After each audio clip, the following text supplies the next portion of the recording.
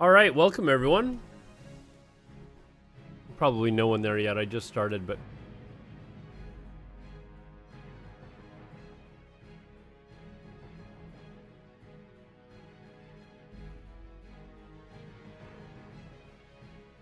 There's a bloody ad break already. The F.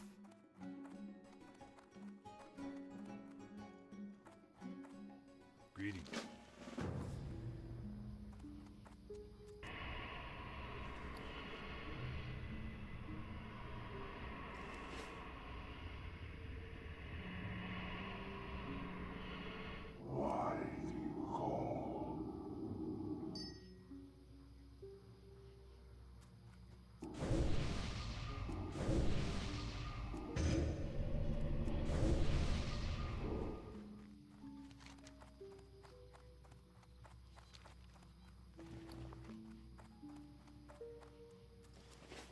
Whoops.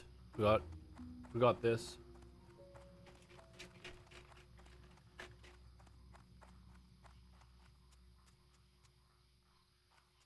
What's on your mind? Enter the keep and head upstairs.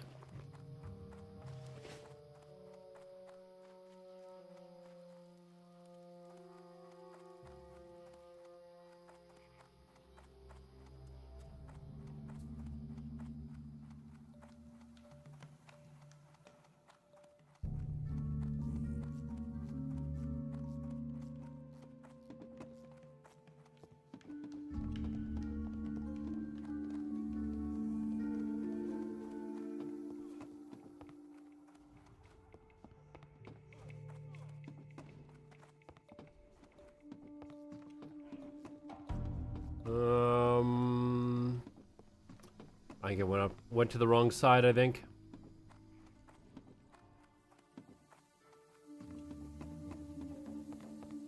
Whoops.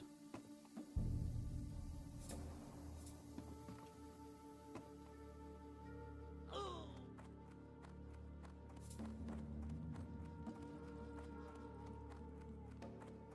try this again.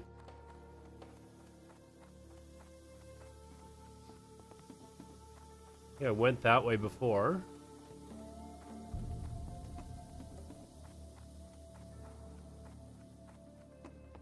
There we go, that's what I'm looking for. What's on your mind?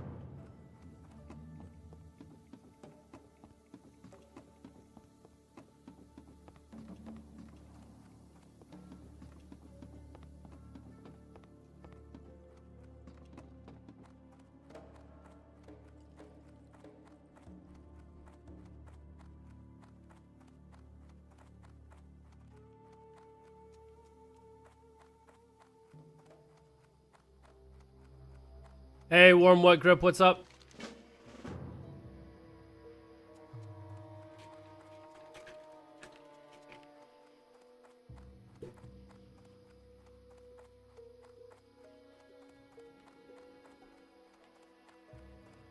Good evening to you as well. What's on your mind?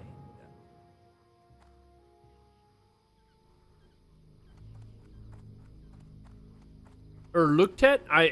Did I pronounce that right? Erluchtet? Erluchtet. Good evening to you as well.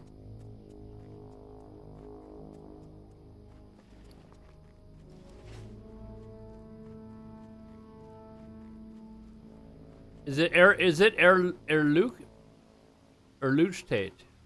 I don't know. Just grinding? What are you doing PTR as well? Hey Nixon, how's it going, man?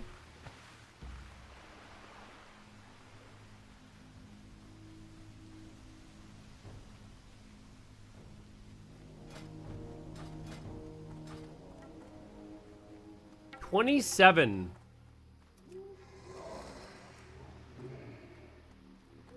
We are right now. I'm trying to push for... I don't know that I'll get to 30, but I'll definitely get to 29 anyways. Whoops, where am I going here? Turn in...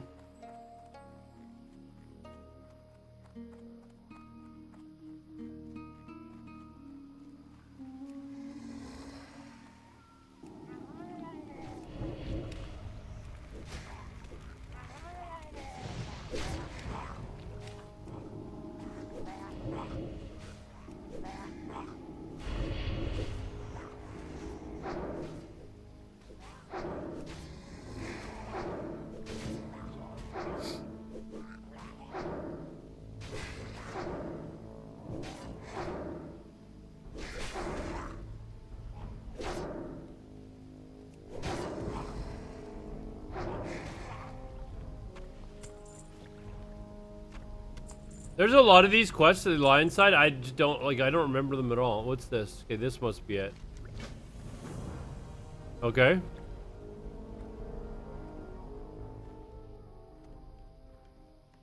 Oh, that's not the next one?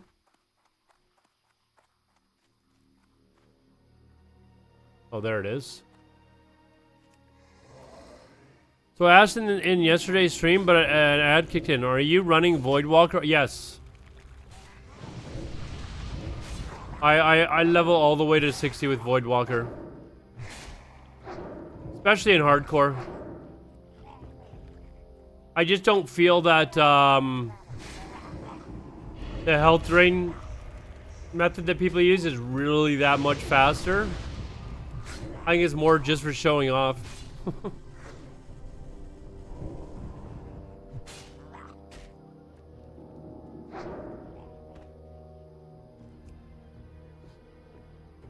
Like, once I get to where I've got like 3 points into improved drain life, or even 5, I just non-stop kill mobs. And not, like, I don't slow down, nothing, so. But there is a drain life, or drain health tanking spec or whatever, that where you go down the demonology tree, but you're doing less damage, and I don't know. I think just going straight down affliction and doing more damage with your dots is just better.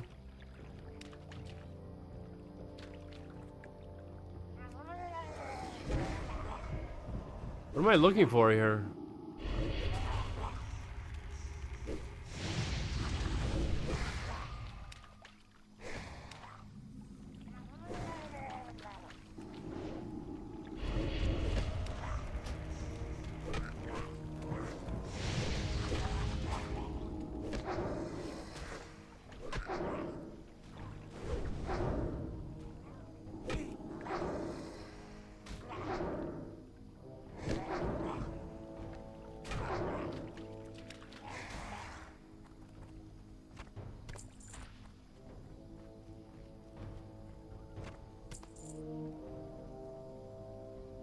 That's what I'm looking for.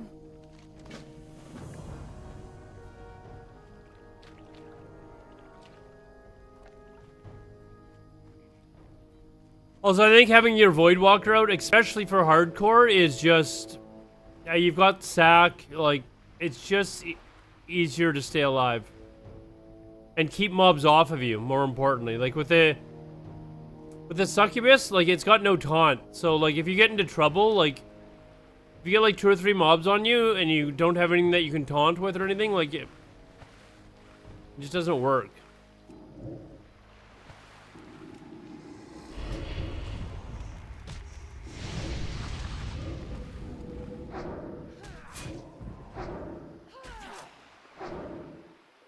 So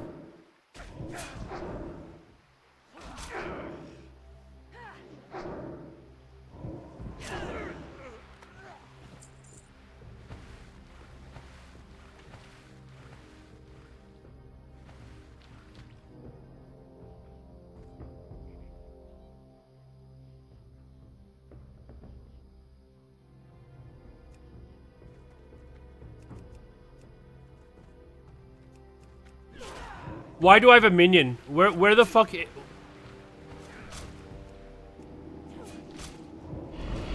Why do I have a minion? Where the fuck is my pet?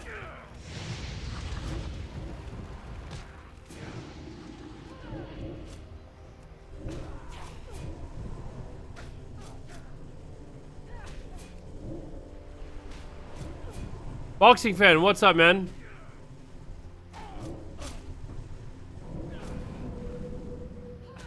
For the Horde!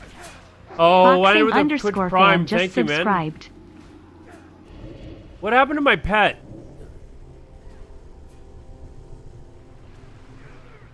Like...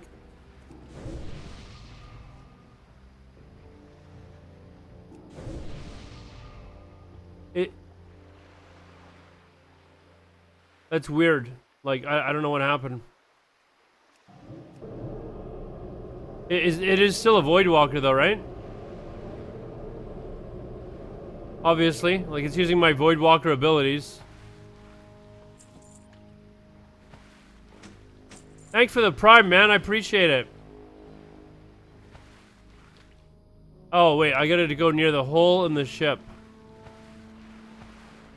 Yeah, what? Okay.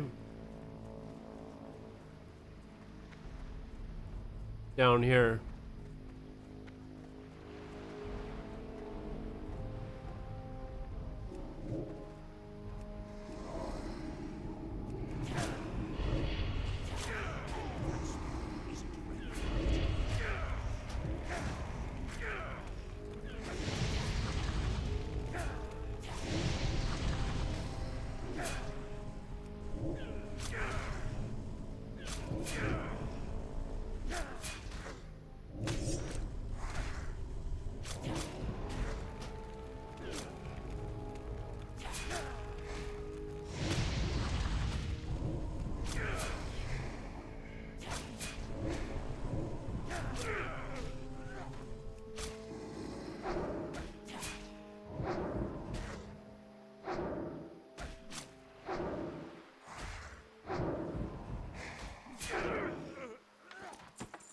Ooh, what was that? Arcane spell damage? What a load of garbage. Oh, I didn't buy, I gotta buy food.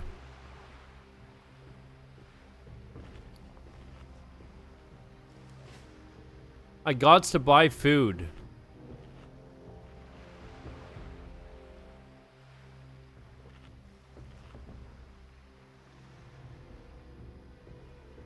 Oh, I already got Snillig.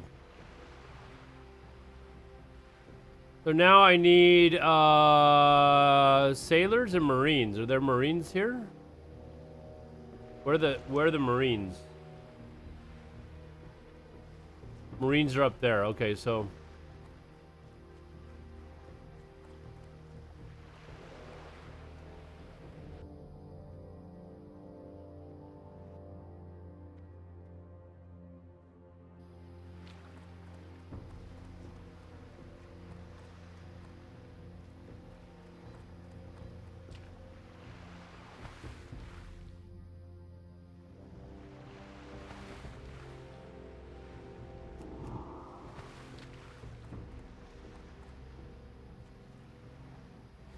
Linux Gate, is it Gata? Linux Gata, hey, how's it going, man?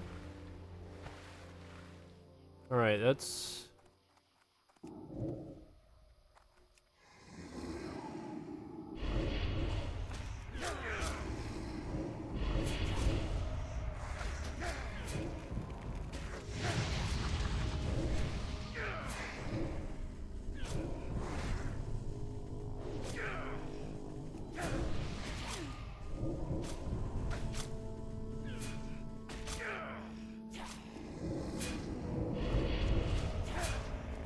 It did it again.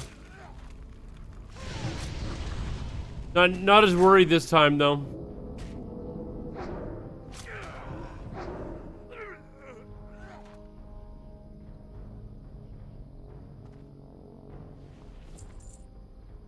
Hey, cool. I'm actually an undead. I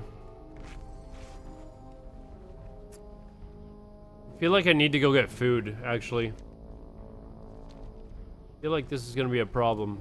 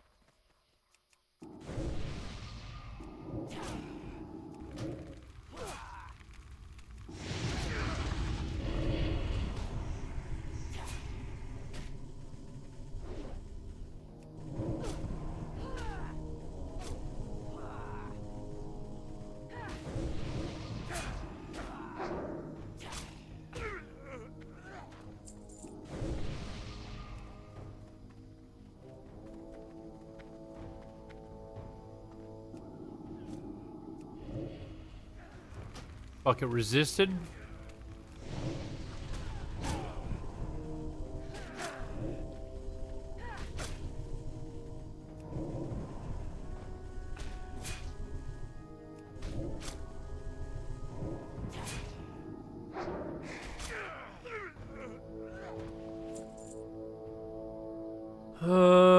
Let's see here. Oh, they're already respawning up there. Let's just...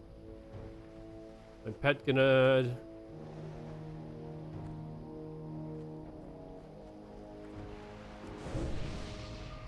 You know what? I'm gonna need the food anyway. Do I have any other food? I don't think so.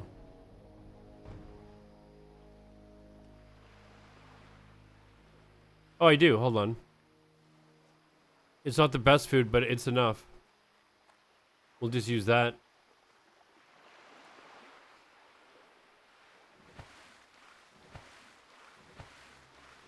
This ship is Monk S, is it?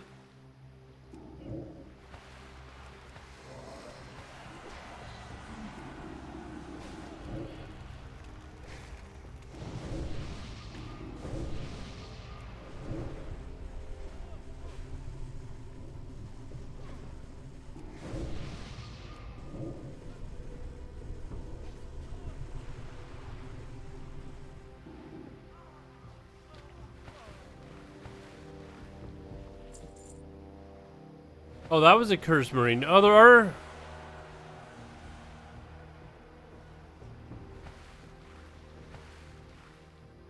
Oh, there's only one there.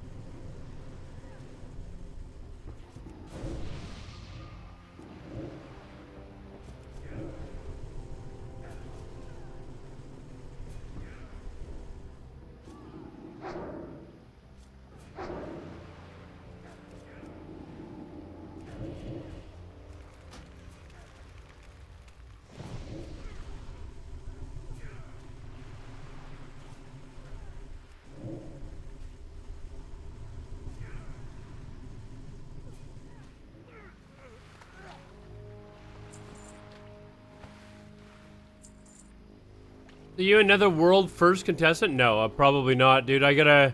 Unfortunately, well, not unfortunately. It's my mom's 70th birthday, big birthday the same weekend that Hardcore's launched, so I gotta go to town.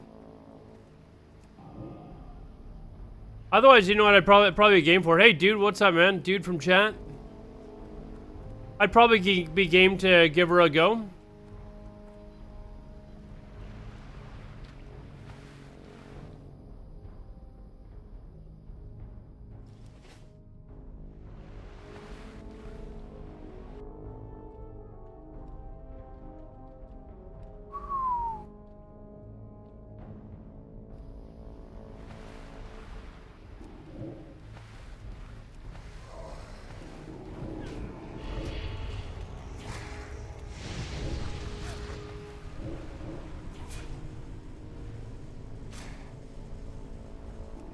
I'm pretty quick at leveling. I don't know that I'd be world first, but you know, there's probably going to be some AoE mage or hunter or something like that's going to get there first, but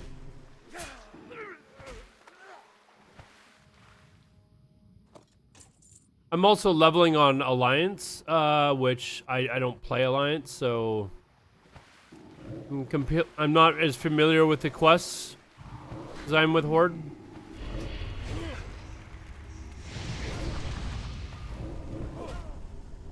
I'd be trying to grief. Joan is trying to contend in it. Well, I wish him luck, but he's probably using his guide. I would bet it's probably gonna be maybe tactics or I don't know actually.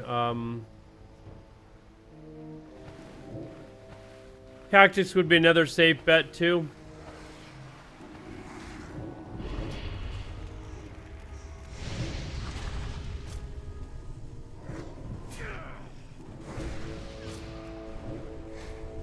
I guess it'll be the battle of the guides, won't it? Which guide is faster? But,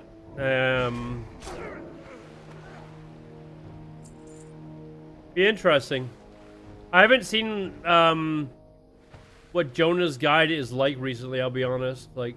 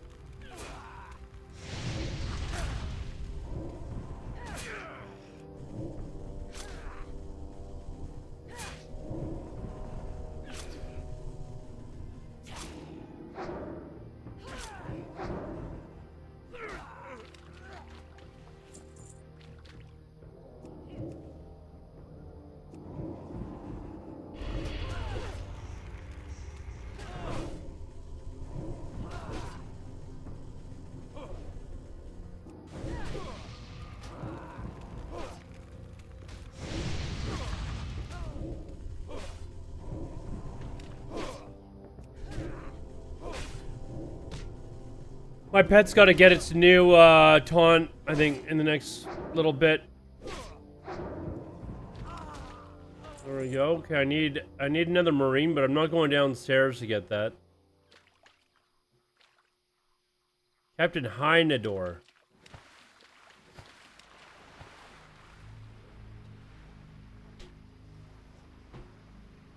Is it still worth starting Wrath of Lich King? I mean, if you really want to be able to finish the raids, sure, I guess. Like, you could probably start now and get geared up super fast and actually finish all the raids relatively quickly, like, just so you can say you've done them, but...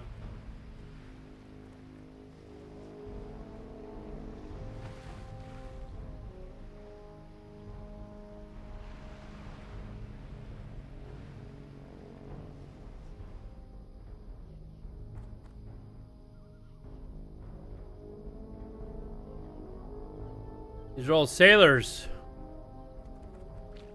I need a marine.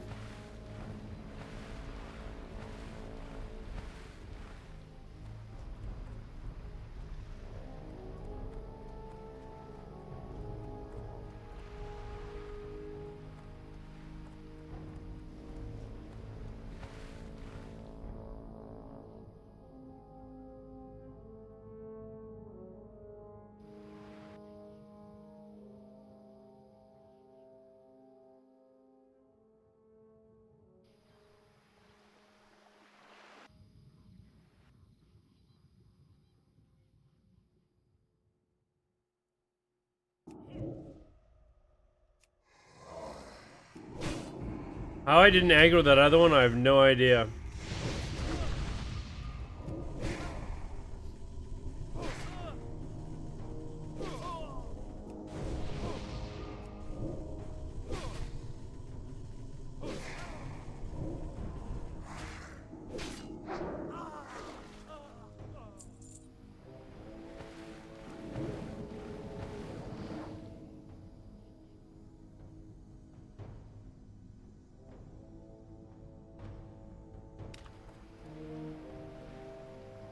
Fire taboo. Where did I get that?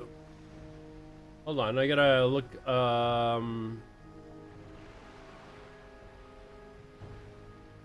Fire taboo. That's a quest. Fire tab.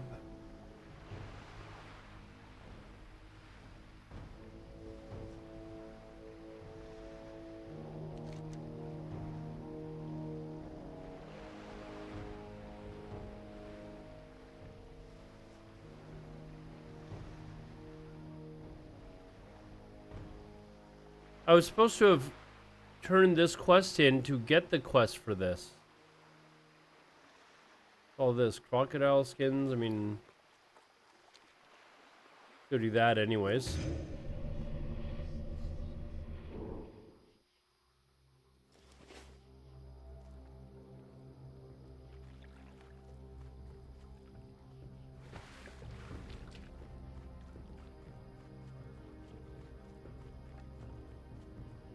I'll probably tune in for it though, but I think where I'm gonna be, I might not even be able to see. Can you get these quests or these skins while you're I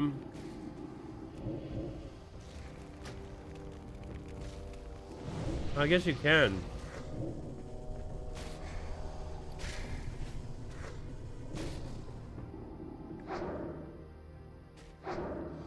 Where I'll be though, I don't know that I'll have good enough internet connection to really watch it, but we'll see.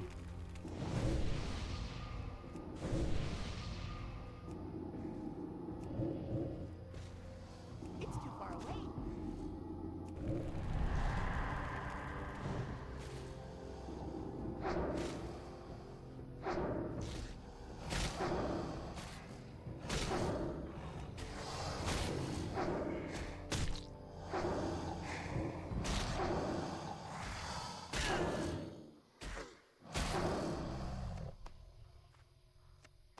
Oh, I do have the quest for it.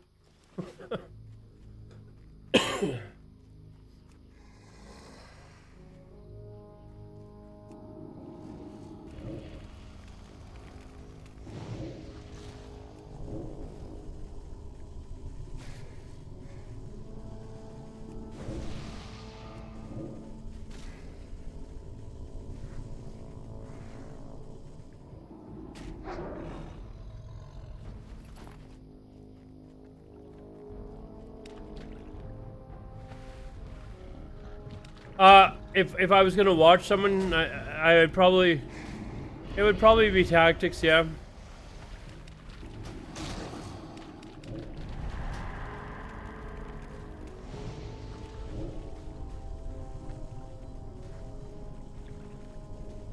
It also depends on who's streaming, right? Like, you know, if Asfond or Guzu is streaming, I'll watch them just because they're entertaining.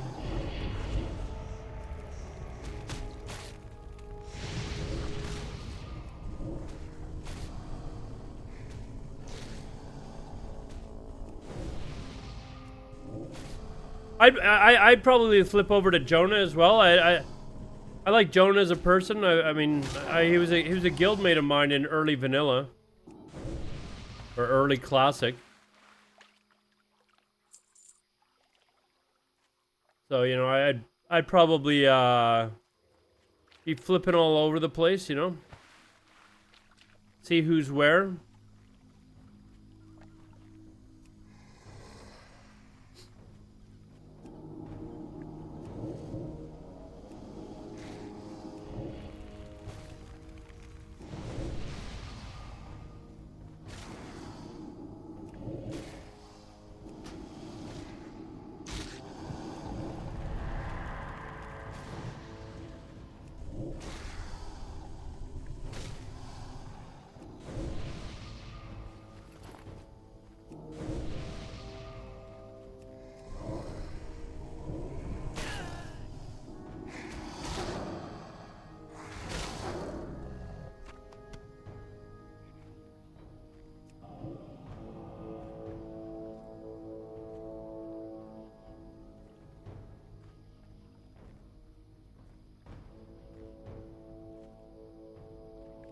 Is there an ad break? Or oh, it was 30 minutes I've been streaming already. All right.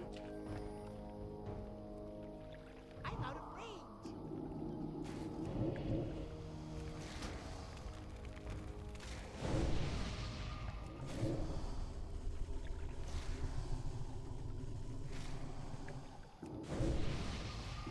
What is this? Engineering supplies.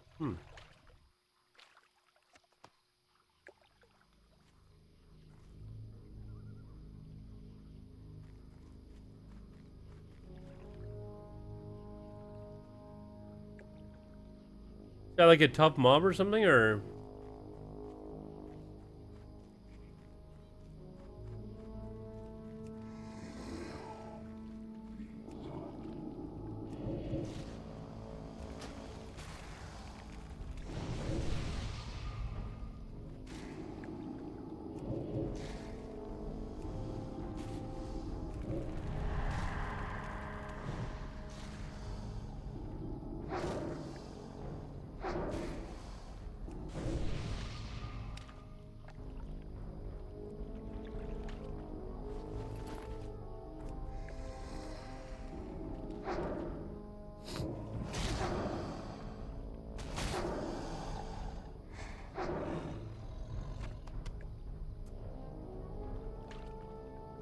Ad's over, guys. If you want, you can watch on Kick.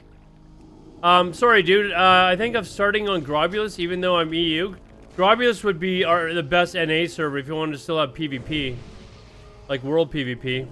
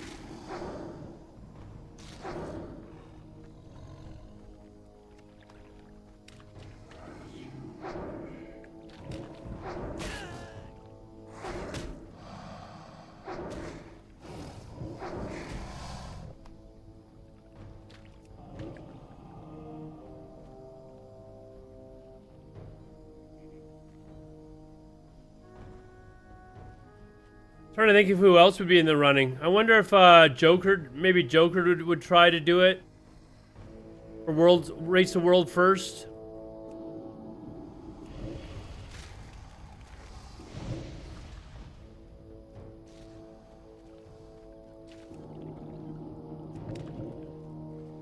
I need to be closer.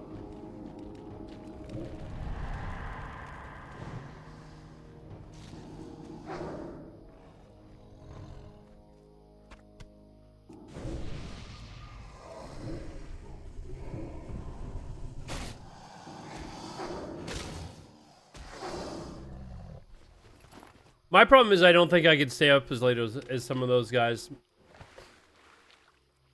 Like, a couple of them will probably go for 48 hours, and I'm just not going to do that. That's just too much. Let's still recharge.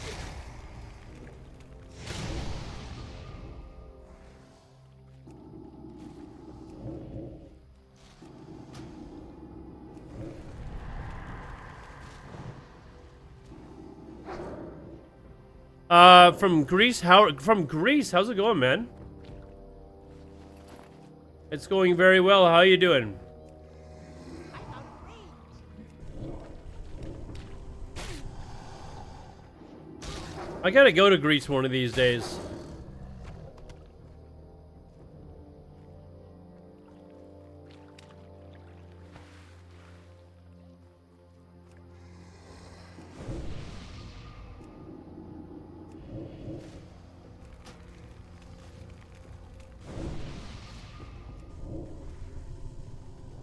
Grecia.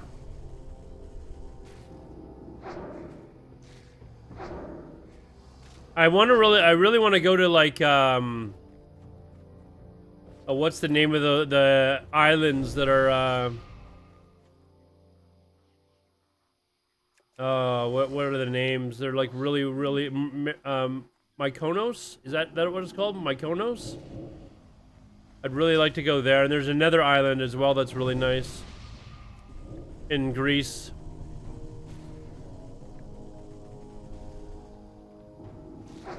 Yeah, I'm just leveling up my Torn Engineering, and I try to make engineering quests to choose Gnome. Gnome for a chicken trinket.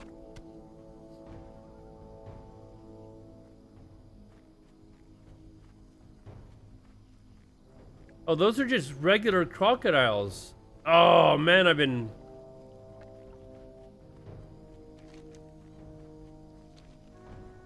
These aren't the giant ones that I needed.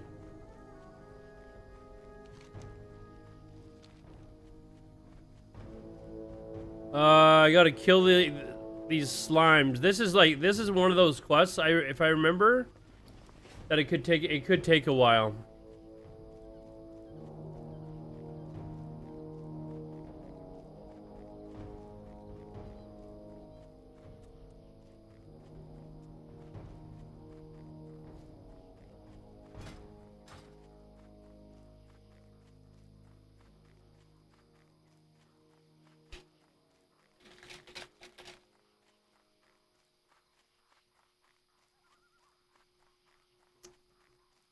Oh, you're re-leveling, yeah.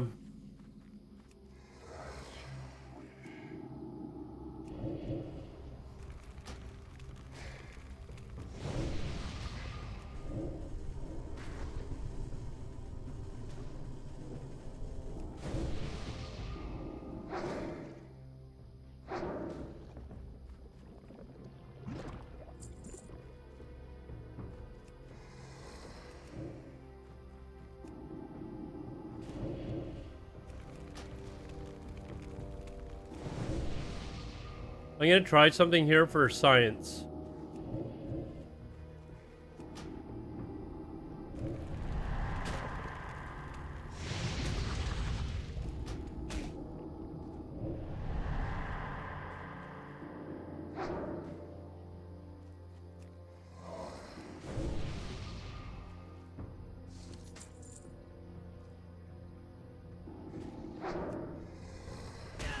I love watching you go from talking about traveling in exotic islands to a torrent on the hunt for the chicken trinket. Well, he brought the chicken trinket up.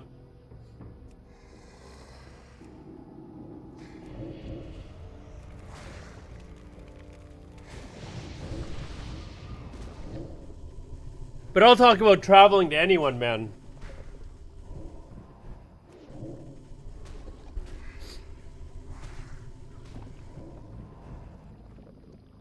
I can't carry anymore.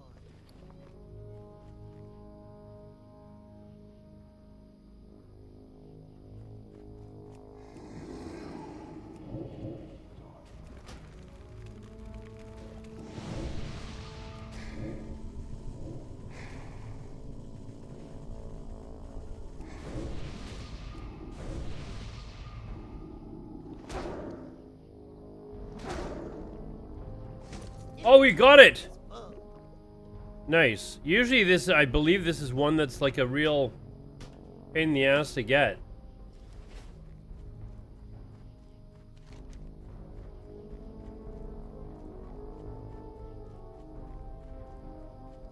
Yeah, I don't have this quest. I gotta go get this quest.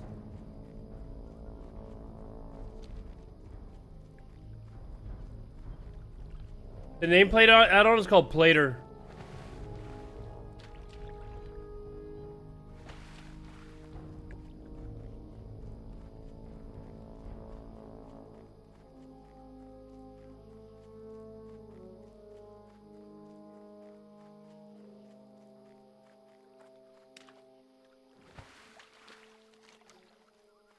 Okay, I gotta go here.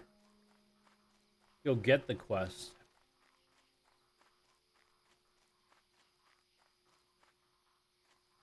Yeah, I think the last time I did that, like the one and only time carry anymore. I actually leveled as a Lions, it took me a long time to get that one. It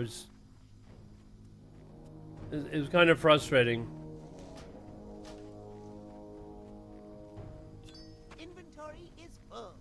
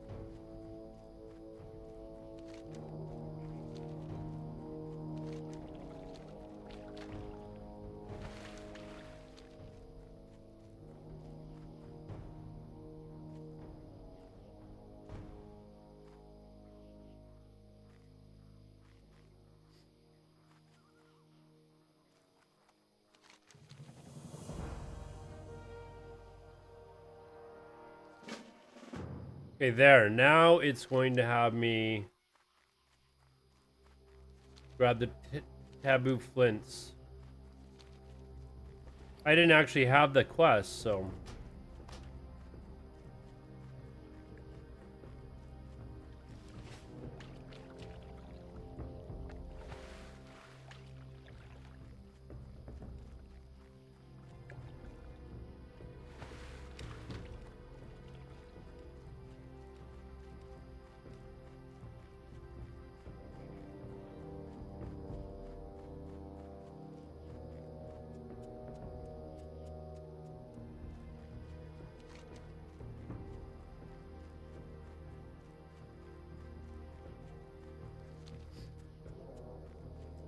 I'm almost. I think I'm gonna grind to 28 really quickly here and go get go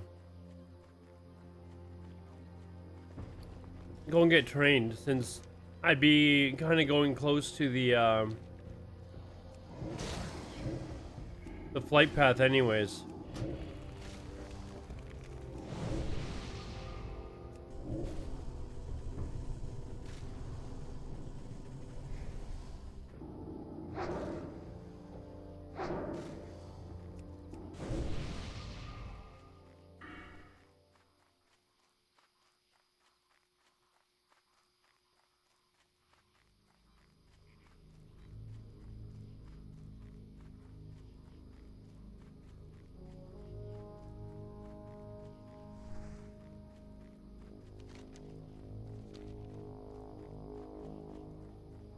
These dudes here I need. And they're all low level too, so...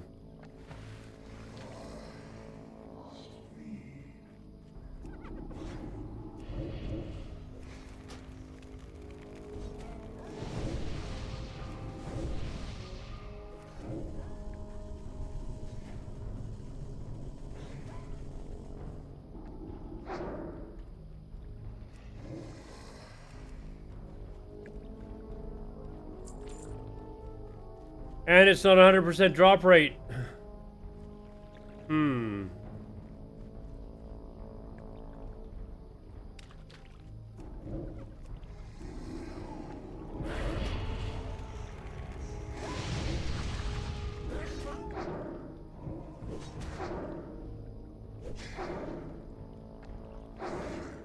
Release date? Yeah, it's on the 24th. Closer.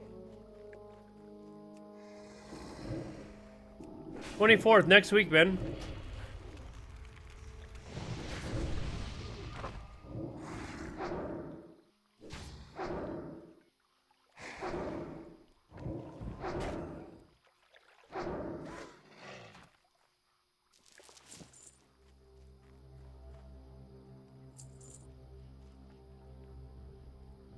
Yeah, no problem. Get prepared, man. Get prepared.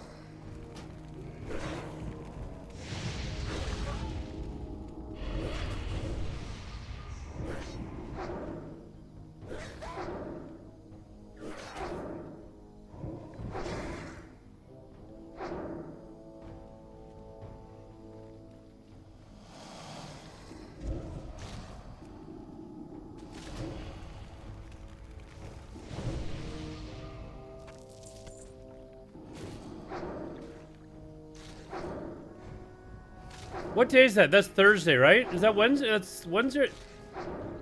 It's Thursday.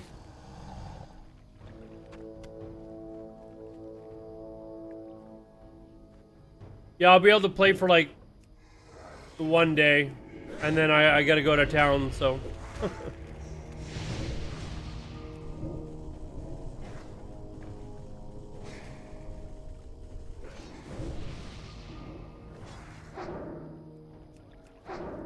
Oh, fuck. How did I not pull the whole camp? Oh, wow.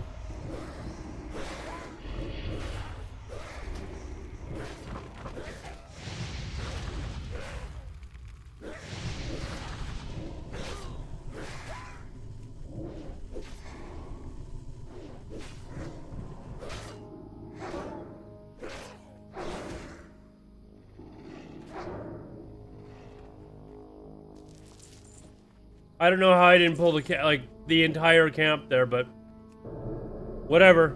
I'll take it.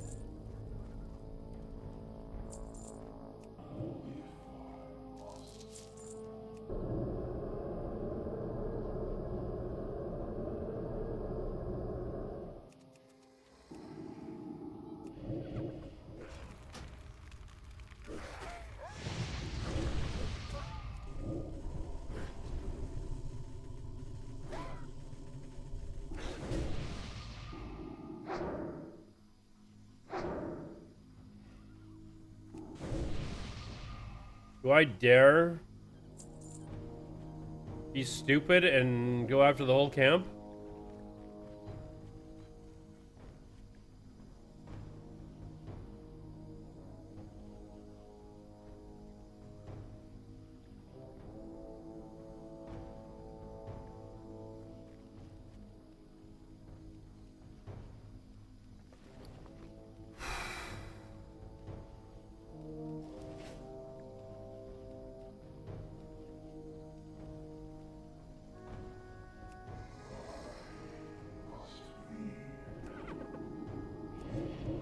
That spell isn't ready yet.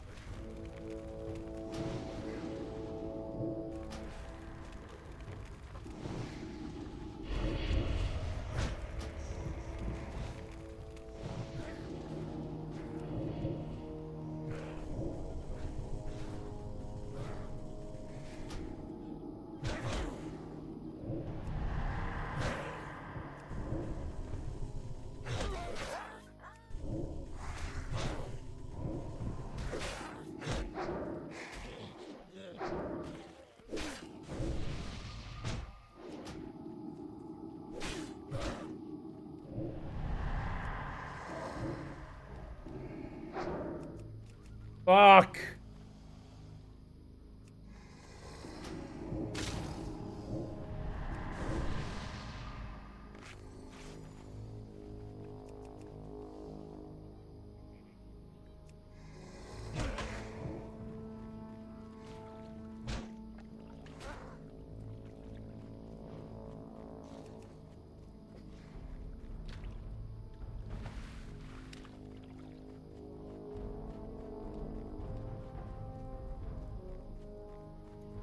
Void Walkers got taunt, but I had dots all over all of them.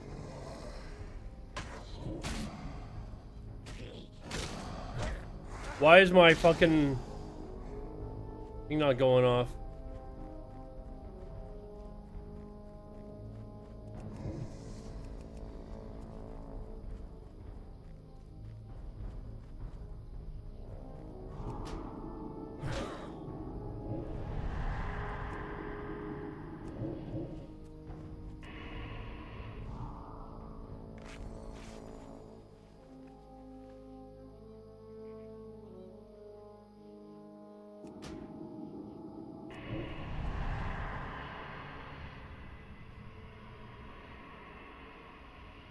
Yeah, I could have shielded him at the end, but I was just gonna spawn a new one anyways, but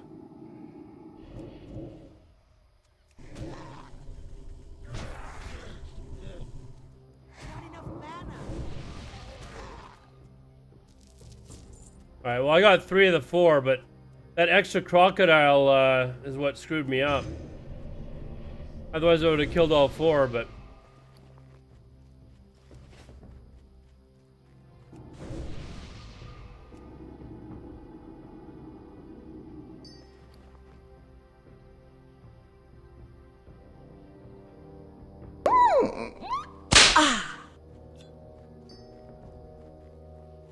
Punisher Bra, thank you very much, man. Why is my hotkey not working?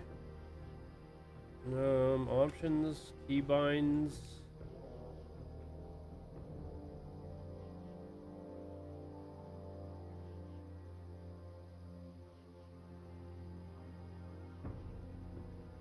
I can't use that item yet. Okay, now it'll work. It's bound to the wrong key. I was like, why is my Hellstone not going off?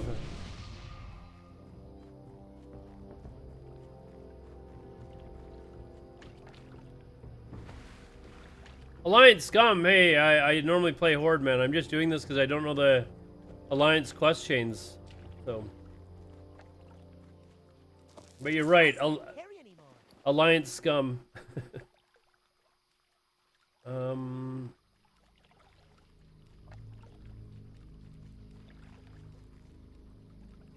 me get rid of here.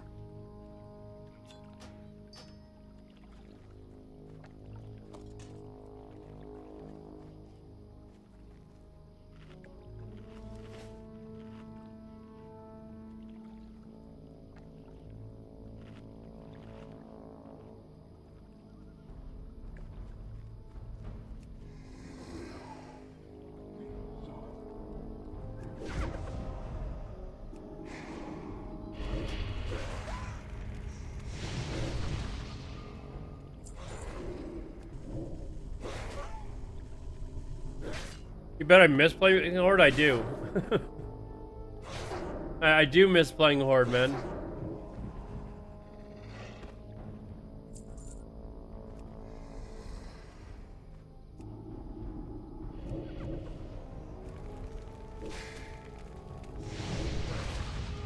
I even had to make a new thumbnail today for my YouTube stream. So it showed that I was actually playing a gnome warlock instead of an undead.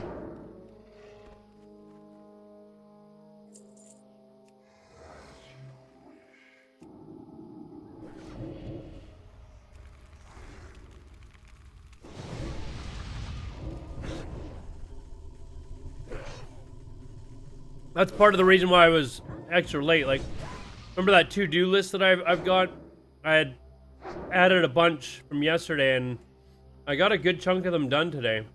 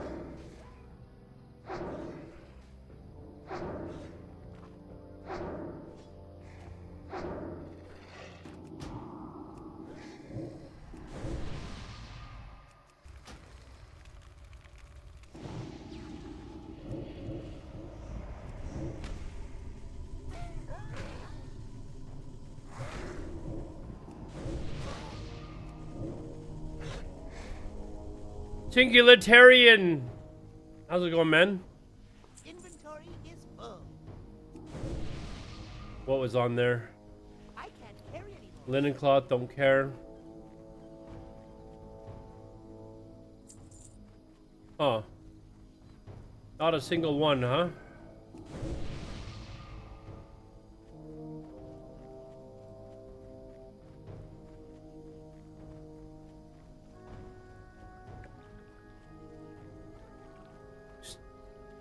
I only need 2 more of these things, so... I thought I would have got it with killing those last 4, but...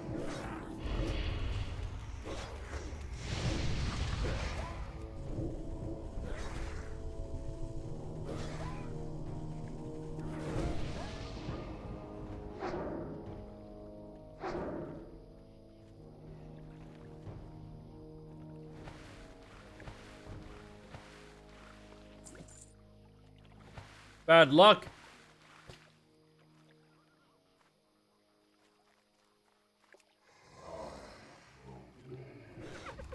Oh shit, there's 4 of them here. Uh-oh.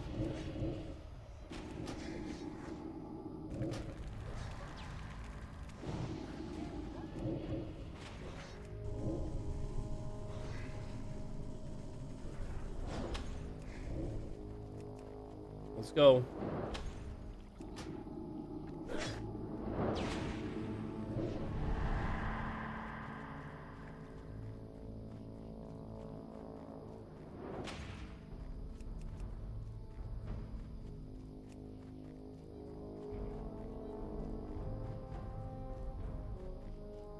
I didn't see the 4th one. I wasn't really prepared for that.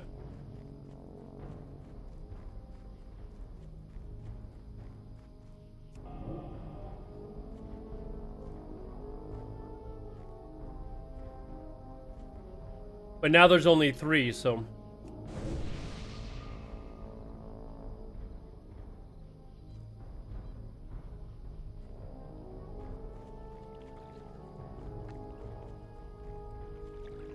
Or did I kill 2? No, I killed 2. So.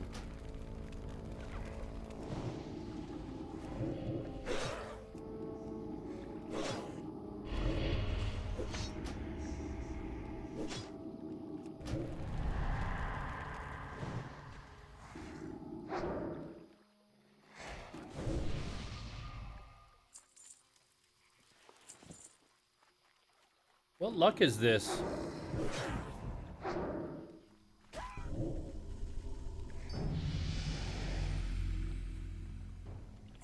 Well, we got that anyways, so...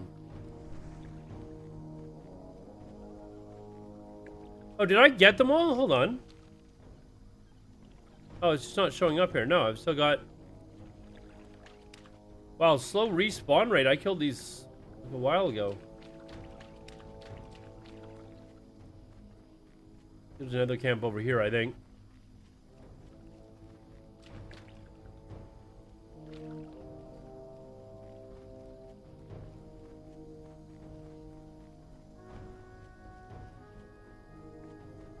Or maybe not.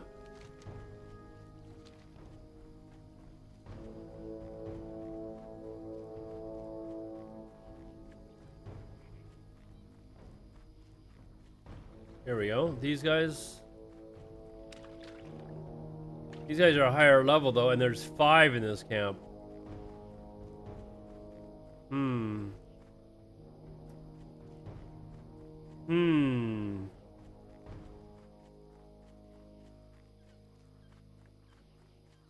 Maybe be a little bit more careful. There's 5. It's too far away.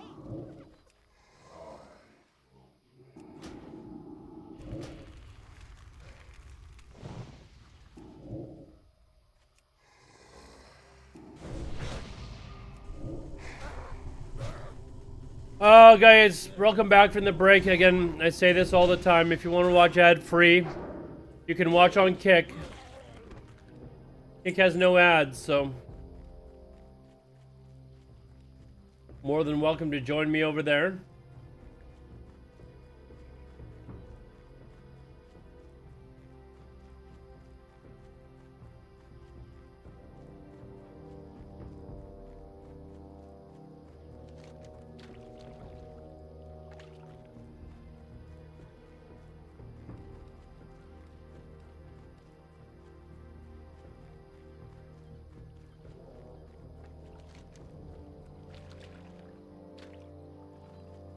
The map makes it look like there's a lot more mobs than there actually is.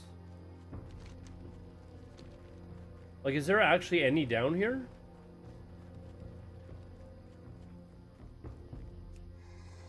There we go.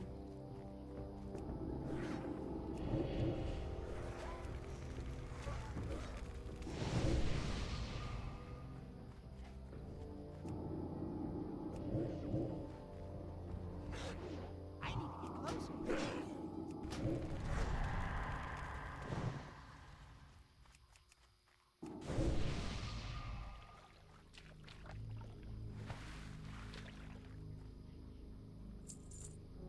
Man, this drop rate started to stink. I'll be going Warlock, yeah.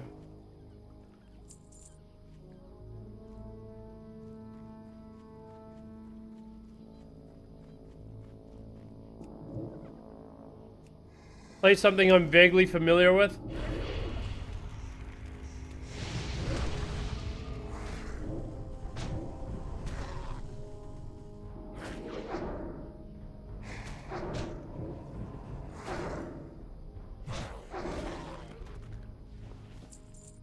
This is, yeah,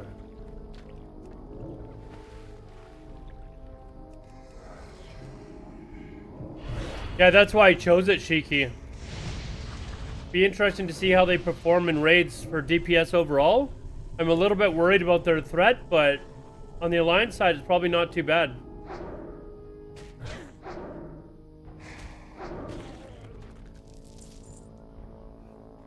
Alright, one more. One more.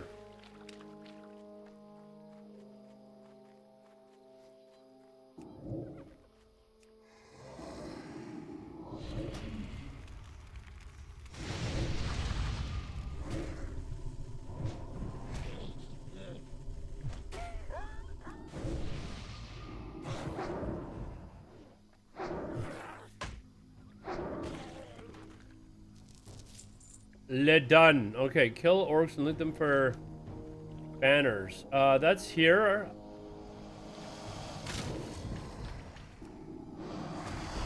I'm gonna go up to the crocodiles up here and then actually go get trained.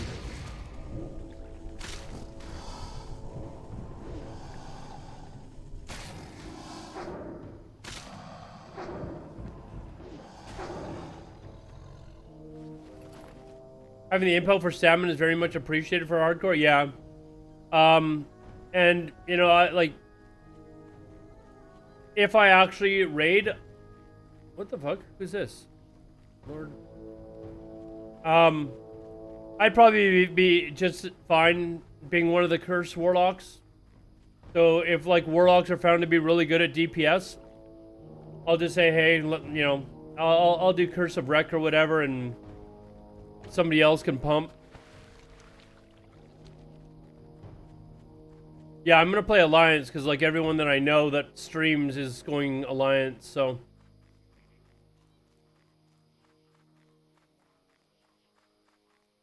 I don't know anyone that's really going Horde, so I kind of want to be in a guild of like full of people that I know.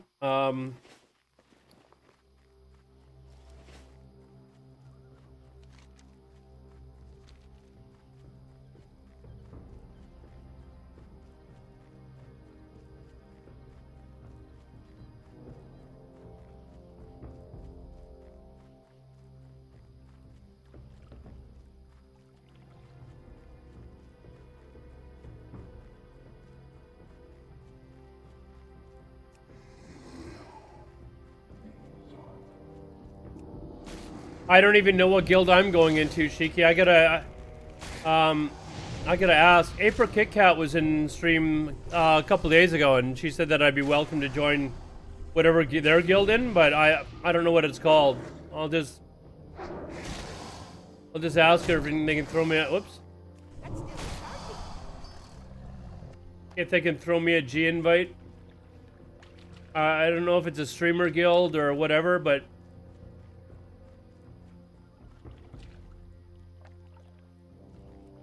you're going Alliance. I still hope your heart is actually. Oh, of course, dude.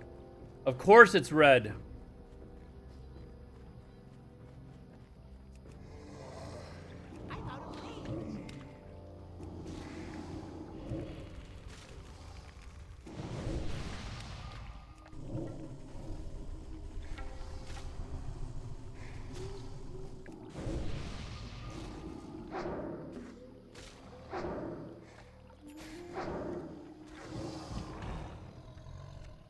Nice, that was easy enough. Now back to town. Let's see what this wizard's belt is.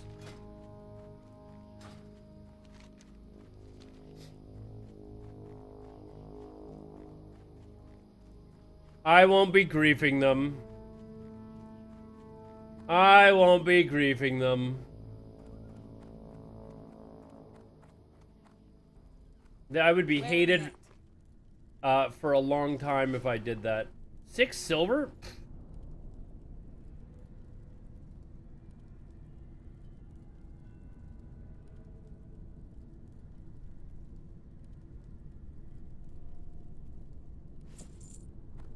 See you soon.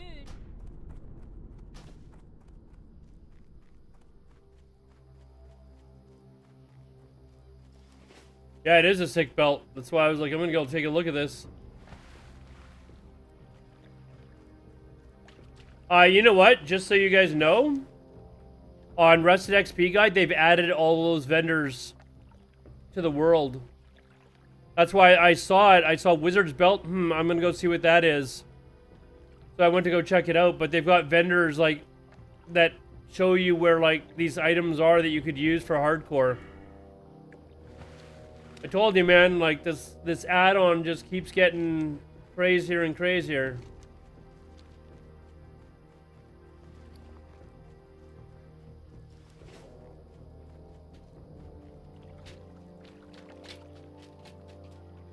And it was only 6 silver, like.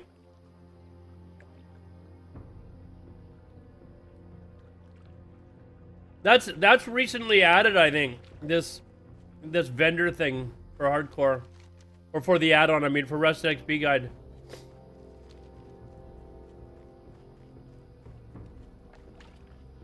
I don't think that's new. Or I don't think that's been around for a while. Yeah, I think that's for Rusted XP Guide. You know what? Let me, it wouldn't be on quests yet, I don't think. So, hold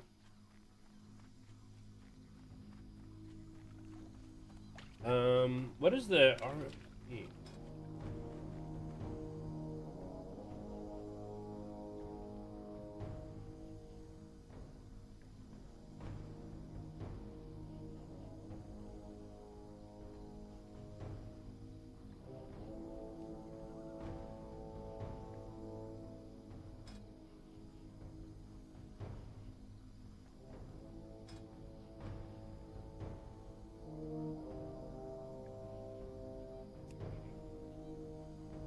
I want to see what that does, actually.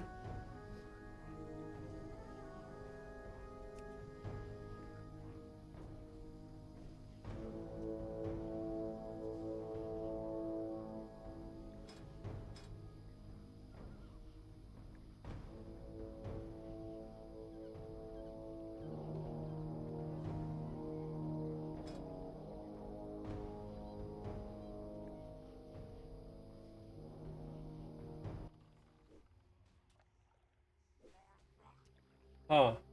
So Rusted XP Guide has its own leveling splits added in. They've added a lot. The hell? I'm still trying to find it. To see if this is actually a, hold on.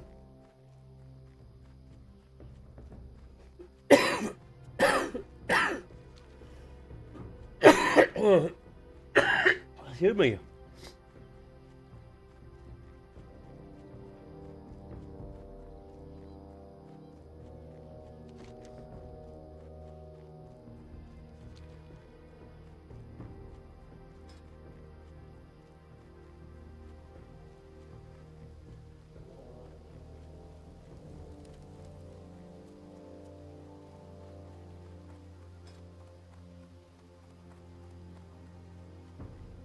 It's even got the solo self-found route mode.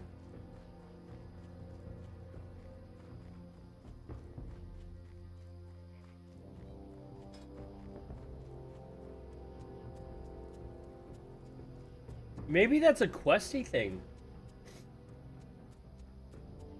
I mean, I'm gonna go blow my nose in a second here.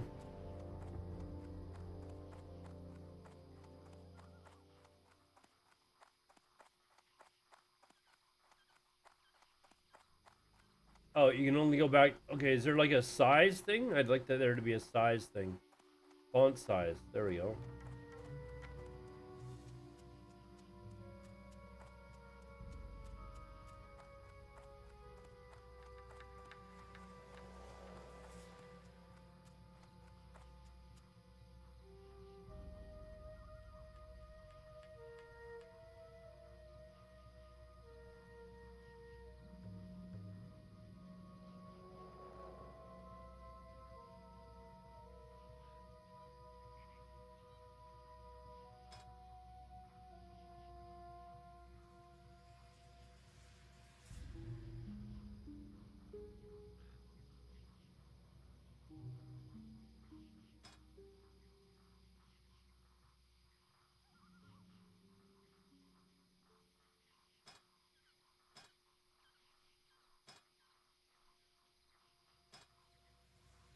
I actually don't see it in there. Maybe it's in. No, it wouldn't be in.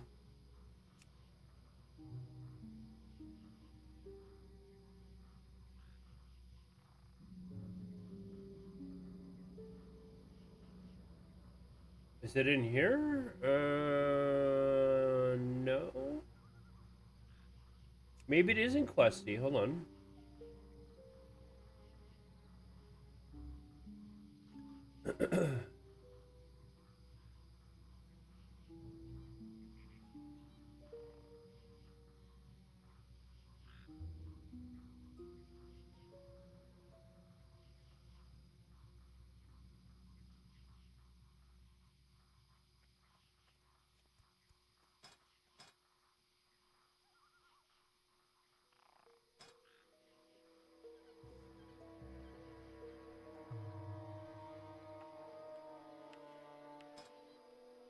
I don't know what is.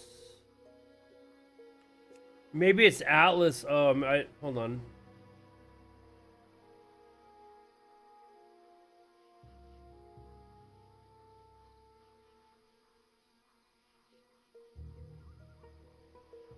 Yeah, I don't know what's doing it. I looked through them. Hi, off with ya.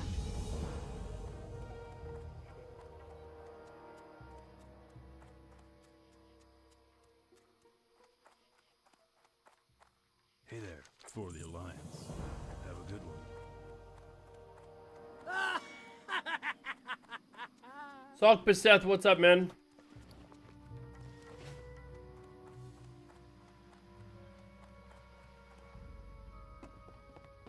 Well met.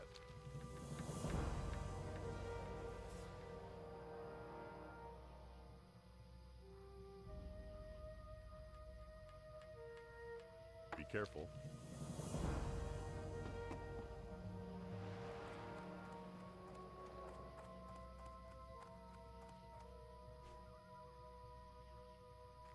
Greetings.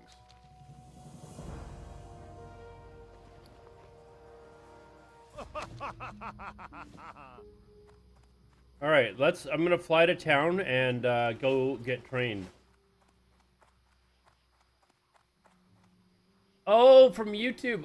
You know what? I think you're right. Actually, hold on. You know what I forgot? If there's anyone watching on YouTube, shit. Sorry.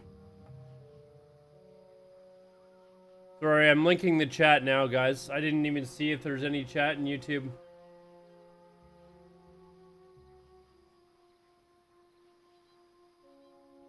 Okay, it should be linked now if anyone's over there. Your green screen having issues or what?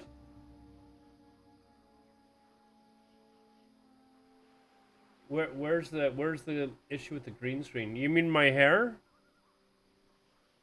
Yeah, whatever. I look beautiful. I don't care.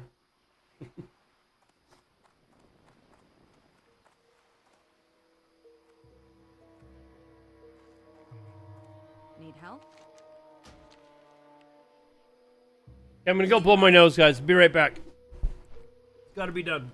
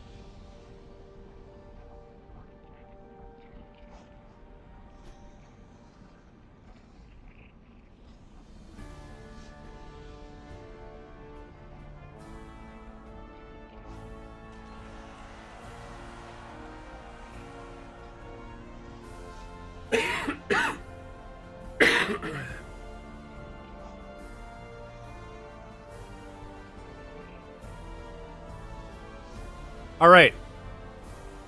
We're going to train.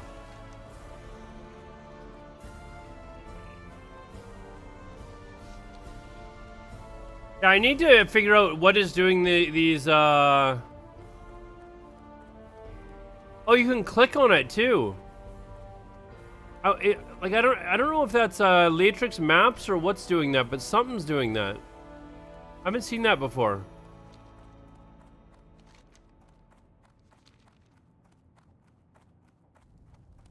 Oh, Roman was talking about. Hold on, let me actually boot up my stream and see what he's talking about, because I think I look beautiful. Are you talking about the like little blue dots, Roman? Is that what you're talking about?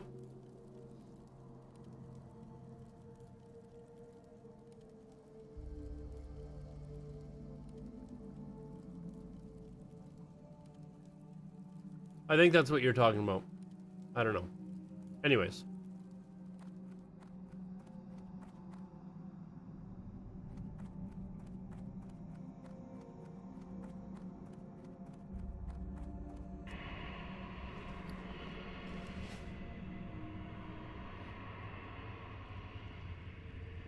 Is there anyone on YouTube that wants to... Actually, I can type on YouTube. Test. Don't like this place. There we go. YouTube's working now. Pleased to meet you. Curse of Agony. Nice.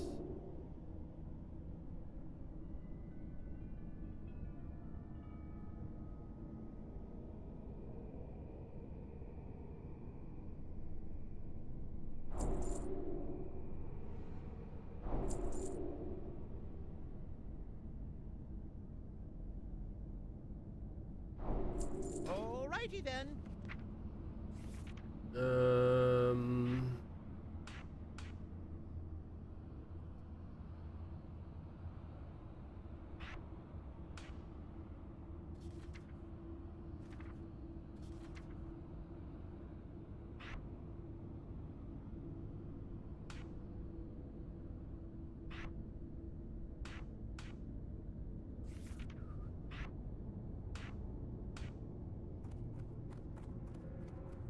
And I don't know what level I get my next taunt at, but I'm hoping it's soon. Starting to notice it a little bit.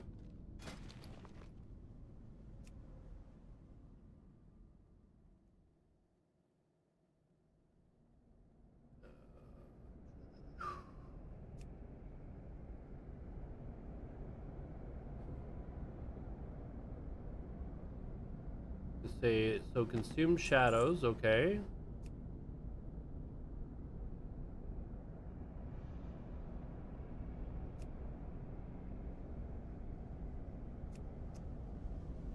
Torment rank 3. Oh, I get it in 2 levels. See you later. 2 levels.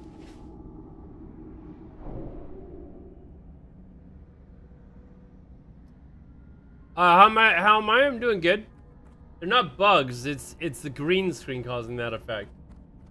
It's because I've got the sharpness on my camera turned up so high. That's the reason why.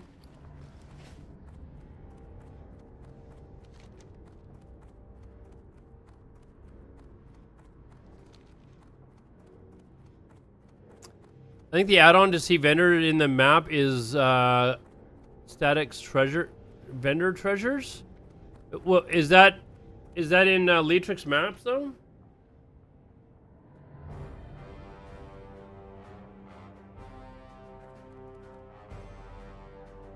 Where are you seeing that? Points of interest?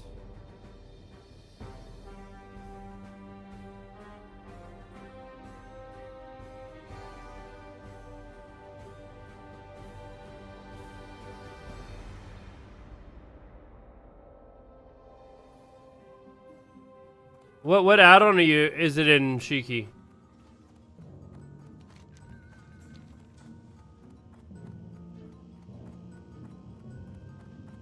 Yeah, what add-on?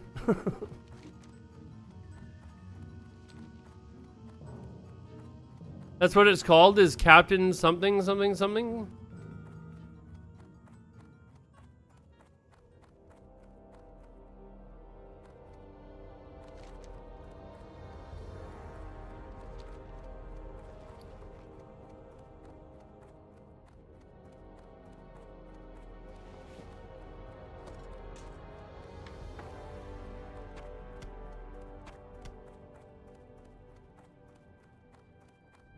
Ooh.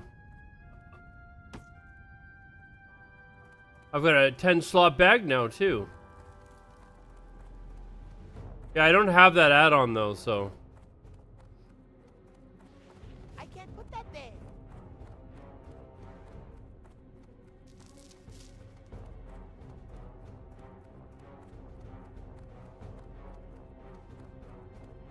I need a vendor.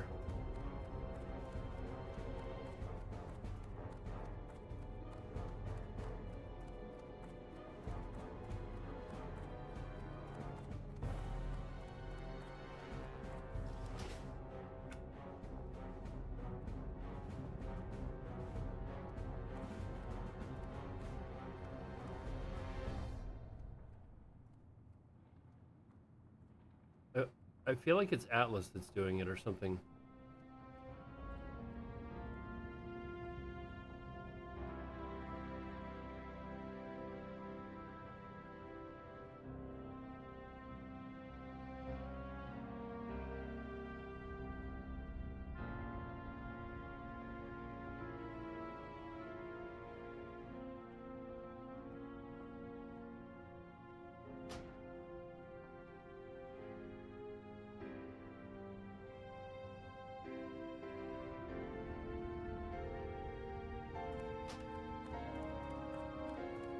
I have been to Cancun, Mexico. Not in a long time, though. I went to Cancun when I was like, I don't know, 16 or something.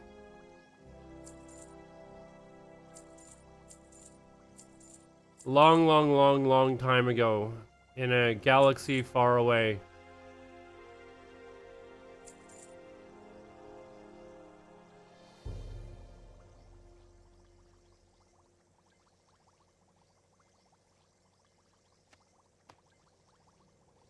Off with you.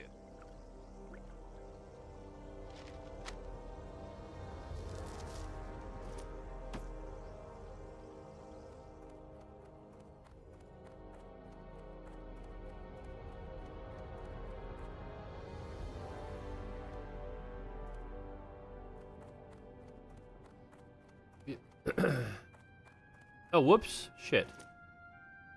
That's not what I meant to do.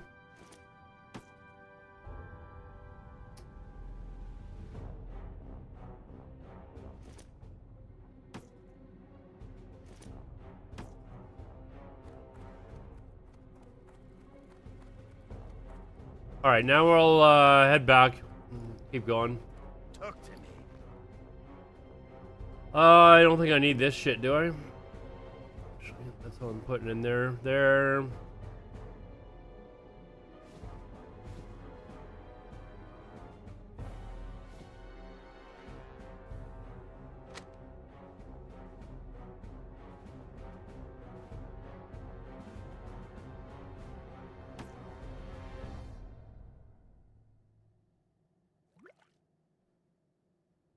don't think I need this either.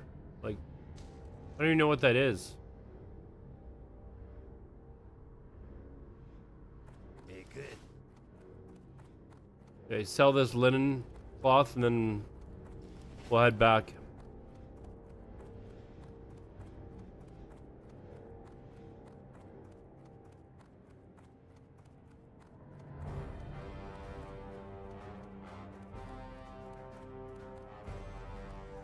What can I do for you?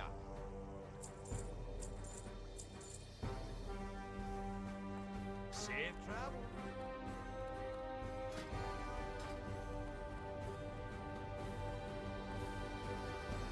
I don't know what you mean by natty.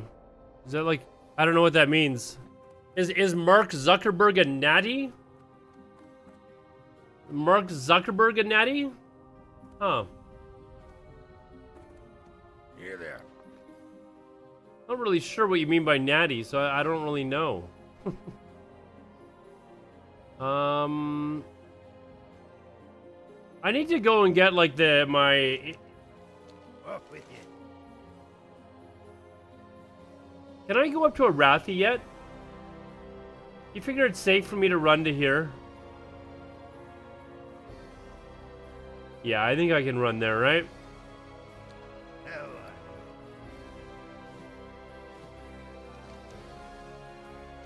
watch your back.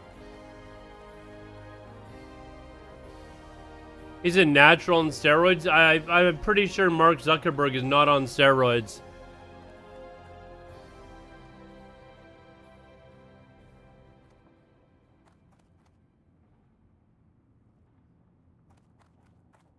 Pretty sure. I don't feel like Mark Zuckerberg is on steroids. That's just me though. And all of you that are on Kick, by the way, we're getting an ad on, you know, Facebook or on Twitch. So, you know, you guys don't have one over there. Congrats on being on Kick.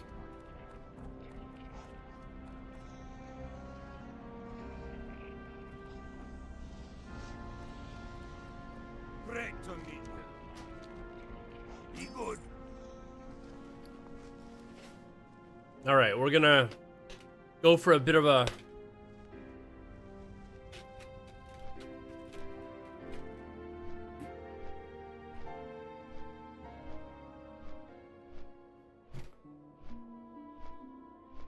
Hey Roman, if you're still here, what ad blocker are you using for Firefox? Because I tried ad block and I was still getting ads on Twitch.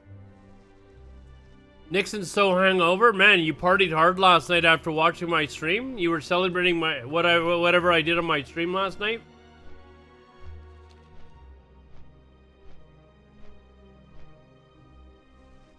He just says bitch tits. I mean, I'm gonna be honest. Like, I think Mark Zuckerberg would kill Elon Musk in a fight. But I don't look at Zuckerberg as being some tough guy or something like that. I just think I just think that Elon Musk is like I think he'd just get his ass handed to him.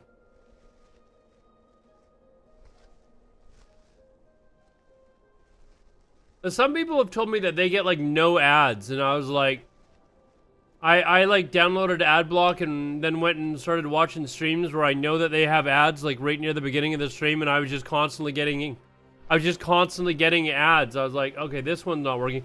Maybe I'll try uBlock or something.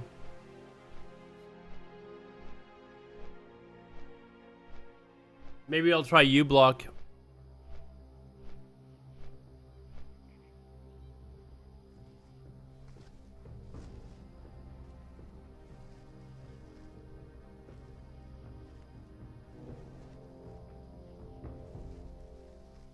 Share this one. What is it you're sharing?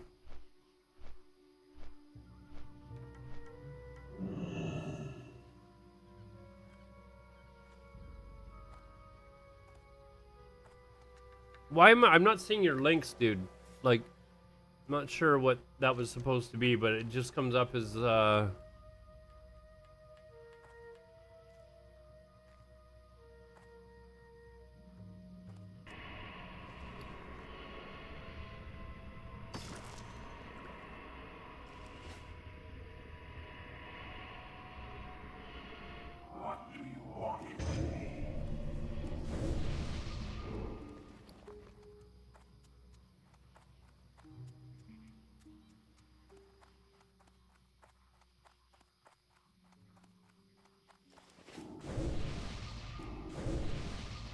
Oh yeah, Nixon, you shouldn't. Yeah, if you don't want a hangover, don't stop drinking, man.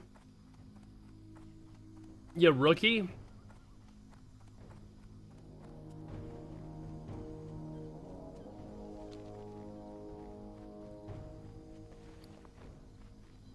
You know what? The job that I've told you guys that I've got, they were actually asking a bunch of questions about like my drug habits and drinking and stuff like that. One of the questions that they actually asked was, have I ever had a drink in the morning to get rid of a hangover? And of course I said no, but I haven't done that in many, many years.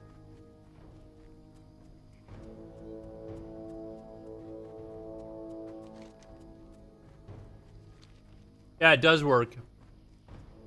When I used to be a bartender years ago, and I had school the next day, I would if I was drinking while working the night before, the next morning I'd get up and I'd pound back a beer before I went into school. Just kills the hangover.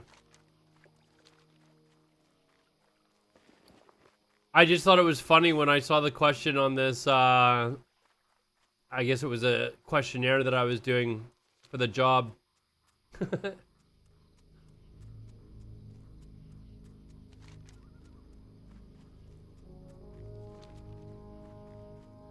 You can't do that, you're driving to work?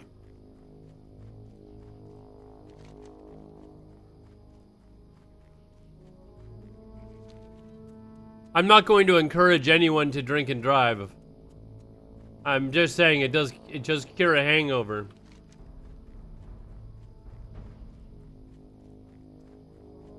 Okay, where am I going after this? If I'm going to Arathi after this,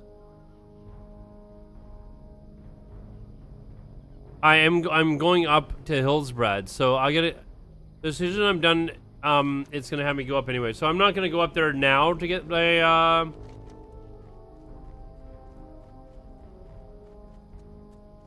to get the new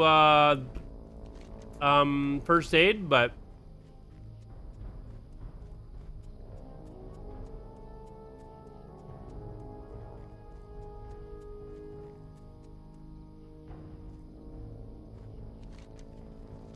sorry, this Firefox add-on ad block is one of 1 million and its name is Ad Blocker Ultimate. And you're saying that that one works? Ad Blocker Ultimate. You know what? I'm not gonna lie. I'm gonna let you guys in on a little secret. Okay, I'm gonna let you guys in on a little secret.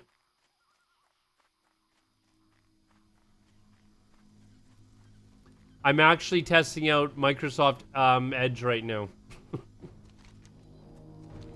I'm actually testing out Microsoft Edge right now to see if I like it.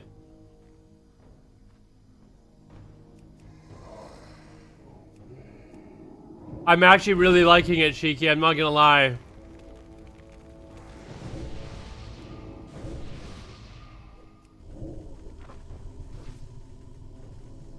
It is. You guys remember what Opera was like? I'm gonna show you guys why I like it. Number one, it does load things faster, but I'm gonna show you guys something, okay?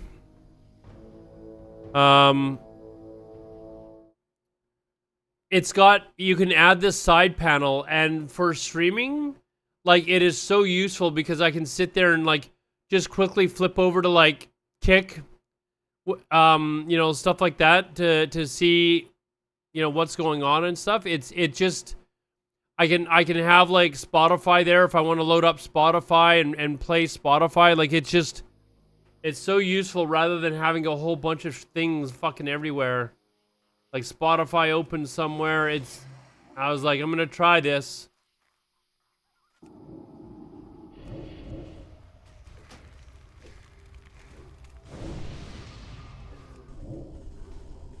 And see how I like it, and so far so good.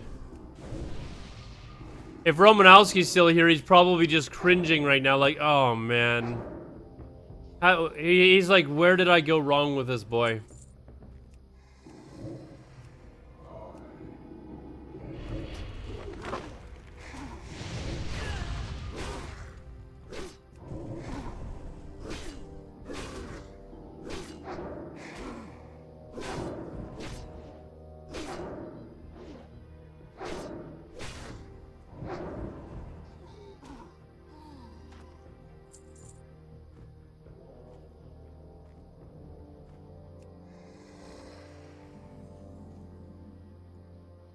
You're cringing as well?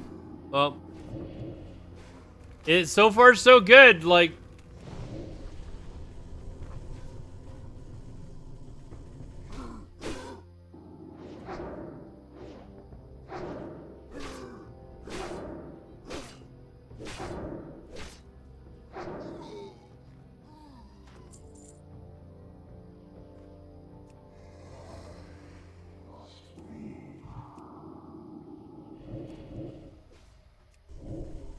ad blocker ultimate, you're saying, huh?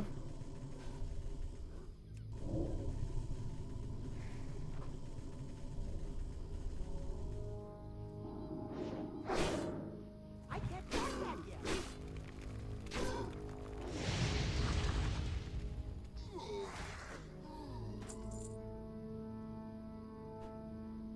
You use Chromium under the hood, which is the same as Google Chrome's engine. Yeah, it's a Chromium browser, based browser now. But you're saying they have abandoned it? Who's developing it then? Uh-oh, uh-oh, uh-oh, uh-oh, uh-oh, uh-oh.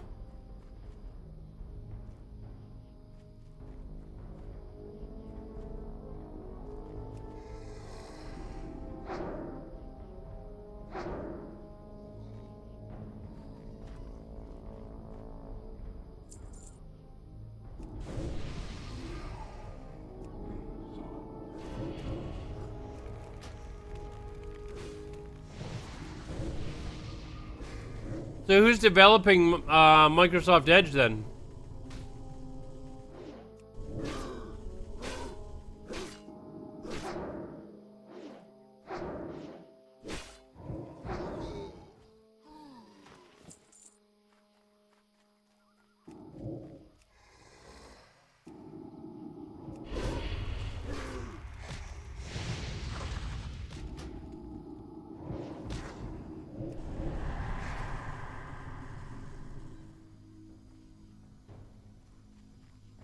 It's too far away. Hey, Cinch, I'm doing well. How you doing? Oh, it's still being developed. I thought you said it was. I thought you said it was like they abandoned it.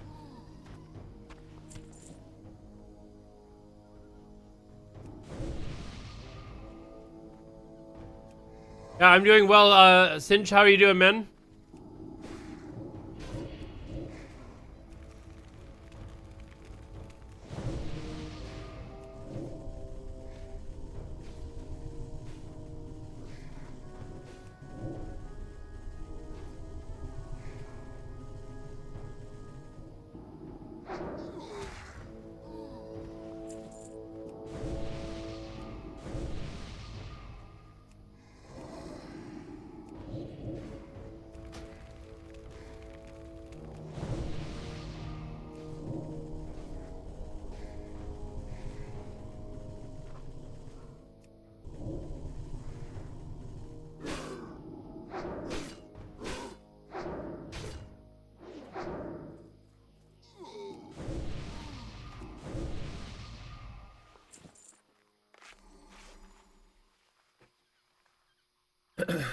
Maybe I'll have to try that. What was it called? Adblock Ultimate?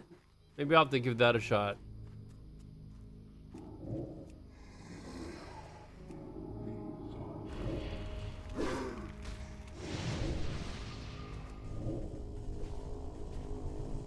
Am I right in assuming hardcore realm names and regions no, they have not been announced yet, but apparently there's actually a video by Savix that apparently he had an interview with a couple of the developers and he asked a bunch of questions. I haven't watched it yet, but we can watch that if you guys want in a bit. Apparently there's a whole bunch of questions that are answered.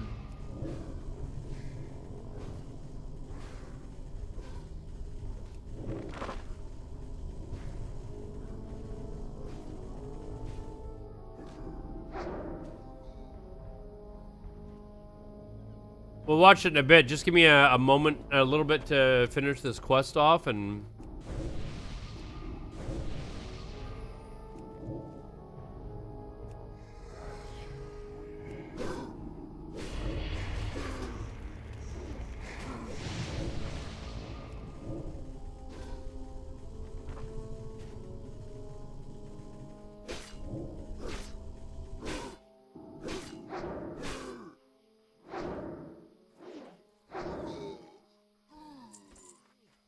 Just drop it.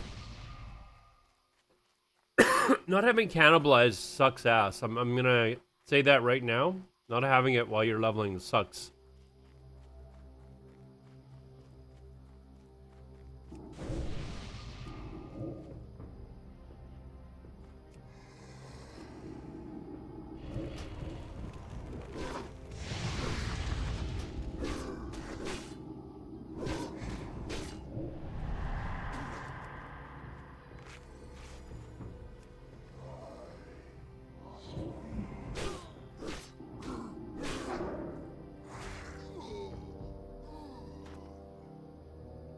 Check out Roman's classic. The classic leak? Hold on.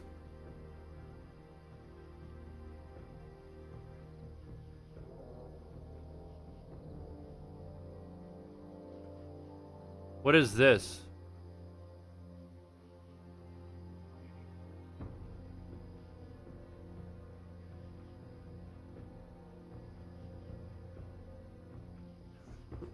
What the fuck is this?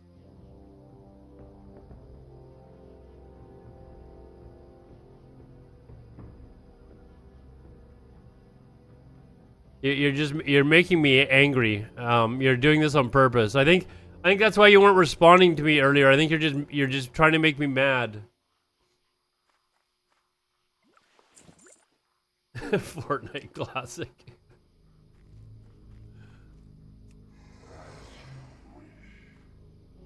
You're just trying to make me mad.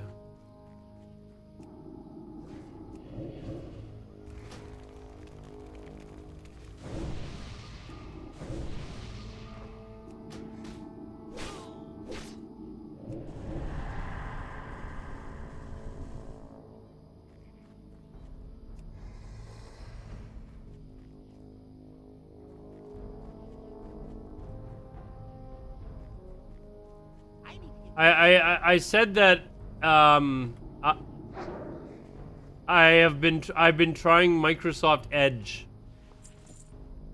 and as soon as I said it, I said I bet Roman's rolling his eyes right now.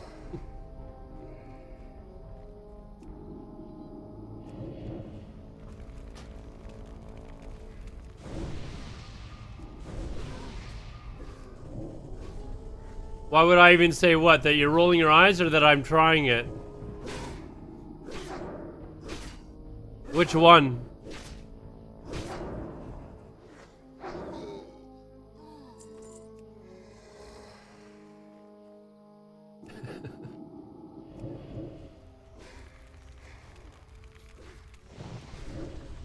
It seems to be working nicely, man. It's running nice and smooth.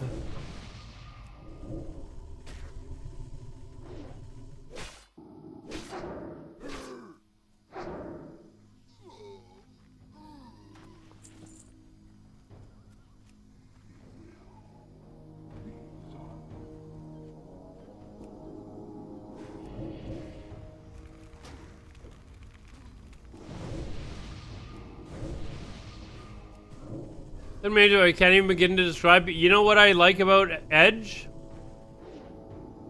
It seems to take up less resources while it's running, but I also showed the people earlier. It's got this sidebar like Chromium or what's that web browser that I tried before, which is so helpful when I'm fucking streaming.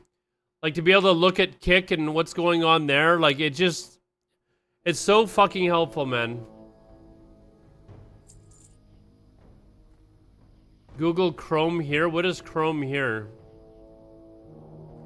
Yeah, like Opera. Sorry, that's the one that I was using before.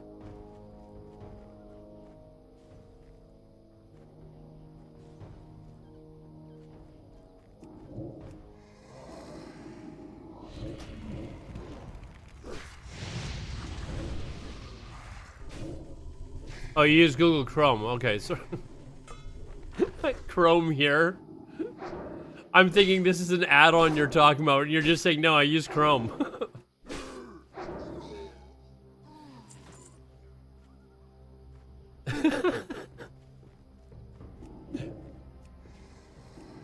But Roman, for streaming, it is so useful to have that bloody bar.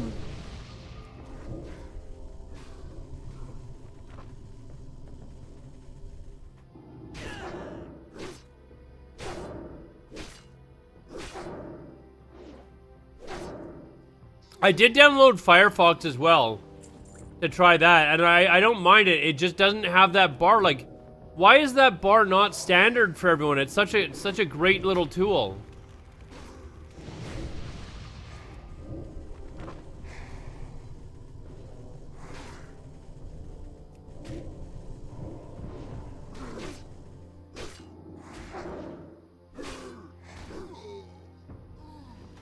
If either Chrome or Firefox had that bar, I would switch to it immediately.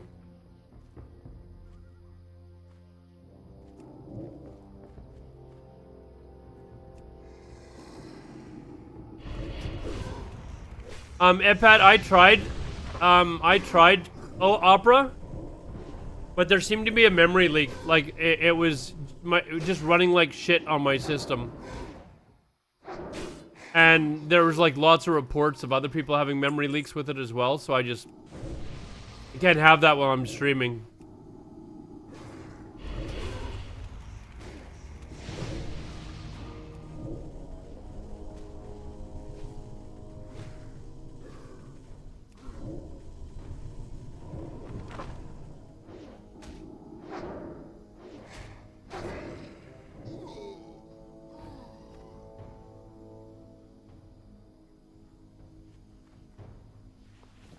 Okay, just one more of these banners and then we're done.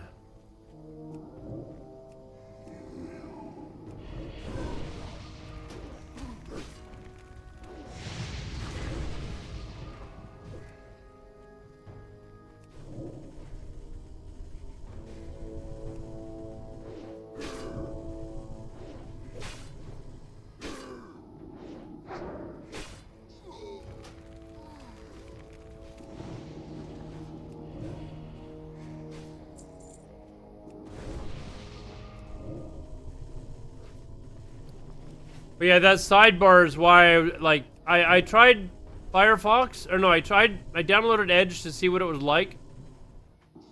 Or I turned it on. I guess it's just automatically on your system, right? I turned it on and I'm like, okay, this doesn't feel too badly. But then I noticed the sidebar tool that they have, and I'm like, oh man, that's just like Opera. That is such an amazing thing to have. And then I downloaded Firefox to see if there was anything like that, like on the Firefox, like add-on store or whatever the hell it's called, and there just wasn't anything that was comparable, or on Chrome either.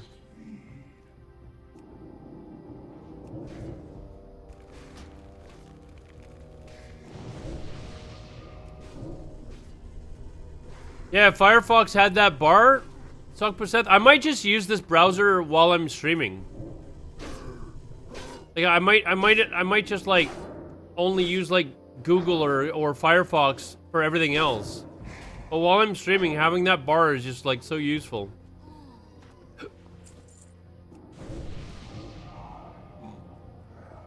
The fuck?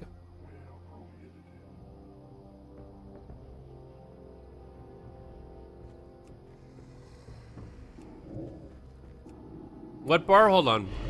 I just showed it to you guys.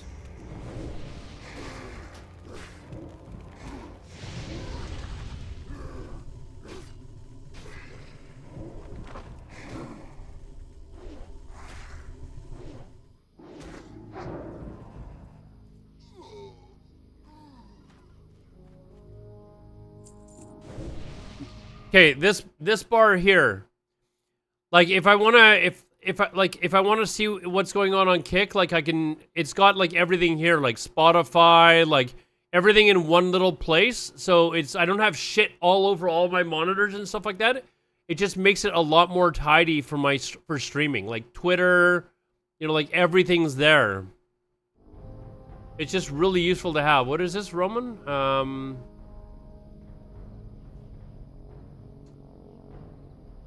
Yeah, I don't think that's the same thing though. It's just kind of like.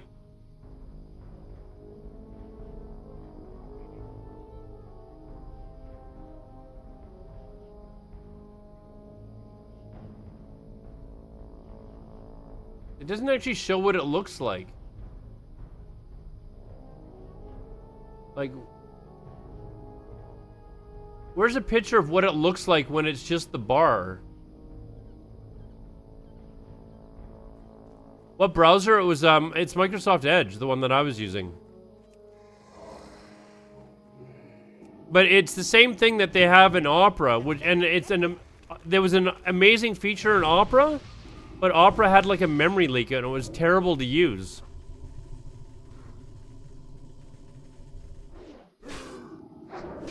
I know, start freaking out. Yes, I'm testing Microsoft Edge. I've had it on my system for like 6 hours.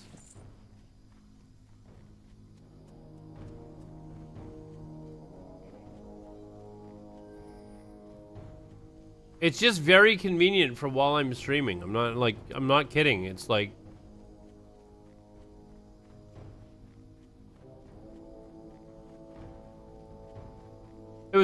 Opera was causing my whole system to lag, man.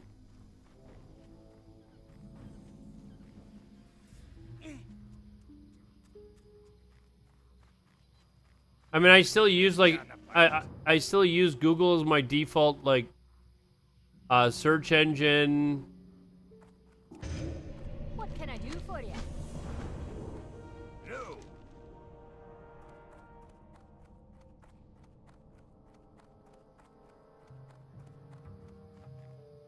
Yeah, yeah, DuckDuckGo's search engine, but I've imported all my bookmarks and set it up so it looks basically the same as Chrome, like, except for that bar, which is so useful. Use the Firefox sidebar. It doesn't actually show what. Hold on, I'm just gonna Google it. Firefox sidebar. I'm gonna look at a picture of it. Images. Ew, no. No. Look, this looks ugly. Like, that's... Like, the sidebar that I'm using, like, here, look. The sidebar, like, I can put, like... well, let's see. This is actually just the browser. This is just so big. Like, that looks...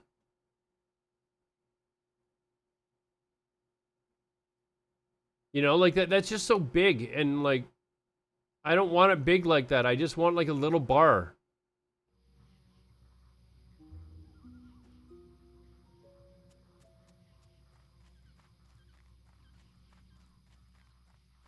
Whoops.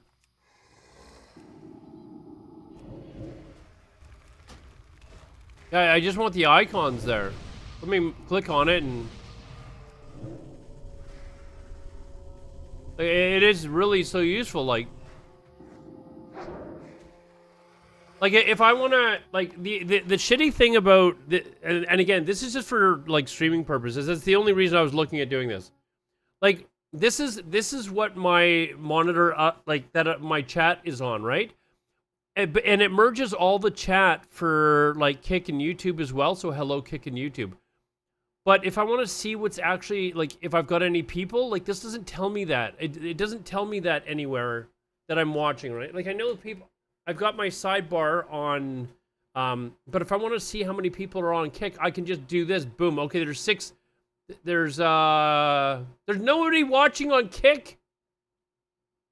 What? We have no viewers on Kick? Anyways, and same, whoops, that's not the one that I want. Hold on. I am live on, I am live, sorry. There, I've got 2 people watching on, I forgot to log in here. Like, normally I would, oops.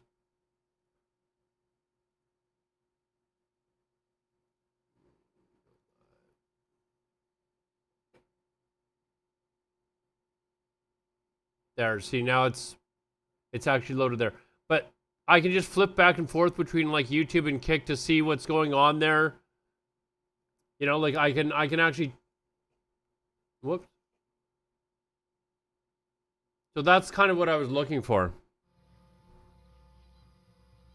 I do have 10 monitors, but it's so unorganized that way, Roman.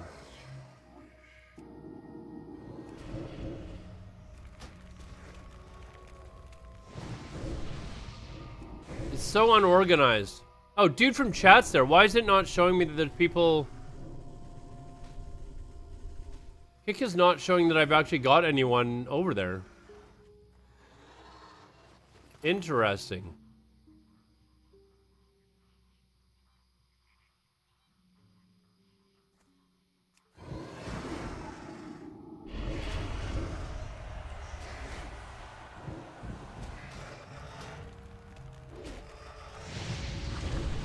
Because Edge is a... Yeah, I'm sure that's it.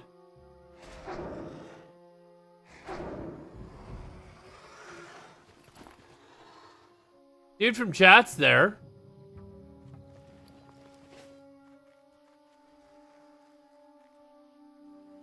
Hold on. Kind of curious as to why it's not actually showing it. Oh, now it's showing it. Now that I've loaded it. Okay, now it's showing it. It's showing that I've got 2, so 2 viewers on Kick. Thank you guys. Am I gonna prep for Kata? Yeah. I'll be prepping for Kata by playing Classic Era. Or on the Vanilla Fresh private server that I've got advertised. Hey Brigitte, how are you?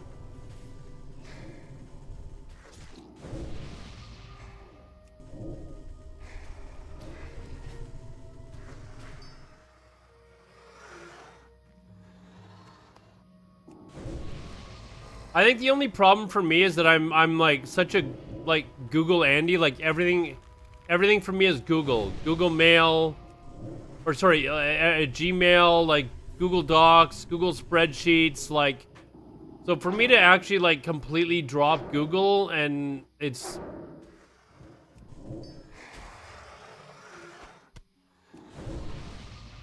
I don't know how that's gonna happen. Wait, what am I doing here? Oh, these things.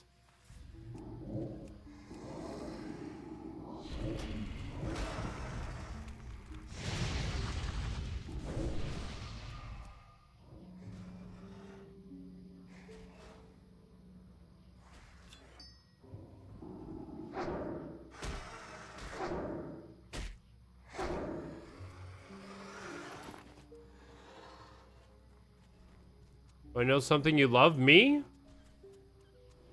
Are you talking about me?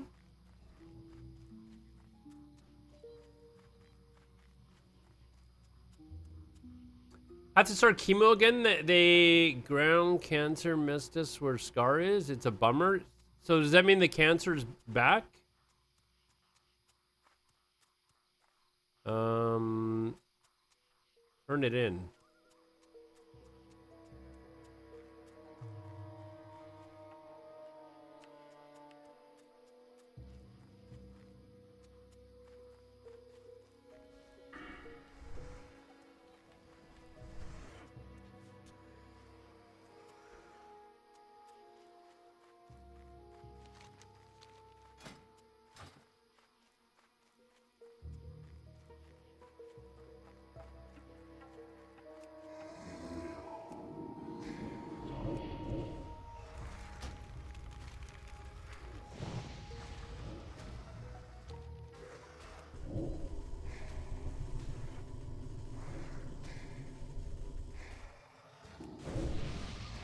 I don't have a target.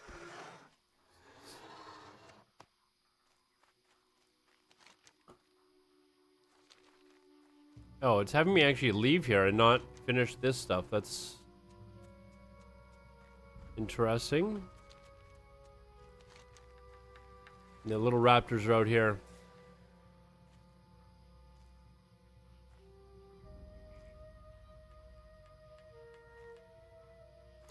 Well, I get 0 ads on YouTube. That was with the uBlock, though.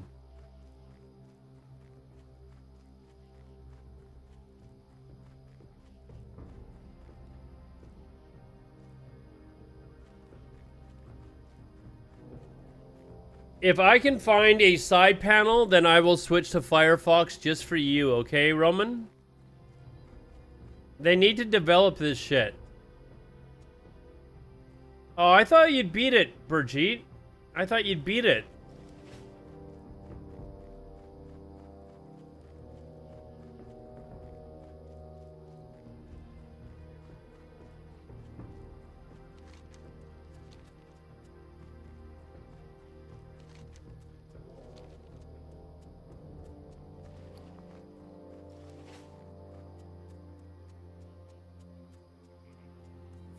Find a sidebar for me, Roman, and I will switch on stream just for you. Okay? They took away the breast cancer, so there's cancer somewhere else now?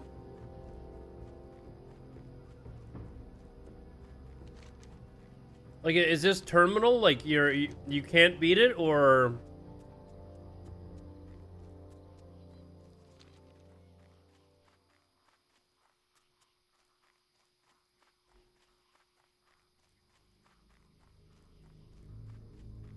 I don't know what cancer metastaser is. I'm not gonna lie. I don't know what that is. Oh, it's terminal. That sucks. I'm sorry to hear that.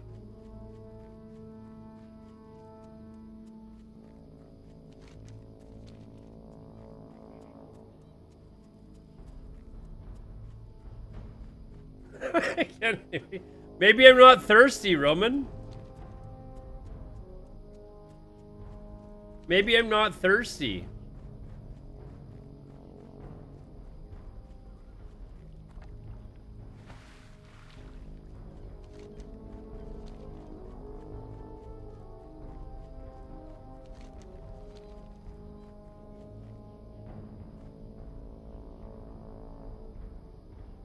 Oh, they found remains of the cancer. That sucks. I know you were hopeful that they'd cleared it all.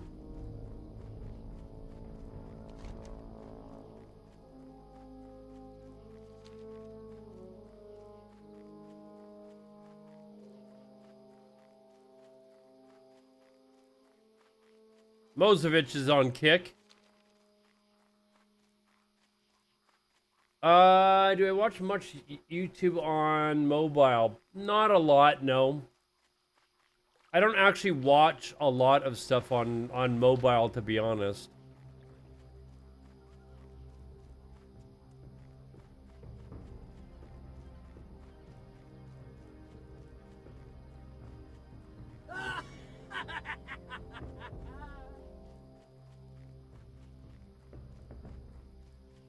It's ad infested on... Yes, it is.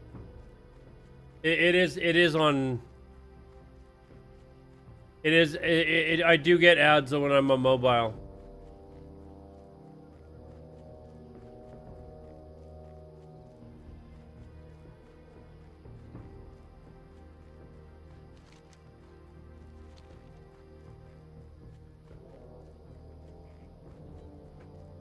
If Google, or sorry, if Firefox would come out with that bar, I would switch immediately, Roman.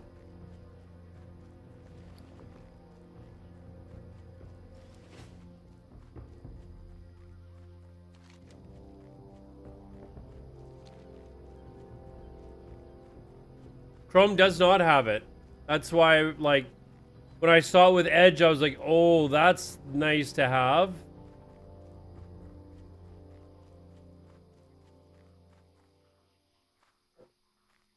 No Prime sub. What? I don't know what you mean, Mosevich.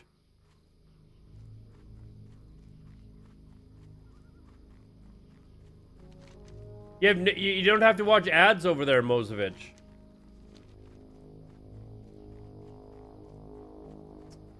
I am level 28 right now.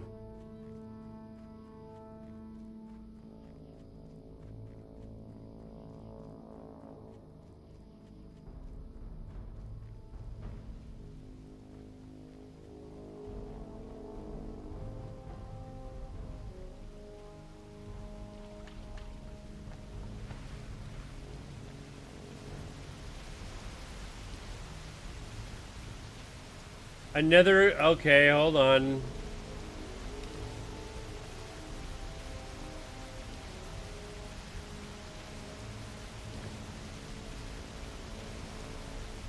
Another great Google search. What is this?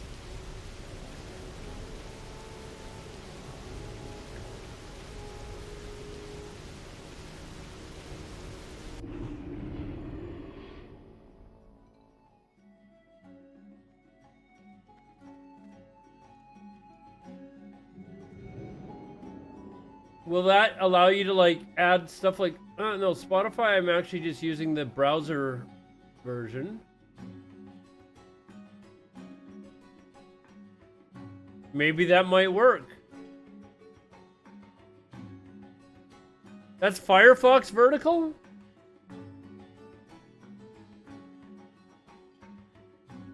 You may just have sold me there.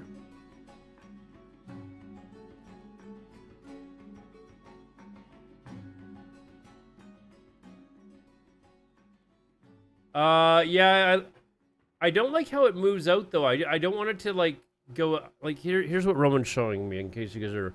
I don't like how it's going in and out. I want it just to have the things and me to just to be able to click on it. That's annoying.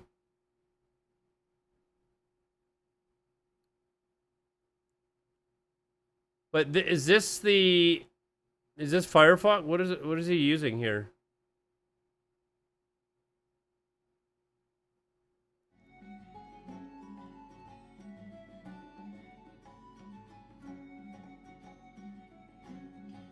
Let me beta test it. Thank you.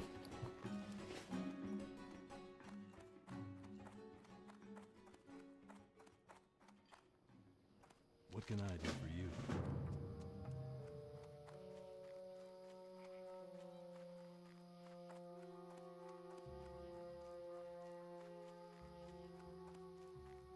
You say between phone and you can do the same thing with Firefox though. I think all the browsers now they sync flush. I think Firefox auto syncs as well. Just like I think Chrome was the first one to do it, but I think Firefox does that now too.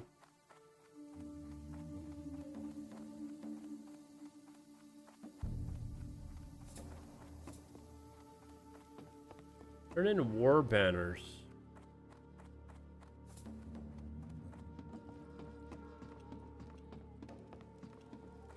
What can I do for you? So Roman may be convincing me to switch to Firefox if it...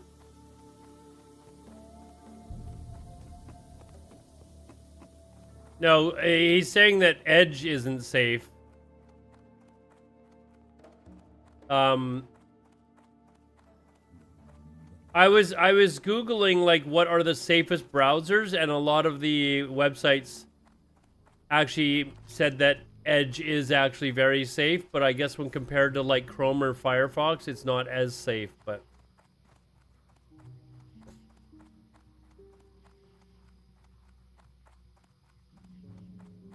Great to meet you.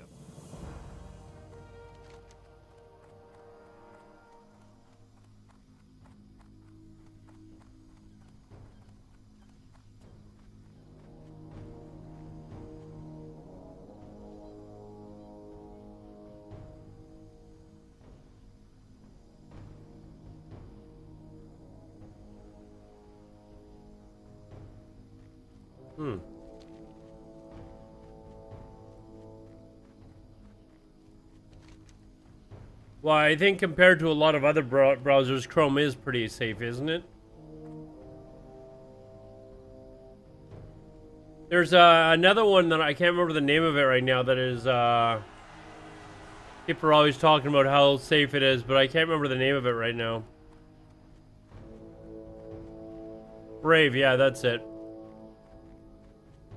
Maybe Brave has a side panel, Roman.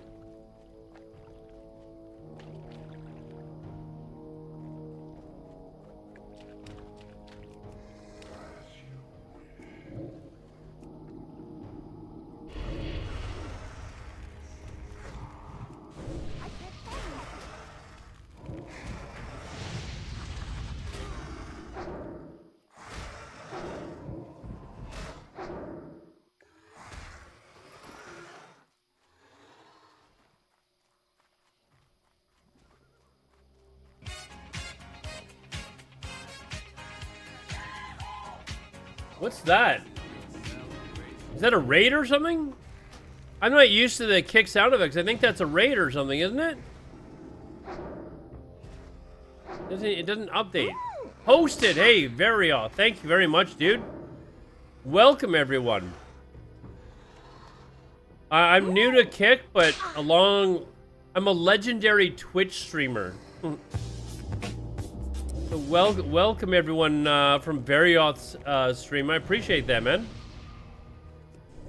We're arguing about all sorts of things tonight. Right now, I'm being shit on because I made the mistake of telling my viewers that I'm using Microsoft Edge to test it out.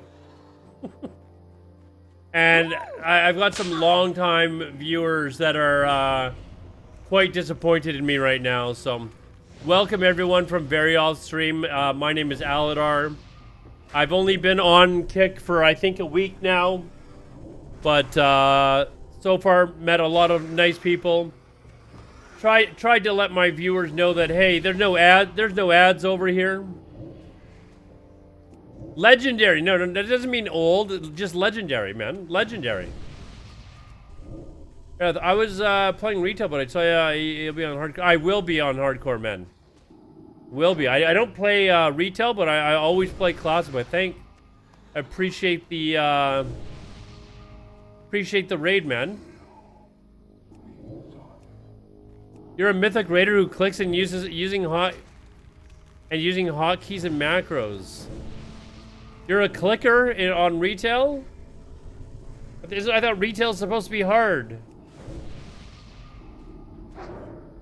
Yeah, no ads on YouTube as well.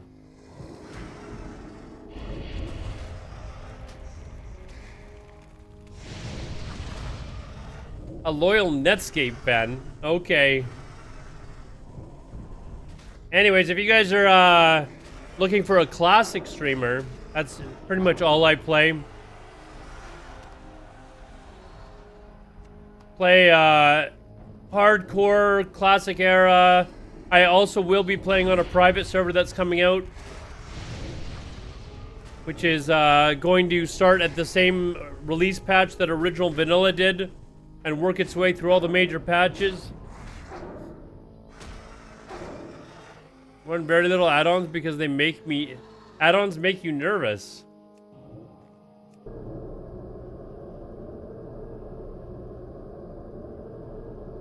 Anyways, those of you that are on Kick or on YouTube or on Twitch, you can see that I do have the chat inside the video area. So if you want, you can pop out your chat and watch in full screen. Just move your chat over to another monitor or something. A Railith, I was into hardcore. I was hardcore into hardcore. Sorry, that was like a tongue twister. Until I got into 10.1 retail, managed mage to 46 for stopping, but I'm excited as fuck for hardcore. Yeah, hardcore should be fun, man. Are you guys going Horde or Alliance? I normally play Horde. I'm just doing these quests because I'm really unfamiliar with the Alliance side, so I'm just kind of doing a run through of the 1 to 30 quests.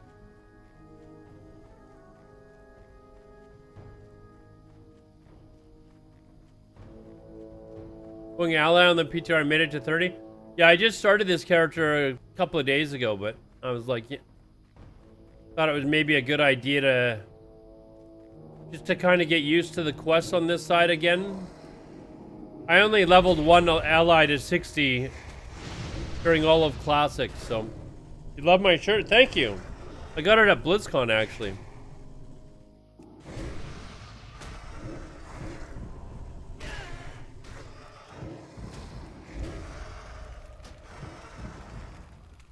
But yeah, I should I'll be going like live like an hour before the servers launch and hopefully start right away, but I won't be able to play much on the weekend because I'm going away for my mom's birthday. So I'd be back like late Sunday night. So I probably won't be able to stream Saturday for sure. Well, for sure not Saturday. I'm leaving early Saturday morning. I do whatever my friends do more than likely, but I'm fine with either side. That's awesome. all my friends that I know through streaming are playing on the Allied side, so that's why I'm kind of like, That's still recharging.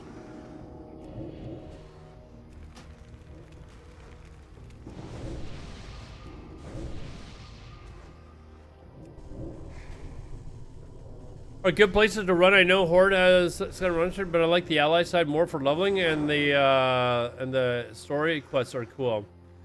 I'm gonna like not lie here. I don't read the quests. I've always meant to do like a 1 to 60 and actually read quests, and I just never do.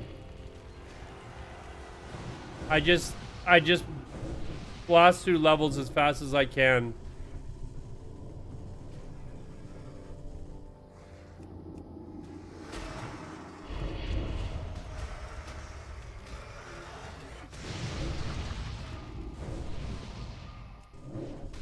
Used AI voice. Yeah, I've tried to use. I've used that actually.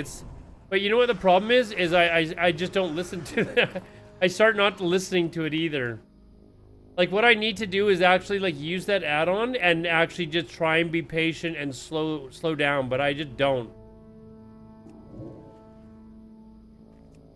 I just speed through levels.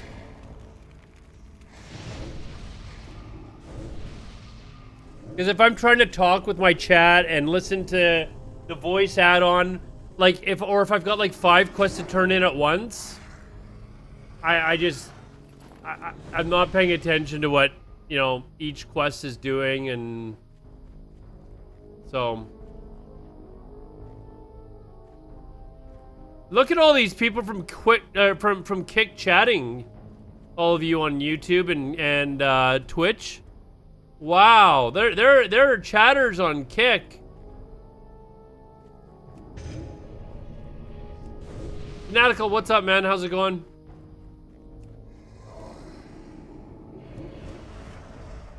It is going well.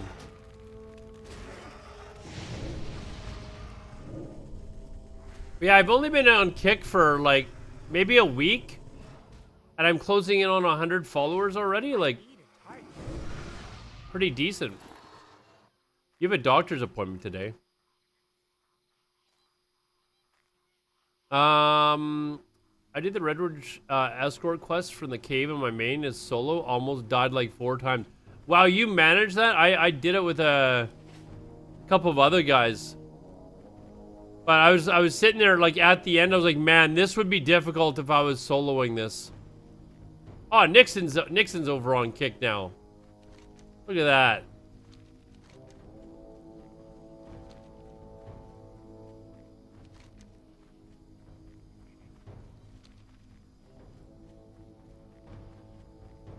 All right, very odd. Thank you very much, man. I'll return the follow as well. I appreciate that, man. You have a good one.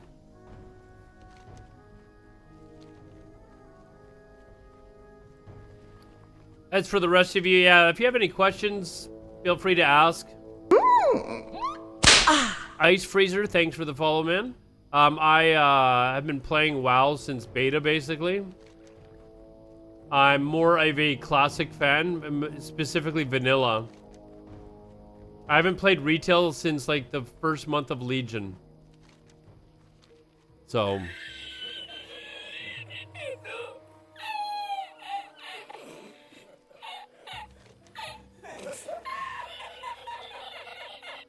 Chill, turd burglar, chill.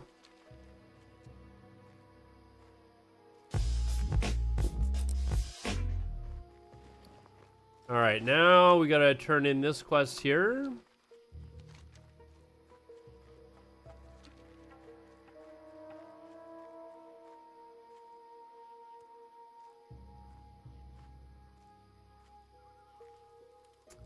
I hurt my knee so bad with running and exercising so much. Oh, is that what you did?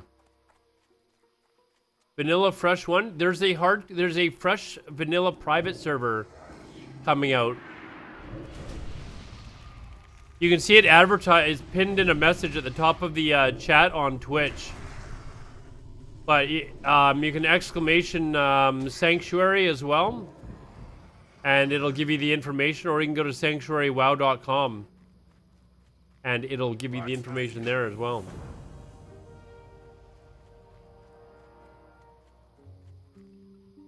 It's not Gummy's server, but I think Gummy's server was just. I actually talked with the lead dev of the Sanctuary WoW server briefly last night about my concerns with Sanctuary launching too soon. I basically just said, here, this is what I think. Take it as you will. So if they want to keep going and push for October, that's, you know. But we also talked about Gummy's server, and I said, you know, I think Gummy made a huge mistake by launching his server so close to hardcore, and like before ICC had launched. I said people aren't going to concentrate on a private server when that stuff is just coming out. There's other reasons as well. The rollback that Gummy had didn't help, obviously, but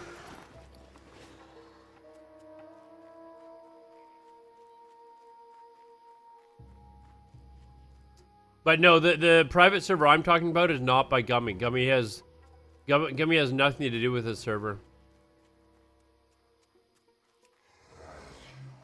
It's too far away. I can't cast that yet.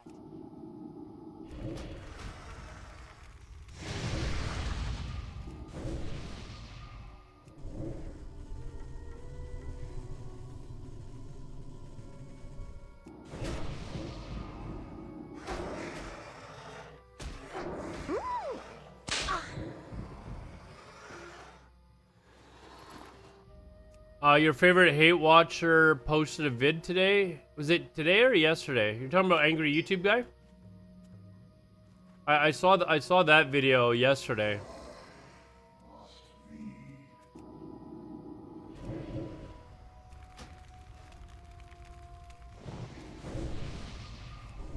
I made a comment like about it, like he under his video, and I basically said, you know, he did bring up some valid points as to why came down. One of them is people just don't want TBC. Like,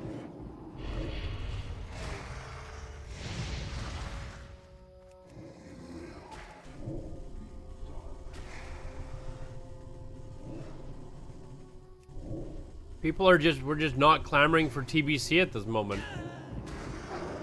And like, I still think though that if they'd launched it at the right time, it could have still worked.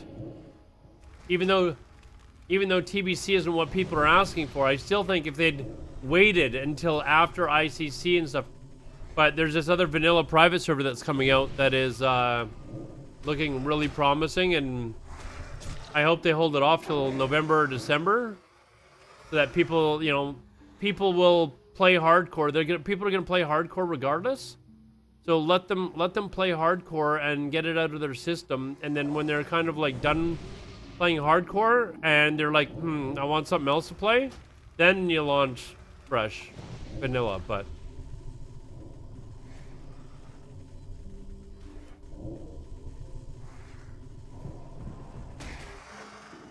what is endless? If it's like a 5 times XP server, I have absolutely zero interest in it.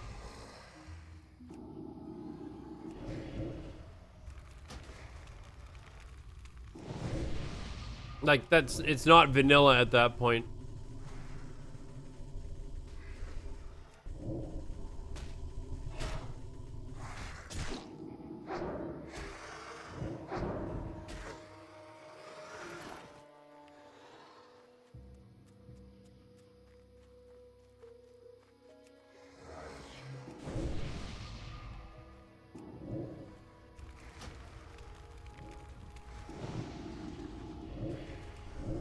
Private TBC server with 7 times. Yeah, I'm not at all interested in that.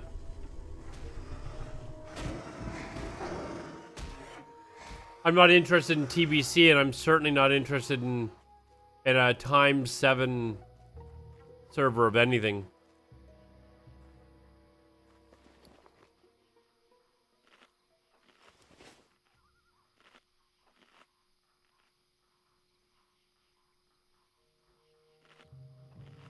Ad break, man. These are annoying, man.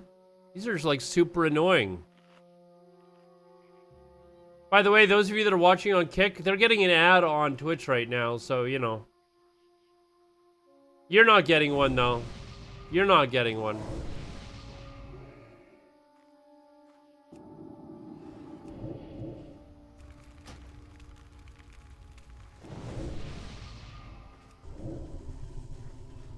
I mean, I work slangs. Like, I can still level.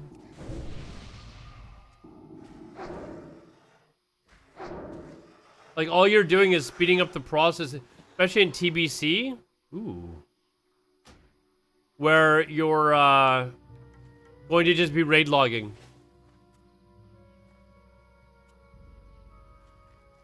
You know, like, that's basically all you're doing is just speeding up the process to allow you to raid log.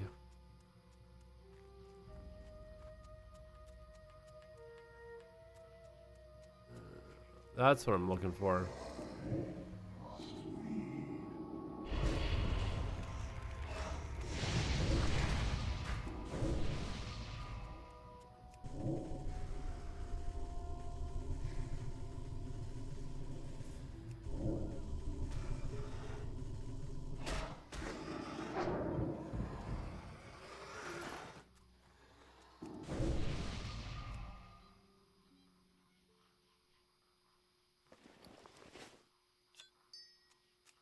I don't really care whether that server's 7 times XP or not anyways, though. It's TBC, so I wouldn't play on it. I'd probably level up on Classic Era before I would play on that server. And not because of the 7 times XP, but because it's TBC and not vanilla.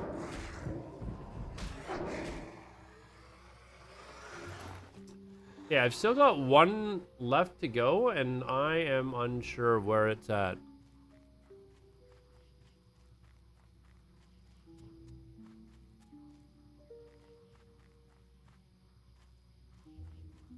One more of these fragments. That's what I'm looking for. Trey, Sharvia, what's up? Look at the top and then jump over there.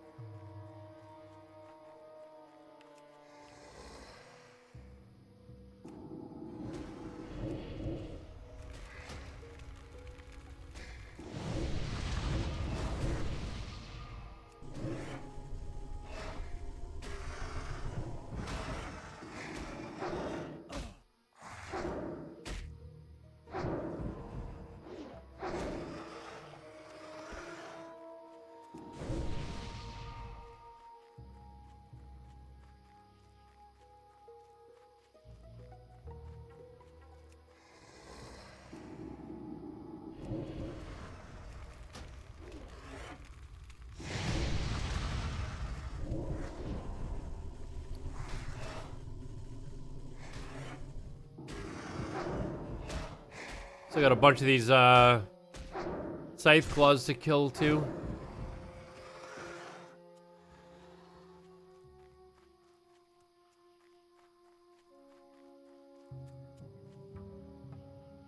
I don't see anything over there.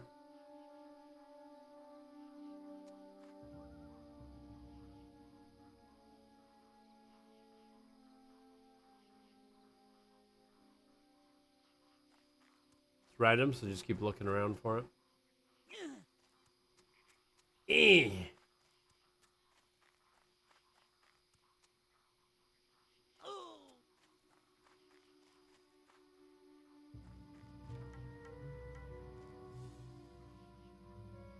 It's not, I'm assuming it's not this mound of loots. Mound of loot soil here.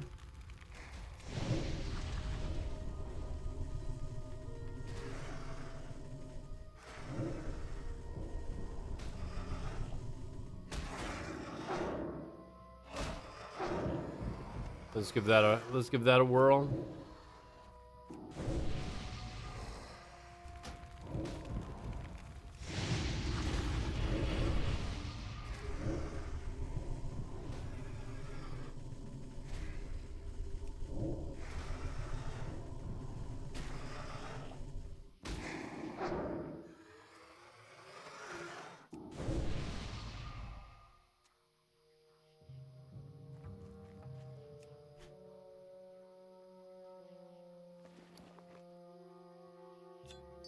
Oh, there we go. All right.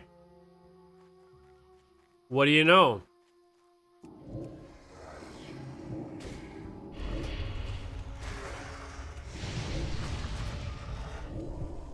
But it isn't the same as Edge. Good news is that there is a 14-page thread on Facebook forums that the community manager said they are working on it because of interest. All right. Well, as soon as that happens, is this is a recent thread, Roman? Like a thread from like 3 years ago? So soon. Trademark. As of yesterday. Okay. Okay then.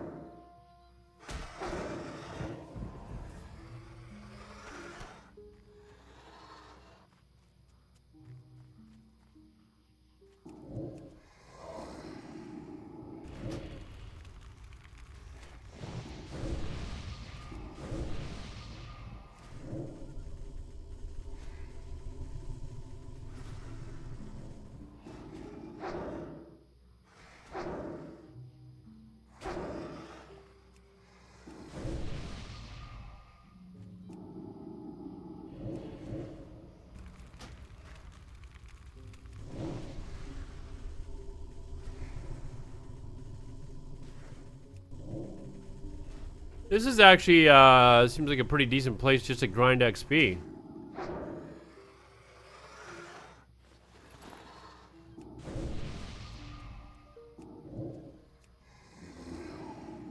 They don't call out for ads either, which could maybe make it a little bit more challenging, but they don't appear to do that.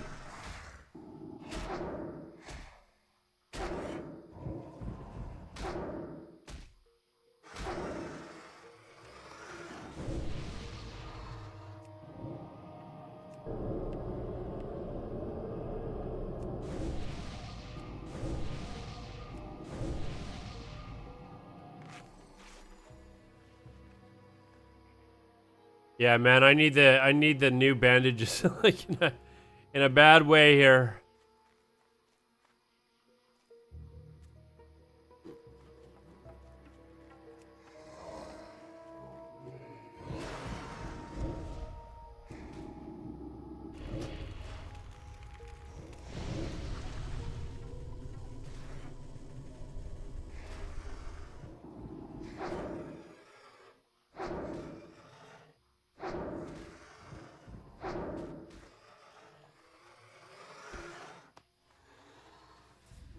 Well, Roman, as soon as that comes out, I will switch to Firefox permanently. Well, not until you deem that there is another browser that is even better. All right? As soon as that feature comes out.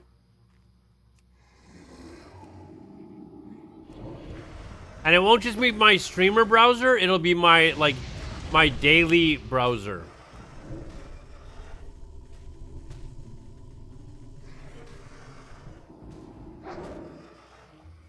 How's that? Oh, you know what I was gonna do? I was gonna watch that Savix video. Oh, let's do that. Sorry guys. How much further do I have to go? I probably have still a bit left in this.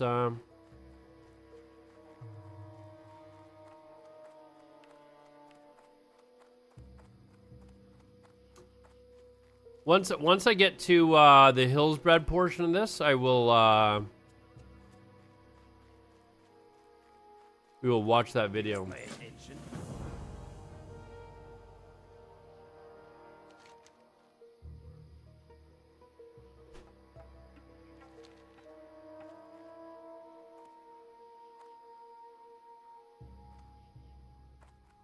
How are you?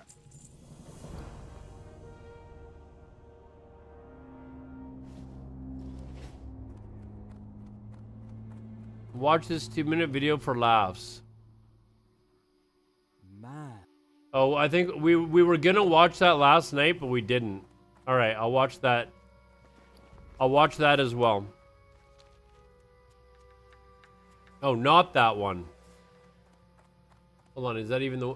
Yeah, that's the one that I was supposed to watch last night.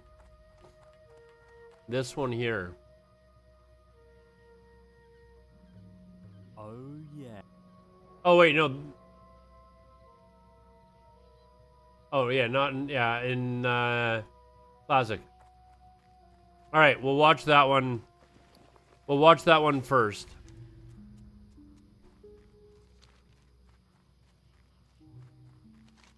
But the Savix one I definitely want to watch because it's an interview with the devs for hardcore, and I kind of want to see what they're talking about here. Yeah, the guy is very sarcastic and funny, isn't he?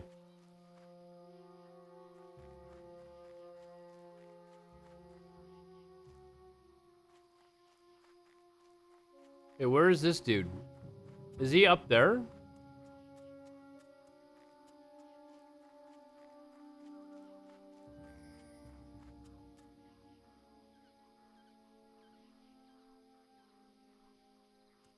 I feel like he's up top there.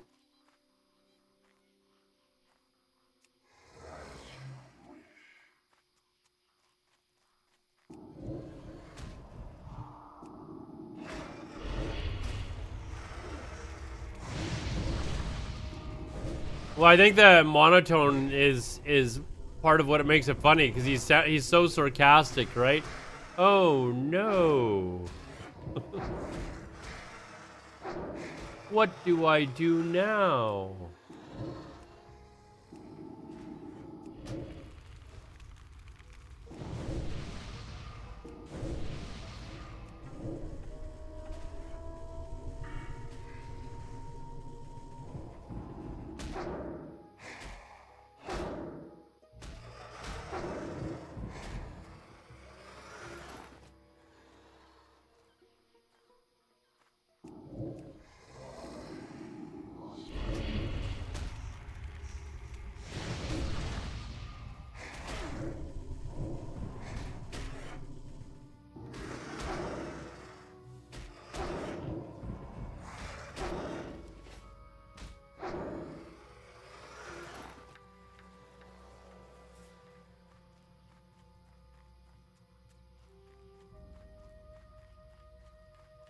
There he is.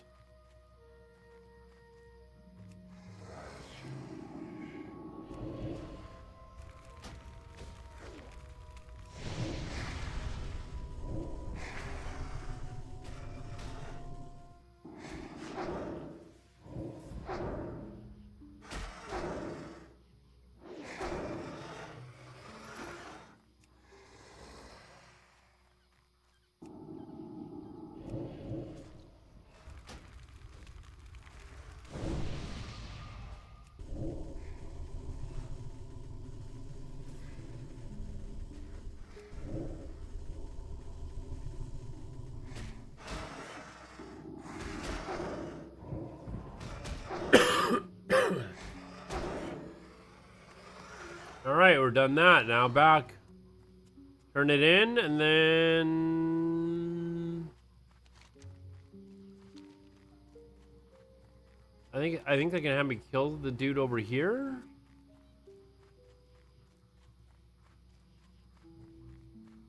Let's run across here.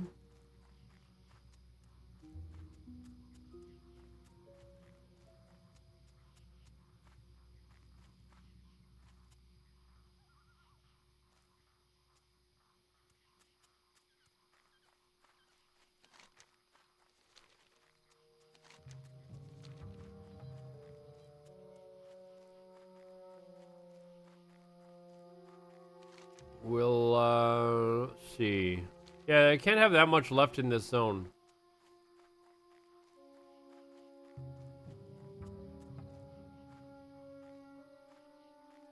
There's actually a couple of videos. There's a couple of, What are they?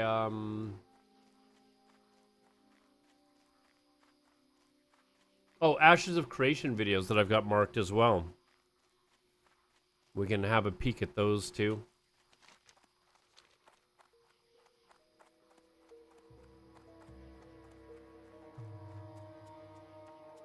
Would like to hit 30 tonight, but I should easily be able to do that. It's not even 2 o'clock in the morning here.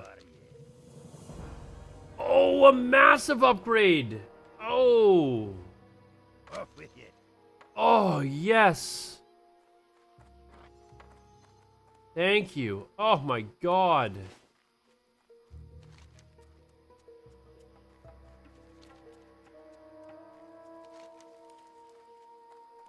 That is a big one.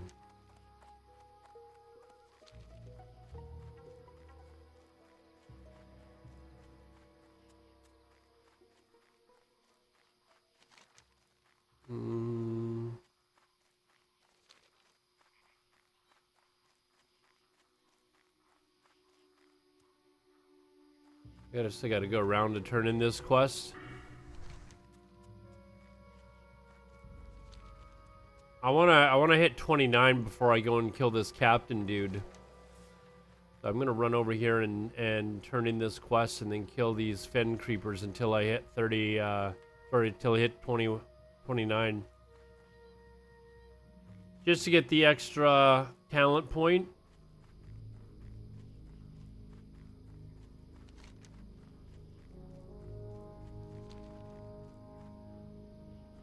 No, we had small guy. I was just talking about it. We're gonna watch it as soon as I'm done.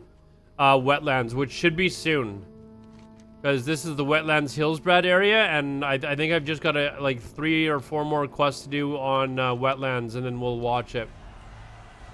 No, we're not. We're not watching it tomorrow. We're watching it tonight. I'm gonna watch like 3 or 4 videos tonight, man. We're gonna watch a few videos, man. Cause I'm gonna hit 30. Like, we'll watch the Savix one, and then I'll continue to level, and then I'll probably watch 2 or 3 more videos after that. Like, yeah, after I hit 30.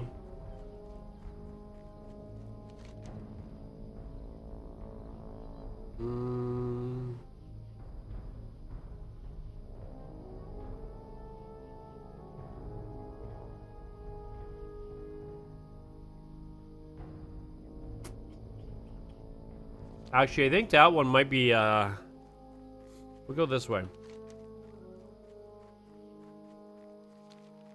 I'm gonna go, I think, we have to slay 12 of them. 1, 2, 3, 4.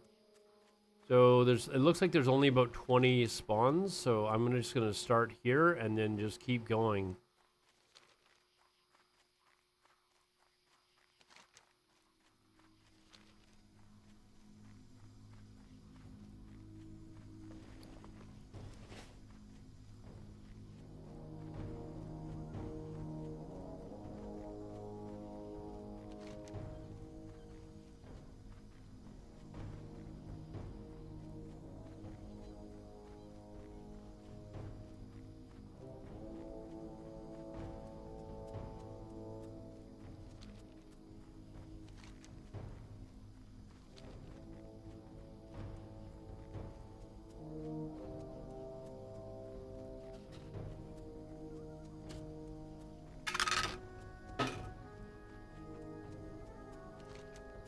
All right, we do.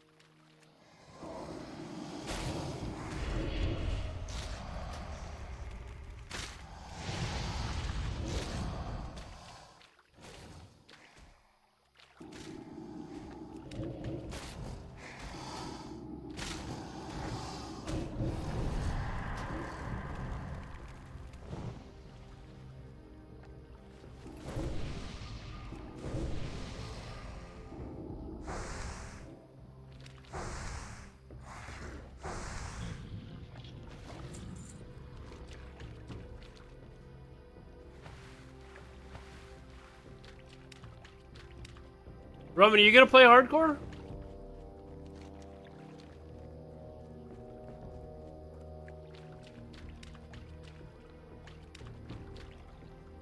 These things are only in the water, right? Nah, that's not for you.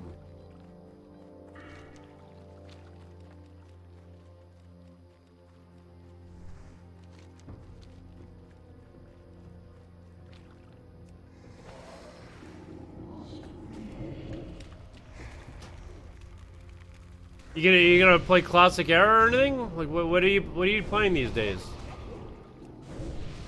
I think you said you were leveling something on classic era or something, didn't you?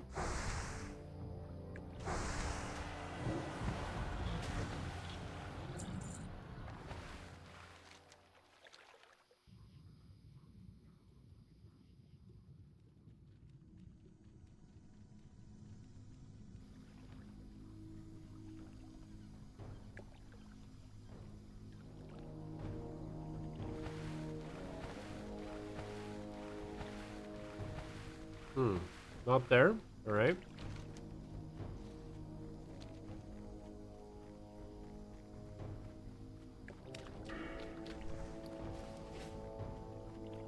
Blizzard too slow to catch the hardcore wave. The release is too late. Gonna die. Oh, I don't think it's gonna be that quick, man. Like, I think people are excited as hell about classic era. Or sorry, hardcore.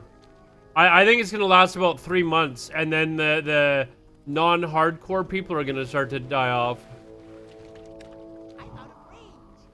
Like, people are gonna die a couple of times first, and then they're gonna like be like, okay, I've had enough. No, I don't think it'll. I think it'll last longer than Season of Mastery. I don't think it's gonna die off nearly as fast as Season of Mastery.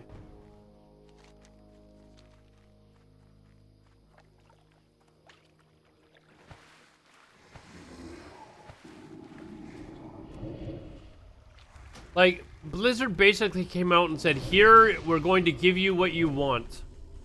Season of Mastery didn't do that, right? Very few people were asking for anything that you got in Season of Mastery. They literally did everything that they could wrong. At the very least, Blizzard's coming out with hardcore and just saying, we're not touching anything because we'll fuck it up and we're gonna just let you play. Right? Like, Blizzard is literally, I think Blizzard is just calling out and saying, we don't know what the fuck we're doing anymore, so we're not gonna develop shit. We're just gonna turn on permadeath and then that's it. We don't want anything else. There you go.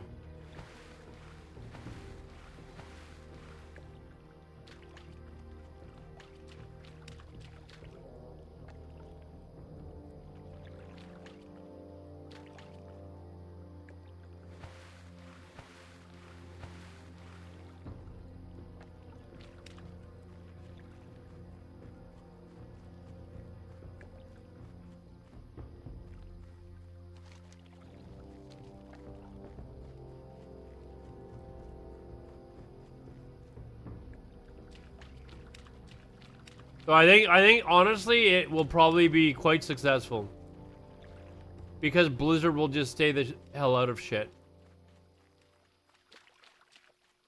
Fuck, man, like,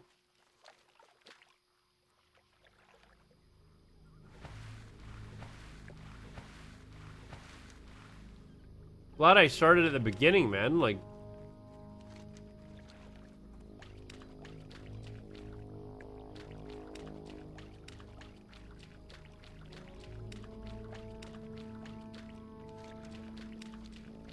not finding any of these damn things.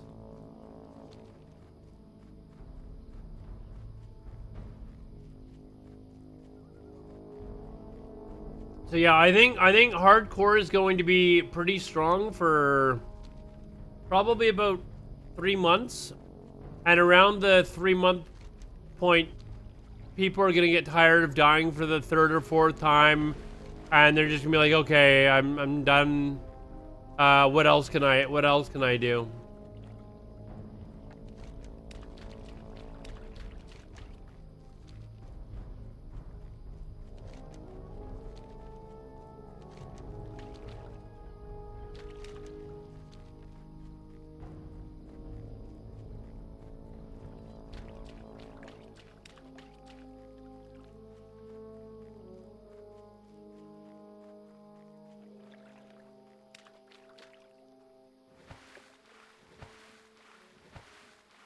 Not finding any of these damn things.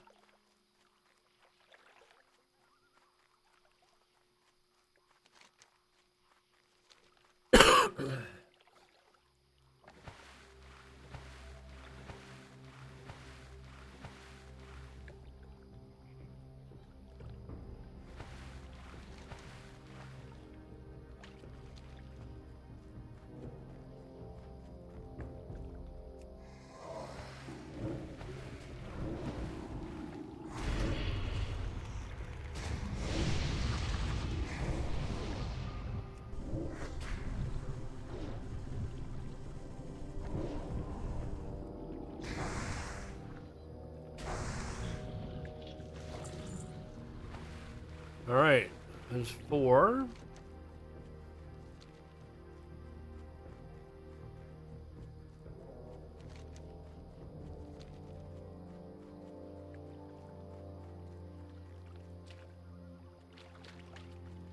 You would think that there would be one in like this big giant pool area. There is, and it's not even on the map.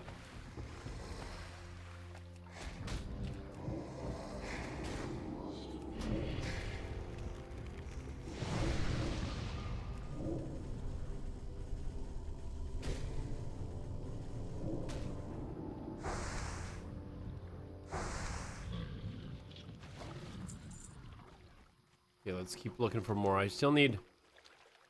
Oh, wait, there's one right there. I just heard it stealth.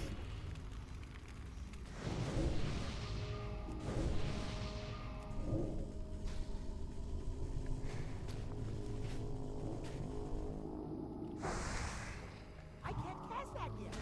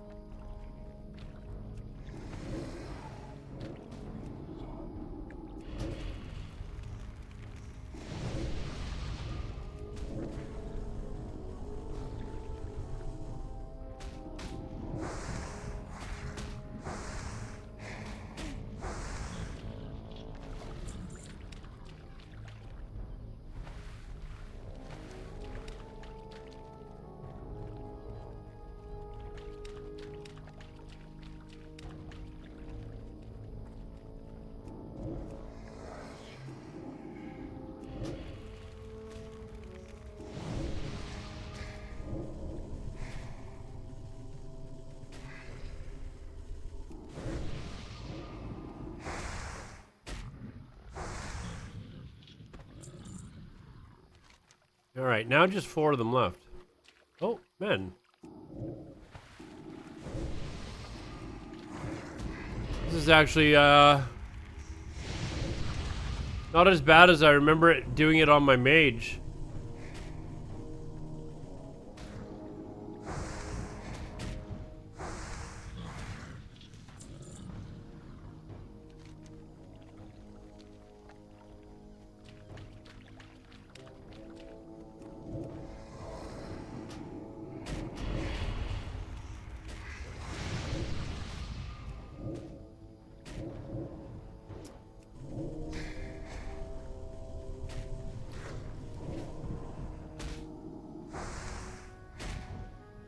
All right, 2 more.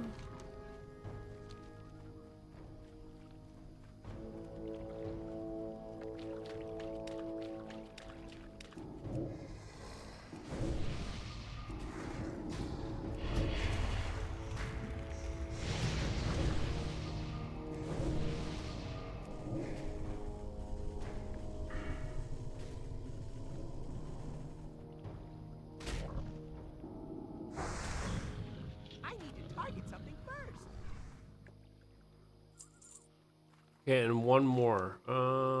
Let's check out these 2 up here, I guess.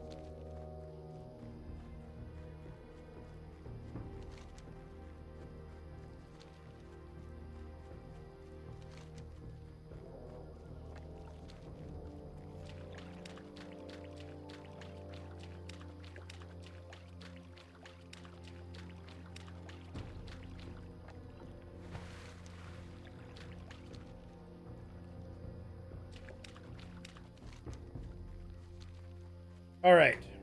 Let's Sorry,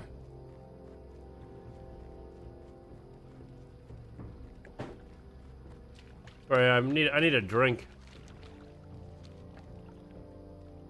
I've got a shake that's been sitting here since I started streaming, and I haven't had a sip of it yet.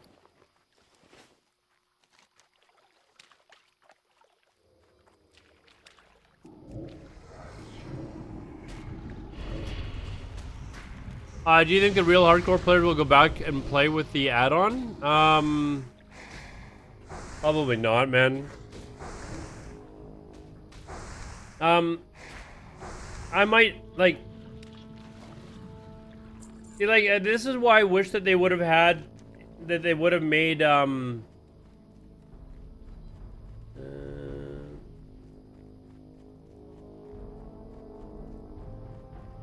Sorry.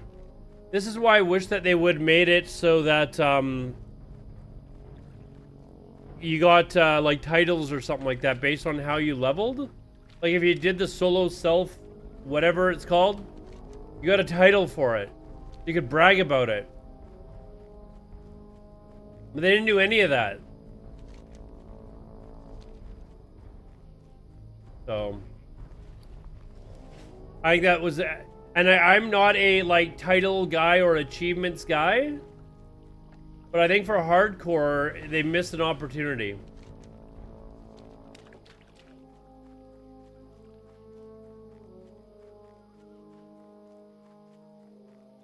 But, the players that I've seen, like, a lot of them, like, it looks like they're leveling in, like, a pair or something like that. Like, I was watching, Crick's play, I don't know, a few days ago, and he was playing with some priests or something. Like, it looks like they're gonna dual level, so...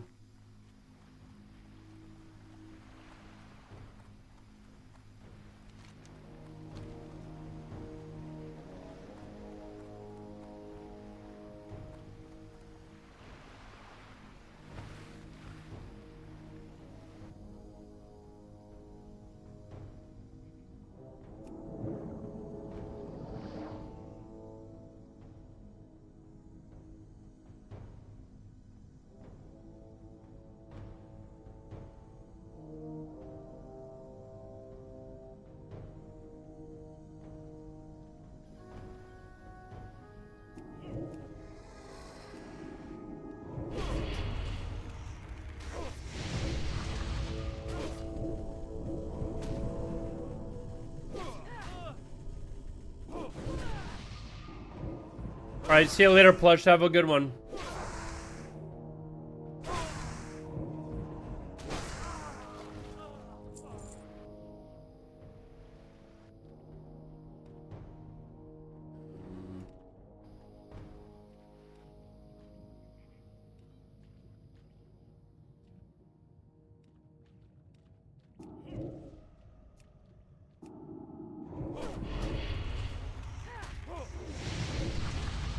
Trying to find out where this guy is.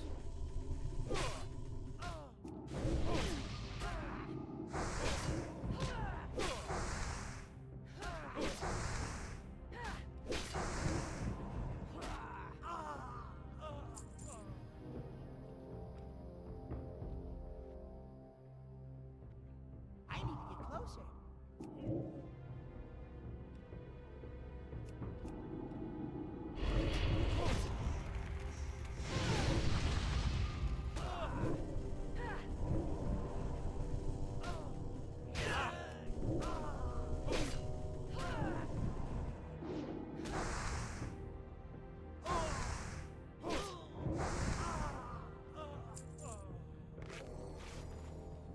See, this is where, like, actually, I don't know if,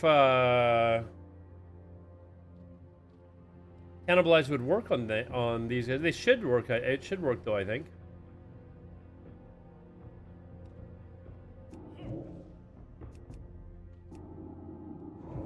Uh-oh.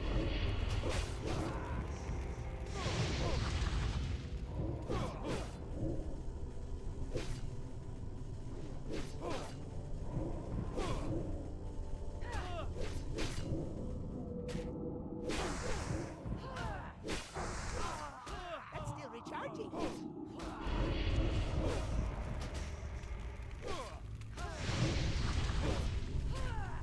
Is Bis Vanilla streamer? Hey Dragon, what's up, man? My career is Twitch. Well, I've got another job now, but I still stream like 30 hours a week.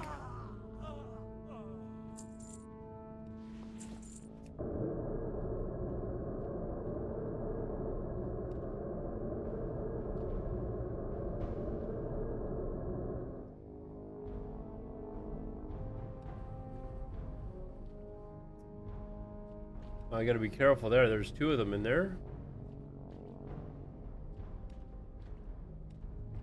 Where is this dude? Not there, not there.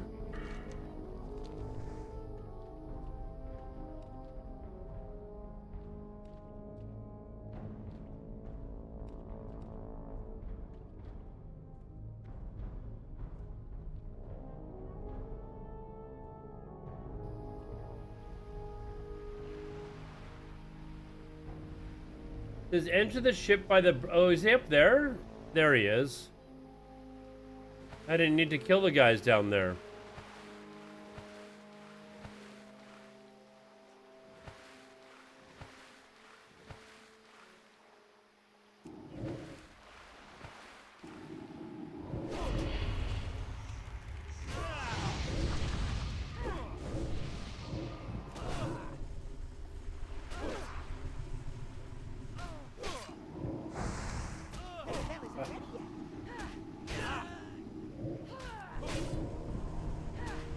Hey, it didn't say he was immune. I shouldn't be able to fear these, though, I don't think.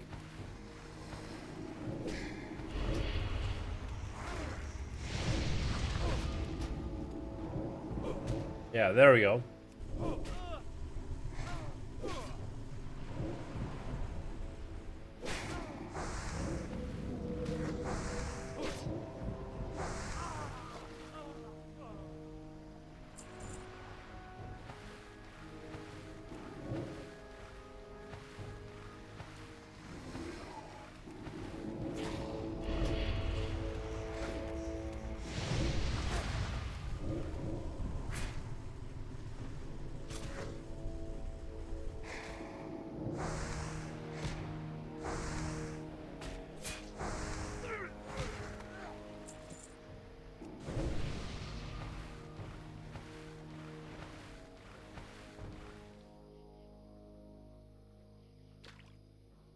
Oof.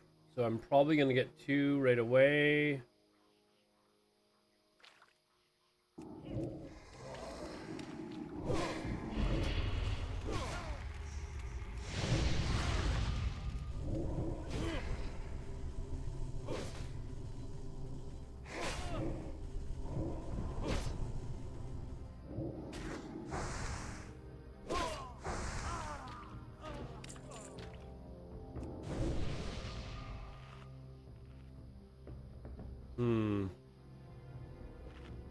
And I can't fear, and that guy's level 30.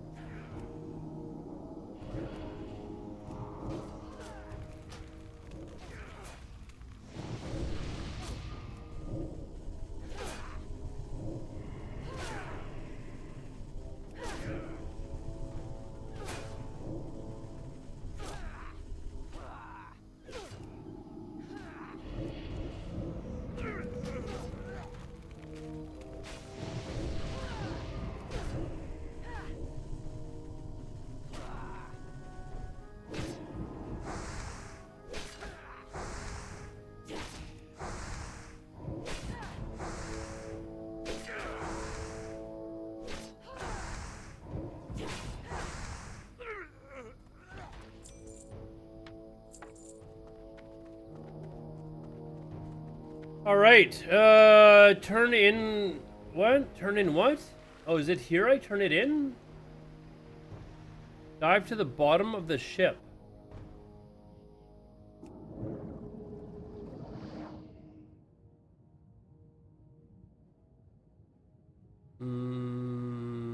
Is that the bottom, or is there like another floor?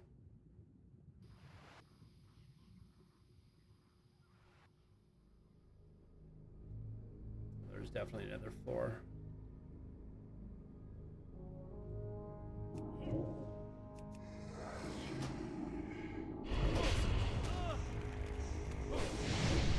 See you later, Sharvia, if you're still here. Alright, and we're gonna head to the bottom. If I get too many of these guys on me, I'll be in trouble in a hurry.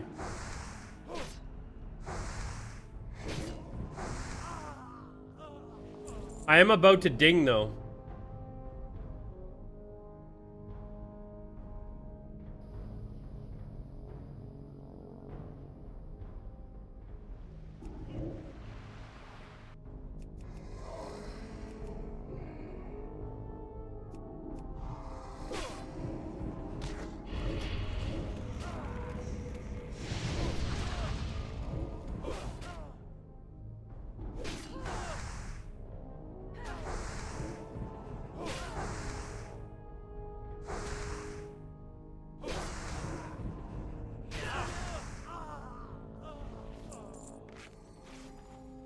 Man, this is like...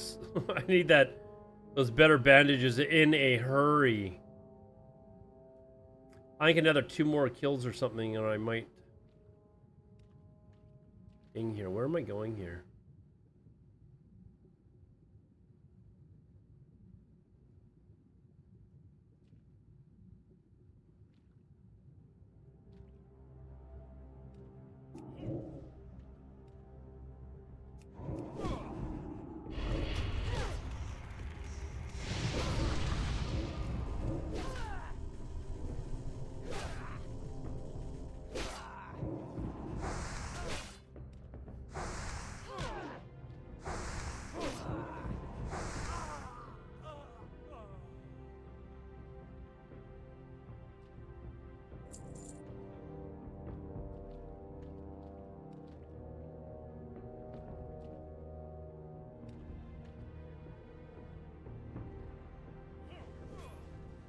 What the fuck? Oh, it's somebody else that's here. Holy shit. Fucking scared the hell out of me.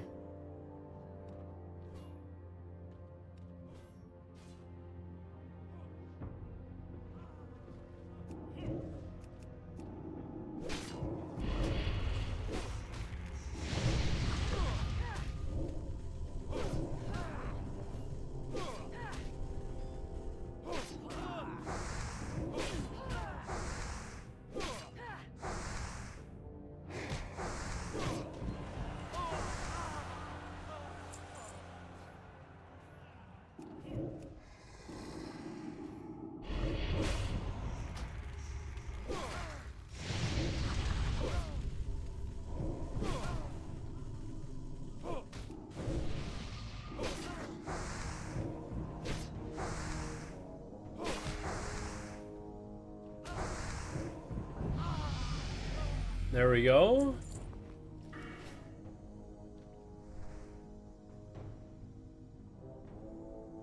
There.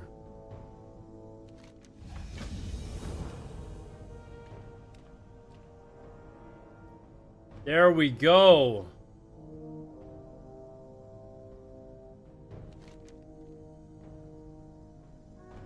I think we turn in these quests, and then we run up to Arathi, and then we'll watch we'll watch the Savix video that Roman says I'm not gonna watch till tomorrow.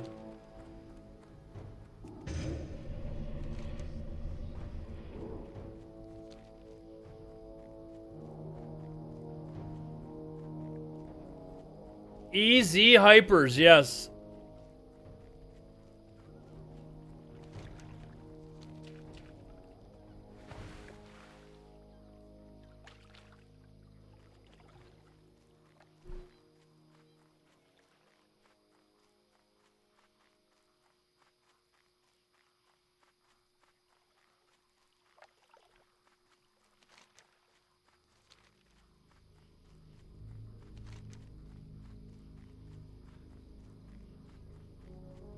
It might have me do this as well. I don't know that I'll do it though, but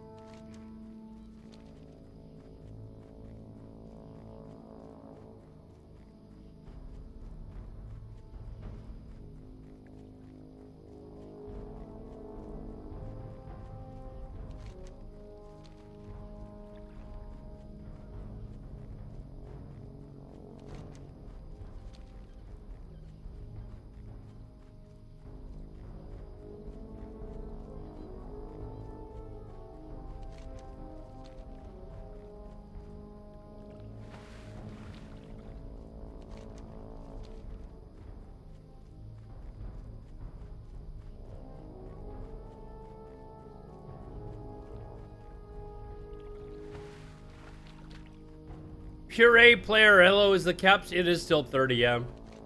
They're not gonna raise it, I'm pretty sure, before launch, so.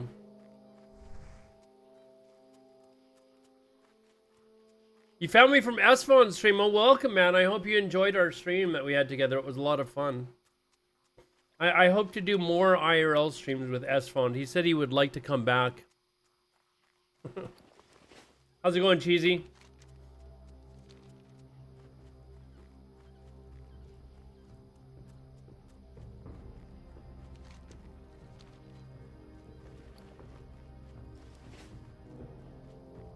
Oh, back in 2019. Oh, really? You're on my OnlyFans? Nice, dude. Nice.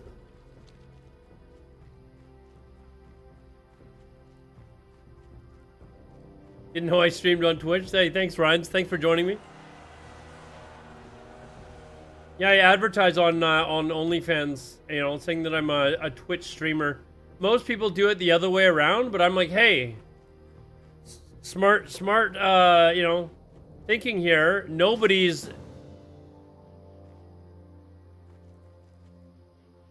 I don't really need anything from you, dude.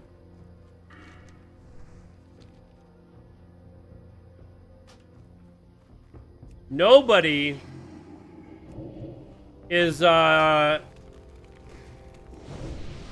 nobody's advertising on OnlyFans for World of Warcraft, so I've kind of got the market.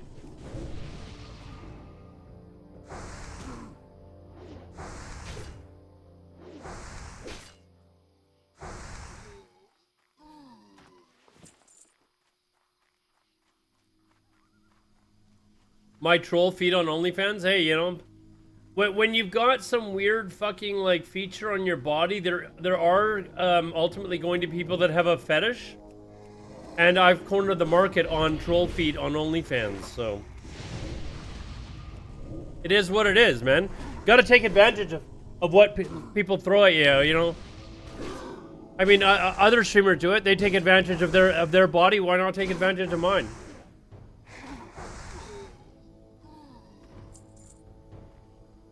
Your Pornhub channel? Wow. I just started my Pornhub channel too. I'm glad it's going well.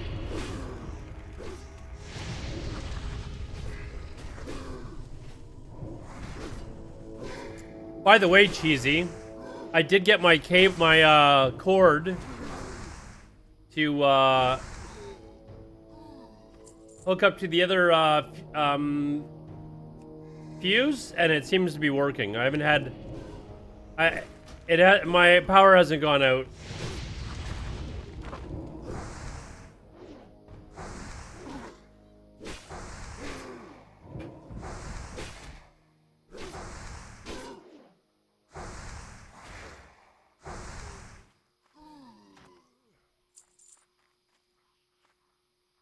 Just like we thought, hey, it actually worked. An electrician actually knew what he was talking about. That's actually pretty effing cool.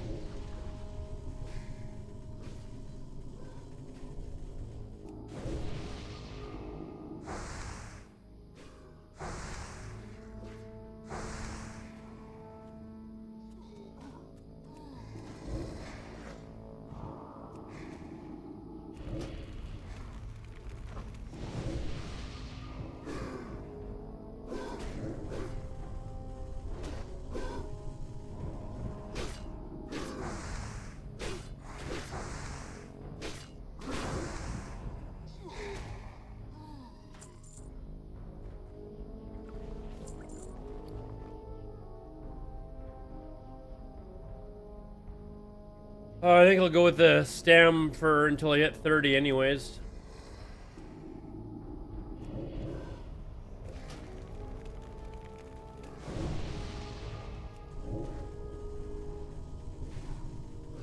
Yeah, we're gonna watch a video that Savix did, an interview of with Blizzard in a few minutes here. I'm just finishing off the last couple of quests for this zone, and then we'll go watch that video.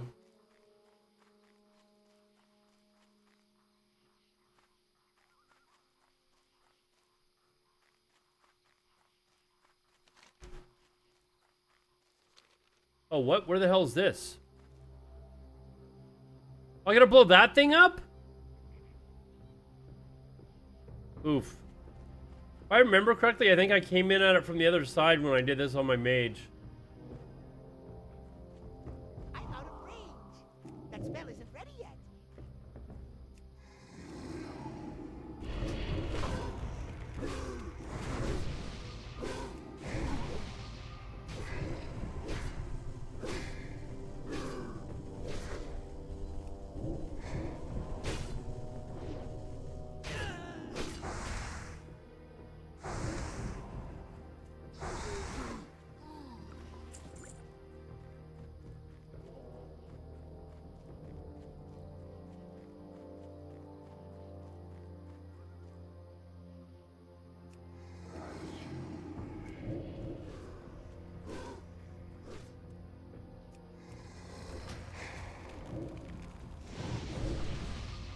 Well, there's a pat, there's a pat. Oh, he didn't actually pat.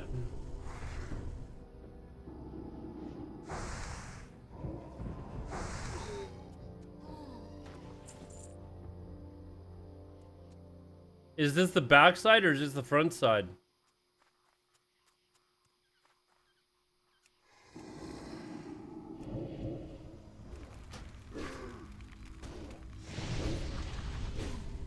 Are you making a joke, Cheesy, that I didn't get?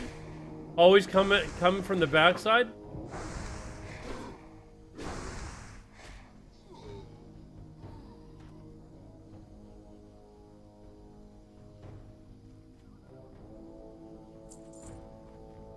It's too far away.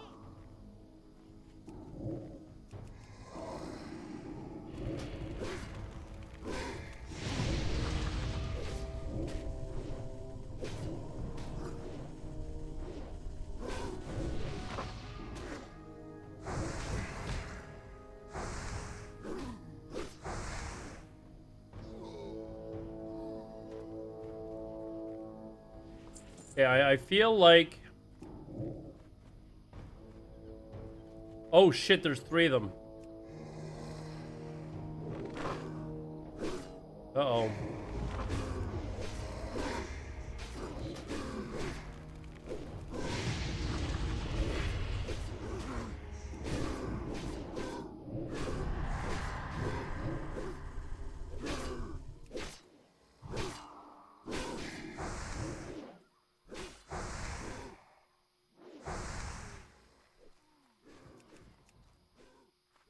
Come on, come on, come on, come on.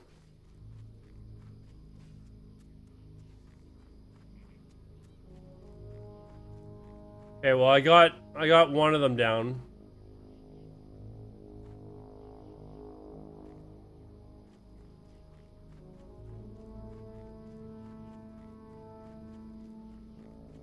Oh, is there actually a way back in there from this side? Probably not, right? I'm probably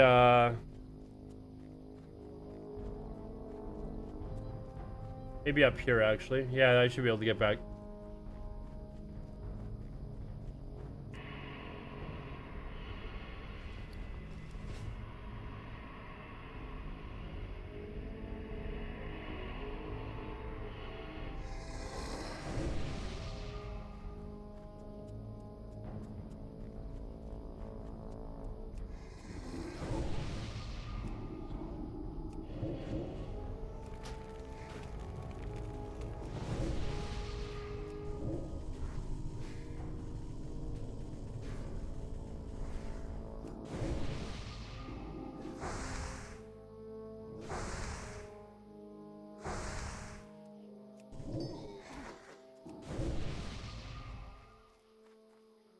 Wait, didn't I already kill this dude? Oh, wait. It's over here. Never mind. Oof.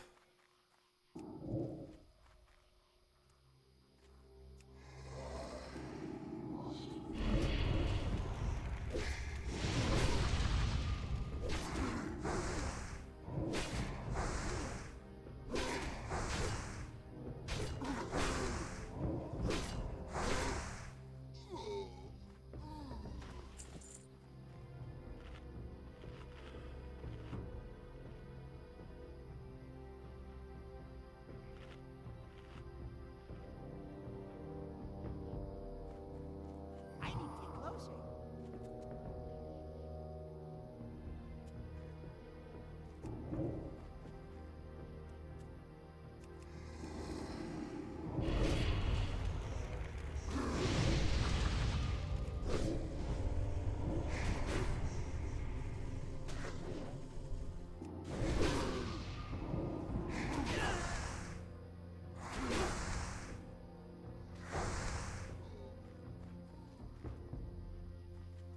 This guy hit hard or something? Like,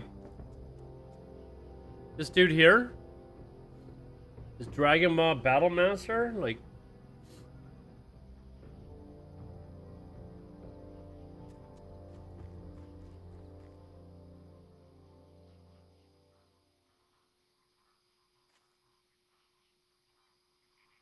I feel like this could be a problem too.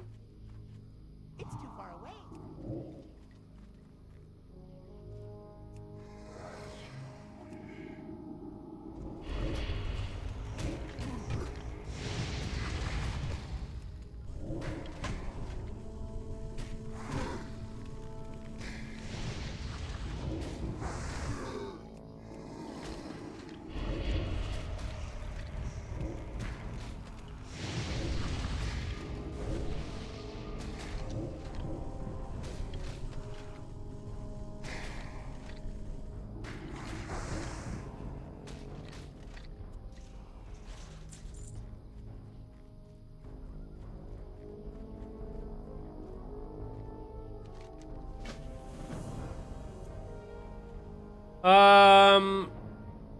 Using rain of fire, be careful, he's immune to fire kill on this elite quest can be no. We're done. Turn in blisters of whatever.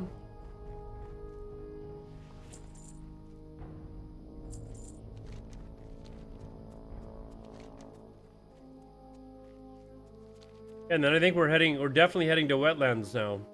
Or sorry, not wetlands, or Arathi. Welcome back, guys. Sorry about the ad break. Those of you that, you know, don't want to watch ads, you can watch me on Kick. I'm dual streaming there. You can watch me on Kick, watch me on YouTube, and don't get any ads. So, I'm not saying, I'm just saying.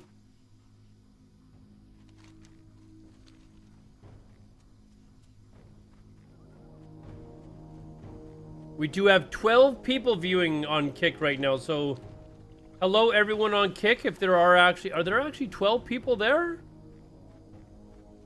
It says there's 12 people there. Welcome, guys.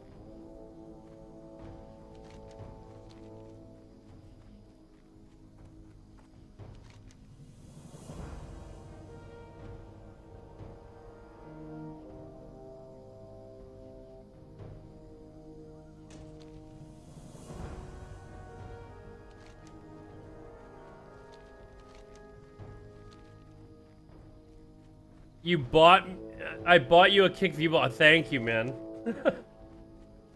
Thank you.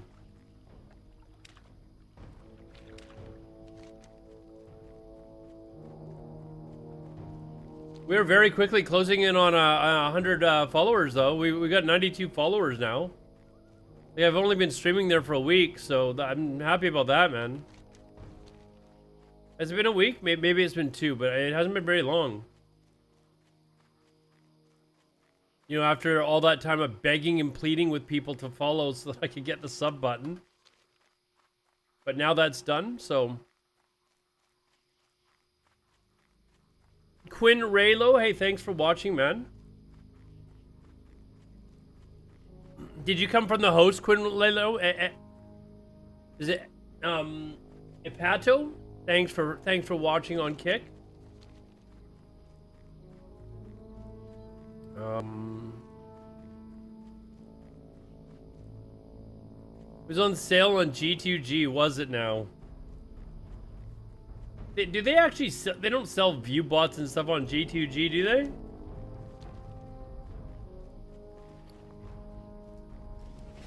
they?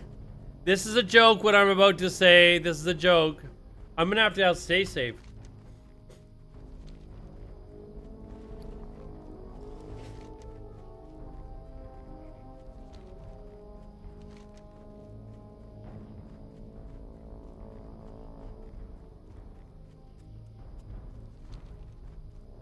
Too soon? No, I think he'd take it as a joke too. He'd take it as a joke. He knows I kid, I kid. Interest you on a pint?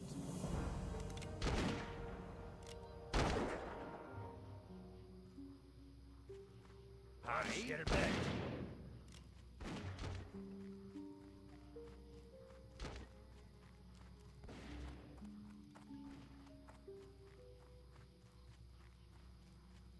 Okay. So we gotta go up here and there's some corpse. Go down the spiral staircase.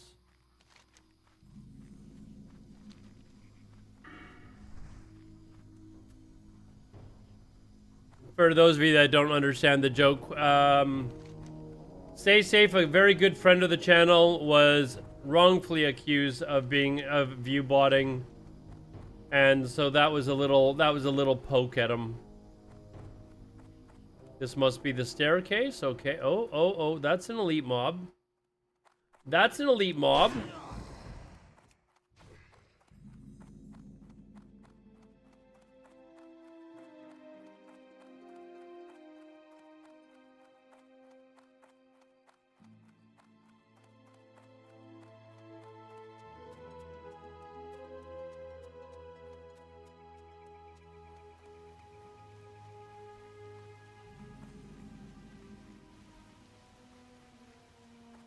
Patrolling, so they patrol, they just happen to be in the staircase?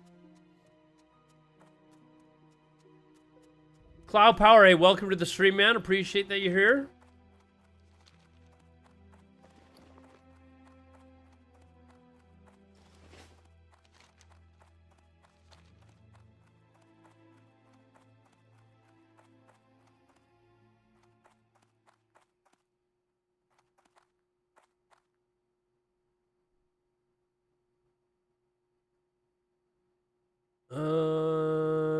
And click, go down the spiral and click on the door. Where's the dwarf's corpse?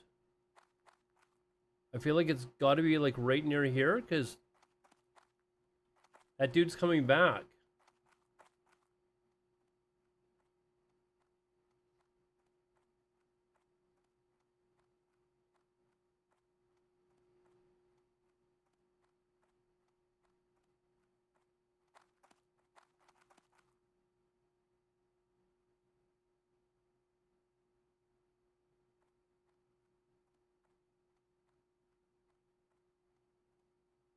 Fuck, man. Can I fear him? Oh, what? I can? Maybe, can I just kill him?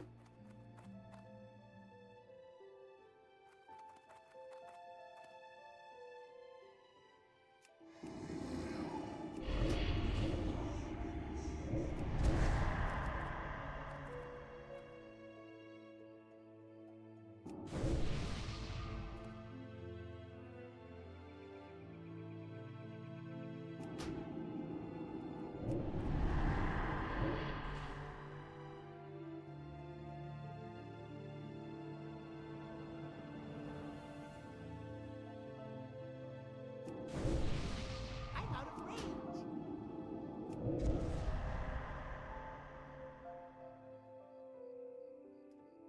And no lock, and they then re-rolled a horde shaman because my heart was too red. Dude, I I've only had one level 60 Alliance character in Classic, and that was it. I would totally love to play Horde, but I just don't know anyone that's going Horde.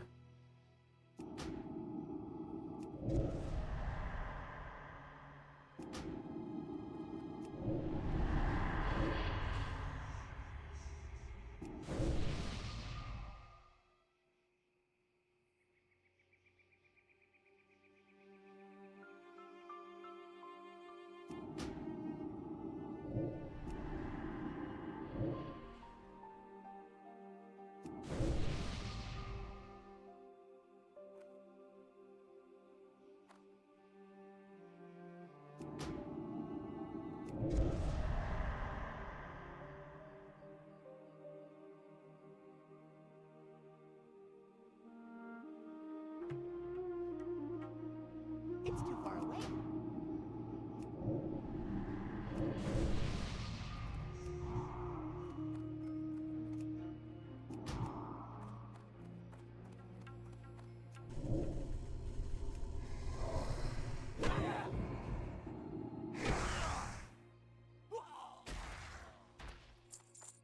$380 XP. Holy crow Christ.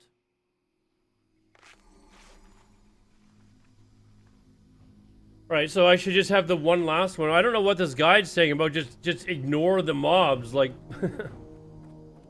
unless the I don't know where this corpse is. Oh, there it is. Okay, so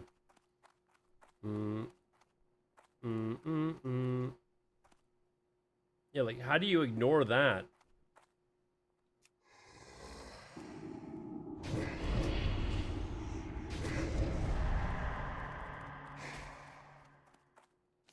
Inventory is full. I can't carry anymore. Oh, fuck me. Oh, shit. Oh, shit.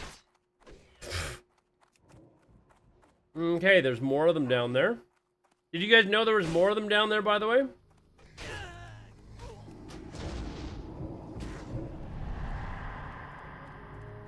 Thank God it's going the same direction that I need to go. Get out of here.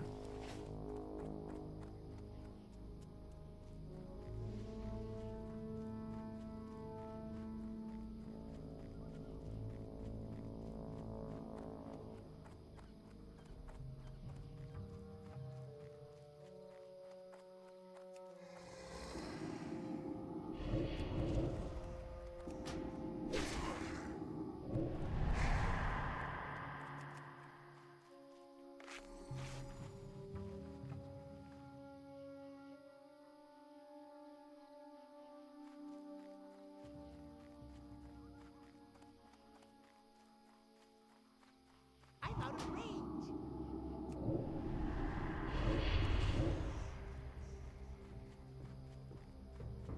Yeah, just ignore them, guys. you just got to ignore them. Alodar runs down there and fears one into a bunch of other ones. Just ignore them. Okay. I need to get closer.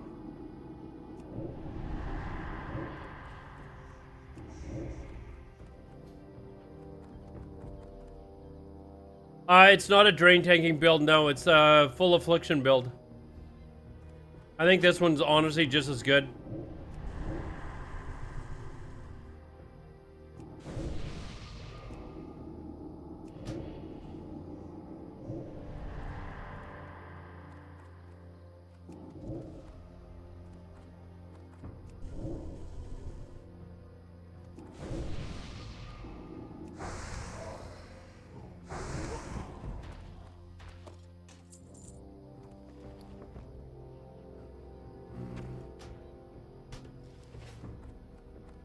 I think you're killing mobs at the, basically about the same speed because I'm doing more dots with my affliction spells, right? And oh shit! Oh shit! Oh shit! Oh shit! What is that? What is that?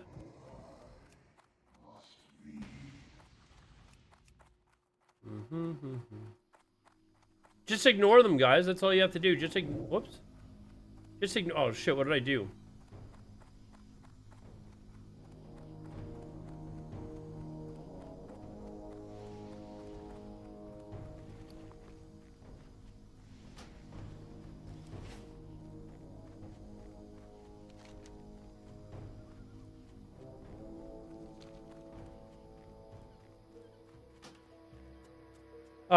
But I think the survivability with my build, because what I mean, I don't know. They go like down into demonology, but I go down into demonology to get improved void walkers. So my void walker's still really tanky.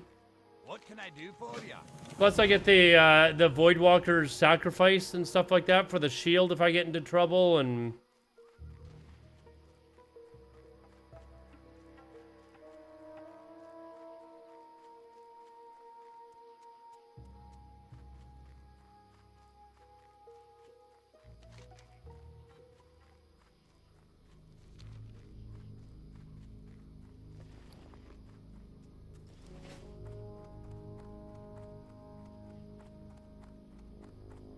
Can I die from making this jump or no? This one to here, I think, is where it wants me to go, right?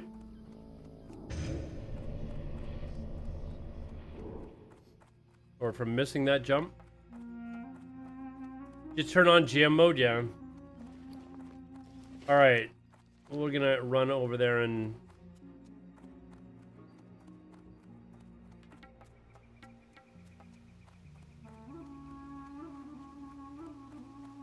Let me run up to the ledge. You meant to click on Amaranth? Is she actually streaming it this time? Probably not. Okay, is that a... Oh, I won't die. That's water. Wait, is the trick to run from here?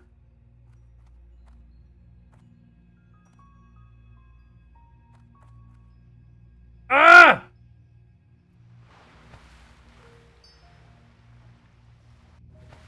Okay. Hmm.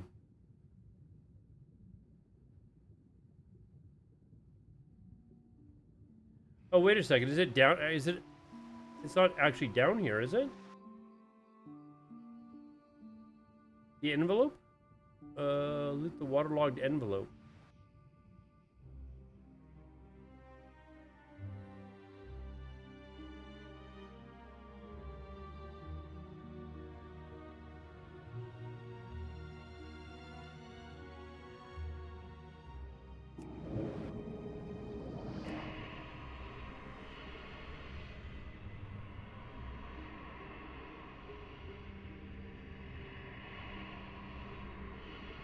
Why do you call? Probably a sleep stream. Yeah, you know, I should try one of those. Would you guys watch me sleep? Good old-fashioned sleep stream. Hmm.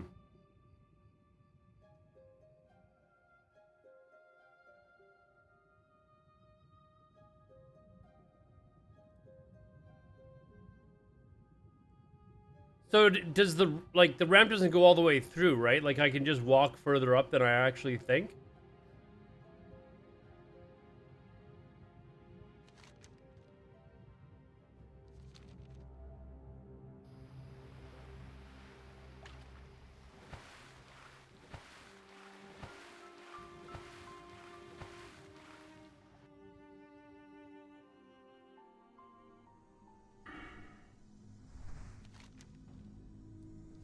As soon as we get to the next step, guys, we're gonna watch the Savix video we've all been talking about tonight. So, okay, it's a much closer jump. All right.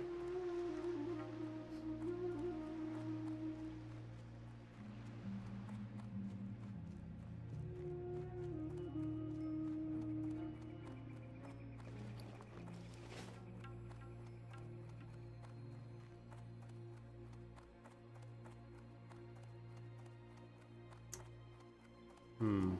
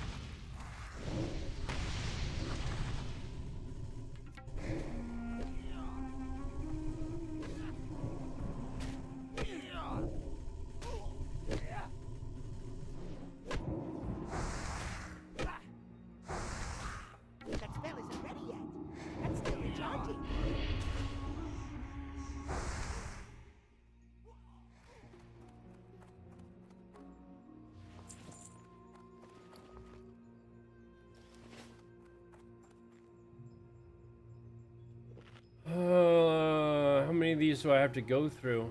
Can I just go around?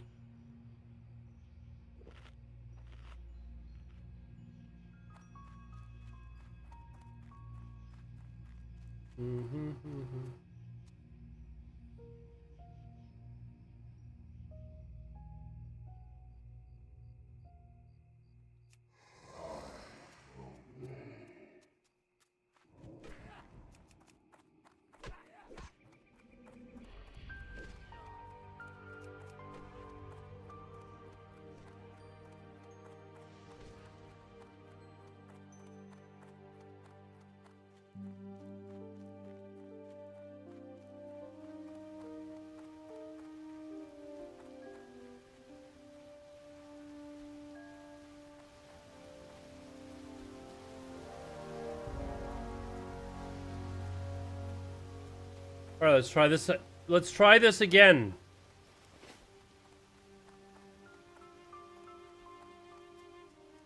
So where I went out to the point, this is what you're calling the ramp, or here? Like it's here?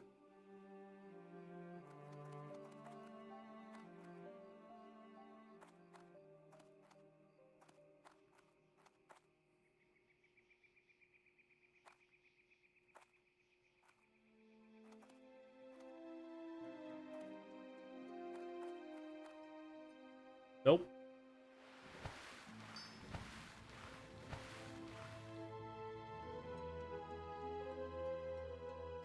Like even more to the left than I did? Like right at the tip? I think you can link a video in there, I'm not sure. Okay. I'll just ask you where it is again, but Hood Guru. Hey, thanks for the follow, man. Thank you, thank you, thank you. All right, I don't think I'll have to kill these mobs again. Like I think I'll have gotten there in time to just run past them again. I just want to see where it is so that when I actually do Alliance Hardcore, I know where I'm going, because I'm not sure that I've ever done this quest before.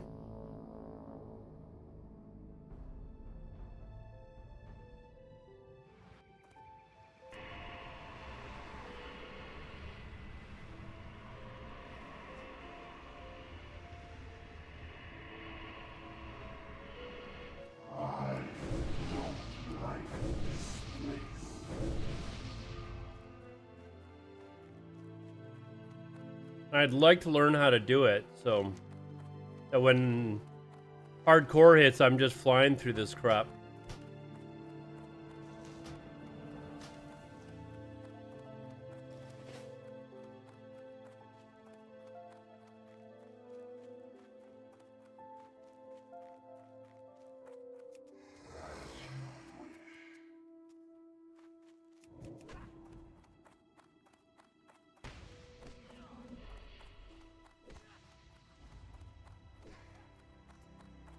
I gotta turn links back on. I don't know why Twitch like disabled them or made the default disabled, but I'll have to fix that.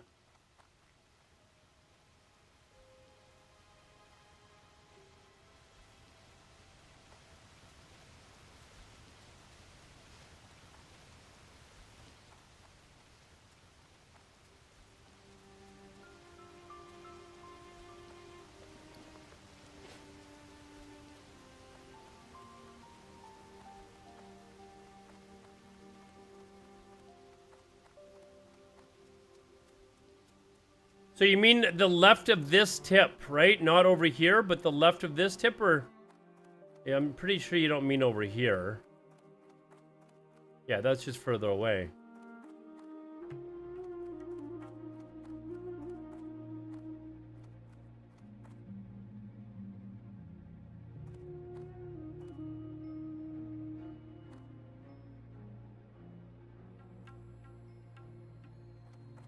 Yeah, no, it's soon... Okay. So I'm obviously jumping off at the wrong point then.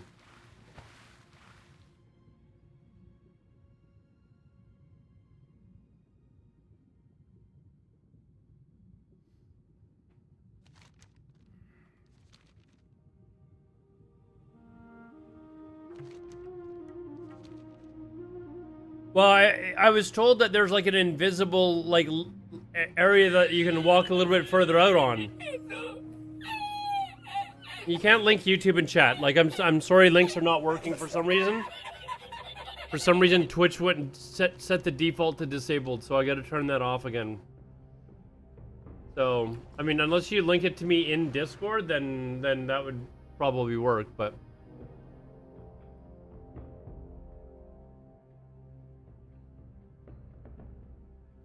oh, in YouTube chat, yeah, you might be able to.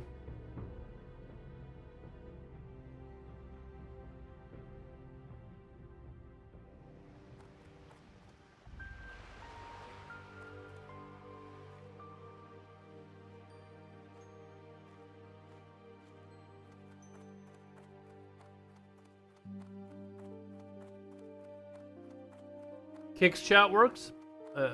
Yeah, it's because it's Twitch itself that has set the default to no links.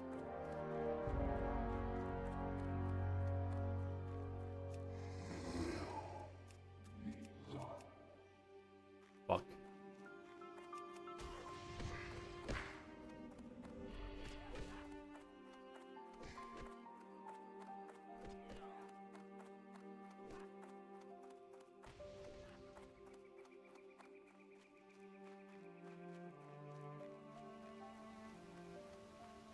They made Discord PM? Okay.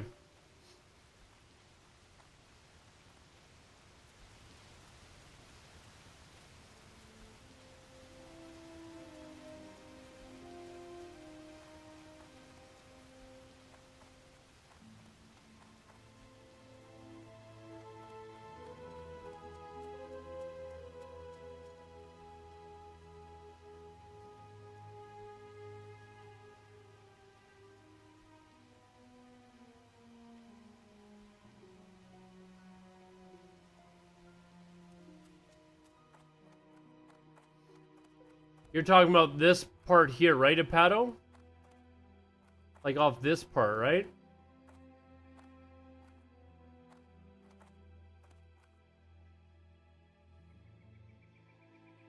No.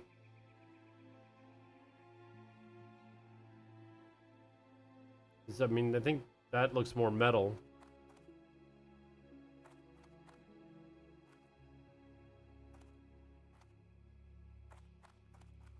I feel like this just looks closer. The chain part, yeah. So over here.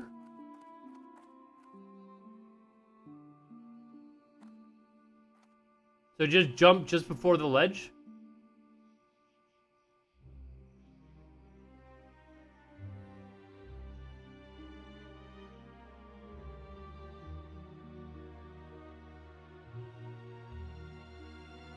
What are the chain? I feel like I'm gonna land on ground there and die.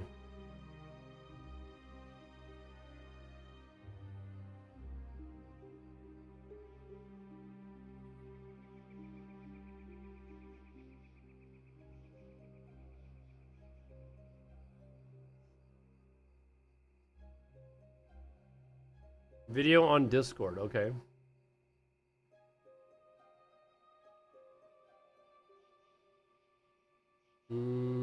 I don't see a video.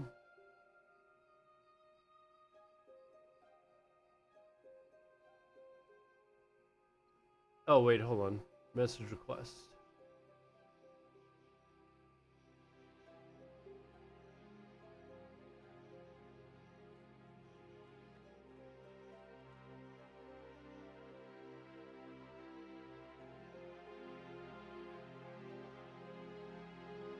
Oh, wow, okay.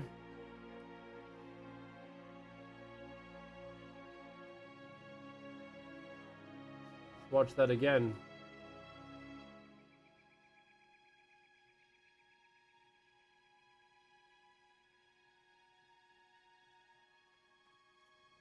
All right, we'll give that a shot. Here goes nothing. Oh. Oh!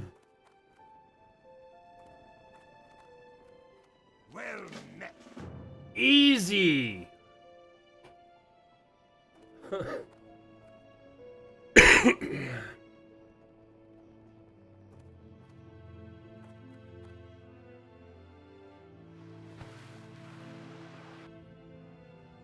Thank you, man.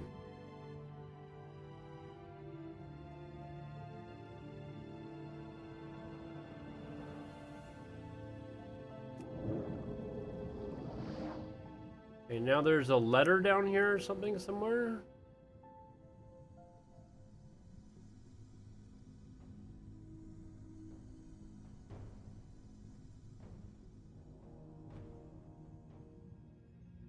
There it is.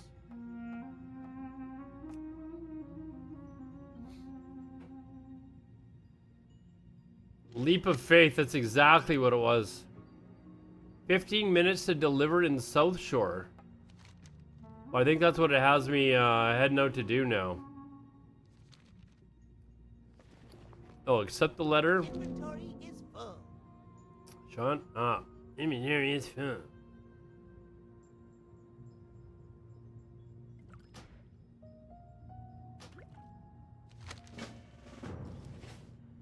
Swim east to the ramp.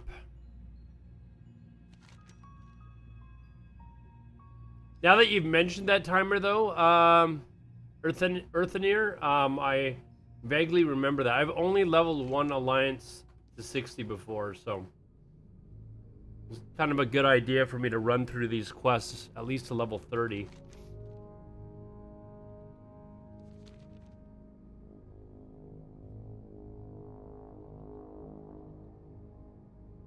Guy doesn't even tell you how to jump in the water.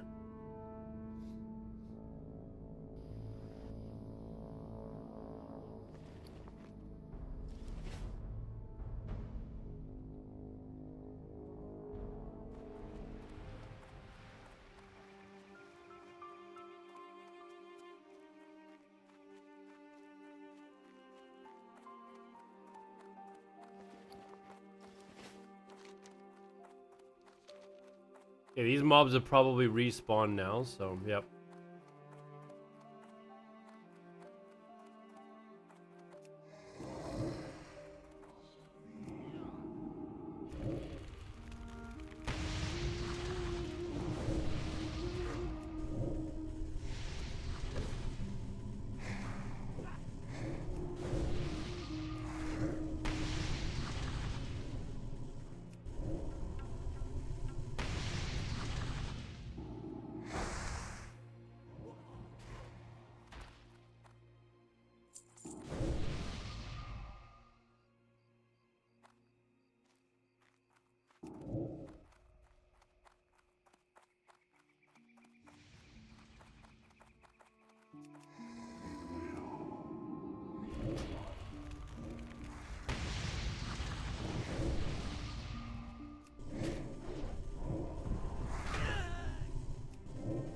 I think they jump with some kind of speed. Yeah, I think early vanilla in classic, they were people were like, yeah, you gotta use a run buff.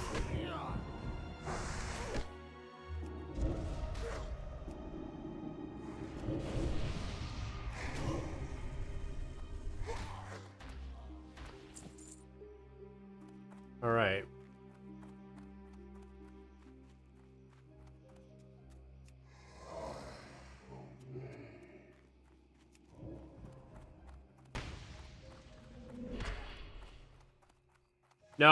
No, Roman. I'm running to South Shore now. As soon as I get to South Shore, we will do the Savix video. I was waiting for you to get back, Roman. I was like, hey, Roman, are you here? Let's watch the video, and you didn't answer. So I was like, oh, Roman's not here. I don't want to watch it unless he's able to watch me react to it.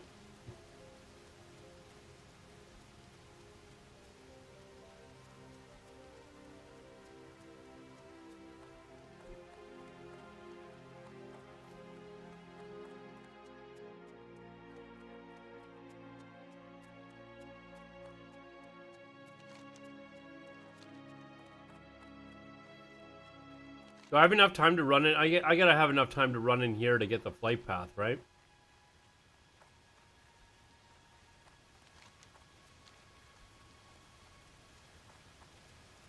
No, we just finished wetlands. Like, this is the last part. I said when I get into, like, Arathi, but apparently this quest, I gotta run to South Shore.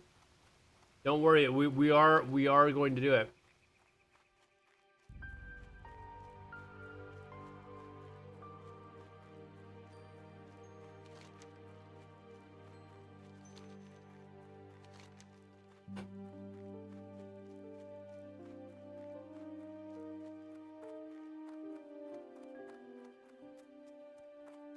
Wait, why doesn't it say there's a timer?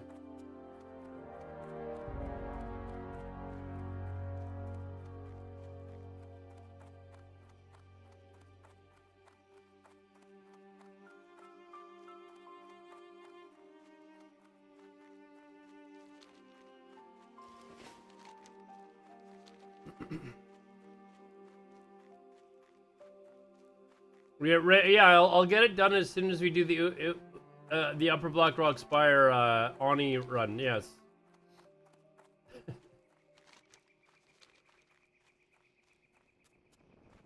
No, there's like 2 or 3 videos at least that I want to watch tonight, so probably 3 in total.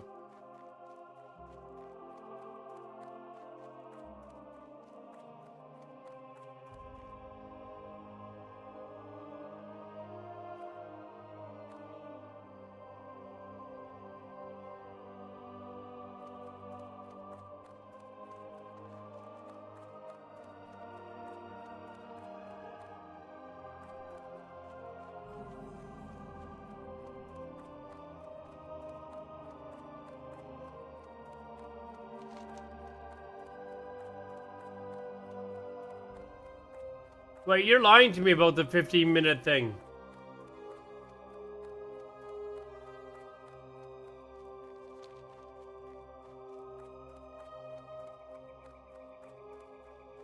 Oh, you know what? Oh, it says it here. It doesn't say it in the quest.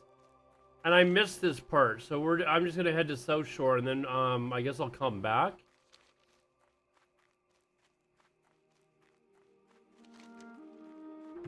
I don't think I'd have enough time to go here do this.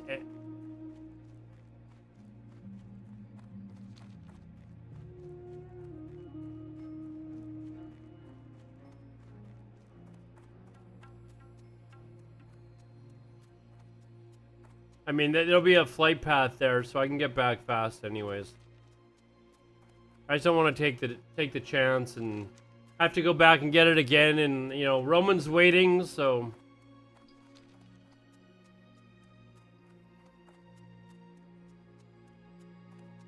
Look at this level 30 bot testing out its route. Those bots just don't tire, man. Those bots just don't tire.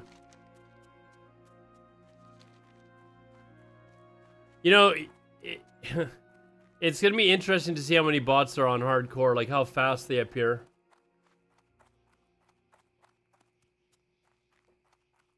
You know what would be super funny is if a bot won the race to world first.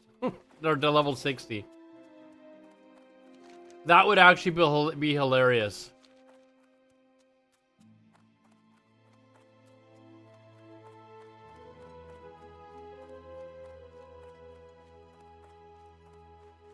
They can't die on hardcore bots?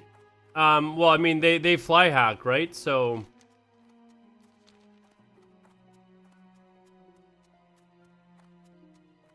Oxy Liquiet, thanks for the follow, man. Appreciate it. It would be funny if a bot won, though. Like, it would actually be hilarious. Yeah, you think the PTR is for... Yeah, no, it's just a botting testing grounds. You're right.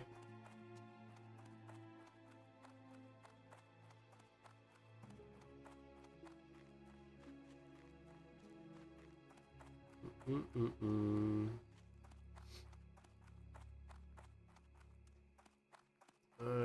don't want to get too close to those guys.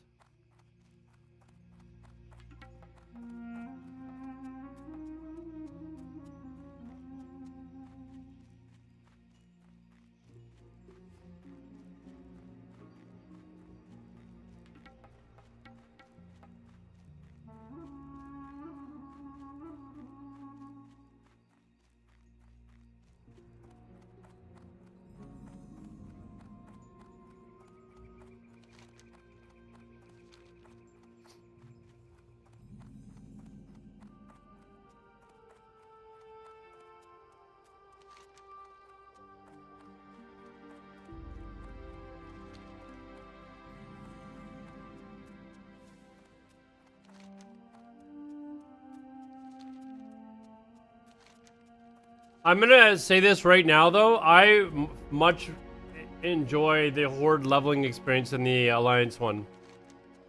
Maybe, I don't know, maybe it's just because I'm so used to it, but I really like leveling Horde much better. Like, I hate being over in Kalimdor and, like, you have to go to, like, Stone Talon Mountains and then run to the Barrens in order to get to Ratchet for the flight path. Like, it's so irritating.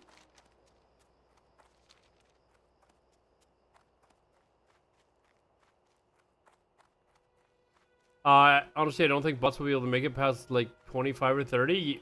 Really? They're gonna just fly hack, dude. We'll have to see, but...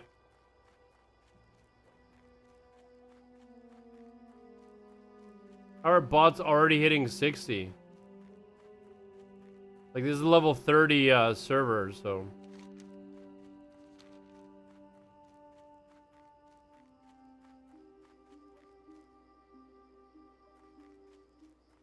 You can't get to 60 on PTR. You can get to 30. There's a level cap.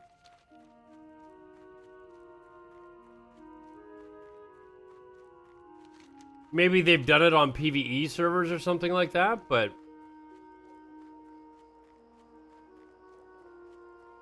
I have no doubt that... They're smarter than Blizzard. I have no doubt there will be bots that are level 60. Like, for sure there will be. And they'll just farm shit that is, like, impossible for, like, to kill them.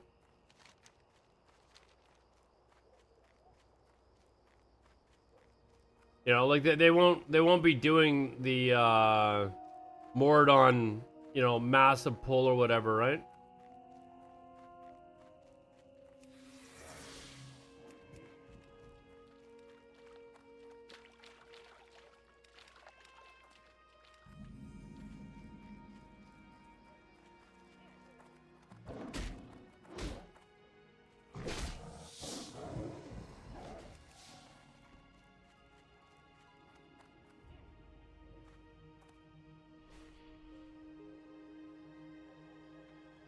I'm also sure that, you know, people might try and grief them as well.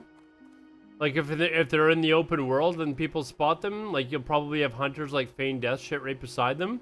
And what are they gonna do, complain to Blizzard? Hey, where do I turn this into? Here. How do you access the PTR? Through your client, dude. Here we go. You got my attention. Alright, so we finished that one.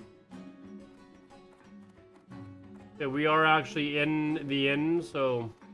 I'm gonna park myself here so we can watch that video and...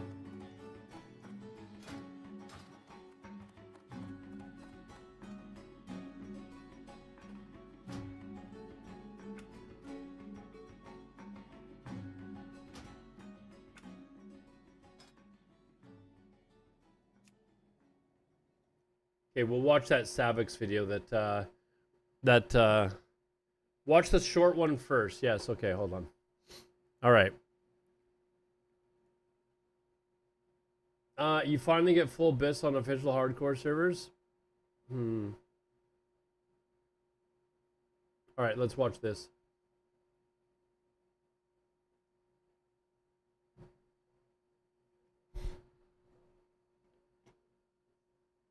Wait, are you guys able to hear it? Are you guys able to hear it? No. Why is it not? Oh, you know... Oh, hold on. You know what it is? It's because I'm not using Chrome. It's because I'm not using Chrome. Is there like a sound, like, settings for, like, sound or anything like that? I don't think that there is. So I'm gonna have to boot up Chrome. There is on...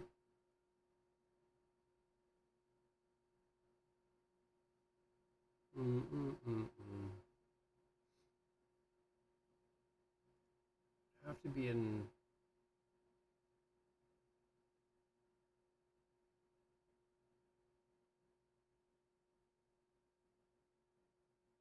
In what? Sound mixer options? Sound.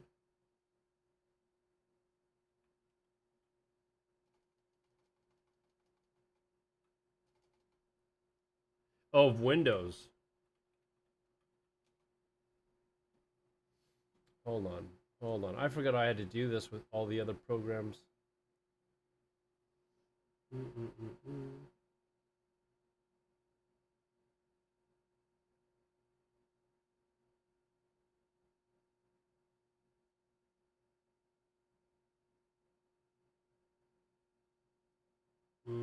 What did I have? I think it might be this one. Hold on. Let me just check. But after a There you go.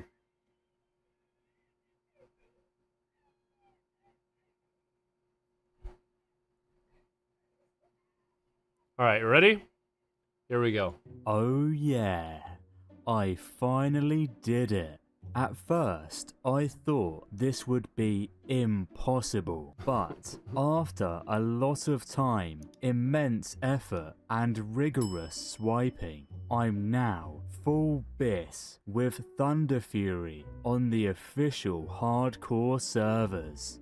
I have everything, every single bis item fully enchanted. Look at my insane weapon collection. I even have the Swift Zulian Tiger.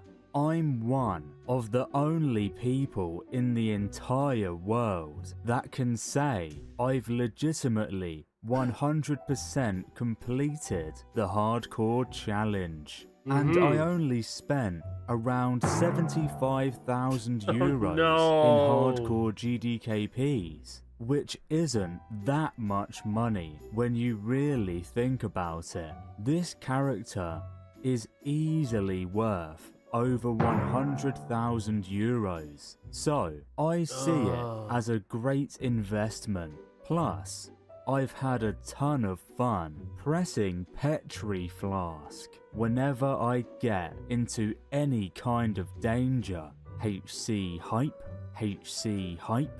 The only downside is my wife divorced me for spending all of our life savings in hardcore GDKPs. She just didn't understand. Don't understand what you possess your entire life savings with this game is wrong. Understand this is a long-term investment. You spend everything we have on pixels here. Like yours.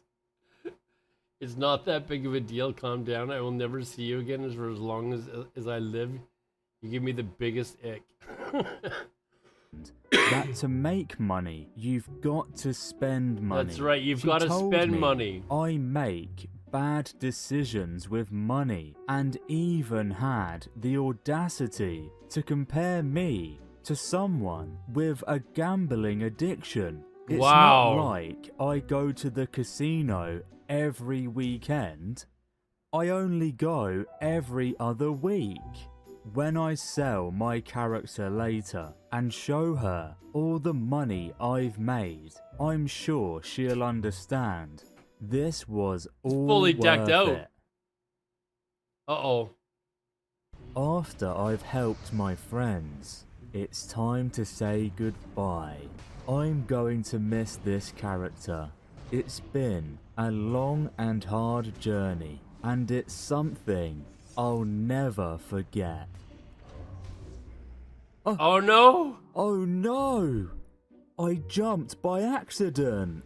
Oh god. That's okay. I'll just Petri. Wait, I don't have one! This can't be happening. No! Please God, no! Oh, I can't believe it. 75,000 euros down the drain. What will I tell my ex-wife? I don't even know what to say. This is by far the worst day of my life. HC hype, HC hype.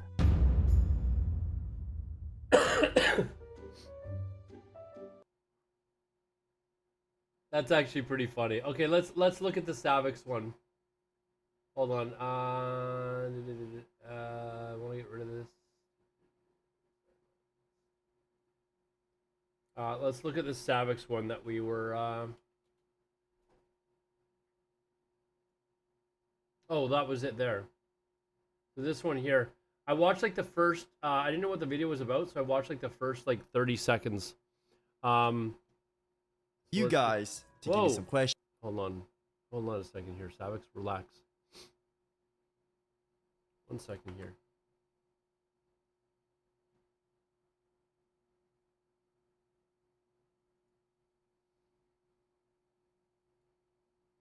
All right, let's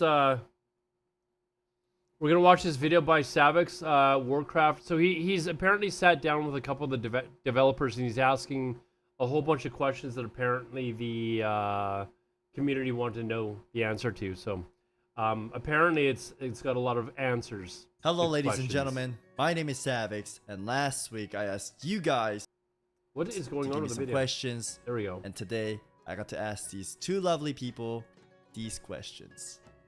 If these interest you, Separate server toggle option for SS. They should just have titles. Like I said this before. Like if they're not gonna have forced SF or SSF mode, they should just have titles, so that people will still try and get this stuff. Oh, here it is. Achievements, titles, Iron Man nudist, especially related, blah blah blah. Oh, maybe they will have it. Ongoing bot issue. Are they even going to answer this question? Come on, dude. Serverless. I think somebody said that somebody else asked them this, and there's going to be at least 2 servers per region. New season of X, possible classic. Oh, man. Classic Fresh. Like, come on, man. Where is Classic Fresh? No changes. Creators platforms, sandbox for what? For players? In-game resurrection potion for purchase. Reassure and confirm. Okay. stick along. If they don't, stick along anyways. Also, sorry for the bit of scuffness. I'm more of a Discord guy, and the call was recorded on Zoom. Whoa. So, yeah. Enjoy. Yeah, you can start. Hi, I am Ana Resendes, lead software engineer for the World of Warcraft Classic team, and I'm really excited to talk about Hardcore Classic today. Hello. And hey, Savix, good to meet you. I'm Clay Stone, Associate Production Director on the WoW Classic team, and the process of developing Hardcore has been extremely exciting for the team. We've watched the community We banned participate X in number it of for bots, a number right? of years now. Sure they and did. Official Realms is just been We talked about that last night, actually, on stream. Blizzard keeps coming out with these numbers of bots that they've banned, but they've never actually shown any proof. And then when you go into the world and there's like 70,000 bots that were banned, you see the exact same bots that have been around for like months that you've seen forever. Like, come on. Like, we're not dumb. a labor of love for us. So yeah, very excited to be here and talking about it with you. Hi, okay. My name is Savix, and Is that actually his replacement, that dude there? She's getting paid big bucks to ruin the game. Man, I wish I could have a job where I could be paid big bucks to, you know, do a really crappy job. obviously it's a pleasure meeting you both. You guys done an amazing job in the PTR, and whenever there was issues, you guys kind of cleared them out pretty fast. So thank you so much for that, and we get to finally see it come alive. Yeah. And I guess with that being said, are you guys Oh, ready for the she questions? is. Oh, okay. I Yeah. hope so. on.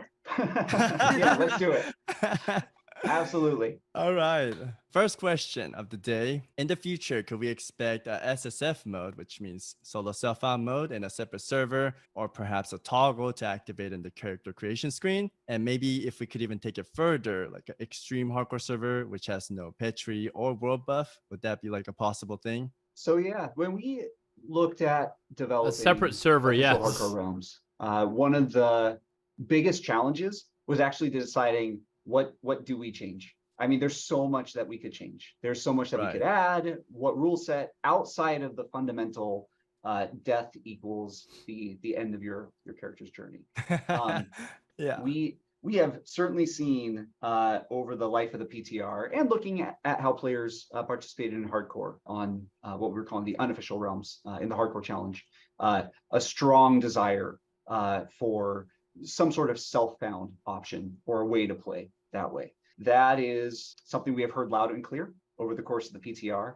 And It's so something what we are looking at. It's something that I will be honest, the solo self-found fund or found whatever it is something that I argued should have been in immediately. Like, you should not have an option to do it another way.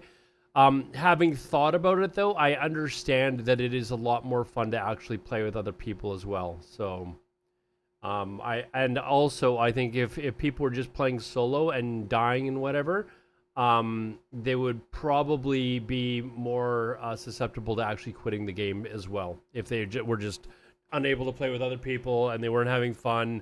So I understand why Blizzard did it, but I don't think it's really that hardcore to level with a group of people and say, hey, we got to 60. But, you know, it is what it is. But I hope they let's see if they say that they bring in SSF. Adding is a self-found option, which when players create their character or shortly after, they would be able to enable something that no longer allows them. So hold on, are they saying that they are going to bring it in? Is a self-found option. Hold on, let me just quickly backtrack here. Found option or a way to play that way. That is something. You remember me talking shit to Alodar and Dev Camp for dual leveling? That was a little bit of fun banter back and forth. Like, that was back when in like hardcore where you'd get these guys, you know, streamers that were like, you know, oh, it's actually harder to level with 2 people or 3 people. Which, I mean, come on. Like, let's be honest. Like, it is in no way harder to level if you've got a backup healer, right? So then I started trash talking Meldron and Def Camp as a joke. And I thought it was pretty funny anyways. But yeah. Something we have heard loud and clear over the course of the PTR. Okay, so and so what we are looking at adding is a self-found option. So they are talking about adding it, when players create their character or shortly after, they would be able to enable something that no longer allows. Do you get a title or anything at the end? Use mail or trade and progress through the entirety of their journey with that that option enabled. I think people will be really happy to hear about that. Yeah. Now, do you get a title or something? It's interesting. They'll probably give you a title. When we think about the way that we have created these hardcore realms, they're really meant to be a broad sandbox that then players could add even further additional challenges for them to place on themselves. But when we look at what we're able to support, given our capabilities, something like that self-found option is definitely one that we're pursuing. We don't currently have plans to go beyond that, but it's definitely something like what? Sorry, hold on. to go beyond that, but it's I think she definitely means something beyond like that? as we mentioned before, right? Like hardcore really came from and asked from the community, and we're listening. So if there's something that the community is beyond really, that, really yeah. excited about, or if they have any ideas, we're more than happy to hear about it, right? And then we can see whether if that makes sense, right? Because that's something that we really try. I gotta ask, like,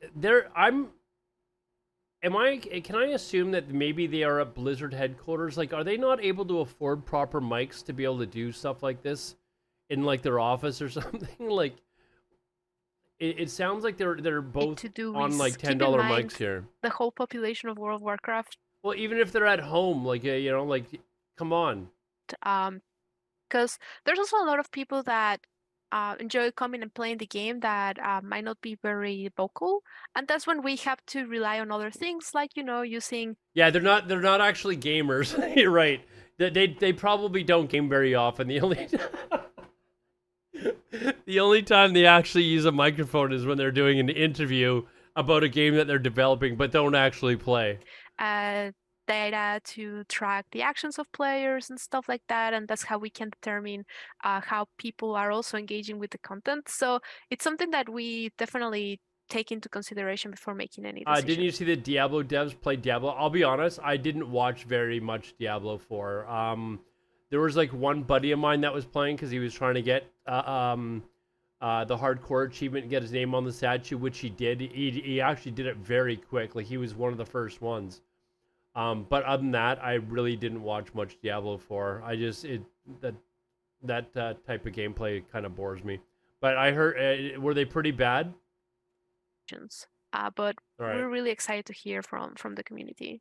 Yeah, I guess they could like write in the comments if there's anything they would suggest, and then maybe you guys could take it Way back. to throw that in there, Savix. All right. Leave I a guess comment the in the second chat. question would be, Or in you the- guys in the- kind of below answered the it, but along video. the future, would you guys be down to add in titles for players leveling as Iron Man, which is only using gray/white quality gear, or like a nudist where you wear like no gear at all? I think adding these titles and achievements, players would really appreciate that. Yeah, that's definitely something we're excited to hear about. Like, there's so many like different endless like ways that you Yeah. can that you can go into these. As Clay mentioned, we really like this first iteration of hardcore. We really wanted to make sure that Rhines, I actually like the idea of titles for like how you leveled your character. Like, if you actually leveled as SSF, like I think that there should be a title for that to kind of like have bragging rights that, hey, I didn't have to level with like 5 other people all the way up to 60 and basically carry each other's ass. Like, I think it's actually more impressive to see that. So I think in this case, like, normally I'm not an achievements guy, that sort of thing at all. But I think titles would actually be cool for various methods of leveling. it was as open as possible. Like, as he mentioned, I really like the word a sandbox where you can just really do whatever you want in it, right? And engage without like all the restrictions being put there for It's you. opening the floodgates. Well, it's not like that. They're not changing the game. They're just adding titles to give you, to let other people know that, hey, this guy actually leveled up this way, right? So I think titles would actually be a good idea. They want to stay away from like being very specific of like, this is the way that we envisioned you playing our game. We want to leave it more open, so people are the ones that make their own journeys. That said, we're not gonna stop Force, you. yeah. Force you, right? Like, we're not gonna force you to also Playing rules that don't people do don't want this, to play. right? Yeah. Soft. 'Cause Yeah, anyone that had to level in a group, their title is softcore. there is a big group of people that don't like SSF, and I think the people that were traditionally using the add-on in the era servers for the hardcore, they want the SSF mode. So it's like split, and I guess you guys are right in a way. And I can see that. And I mean, one of the biggest differences is that in the unofficial servers, when people were using the add-on, not everyone in that server were participating in the challenge, right? So the add-on needed to be very, very restrictive, because if you have trade, then you could potentially trade with people that are not part of the challenge. And then it starts to become, especially in era servers where there's people that were original classic release. I mean, it's still the same. Like, once you get people that are level 60, they're going to be handing alts like green gear or whatever, blue gear to get started. Or they're going to be able to hand you gold. We know there's going to be bots, so people are going to be like, that's the main issue for me is there's going to be bots on this server, and then people are going to buy gold and then gear the hell out of their character, be able to buy stuff off the auction house, and then level up and be like, woohoo, look at me, I got all the way up to level 60. But they were able to trade and get gold and get items off the auction house and stuff like that. Like, it's not as much of an achievement anymore if you're able to do that. That's what I didn't like trading. It just makes it way too easy. Same as grouping. It makes it way too easy. Season of Mastery transfers. Yeah. So there's like a lot of like different shenanigans going on there. So I understand how it would have to be more restrictive just because of the nature of the servers. But coming here, everybody is participating on the challenge. Everyone has one life, so it's a very different environment. So that's why we decided, like, hey, we don't want to be restrictive to begin with. That said, we have heard, as you mentioned, from many people in the community that they would really like to continue with that challenge. So it's something that we're talking about, the self-found part of it, of restricting trading and all of that. Personally, for me, I would like SSF mode, but I'm open to anything and I'm happy we're getting a server. So I'm going to enjoy the way you guys are providing. I mean, if they were gonna have it, why not just have it at launch? Right? Like if they're already saying, yeah, we're gonna bring in SSF, why not just have it ready at launch and launch it so that people that want to level as SSF aren't gonna they're gonna level up to like level 40 and like, okay, now SSF mode is in the game and they gotta restart, you know, like it'll probably cause bugs. Well, I mean, of course. It probably enables some sort of a fly hack for bots. Or in Blizzard's case, they've got to make sure that there's bugs in the game by adding that bots can take advantage of, basically. It, and maybe along the month you guys make the SSF mode, or we could just do the challenge again with the add-ons, right? I guess the only other thing I would add to that is, you know, speaking of additional challenges, if you remember in Season of Mastery, we kind of dipped our toe a little bit into an Iron Man challenge where we had a buff that players could enable called Soul of Iron. They would carry that with them through to level 60, and if they died, they would lose that. This guy's actually wearing a Wrath of the Lich King shirt, and he's not embarrassed about it. Yeah. And if they progressed all the way, he's wearing through, that let's say, proudly. Ragnaros, then they would earn Survivor of the Fire Lord in the tooltip on the buff. So what is great is when players start these official realms, they can go to Undercity or they can go to Ironforge and they can enable that same buff for themselves. It won't be something new that's exclusive only to these new hardcore realms, but it is the same system that was enabled for Season of Mastery. All right, number 3, you guys have killed it with the anti-griefing, so big thank you to that.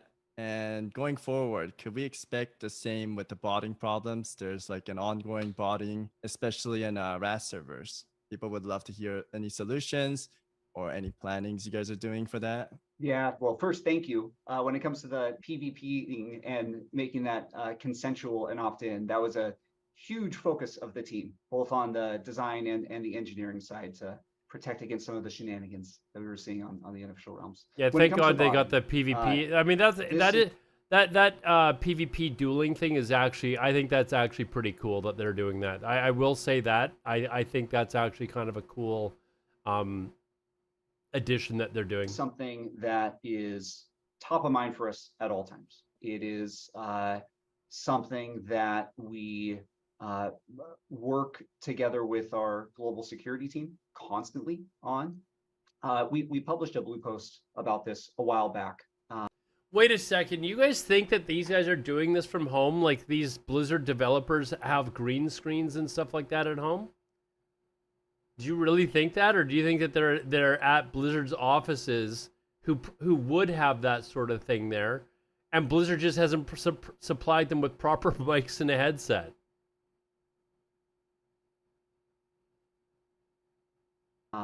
In which we went into detail on our thoughts on bots and our ongoing efforts to combat them. Oh my God! It makes me sick every time I hear one of these devs say that their ongoing efforts to combat them, when they don't do anything, and they bring in different systems into the game or different features into the game that actually enable bots to do their job easier, like the boost and crap like that. Like it just.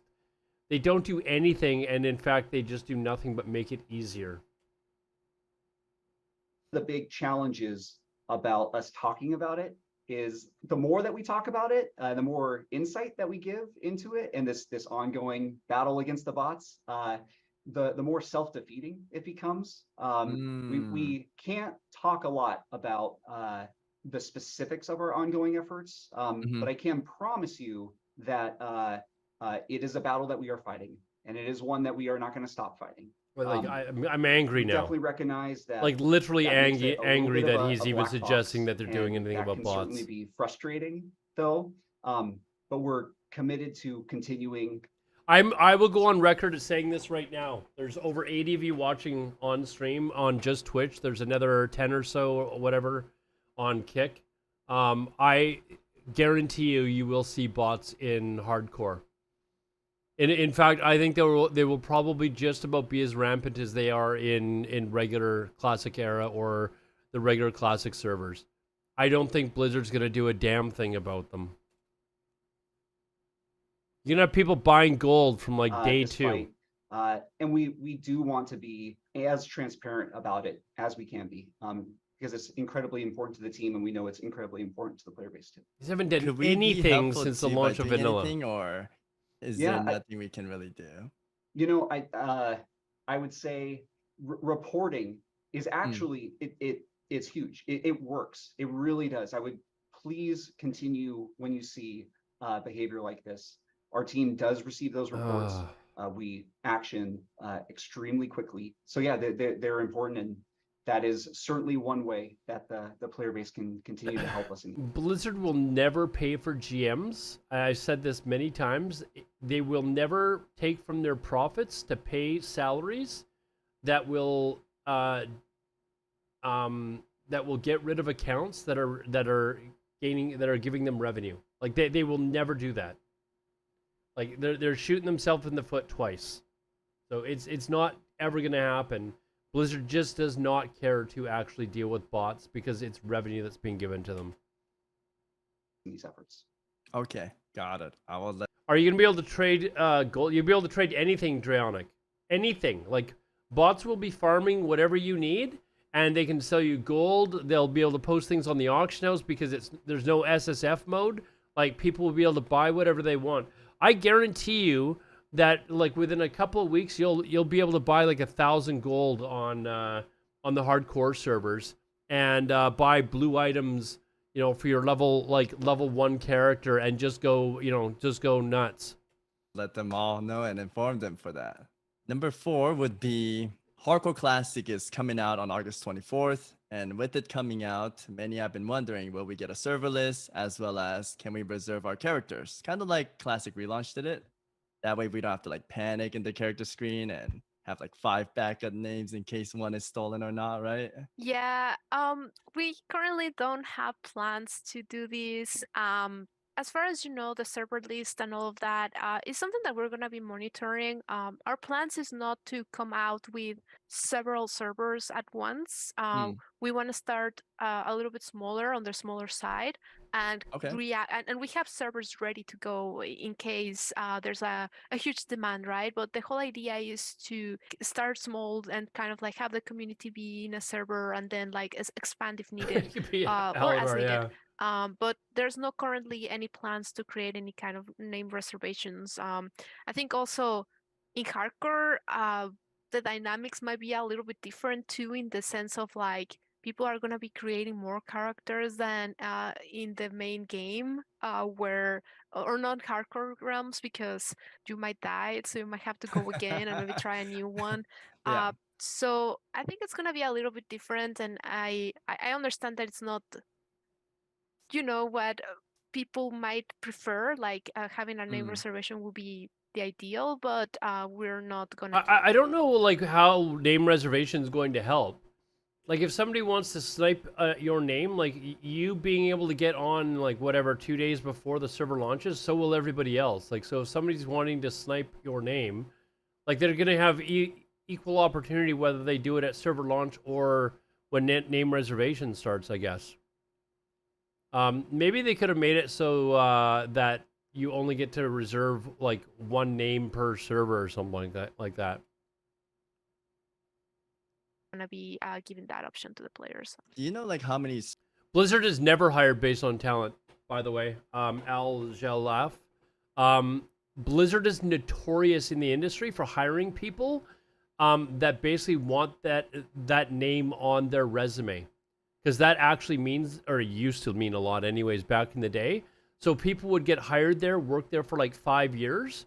They wouldn't, but they wouldn't get paid as much as they could somewhere else. But they could use that as, you know, job experience on their resume to go somewhere else. It was actually really important for people. So Blizzard took advantage of that and paid people crap wages compared to everywhere else because they could get away with it because people wanted to work there. Servers estimate like we would have, because I like the idea of having like less servers. You guys are would have more terrible, in man. one server, right? It's one of those scenarios where our thinking on it is the fewer the better, but there's a very fine balance there. And as Anna mentioned, you know, it's something we are good at actively monitoring, particularly around a launch, as we monitor the growth of a realm. we could say that in the US and EU, there will certainly be more than one. And we're just gonna see how it goes as we continue to monitor things on the 24th and into that weekend. All right. I'm just gonna hope we don't like lag because there might be a lot of people too, right? But It would be a great problem to have for sure. We're hoping it would be a great problem. Yeah. Oh man. Yeah. And from the technology side of things, we're always, working on the technology of it and trying to optimize those situations, right? Of like making it a better flow for the players. They're working on the technology. I hate to beat a dead horse. Why is it that private servers are able to have like 10 to 15,000 people on it? Blizzard can't have more than like 1,000 without like 10 layers. Like, can somebody please answer this for me? There's a bunch of kids that have a server in their mom's basement closet that are able to have 10 to 15,000 people running around just fine, and Blizzard can't have more than 1,000 on a server at any one time without 10 layers. Like a billion dollar, like $500 billion company here or whatever. It's absolutely ridiculous. We're working on technology. Come on.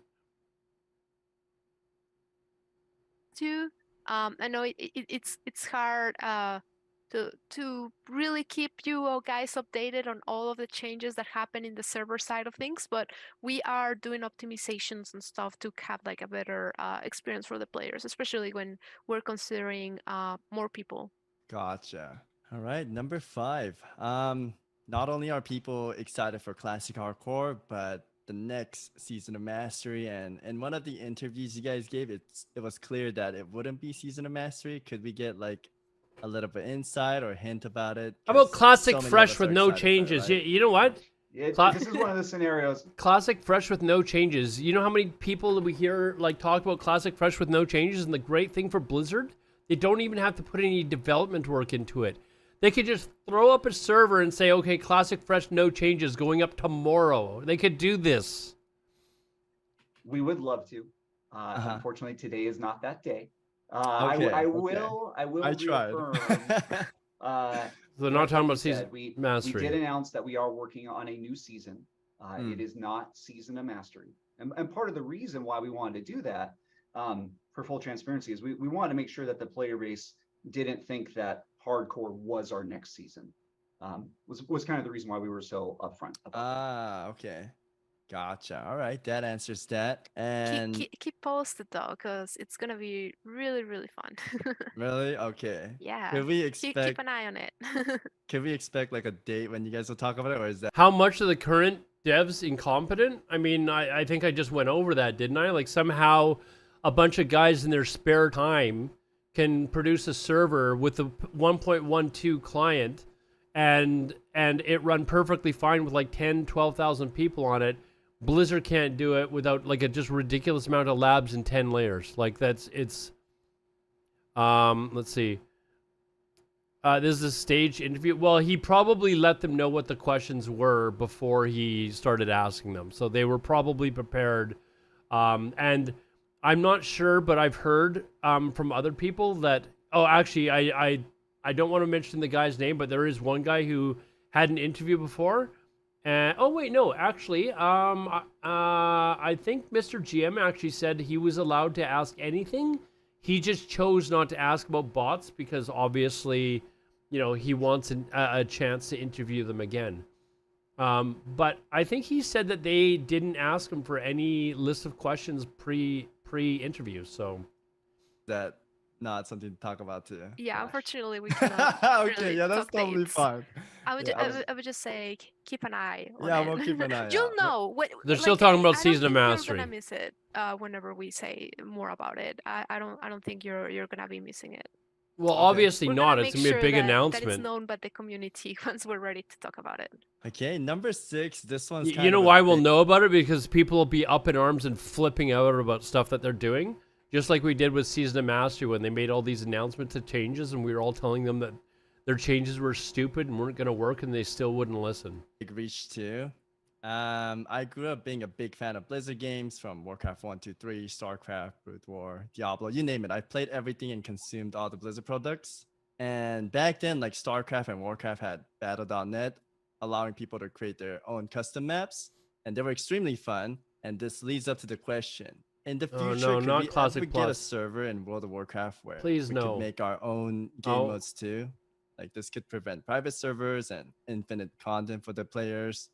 I know it's a big question.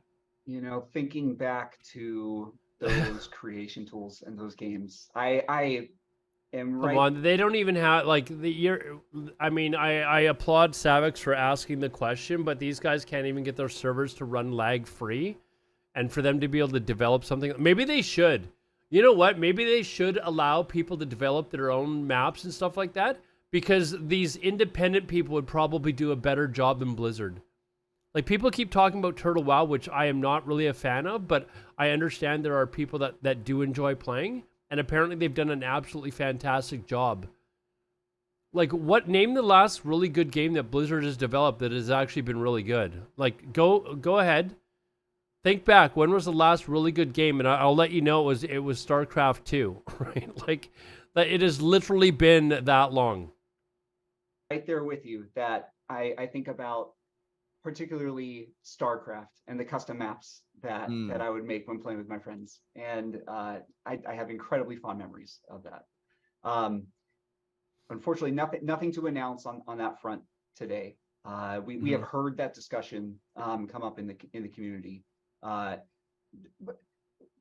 thinking a little bit more about hardcore, one of the things that we are most interested in, though, is seeing what challenges players continue to put on themselves as they play through the hardcore experience. And there's a lot of creation that's allowed in that space with these additional player created challenges. But as far as servers are concerned, nothing to discuss on that today. Gotcha. All right. And this last question is a bit of a meme, but I get this asked all the time. I guess the audience is always wondering, will you guys ever sell like a token to resurrect in hardcore? It's no, right? We definitely have no plans. We really want to ensure that, coming August 24th, people know that they only have one life, right? And that that's the challenge for it. And we really don't see like having an option like that being added for like hardcore. Definitely not on our plans. So yeah, I know it can be a meme. I was waiting for her to say not in our plans at this time. Like, I'm waiting for her to slip and say that. A little bit, but yeah. No, that's good that you guys are answering it like that, because people are saying they're gonna sell tokens to Resurrect. I'm like, dude, they're not gonna do that. Come on. No, we're not. All right, so that's awesome then. Will, I don't know if we touched on it already. We are allowing players to, if their character dies, we are allowing free character migrations off of the hardcore realms to normal. Oh yeah, I think that's really cool that you guys are adding that. So if you fall in love with your character and you don't want to go again, you want to roll you don't want to roll a brand new character on hardcore, you can continue that character's journey elsewhere, but in the era server, right? For free. Yeah, in the era servers. Yes. Yeah. That's really cool. And you can roll they look down when they ask the question, for sure. That's a telltale sign that they're lying. He wasn't looking directly at the camera when he was asking the question. You heard it here first, guys. There's going to be a token in the game that to allow you to resurrect. We saw the lie. Keep starting again. Start again at level 1. Try a different class. It really there are so many experiences ready to be had on the hardcore servers. There's no reason not to go again. You can also be a ghost going around. Or the blob. Yes. I think these are fantastic additions to the game. And thank you guys. That was all my question. Yeah. Savix did a good job. For you. Sure. What are your plans? Are you planning on playing a priest for the 24th? Priest?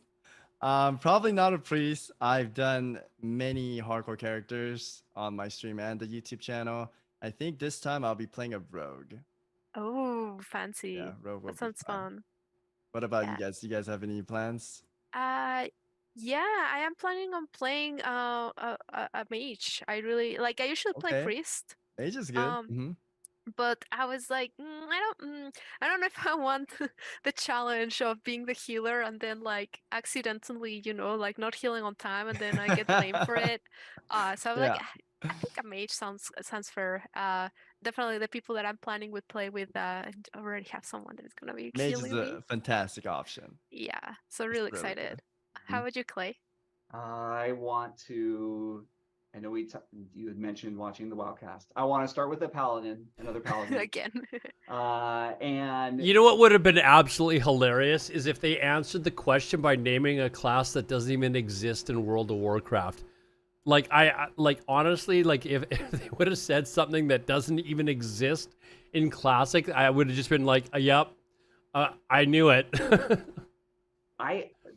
Then I want to push myself. Then I want. I'm playing a bard. Like I wanted to hear that. Warrior. Yeah, I think Warrior is known as one of the most difficult, so big that's props why to I that. want to do it. I I want like to see if that. I I can do like it. that. It might take me a long time. really Or many long attempts. time. Or many, I believe many, in you, many man. attempts. But yeah, I don't know. I know people have differing opinions on it. But the way that the challenge of doing that has been expressed to me just seems like one that I want to take. Got it. I love that. Good luck to you guys then. Thank you. Same. All right. Thank you so much for the interview again, and nice meeting you guys. See you guys in Azeroth, I guess. Then, yeah. Sounds See you great. there. Thanks so much. Okay. Alex. Thank you very so much. Nice meeting you. Bye-bye. Bye. See that? Nope. Yeah. Anyways, great video by Savix. If you guys obviously you probably all know who Savix is. I had the chance of meeting Savix actually at BlizzCon. I think it was 2008. Yeah, it was 2018. He's a super nice guy. Got to hang out with him for a bit. So, and of course he's a fantastic player as well. So Anyways, a good video. There were a lot of questions that were asked. Maybe not as much information as we wanted, but it was kind of interesting that they said that they were going to come out with SSF, solo self fund, which I think is kind of like the actual hardcore mode. But I do understand why Blizzard is allowing people to trade and stuff like that. I still don't think you should be allowed to trade between people, but party sure, trade no. Just simply because it's going to allow bots. Like if they wanted bots not to be able to have an impact on this realm, they could have just made it SSF, no trading, no auctionos, blah blah blah. Like bots would have been screwed. Of course, Blizzard didn't go that. Remember I said earlier, Blizzard always does something to enable bots to allow them to do their job, whether it's the boost, whether it's allowing people to team up or trade on the auctions or between people or using the mailbox, and like they enable bots to actually work. If Blizzard came out and said, no, this is going to be an SSF realm, solo self-fund realm, and bots weren't going to be able to have an impact because there would be no way for them to get your items or your gold to you, they would have lost a ton of revenue. So is it a surprise? Not really. But I also understand that there's a lot of people that would rather be able to group up and play with their friends. And it does make it a lot more fun for a lot more people. So the realms will probably stay busier longer. So anyways, good video. There wasn't really any information about Season of Mastery, which I wasn't really expecting in this video, even though I saw the question about it. And of course, we didn't get any information about a Classic Fresh, which a lot of us are wanting, and I know maybe some of you that are watching this video aren't. You're preferring Classic Plus. I think maybe they could have both, but it would be so easy for Blizzard to have a Classic Fresh, which you hear people talking about all the time. So anyways, that's it for that video. If you're watching this video on YouTube, please like and subscribe to it. And I will see you guys again in the next one. Take care. All right. Good video. Again, like I said, let me load up the game again.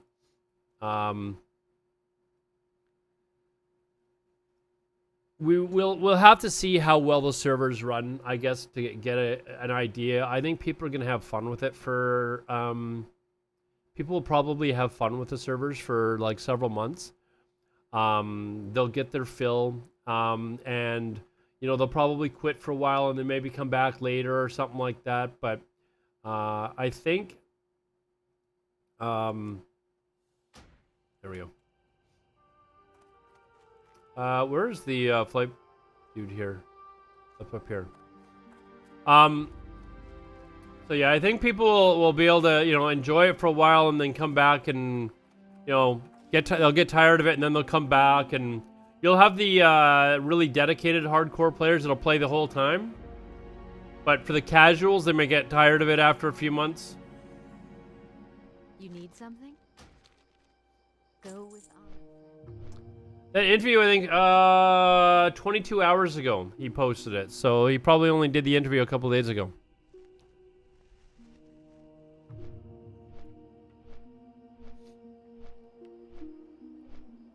They need that sub number. Oh, you know what? I noticed, sorry, there was someone that, why didn't they just release Mastery Classic Plus instead of Hardcore? B. Winnie, there was a lot of people that were looking for, Hardcore. Hardcore was really, really popular. And I don't know that they're ever going to launch Classic Plus. And to be honest, I just don't think Blizzard wants to spend money on developing it. I think, like Classic Fresh is an immediate.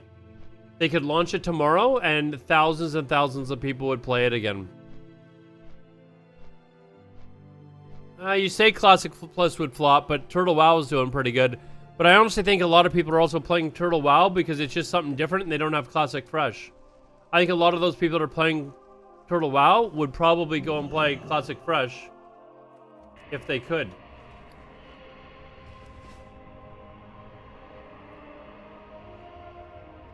Just give me a second here, guys. I got to save that video. I don't like this place. One second. Let me save this video.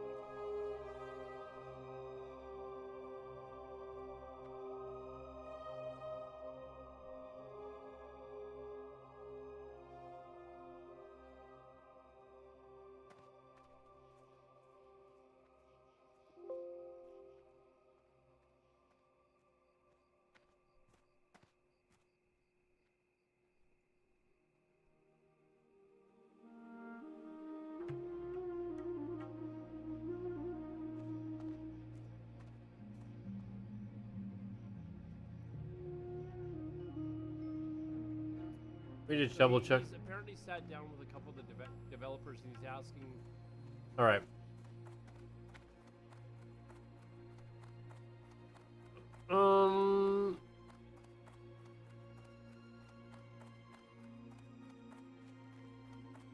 Hardcore is a fun mode if you can separate yourself from the attitudes of the elitist mod community and their feeling of having full power over everything.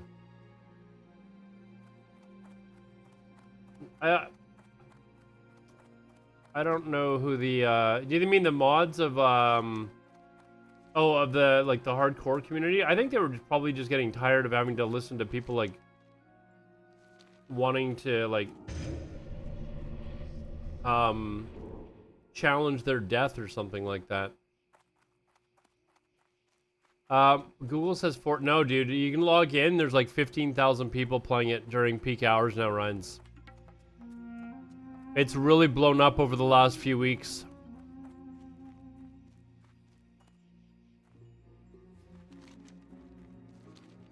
Ryan's, were you actually cheating though? Were they right? Be honest, were you actually cheating?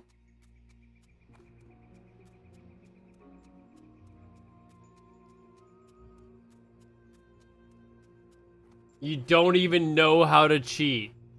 Okay. If you have watched some of the original hardcore streamers, you can see the change in their attitudes over time. I don't know if I would be included. I started doing hardcore early on, but I didn't I didn't start back up with it again when it started to get popular right at the very beginning. Like there were some people like Emperor Kit Kat, you know, Tactics and stuff like that that were doing it nonstop. Like they just kept going, right? I didn't. I got my priest to 60, and then I stopped playing, and then I sort of started to play again like a few months ago. Oh, streamers who are mods. Oh, is it Pier that I gotta go to?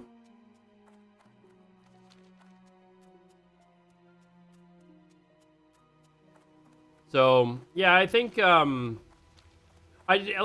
give them a break. Like, I know a lot of people shit on the people that were running hardcore, but it blew up way more than they were ever anticipating. Like, being able to, like, review, like, first of all, they wanted everyone to record their, the process, right? Like, record everything that they were doing.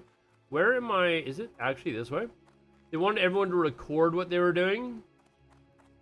And, let's see here.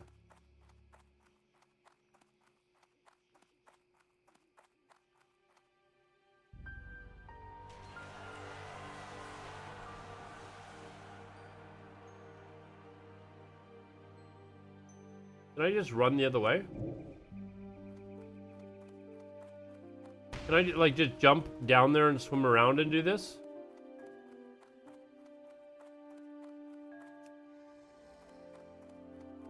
Oh, whoops, there's a couple.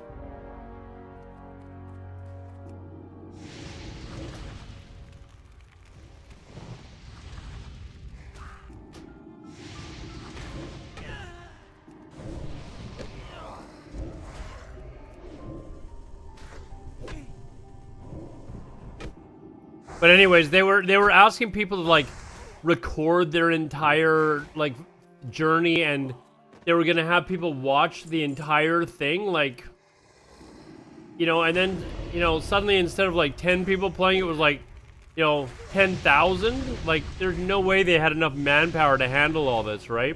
And then you have people wanting to like have their deaths reviewed and all this other crap. Like, they should have just said, sorry, if you die, you die. I think that's maybe something that they would definitely take back.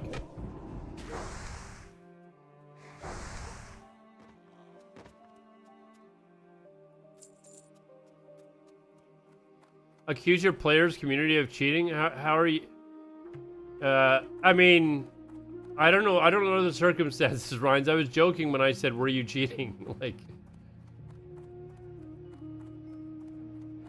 the links have been okay. Links aren't working in chat right now, guys. Like, I have to get that fixed. So.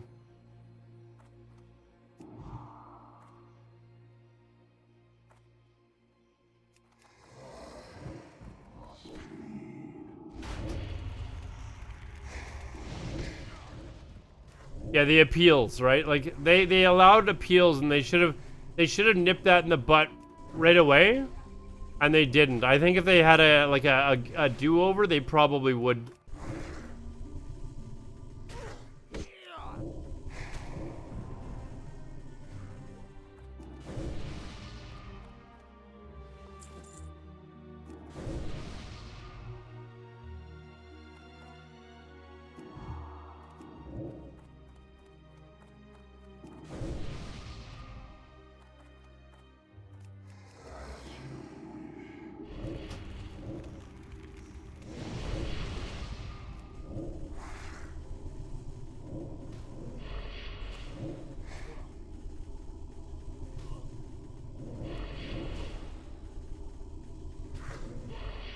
You know what I just remembered I gotta do? I gotta go and get the first aid shit.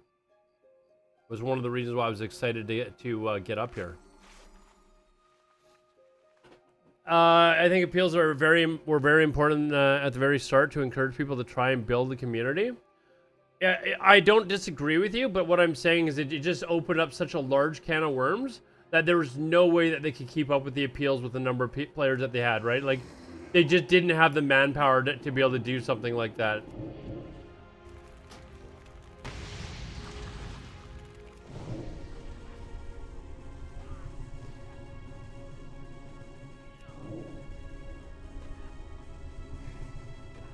appeals said who. Well, I mean, originally I think the appeals were people that weren't even like the top people for the hardcore. The people that were just volunteering to do it. You know. Same as like validating your run. Like when I did my priest, I had to like record it all and then upload it to YouTube, and then post that, hey, I'm done. Can you please validate my run? Do you think that ever got done? Like, no, and I'm not even mad about it because they had like hundreds or thousands of people. Do you imagine having to watch 60 levels worth of videos? 60 levels worth of videos for people that are, you know, finishing hardcore and like, you know, when there's like 2 or 3 people that are doing it, there's no way they're doing that.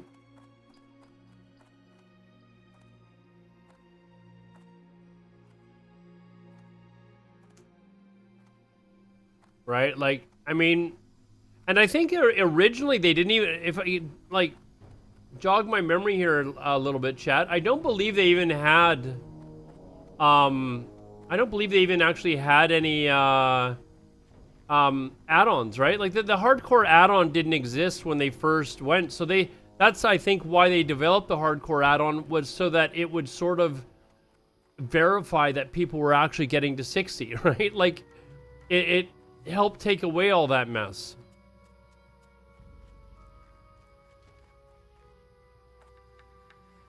So, I mean, I finished my priest well over a year ago, and I mean, it still hasn't been verified. It will never get verified.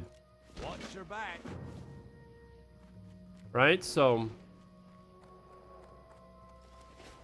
and I mean, I understand that. Like, it's just not gonna happen. You cheated. That's why there's no verification. I did it all on stream, and Cheesy was there for every minute of it. I had a volunteer mess with me and say they watched mine. There is no way they actually watch under 60 hours of warrior leveling, even at 10 times speed. Yeah, I mean, they didn't. I didn't even get a message, man. I didn't even get a message. I didn't get my name on the website like they said I would. Like, I didn't get any of that. So.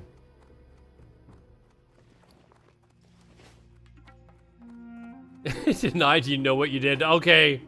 Okay.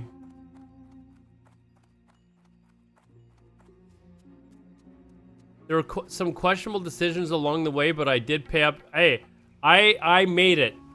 I wanted my ass all the way to 60, all right, as a priest. Shielded, dotted, and wandered my way all the way to 60. I didn't even go shadow. I was like a disc priest the entire way.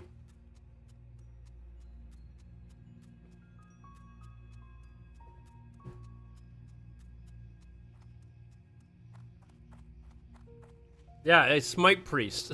Just Eartheneer, it wasn't even basically a smite priest. Like, I would smite them to pull them, Shadow Word, Pain, Shield, and then wand them down. Like, it must have been the most boring, hardcore, level 60 character ever. I should get a reward for that. Imagine having a bunch of neckbeard incels having to confirm whether you're, competent or not. I'd rather chop my balls off. Well, have you ever played a holy priest? I mean, I've raided as a holy priest. Yeah, Findy, you're just not cool enough, all right? Some of us want to sit there and watch like 160 hours or whatever it is of leveling. Suddenly this VOD is gone? Nah, VOD will always be here. Chopping balls off has become extremely trendy, of course.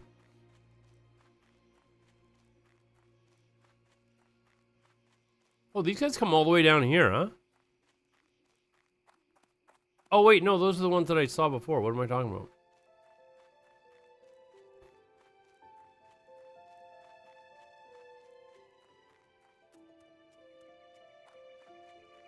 I don't know who verified my... I wanted my name on the website, man.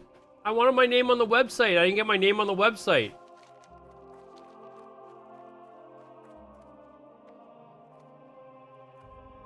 Oh, yeah, I want my title, Rhines. I want my damn title for doing it the hard way.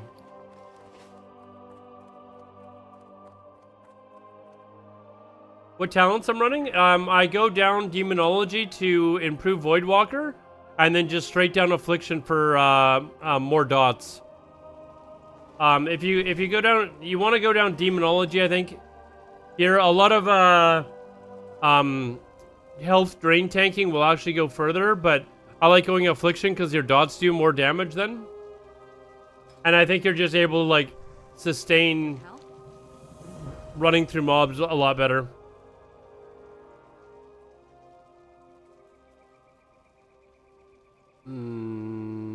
Kill turtles along the river and farm about 5 turtle meat you'll need for quest later. Deepwater Tavern. See, as a horde player, I'm not even... Is that actually... That's not in South Shore, is it? Is that what it is? Well, let's see.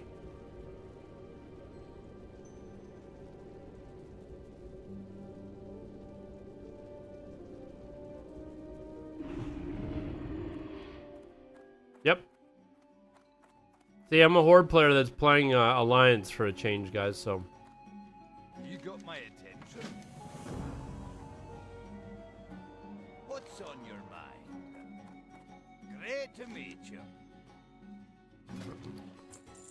Get rid of a bunch of crap here.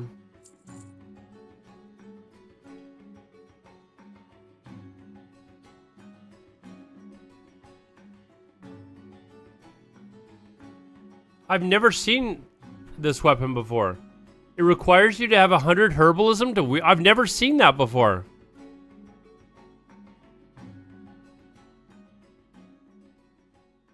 I wonder what quest I got that from. I don't think I've ever seen like that, anything like that on the horde side. Very interesting.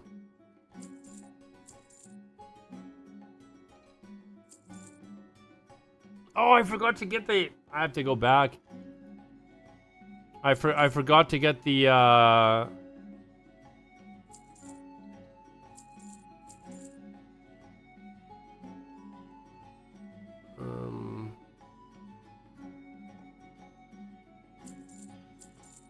Hold on, let me... I forgot to get the first aid crap.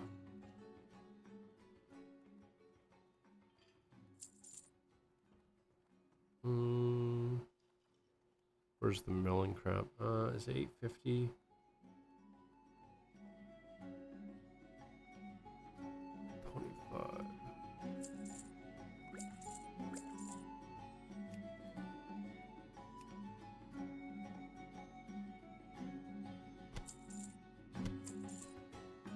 I gotta go back to get my first aid.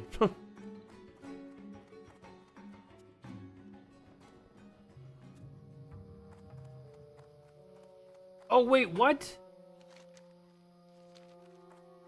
Oh, this is where it sent me.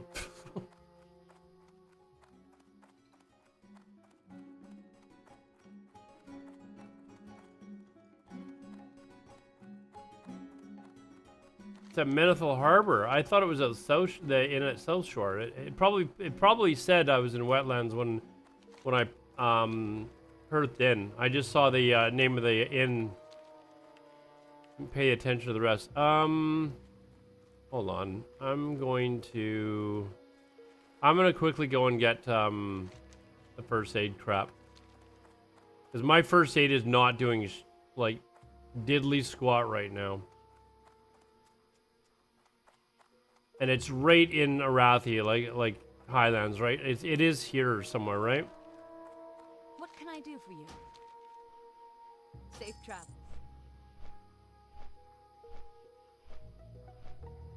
Stromgard Keep. Oh, is it? Oh, it's good that I actually, I have to go in here, eh? Wait, the elite section. Are you pulling my leg, dude? Just the very front. So do I have to kill any mobs?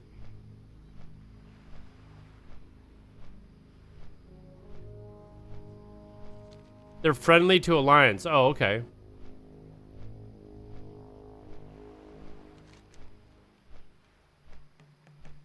Yeah, like my bandages aren't doing anything right now, and I'm starting to get silt too.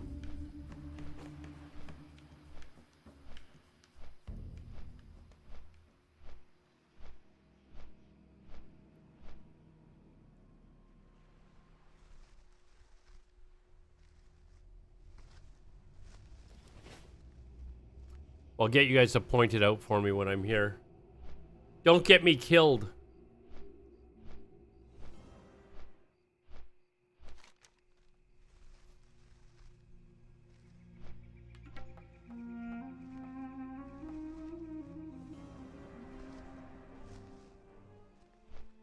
Oh, I can even buy greater mana potions here now.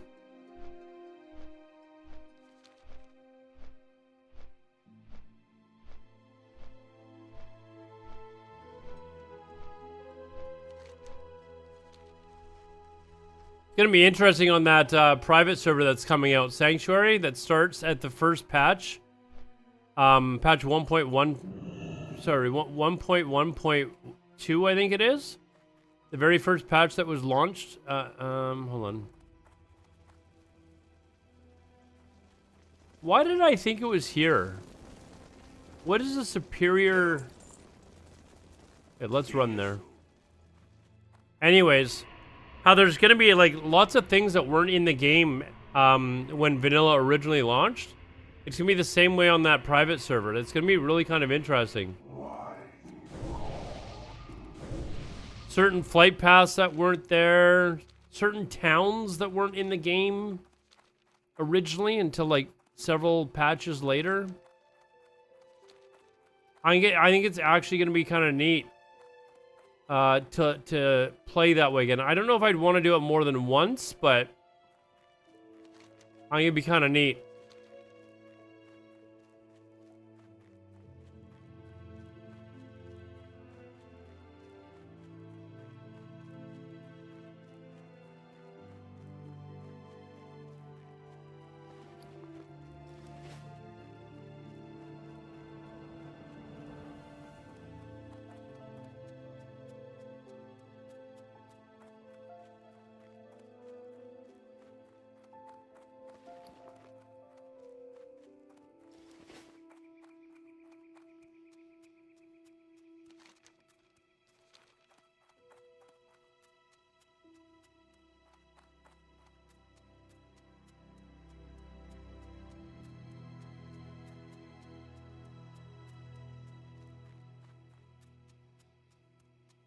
If you guys were to name your top 5 zones, would Arathi Highlands be in it for like vanilla?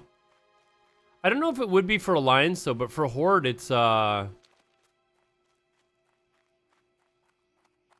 wonder how leveling through Arathi is. I definitely do not like Hillsbrad Alliance side. Not enough quests for Alliance? Okay. Yeah, for Horde though, I actually like leveling in Arathi. And Hillsbrad, but I seem to recall that I really did not like Hillsbrad. Why are they not fighting?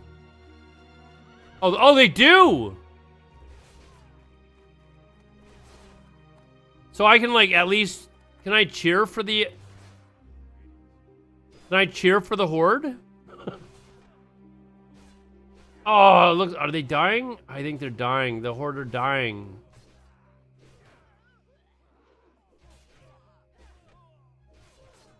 Oh, this is garbage.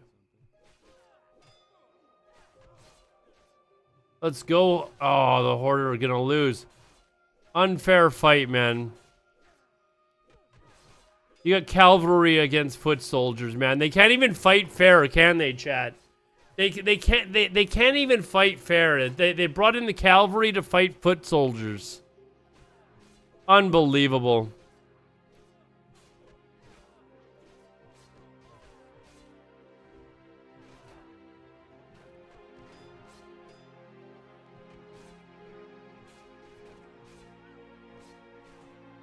Oh yeah, what is their level range? 35 against 36 elite. Oh, these aren't even elite mobs. These are all elite guys. Man, it did not even fair fight. Better luck next time, Horde.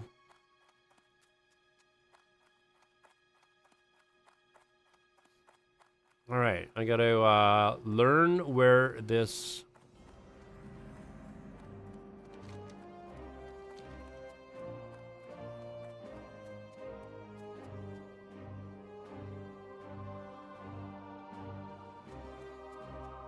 I'm going to assume you mean this way.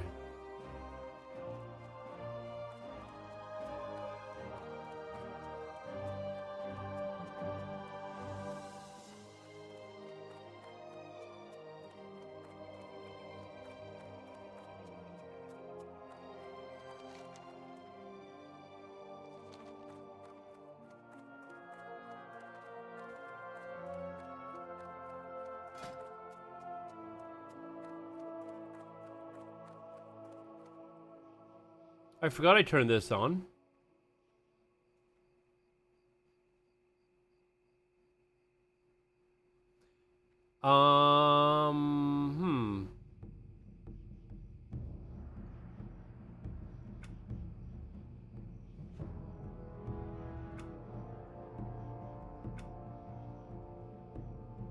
I was not solo the whole time.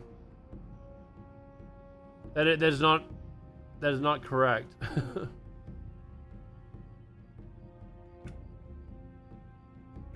Oh wait, hold on. Oh wow, it actually did record all this shit too? Like there was a couple of levels. Yeah, there we go. Where I no, it's quest solo. 25, 26, 20. Solo, it says I was 100. I don't think that's correct. Solo, it says 100. There were times when I was definitely not solo. What level is it?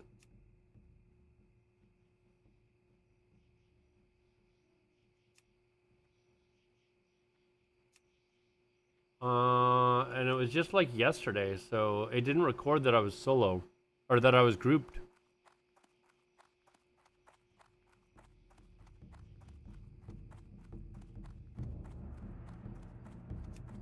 Remember in Red Ridge, I joined. There's a few times where I joined groups. Is it some?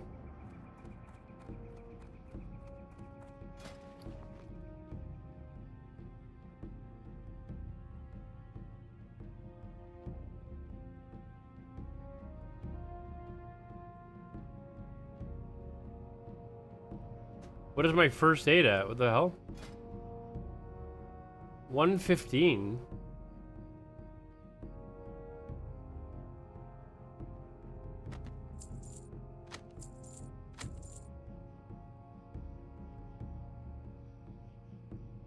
Where do I get heavy wool? Is it? Do I get it at the vendor? Or at the hold on. I want these, not really. At the trainer. Oh man, I could have had better bandages.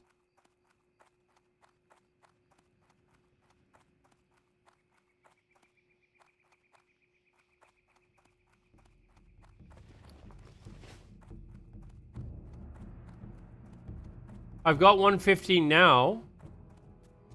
But when do you get heavy, when do you get heavy wool cloth?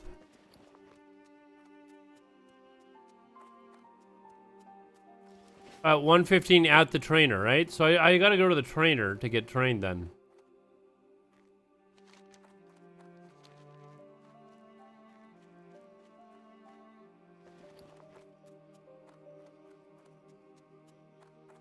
Yeah, I've got the books now.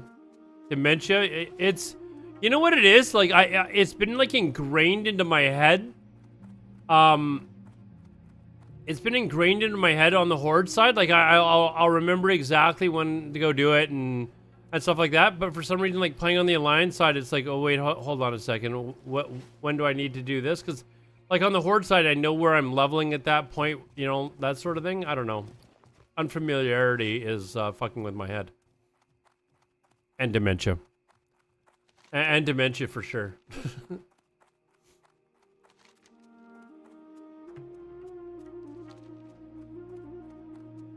Yeah, 27 has been a rough age, man.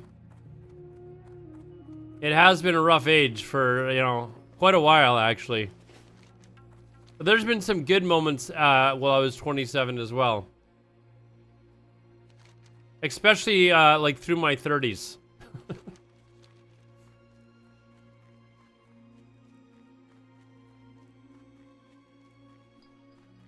In vanilla, and now I can't remember shit. Whoops. Oh.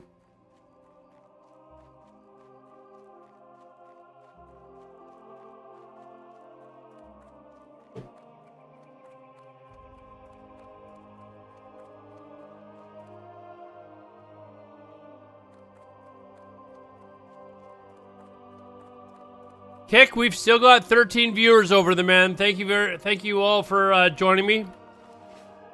Do appreciate. Thank you very much. Where is the Griffin dude? Hey, let's just test what happens. They said they got it just turned off, right? Yeah. Same thing as on that private server, by the way. Because Battlegrounds weren't in, but this is... Do you know that this graphic is actually client side? So they can't change it, like on that private server where they're starting at patch like 1.1. So this is actually there, but it's not active. Hey there. Have a good one. I look way younger than 27. I know. I keep good care of myself. I try to keep good care of myself, man. How's YouTube? How are the YouTube folks doing? The one person is that Sock Pastet that is there, man? If you're on YouTube, thanks for watching. Again, if you're watching on Twitch, guys, and you're tired of ads, you don't want to pay for a sub, whatever. Kick has no ads currently, so you know. Not saying, but just saying. Corona and steaks is the way. It definitely is, man. Is there a better meal than Corona and a nice fat juicy steak? Honestly, like a really one that's cooked really well. Did you guys see the IRL stream that I did with Esfond? And there was a point where we were walking along the seawall and we bumped into this guy that owned a restaurant. He owned a restaurant here called Kobe's Steakhouse. But it's one of those Japanese, like, restaurants. No, he didn't go. He didn't have time. Like, we knew he wasn't going to have time because he was going to Linus's studios. And then he was late for that. But anyways, he wasn't going to have time to get back. But the restaurant has been here in this city for probably, you know, 40, 50 years. Really popular restaurant. But it's one of those Japanese restaurants that where, you know, the chefs do like the knife tricks and stuff like that while they're cooking up your food right in front of you. It's actually really cool to go to, but...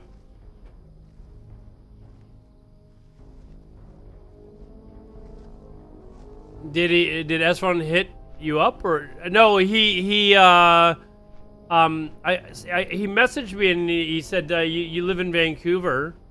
I guess maybe somebody messaged him, and I was like, yeah, I just saw that you're here, and he's like, dude, come meet up with me. So I said I can be there in half an hour. I said I just woke up, I need a shower, and he's like, okay. So when I woke up, or when I got out of the shower, he was at an A&W, and he messaged me. He goes like, I'm at A&W, and I'm like, which one? There's like 30, like. Because he's not, I guess they don't really have A&W restaurants. Like, A&W is a Canadian company, so the A&W restaurants are quite popular up here. And, you know, Americans, they kind of know A&W more so for just root beer, right? As opposed to, like, a fast food burger, fries, and you know, joint type of thing, right? So I messaged him, I mean, which one? But while I was waiting for him to respond, I was, like heading to, like, another A&W that I thought he maybe was at. But it turned out I was at the wrong one. There was like 3 that I could have chosen from, and I chose the wrong one. And I was like, dude, go outside or something like that. Like, I have no idea where you're at. And he went outside, and I'm like, okay, I know where you're at. It was fun. It was fun to hang out with him again. But he loved the city. He was like, even off stream, he was like, I want to come back here for like a week and really like explore. Like, he had a really good time. Best fried chicken I've ever had with Japanese. Don't know why, but the chicken was ungodly good. They've got a lot of like Korean barbecue places here in Vancouver as well, and they're really good. He had A&W restaurants here, but they're long gone now. Yeah, I guess they just weren't able to compete against all the other fast food. Like in the US, there's like fast food restaurants everywhere, right? Like you've got like 20 different like burger fast food restaurants. You know. So, but A&W's you know, pretty popular up here. Eat my way Vancouver on a holiday sometime. Oh, there's so many good restaurants.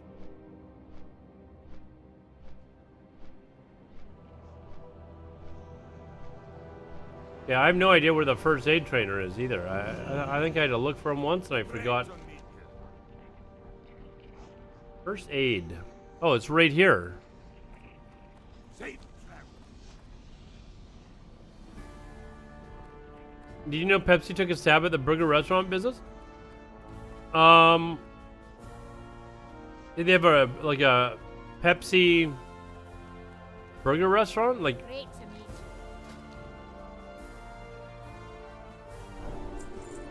Safe travels.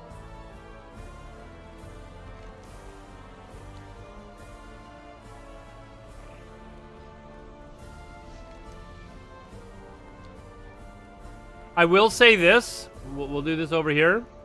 I was saying this last night on stream. I do think Ironforge is probably the coolest city in the game. But I think all 3 Horde cities are better than second place in the Alliance. Like, I think Orgrimmar, Thunderbluff, and Undercity are all better than Stormwind. Like, they're just cooler cities, and obviously everything is better than Darnassus. Darnassus is just... I hate Darnassus.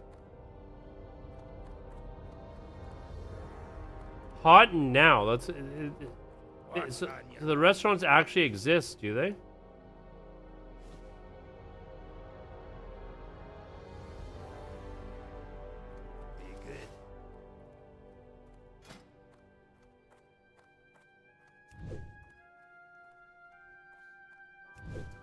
I know, I think Tim Hortons was bought out by, who was it? Somebody told me this the other day, and I never actually bothered to follow up and check to see if they were right. But I think I'd heard it before, so I wasn't surprised.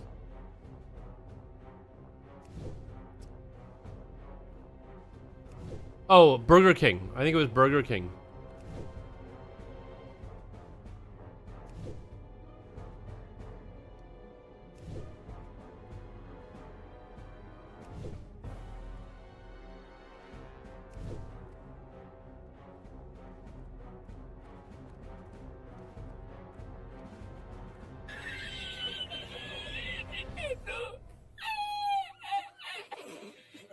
An intern created... Is that true? Is that actually true? That is terrible.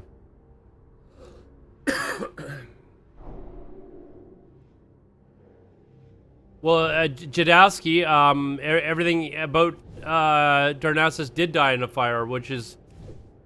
What was that, BFA that happened in? It was like the only cool thing in the entire expansion. It was BFA, wasn't it? You made it, oh, you made it up. Okay.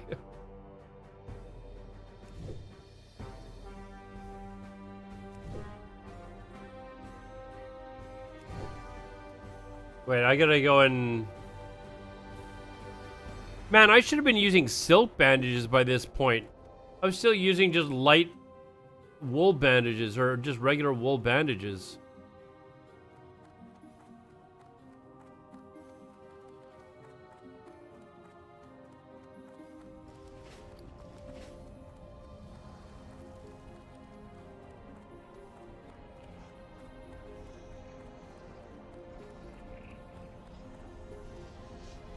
Oh, here's a little trick though. This is something I showed people on stream last night, and I used to show this all the time. If you guys want like the game to kind of like really pop out, where the hell is it on this stupid? So watch this when I move the contrast. Like most people have their contrast like this. You can see it's all kind of like, there's like a lighter tinge to it. But if you turn your contrast up to like 75, it really makes kind of like the reds pop and stuff. It really makes Ironforge kind of look really nice. Ironforge, you really notice it. It kind of like makes the graphics really, really nice.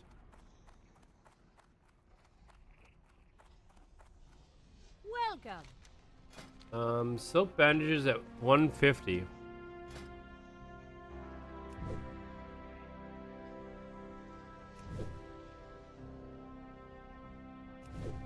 Hot Now was started by PepsiCo, but unfortunately failed. Unfortunately, their business model was awful. They started. Oh, I thought you were quoting this from somewhere. They started out selling really cheap burgers. You could get like 20 burgers for $12. Unfortunately, the prices weren't sustainable long term, so they reduced the size and increased prices 5 times. People got pissed.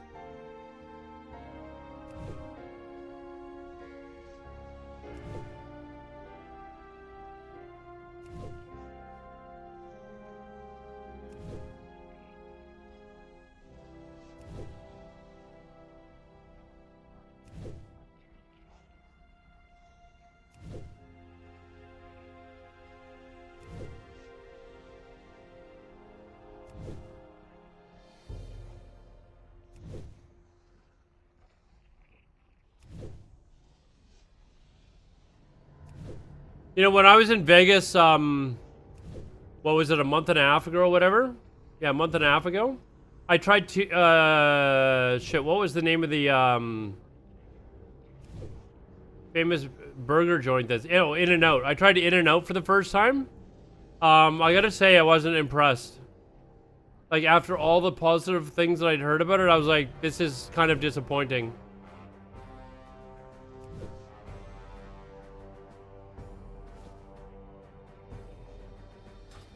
Keep your feet on the ground.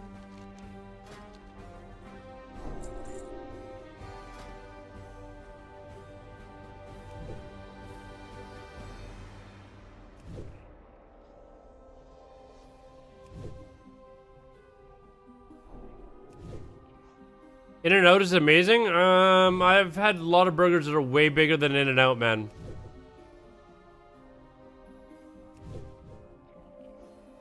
Like, I would put an A&W burger against In-N-Out and laugh at you. Was surprised. Oh, Dairy Queen's burgers are amazing, man. They used to have a Dairy Queen like a block away from where I lived. There was one that they had that was called like the Flame Hopper or something like that. It is unbelievable. Man, now I want a Dairy Queen burger. Here in Indiana, I waited 15 minutes before I even reached the menu board. I haven't gone back since. Yeah, I wouldn't wait that long for a fast food place, but... Depending on the country, they also have different menus. Yeah, Dairy Queen is very underrated, I think, honestly. Most of it, there used to be 1-2 blocks from where I live, man. I used to go there frequently in the summertime, man. Have a burger with like one of their blizzards or something like that. Jerome is crying. Like no hit Jerome? What is no hit Jerome crying about? No hit Jerome doesn't cry. How can a man that can put his foot behind his ears cry?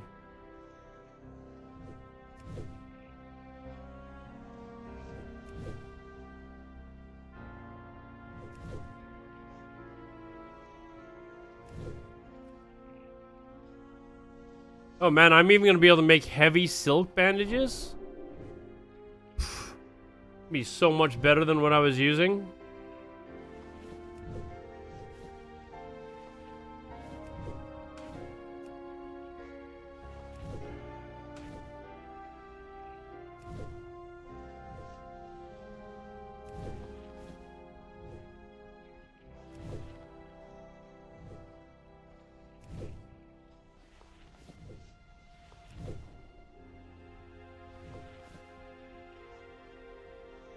All right, let's See you soon. go sell some of these. Let's just sell them How are here. ya? Sell. I mean, this server's gonna be down in a few days. I really don't care. Be good.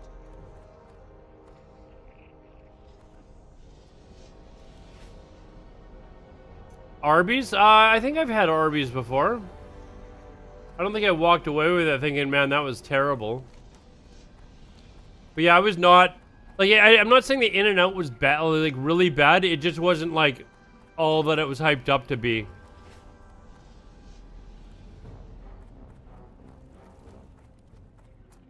I'm not even sure if I've tried Five Guys, actually. I have heard of it.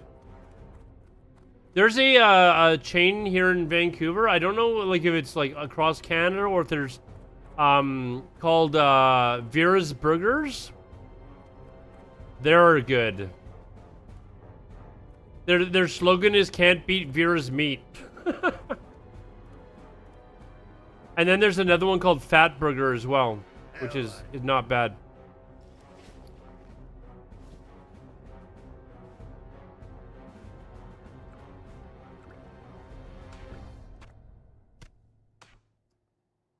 All right, are we? We can sell that as well.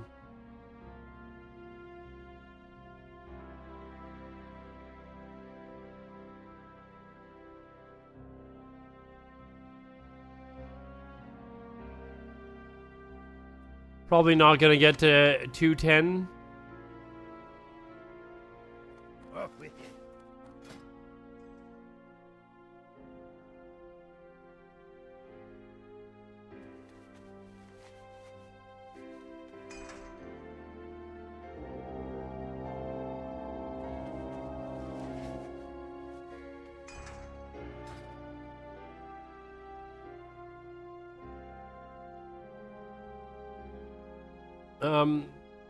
Five Guys too greasy for you, like soaked in their mushy bun.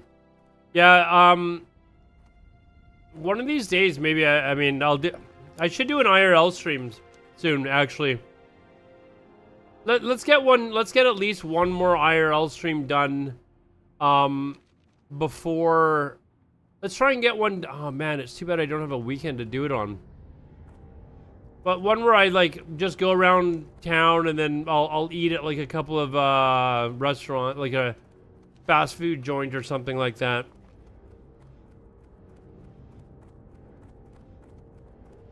I need to sell. Why is there no, like, vendors, like, right here? That's annoying.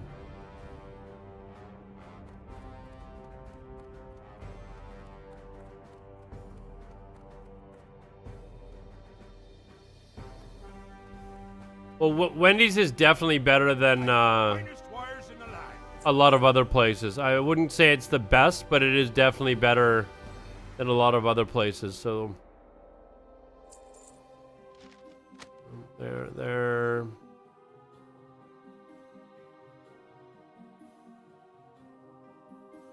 Be good. I mean, Wendy's is Asmongold approved, right? So Asmongold approved Wendy's.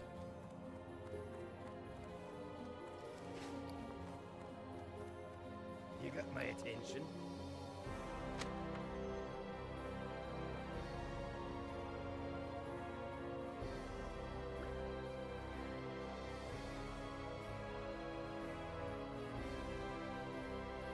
Watch your back.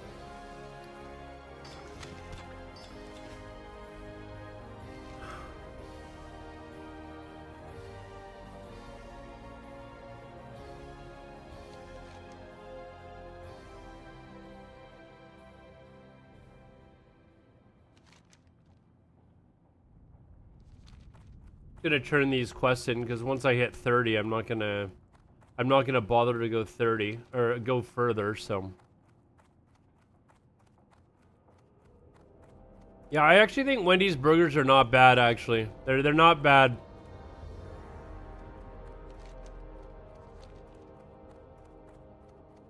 Man, now I'm itching for a burger. Who else is itching for a burger now?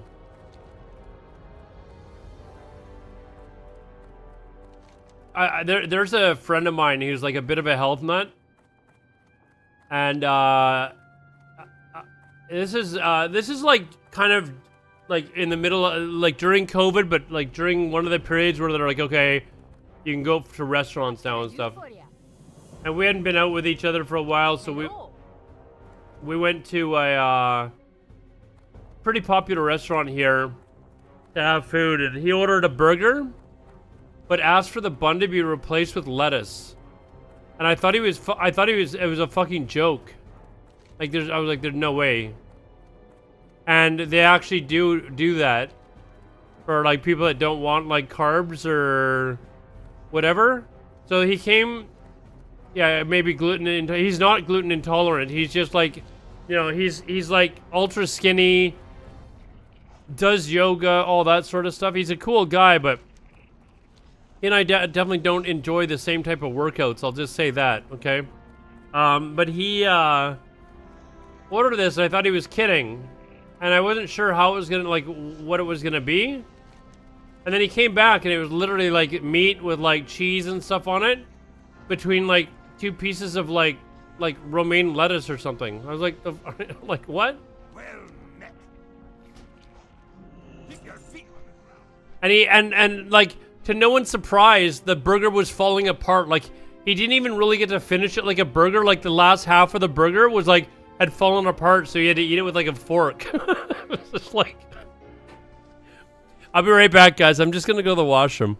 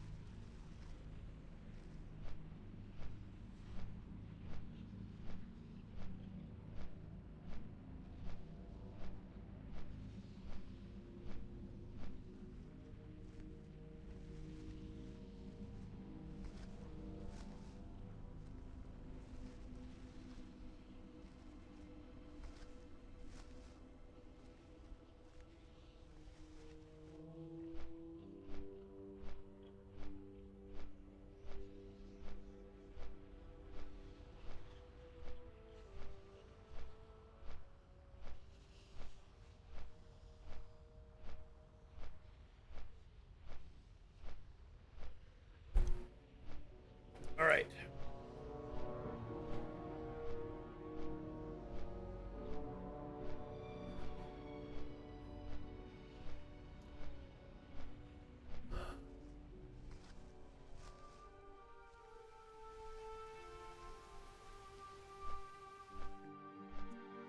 Let's see here. Why Horde? Yeah, that's why. You know, I'm over here eating a burger with the biggest brioche bun I can find. You're actually having a burger right now? Cheesy? It's like 8 o'clock in the morning for you.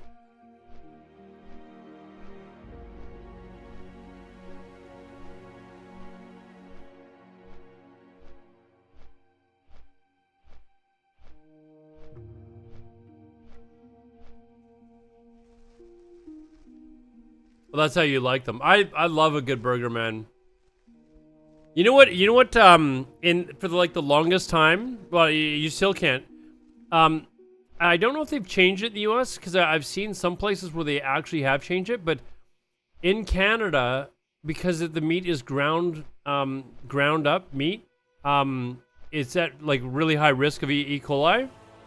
So in Canada, it was like a law that you basically had to cook burgers well done in any restaurant.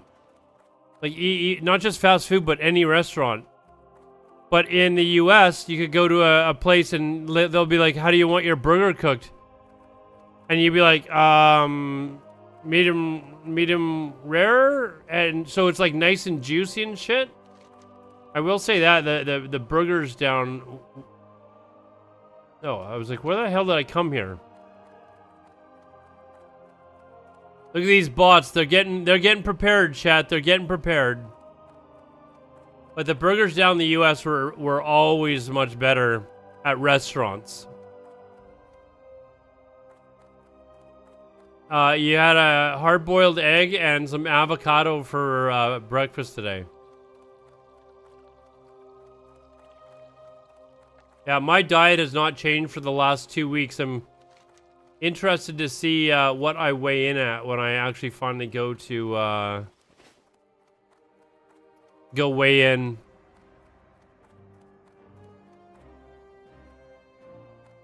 You want your burger to be well done? I mean, it's definitely you know, less risk of getting E. coli, but when it's not well done, Nixon, it is so nice and juicy. It's like, oh, it's worth the risk.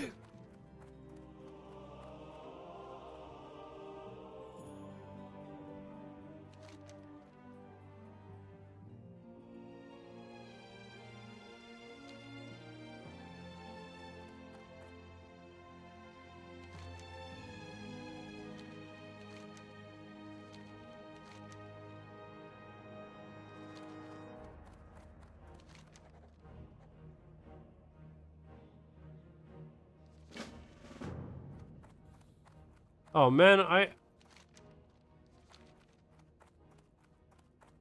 find who?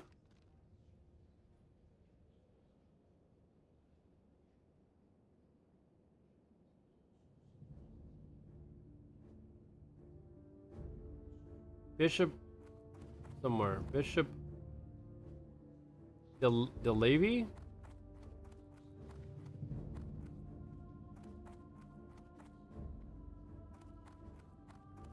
Wander around?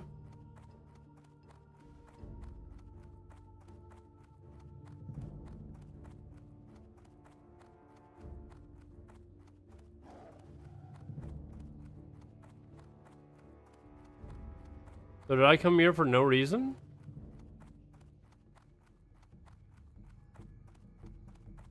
Okay, let's go let's just head back up and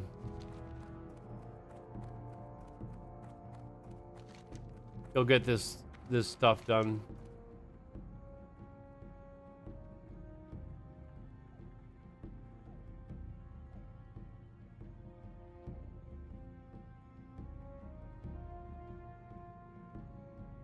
Like, I've got all these quests from these zones and I haven't skipped anything, so it's kind of interesting.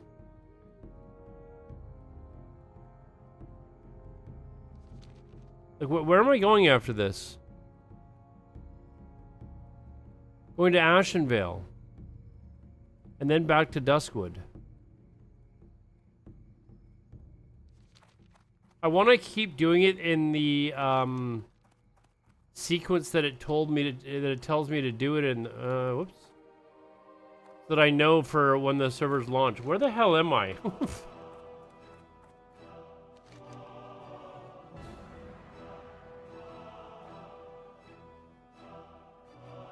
Oh, over here.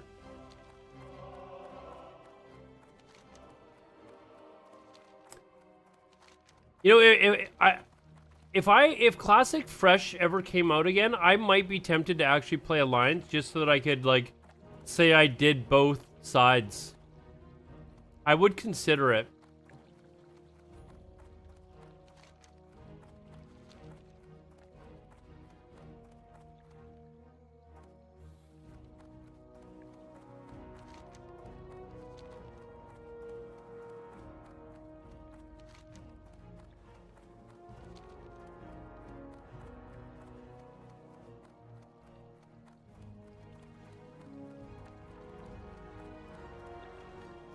An alliance, lover in secret. Yeah, this is true.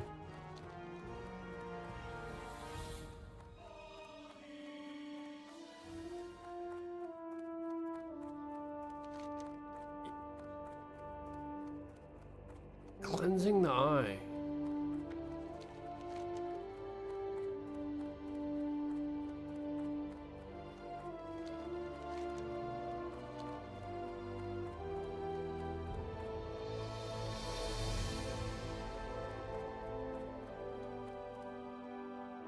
Need help? The Alliance.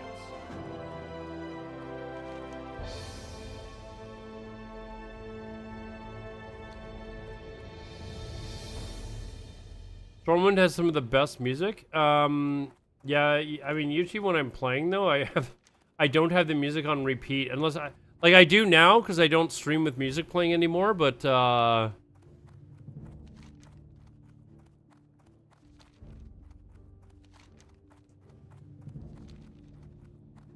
I still think Stormwind would rank 4th on my list of best capitals though.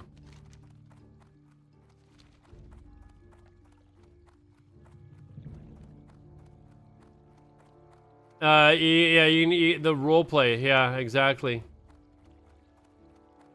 You know, somewhere, and I probably someone in my chat, one of you sick fuckers, has probably you know, gone to the Goldshire Inn on is it Moonguard? Somebody has probably done a little hanky panky and, you know, a little five knuckle chuckle. Was it five knuckle chuckle?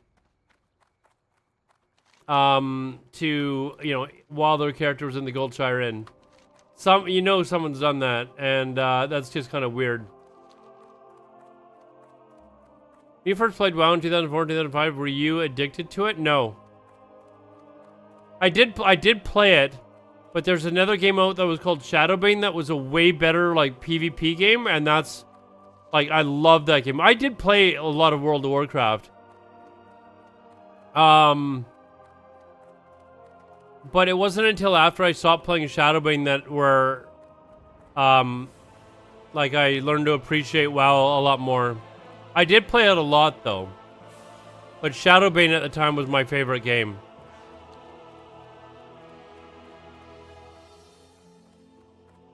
I did play Warhammer, yep. Warhammer I played, the original Guild Wars I played.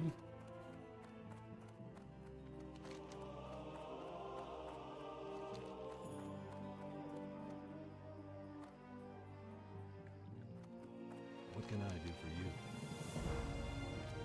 See you around.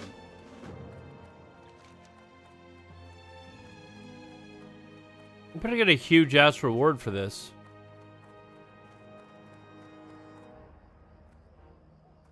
You liked Warhammer's PvP? Did you play Guild Wars 2 though, Singularitarian?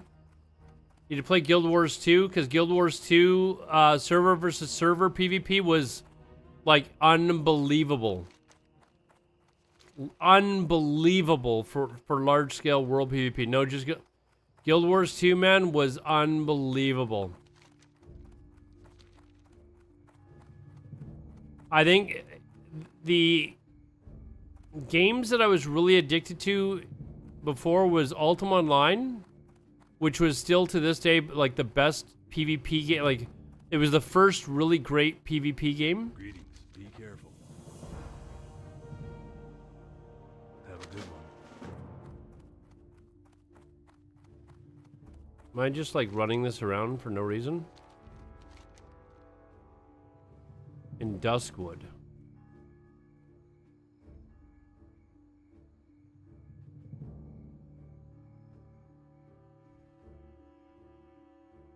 I don't see where it wants me to take it. I don't see the shiny question mark. That it is where it said, right?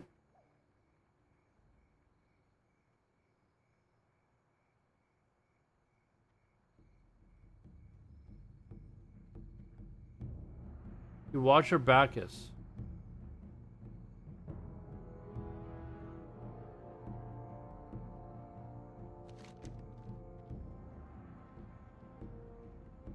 There he is. So somewhere along there. You know what else I haven't done? I haven't done that quest where you got to go to like Red Ridge and then back to Westfall and then Red Ridge, Westfall, blah blah blah, like all over. Like that turns out to be a lot of XP.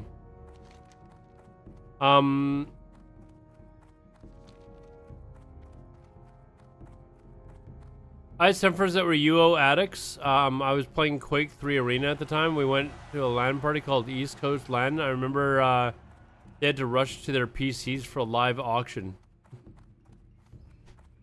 Yeah, Ultima Online, man, was like the first like really insanely fun MMO. I've got so many stories. This is where you can play that like little violin tune now, guys. Of Ultima Online, like, the first time I ever actually made real life money was from Ultima Online. I was like one of the best PvPers. I would tell you right now, I was one of the best PvPers in the game. And some guy tried to jump me. He had these like the best weapons, best two weapons in the game, and in that game, like, you know, these weapons would hit you hard. It would be like somebody with like a Thunder Fury hitting like a guy who was like a fresh level 60 basically with these weapons. And he attacked me with these weapons and I killed him anyways. And then looted them. And he immediately started like he found me in town and immediately started begging to let me buy them back. And he bought them back for real life money. I couldn't believe it. I think he paid like $75 a piece for them or something. I made 150 bucks for about, it probably took me, I don't know, 20 seconds, 30 seconds to kill this guy, 20 seconds.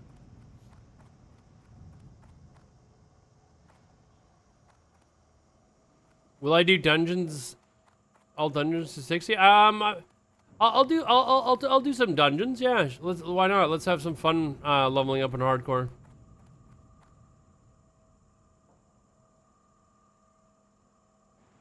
He's asking questions like he hasn't played it. Who are you talking about, me?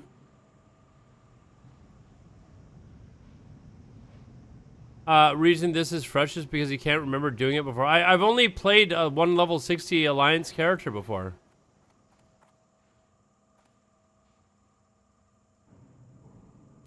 You should have just destroyed them? No, dude, I was... How old was I at the time?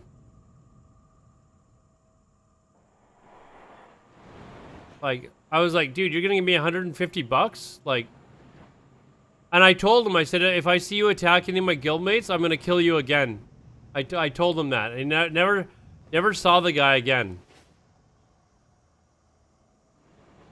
I'm gonna get Judgment Day'd? Oh, man. I know there's some people that were mad at that, but...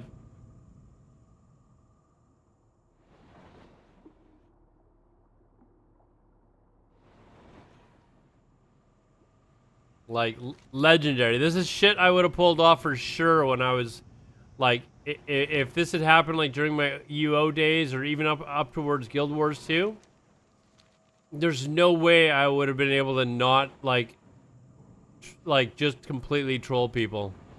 There's no way I would have been able to not do it.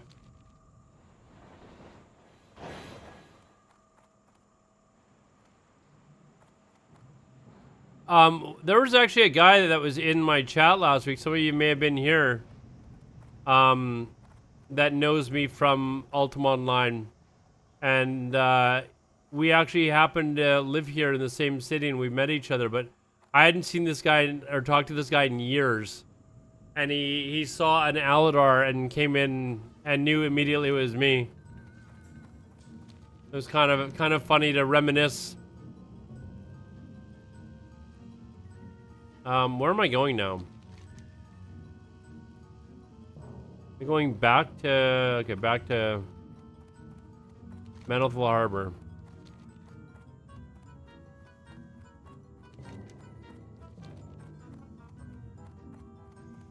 Some of you may have remembered when I had that bout of appendicitis. He was actually in the hospital, at the exact same hospital as me, having heart surgery. I mean, we're older dudes. But we're on each other's Facebook, and he was like, yeah, I'm at, you know, such and such hospital, you know, going in for heart surgery today. And I messaged him like, dude, I'm like 2 floors above you. So he went in for his heart surgery, and after he was done and coherent, I went down and visited him for a few hours. Kind of nice. Internet access in retirement homes so Alodar can keep up with his buddies. I know, it's awesome, isn't it?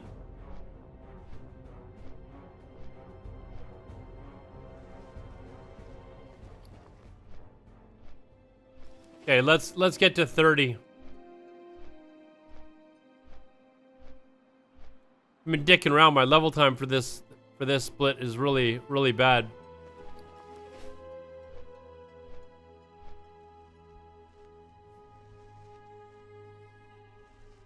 But Ultima Online was awesome, man. Same as like Dark Ages of Camelot. Like, you gotta understand how new these types of games were back then, right? Like, an MMO comes out today and it's not really that big of a deal.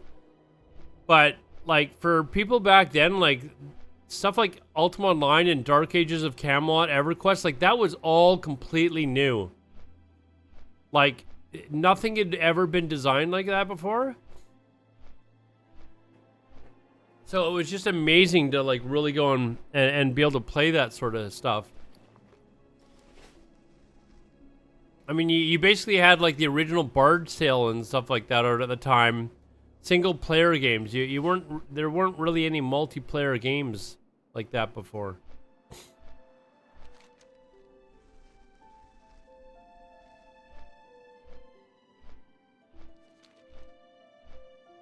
You know, watch it tell me that I had to just turn this in. I'm like done. I'm done. I'm gonna have to fly all the way back. Actually, where did it say it's got me going next? Oh, Ashenvale. So yeah, I'll take the boat from Menethil Harbor, I guess. Yeah, the internet itself, like, when did the internet, like, first originally come out? Like, was it like 94 where it started to gain a little bit of popularity? I think it came out before that, but people didn't really start to even get like internet email accounts and stuff like that until like, you know, yeah, the early to mid 90s. When Al Gore invented it, yeah. Wait a second, where am I going? Oh no. Fuck. I didn't go to the right place. See, this is me like having horde brain. Like I forget it was just the short one.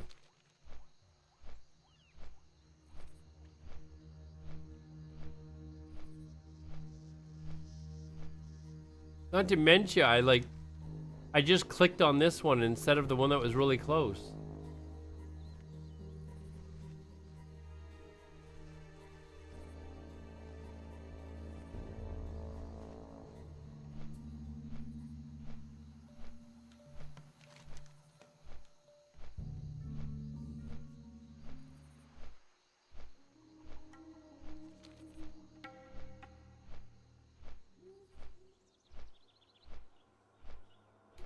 This isn't classic. In classic, you couldn't dismount early when flying.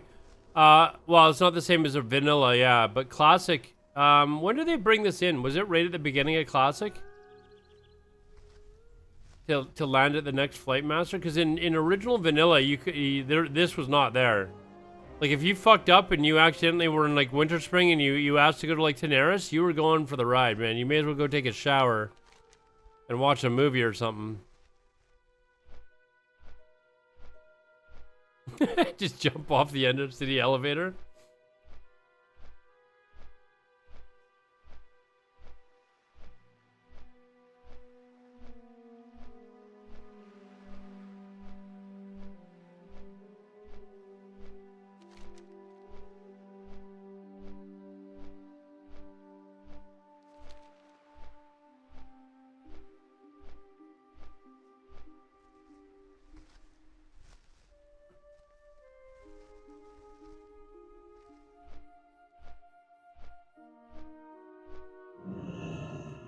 Need help? Light bless you.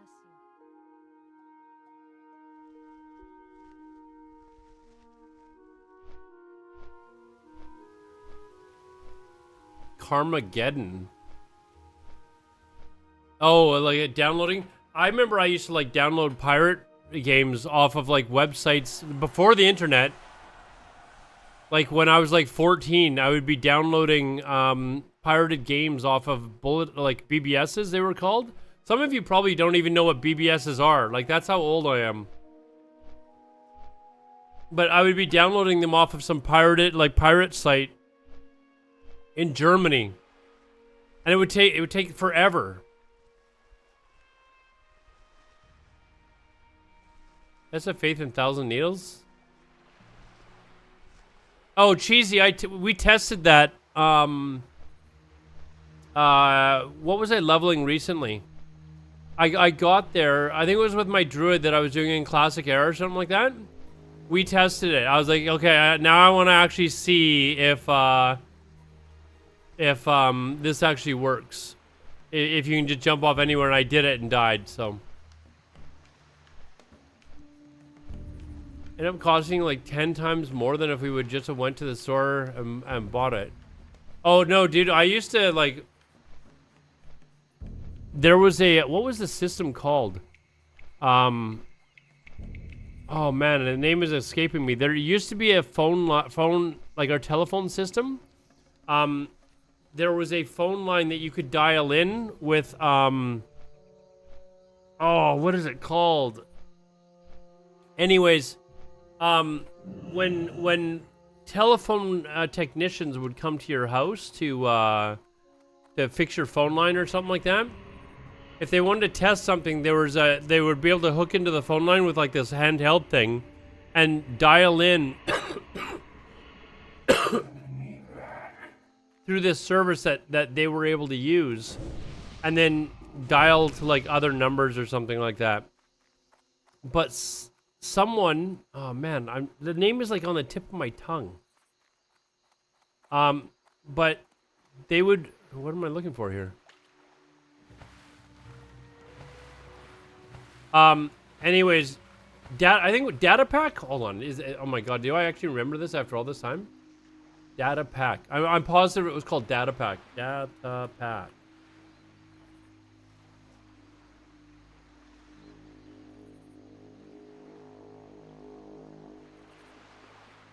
Yeah, it was called data pack. Okay, so with your modem, you would be able to like phone these lines that were specially set up by the telephone company called data pack, and we would basically hack into them with, you know, codes that we'd gotten our hands on, and it would allow you to call anywhere that you wanted in the world for free. So we just constantly call over to Germany, download these games, and then post them on local bulletin boards and stuff here. What am I looking for here?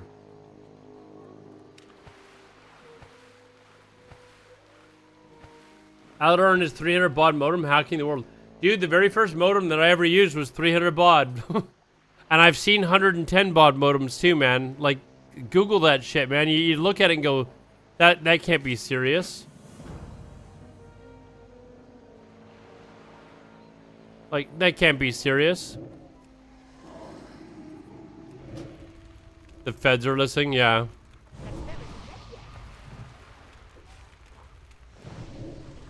But yeah, like, and then my dad, so for the first little while I used a 300 baud modem at a friend's place. We were doing this. And then my dad bought us a computer. But I'm just checking to see if these are bots. No, these guys are my level as well. My dad bought us a $6,000 computer. It came with a dot matrix printer. It did have a VGA monitor. And a 40 meg hard drive. 40 megs. And this computer was like $6,000. But it also came with a 2400 baud modem, which at that time was like literally unheard of. People had not heard of people had not heard of 2400 baud modems before.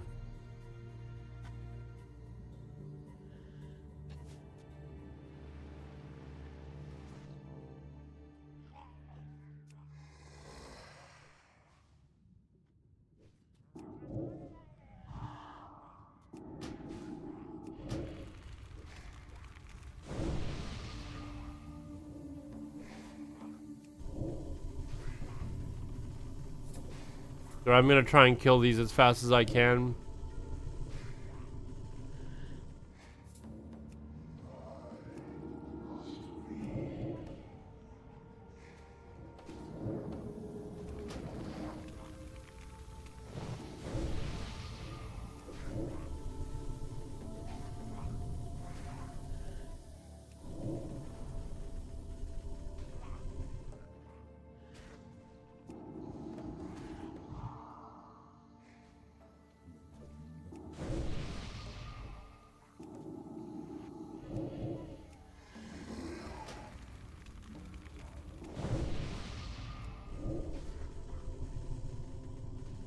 This must have been in the 80s. It would have been like late 80s, yeah.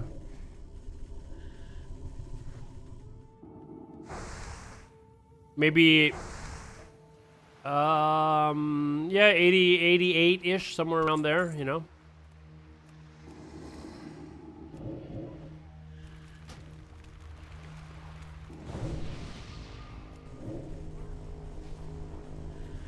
The US, I had a 56. I bought a US Robotics 56K modem, Findy, for $500. Like I'm not kidding you. It cost me $500. What? And then I also bought one before that. It was a 14.4K baud modem for $500. Like, not even kidding. $500, man, is what it costs. I did play Muds, and there's other games that were popular. Major Muds. There's another game called Trade Wars 2000 and whatever, Trade Wars 2000 or something like that it was called, which was kind of like a turn-based game. So you'd log in, you'd make all your turns for all your you know your like some trader or whatever, but you'd be able to attack other players in the game. So you'd make all your turns, then you'd log out, and you know, the other dude would like log in at some point in the day, and like every day you'd take one turn basically.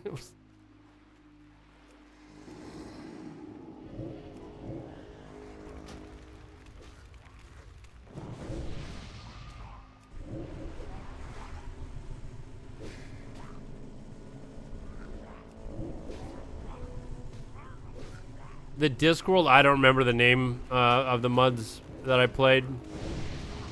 But they were the precursor to MMOs, man. Like that's where MMOs evolved from, right? So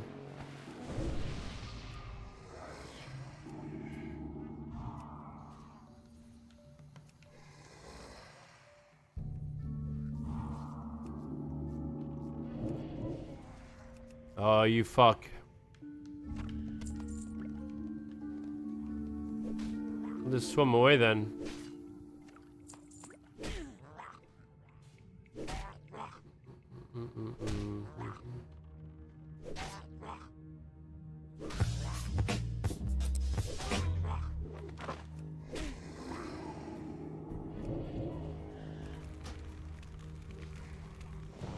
Hey, Mabo.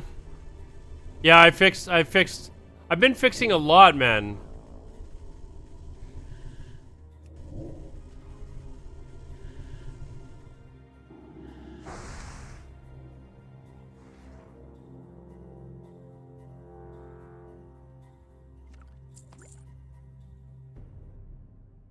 He says I've got... Oh, I do have loot back there. Huh.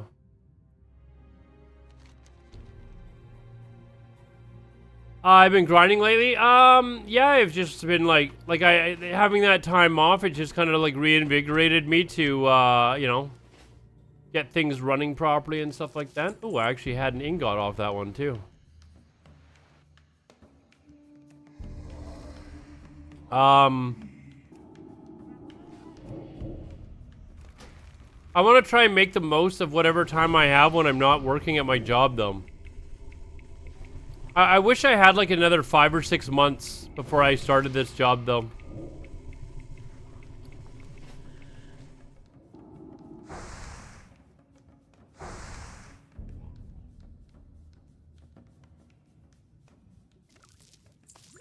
All right, we're all done. A bed. abandon, defeat this dude. Abandon, yes, okay.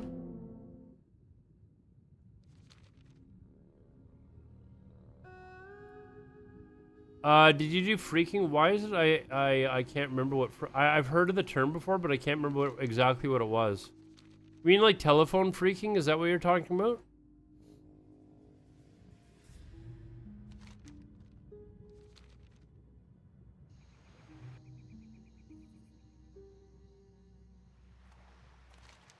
That's a term I haven't heard in a long time, dude. Like a long time. One of my friends, though, at the time, I told you how we used to hack into our telephone company and to be able to, like, go to the boat, get onto the boat when it comes. She got busted for doing exactly what I said, and the stipulations of her, like, I guess sentencing was that she was not allowed to use a computer. It was for, I think it was for like 2 or 3 years. She wasn't allowed to use a computer at all. Of course she did, but once like, and then she kept learning how to do all this stuff, and now she works for the government down in the US or for some major company. I haven't really talked to her a lot in the last like 15 years. But she works for like some major company, like to as like for security. That's how a lot of hackers like make money. They like hack into companies' websites and then message them and say, "Hey, your website has this, you know, security issue," and then they'll hire the person. Basically a death sentence, yeah, 3 years or whatever it was without her computer. I'm glad I didn't. Yeah, it's actually funny. I added the allogasm one as well, so you guys can use that as well. I don't know if this. Let me check actually. Does Kick have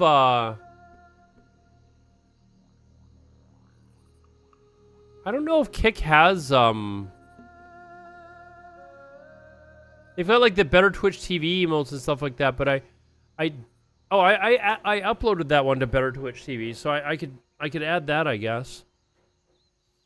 But yeah, I added the GIF ones today. That was one of the things that I did. I saw that you can have gift emotes for subscribers, so I added that.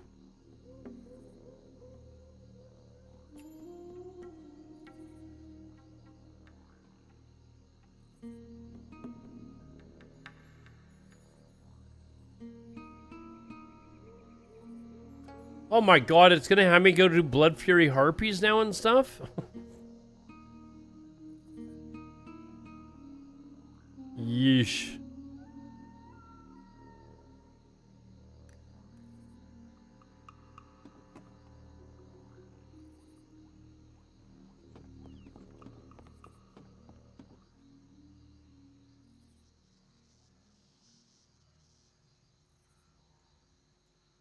This is my break. Gotta get back to the grind. Alright, see you later, Mavo. Have a good one, man.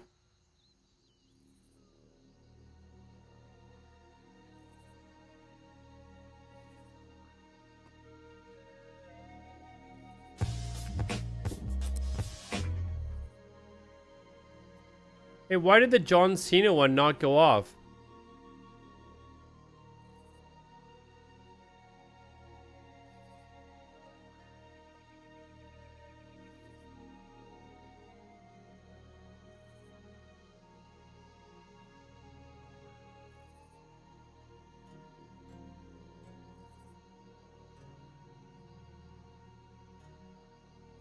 Two-time is... I wonder why that didn't go off.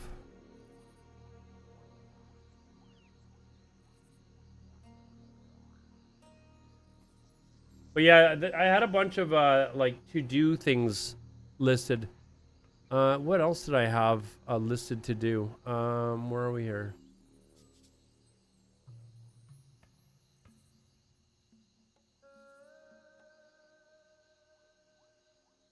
Ryan, what is this you've messaged me with?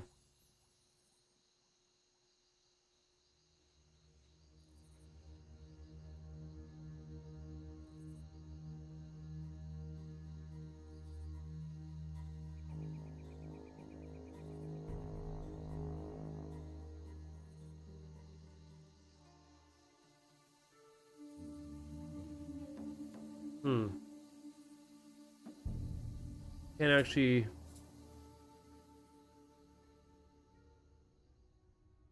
sorry, what was that? Oh, things to do. Is there anything else that,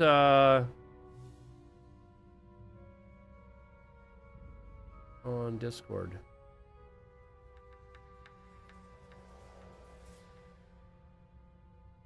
What else did I have listed for things to do?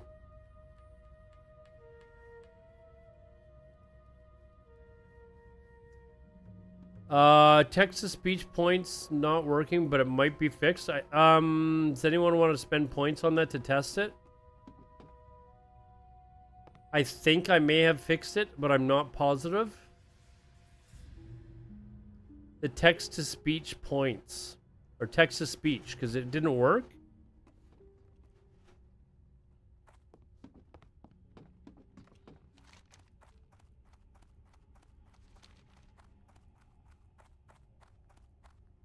Dementia is bad. Yeah, it works. Sounded like it echoed, but I found that a lot of these sound ones, that the first one will echo and then the rest of them will be fine. Dementia is bad though.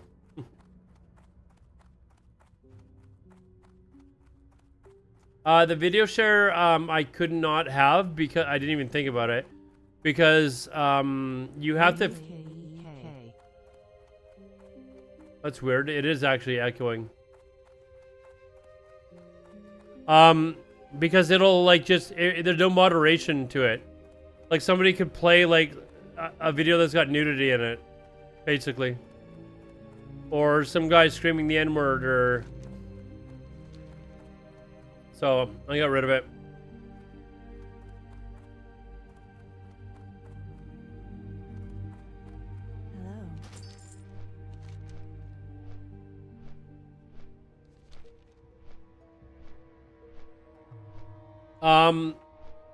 I can still add some emotes.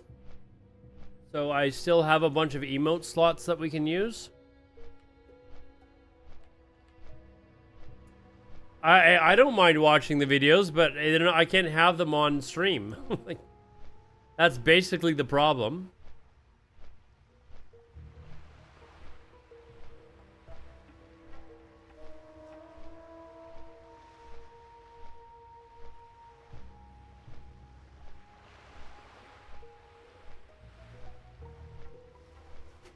Some meat spin, yeah. Yeah, you guys have all heard the story where I used to fall for that shit. Like when I first started streaming. People like the first one that got me was when I told my stream that I was looking for a new keyboard and they told me to look up the Blue Waffle keyboard.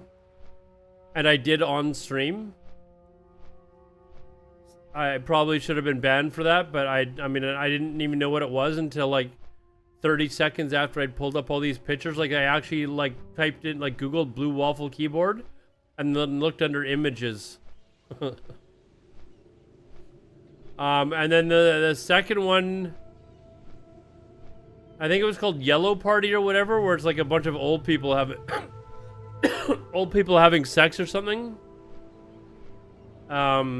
Meat Spin was Lemon Party. And then there was Meat Spin, but I had an idea as to what that was going to be, so I don't think I fell for that one. But ever since then, I was like, okay, I don't ever trust my chat again. Oh yeah, the hard guy. Yeah. Yeah, I was trying to find the hardcore website. And so I looked up hardcore.com. It's like a porn site.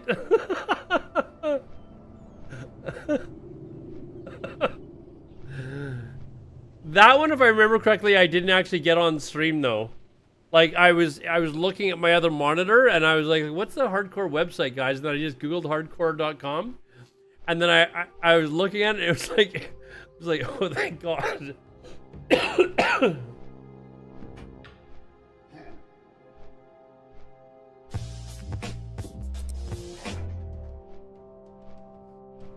Anyways.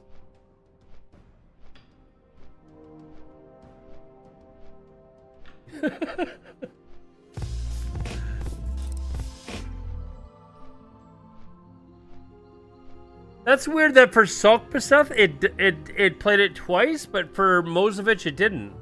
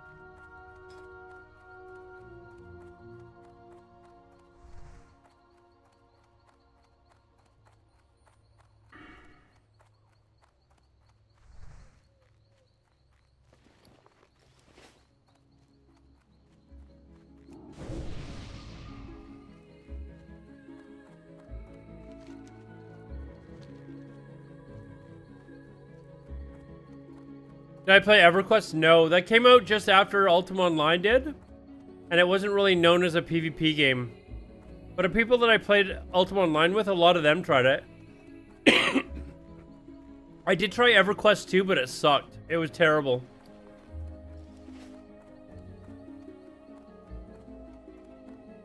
COVID? No. Hey, M-Zombie, what's up, dude? No, but I've had like this, I don't know, like a stuffed up nose for like a week and a half now.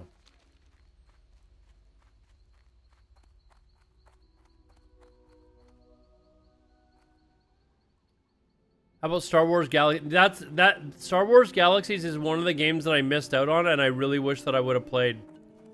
Star Wars Galaxies, Asheron's Call, and EVE Online. Those are like the 3 games where I'm like, man, I really wish I would have played those games.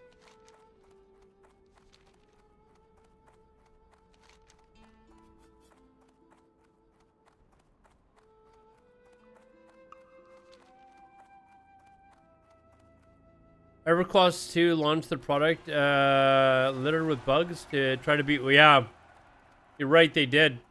And it was terrible. I played EverQuest 2 for like 3 months, and then I was like, I can't do this. A bunch of my guildies were playing it, and they're like, dude, it's a fun PvP game. Like, it was more PvP than you know, World of Warcraft in some ways.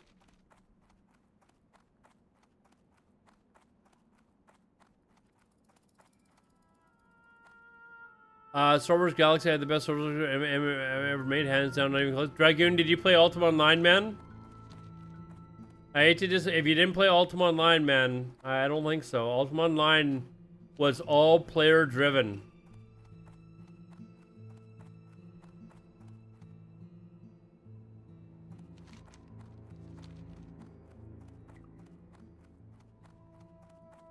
EVE Online look boring. You ever play? I did play Lineage. I tried Lord of the Rings for like, I don't know, a little bit, but Lineage I played, and Lineage 2.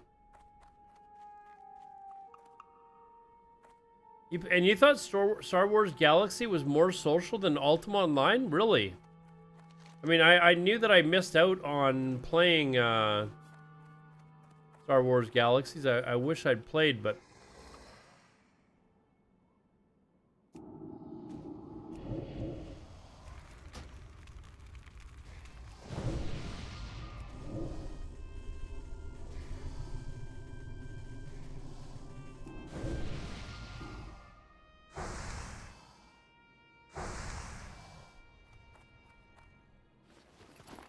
Who knows, guys? Maybe maybe I'll be getting a phone call telling me that I failed my medical and it'll be back to being trying to be a full-time streamer again. We'll see. But at least I'm back regularly. Like, it should be 25 to 30 hours a week.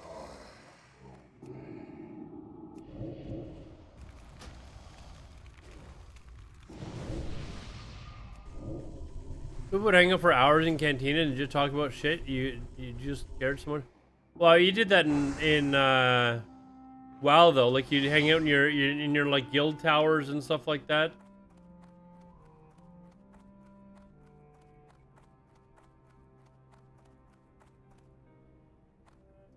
There are apparently really good Star Wars Galaxies private servers though. Like there's really good private servers, so yeah, the EMU, is that what it's called? Star Wars Galaxy EMU?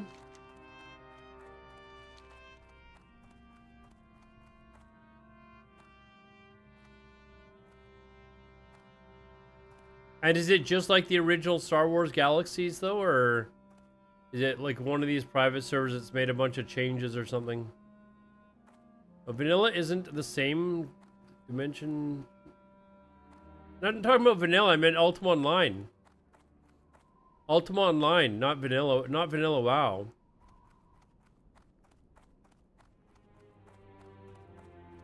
I never played RuneScape, but I never had any interest in playing RuneScape either. To be honest. Never really had any interest in playing RuneScape.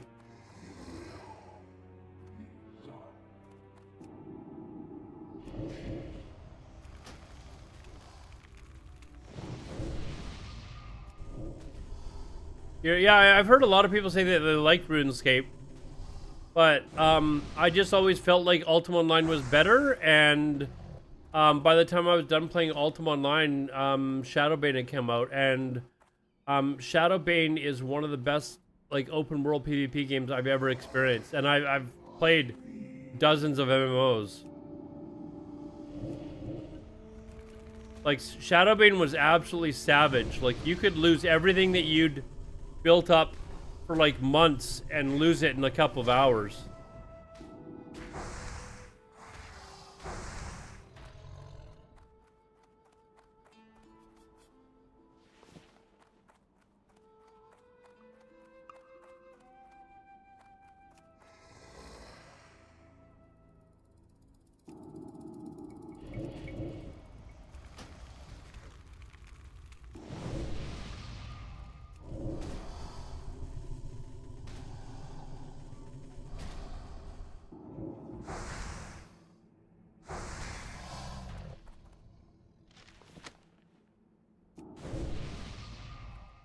Anarchy Online, I played Dragoon. I loved Anarchy Online, man. I've been dying for them to have like a really good sci-fi MMO again.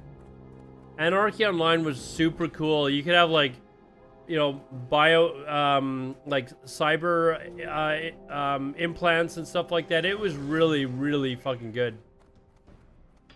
It was kind of semi-based on a game on Cyberpunk and Shadow Run. The pen and paper games, which were absolutely unbelievable. Nothing like Cyberpunk, the video game, and Shadowrun, the video game. But the pen and paper game, unbelievable.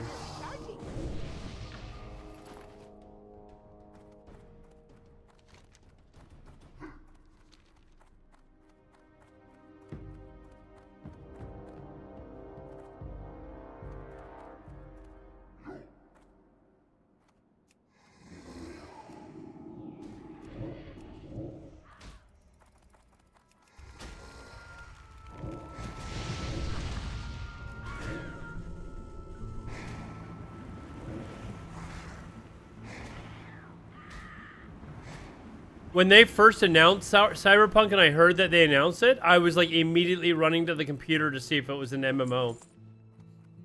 Because I think if Cyberpunk was done properly as an MMO, like based off the old pen and paper game, it would be absolutely awesome.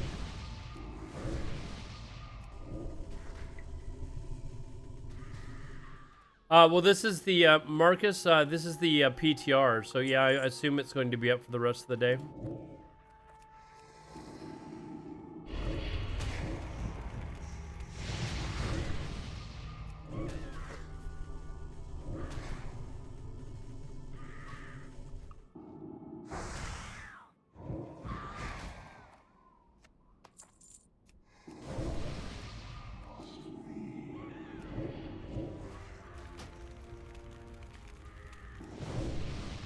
The official servers aren't up until the 24th though, so we still got a ways to go.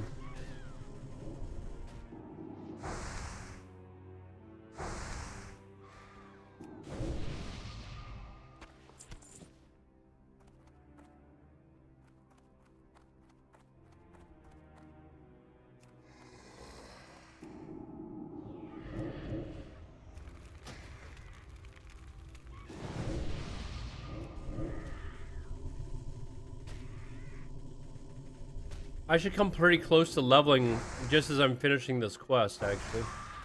Like before I even turn it in.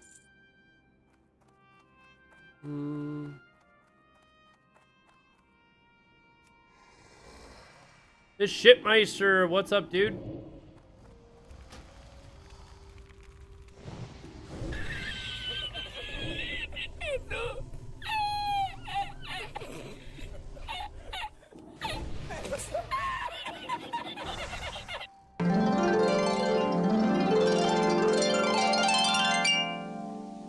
Yep, it's story time with Alodar again. Where we reminisce about shit that most of my viewers don't give a flying F about.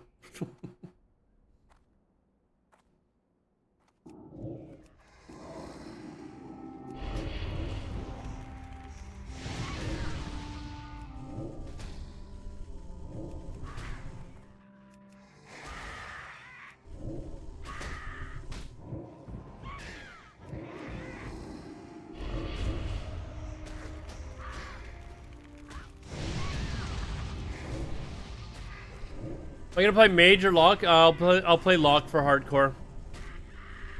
I think Locks are gonna be actually surprisingly decent because you're gonna be able to like actually use your dots.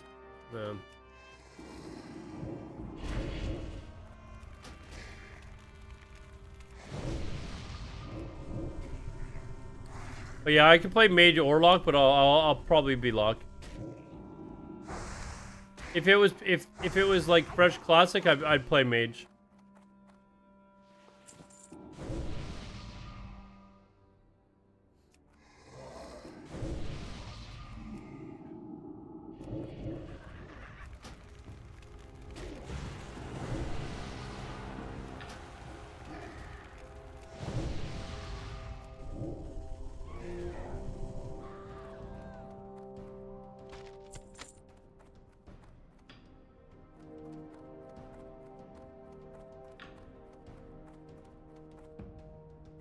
What about Hunter, and are you going Horde or Ally? I've never actually played a Hunter before. I think I leveled one up to like 16 or something one time, but no, I'll definitely be going Lock, and I'll be going Alliance because all the streamer friends of mine that that I know, like, they're all going Alliance, so I kind of want to be able to go and play with them somewhere.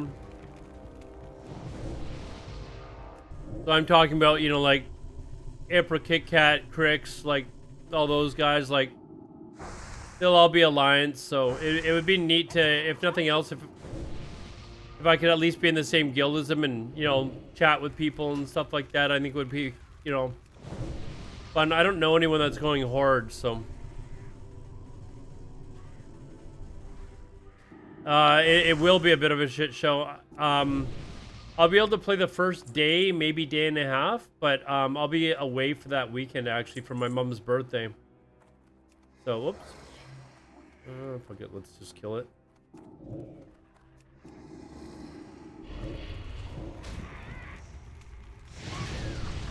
So I'll be falling behind early on.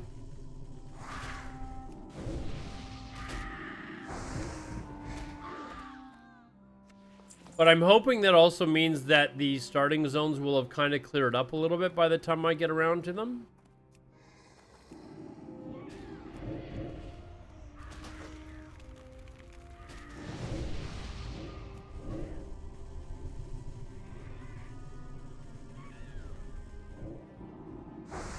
So when I get back, like late Sunday night, if I'm able to stream that night, then maybe I can jump on and try and get caught up. I mean, I should probably be able to get to like level 20 or something like that before I have to take off for the weekend, but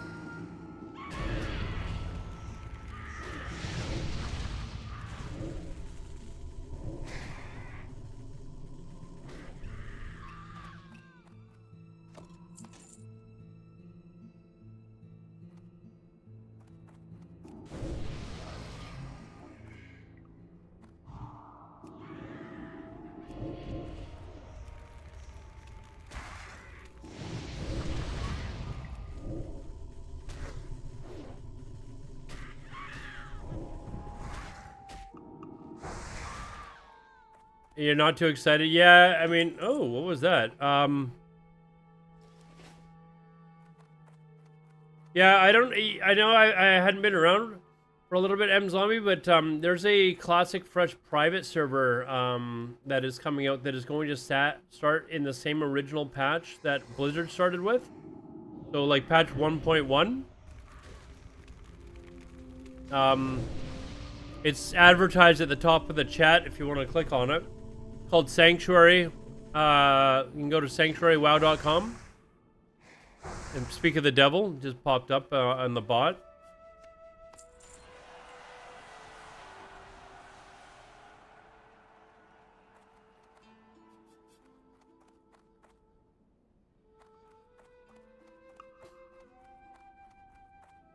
But yeah, they were originally saying that they were wanting to release in October. But I'm hoping that they pull it back to like November, or maybe like November 23rd. Why not make it the 19th anniversary, right? Give them extra time to really make sure that all the bugs are, you know, fixed and...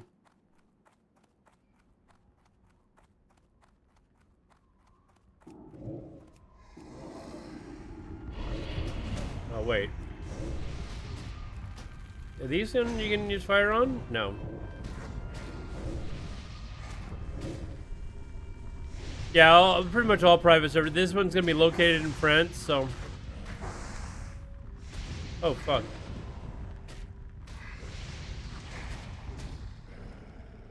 We got a fire wand on right now.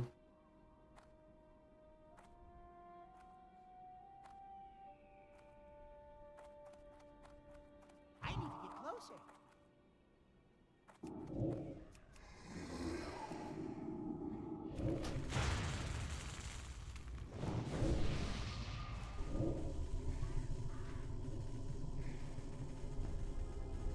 But yeah, I've been fairly active on their Discord. I've also got access to their private testing realm, and I've been playing on it, and you know, it's pretty good. They do have bugs that we found that they are fixing, and then they're gonna have an open beta in September. So I would definitely you know, give that a run, but.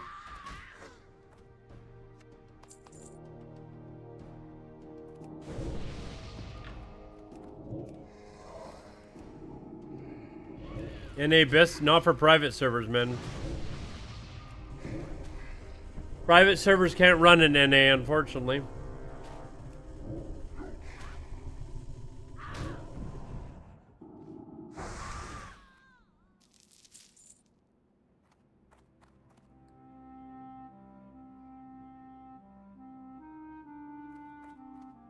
Oof.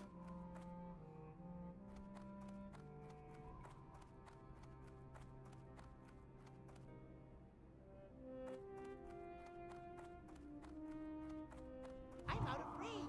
I can't cast that yet.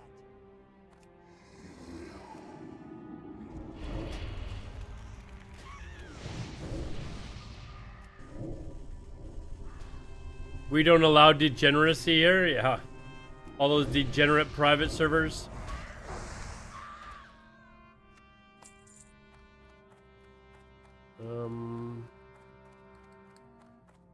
It's too far away. That's still recharging.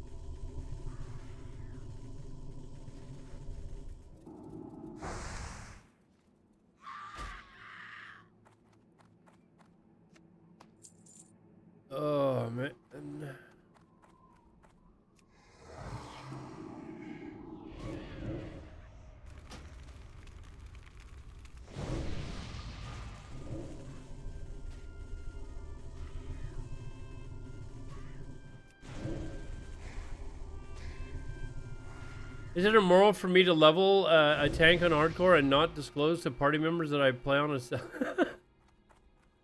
Nope. I mean... Nope. Nope. I think it's more than... you should probably do it on the horde side, though. Do it on the horde side.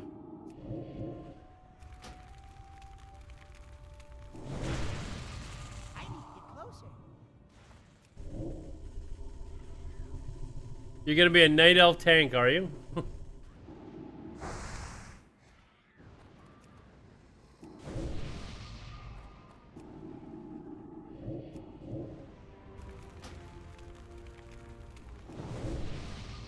It's too far away.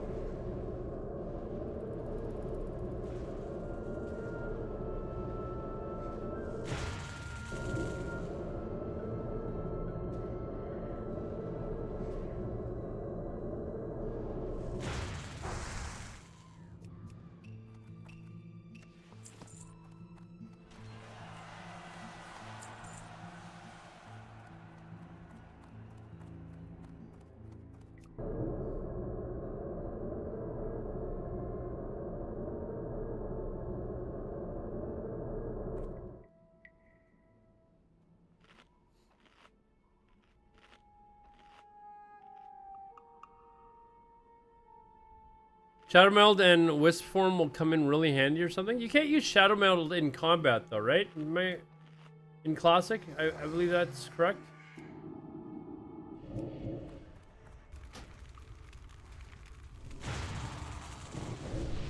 Yeah.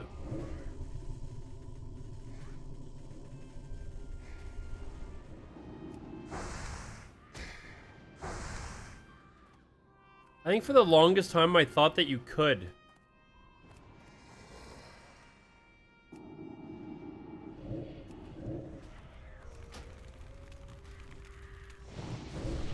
I know you're being sarcastic. I know.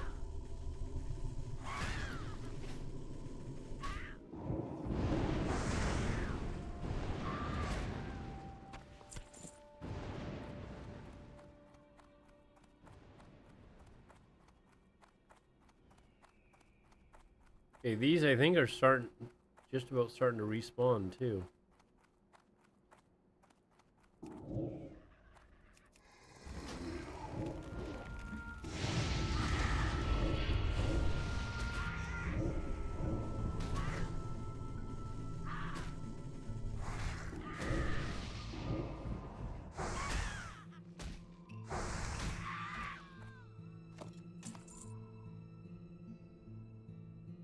Alright, where are we going now?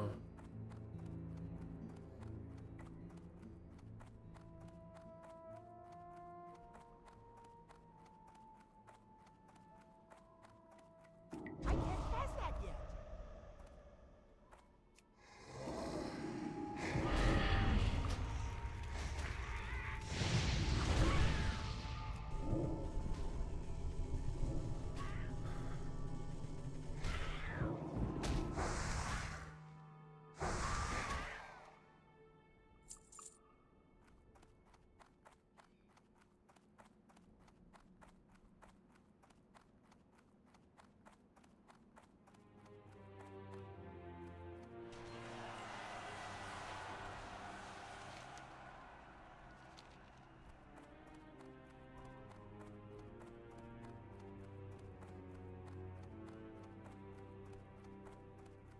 Trying to weave my way around these mobs here.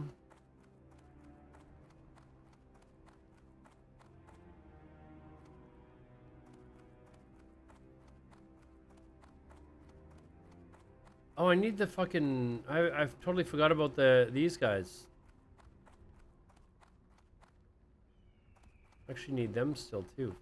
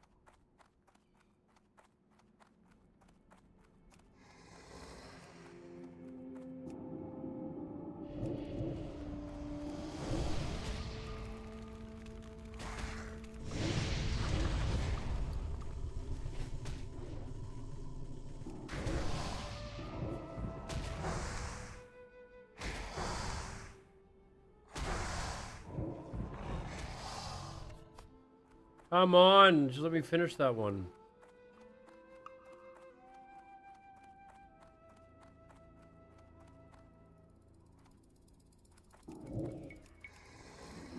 I hate being in the middle like this, because this is where you're like, you can run into like just a bunch of, get surrounded suddenly.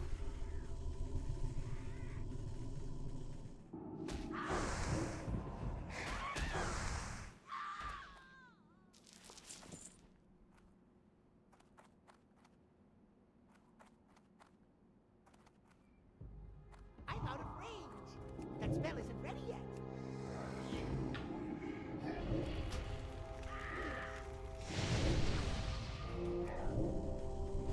It's the runners, yeah, like they would run into another one, but like this.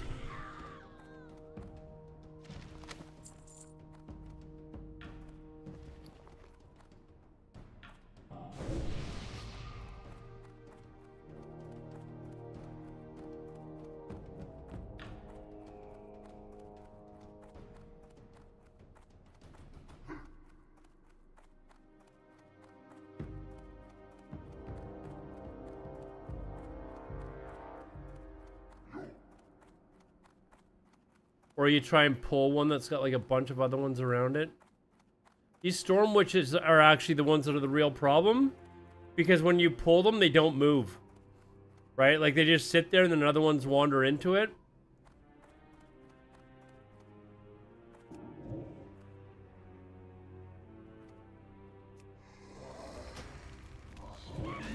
Those ones are the actual like ones that are a pain in the ass.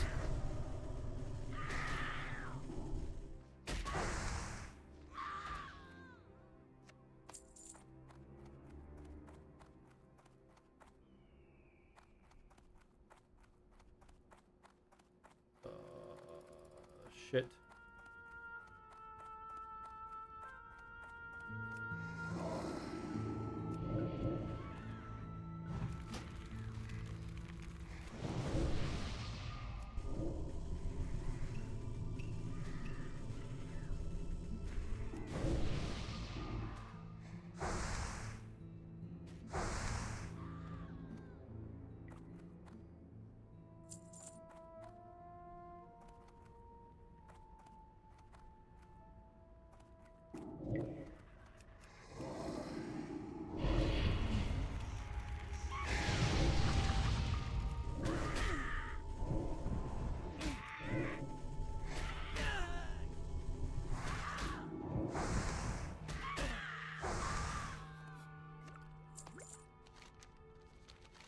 Okay, I just have ambushers and a couple of slayers left. Oh, and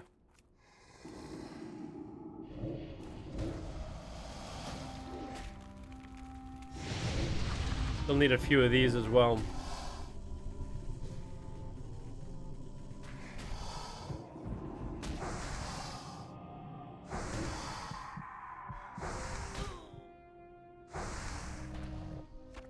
I can't carry anymore. Inventory is full.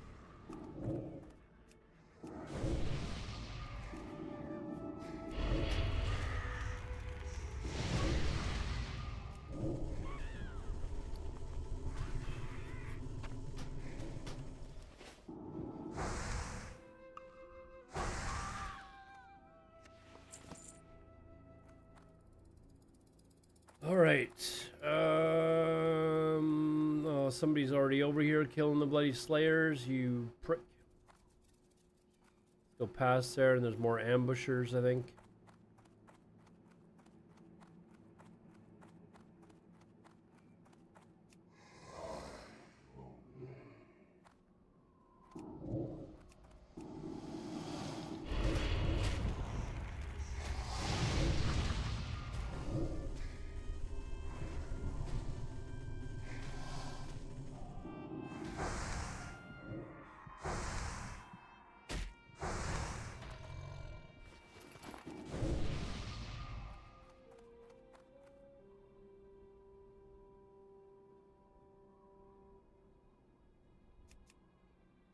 It's too far away.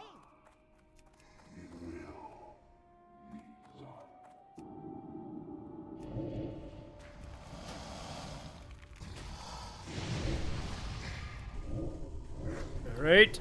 We're almost... I haven't gotten a drop off one of these guys in several mobs now.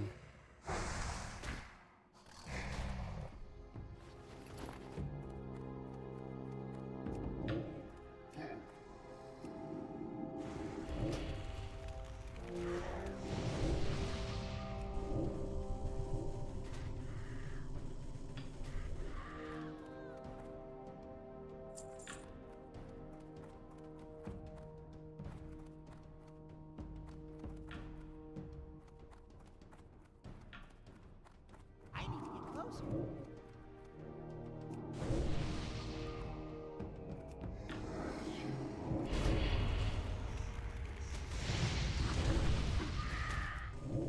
You always play that class? Let's try Warrior, Shaman, Rogue. I played Shaman before too. I've never played Alliance though, really. So I'm just kind of like practicing the leveling and stuff when hardcore comes out.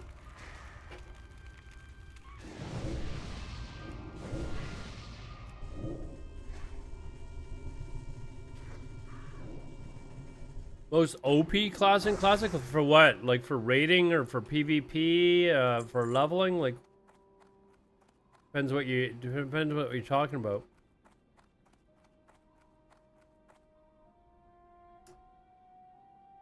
Fuck.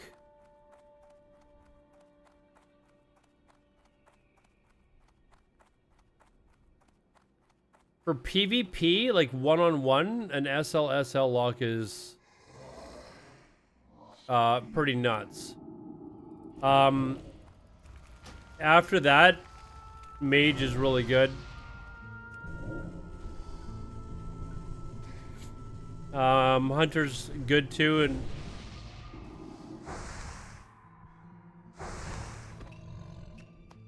I have the most fun on a Mage though, because it's just more well-rounded. Like there's more different types of like large-scale group world PvP. Mage is by far my favorite. Yeah, okay.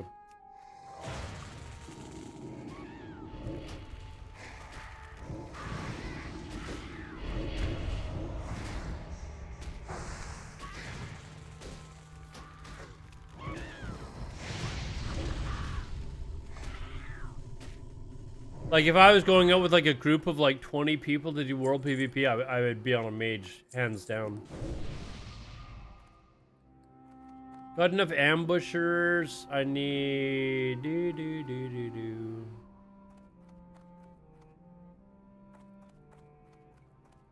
this thing.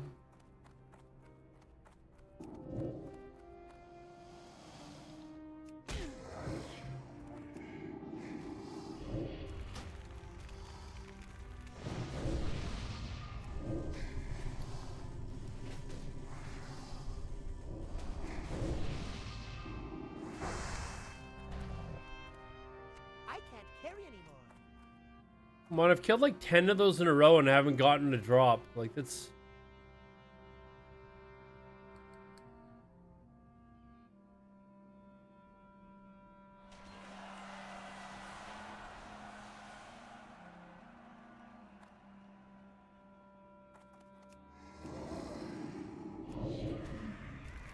I'm gonna probably ding 30 before I actually finish the quest. Probably not, but...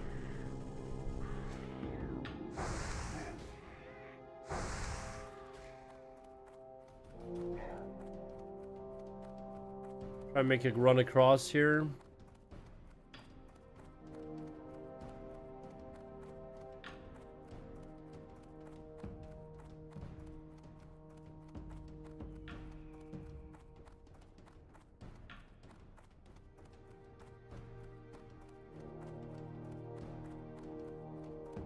Oh, there's mobs that are being killed up here, so there's someone else that got back to this one just before I did.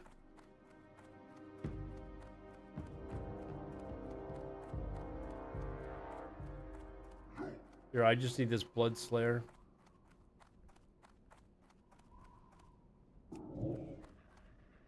Or this Slayer, I mean.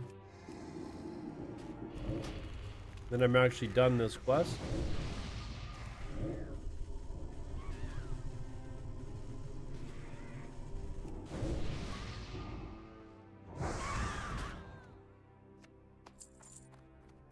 Alright, now I need just the crystallized scales, so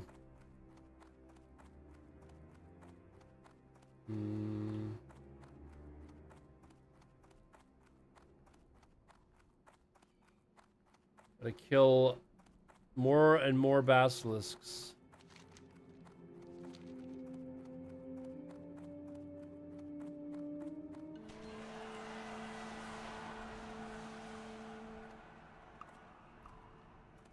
Enhanced Shaman was always the most fun, and Vanilla World PvP, Enhanced Shaman was a blast actually to play.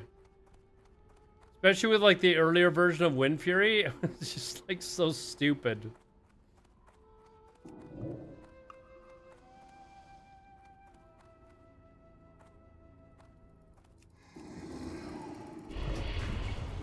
Like when you could Wind Fury on your Wind Fury procs.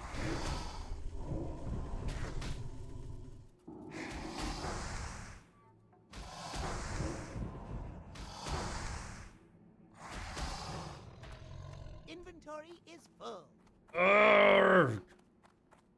Those were fun days. I remember being so mad when they got rid of that, when they nerfed Wind Fury, man.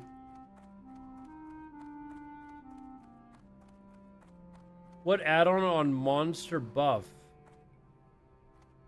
I'm not sure what exactly you mean, to be honest. I mean here? This bar here, is that what you're talking about, Doc Sam?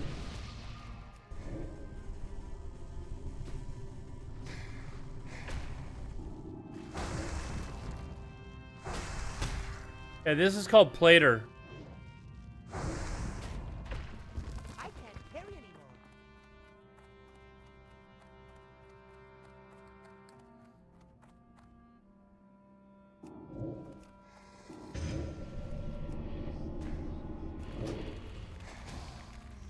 Yeah, it's called Plater.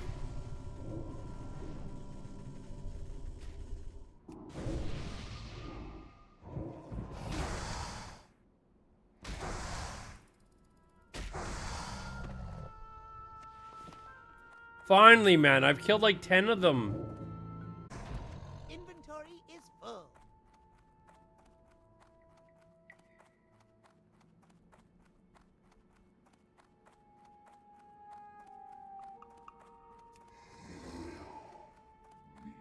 I can't cast that yet.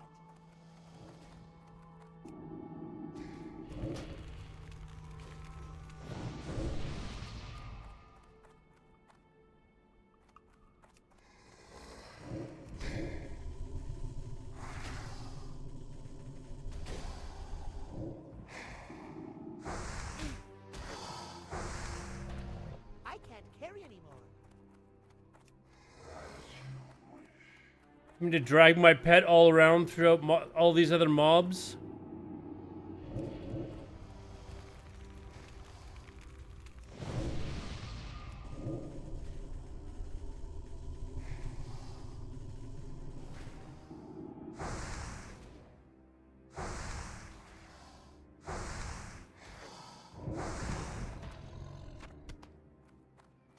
Man, I might actually ding before I finish this quest off.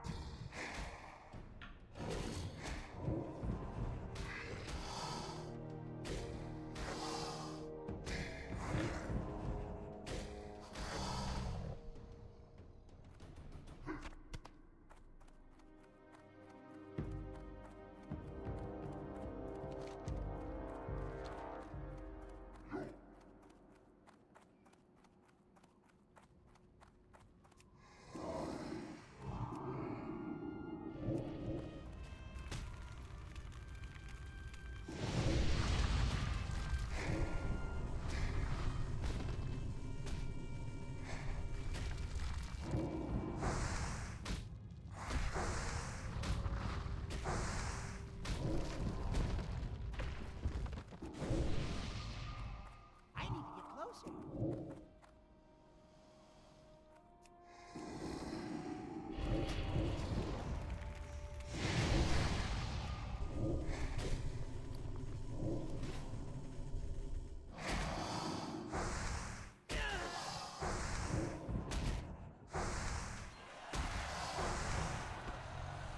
Inventory. Hey, one more.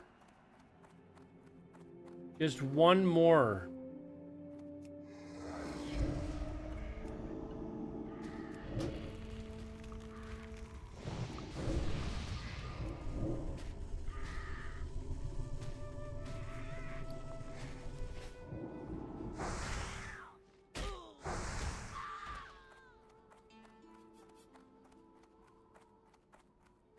I'm out of range.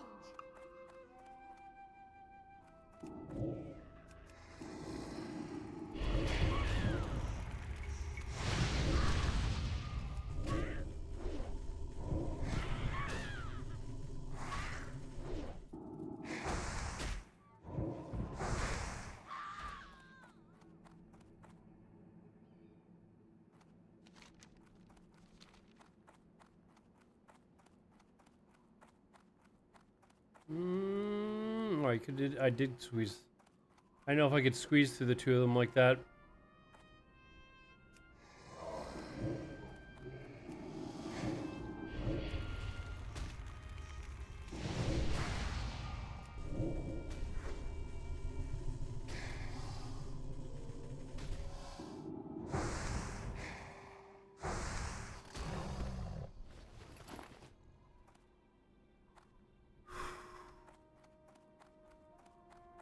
Classic still looks pretty good. It does, doesn't it? It's held up well. It is held up well.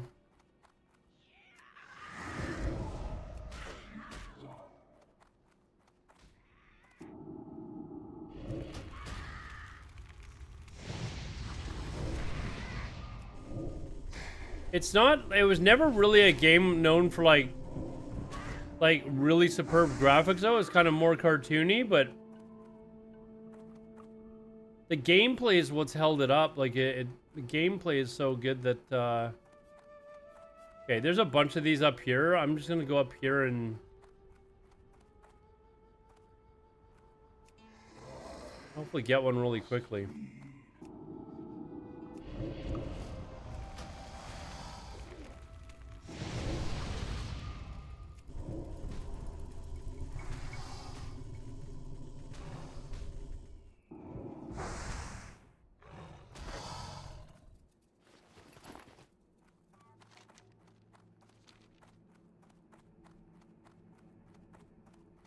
Yeah, looks and the gameplay is really good. I mean, that's the problem with current WoW. Like, some people will argue that they like the graphics better. I mean, they're maybe more modern, but are they better? You know, there's certain things that, you know, like fire looks different and stuff like that. But can you say that the gameplay is better?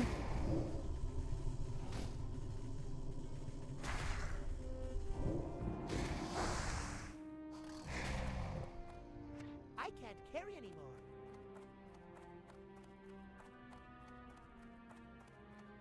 Can pull his gateway computer and 300 bottom.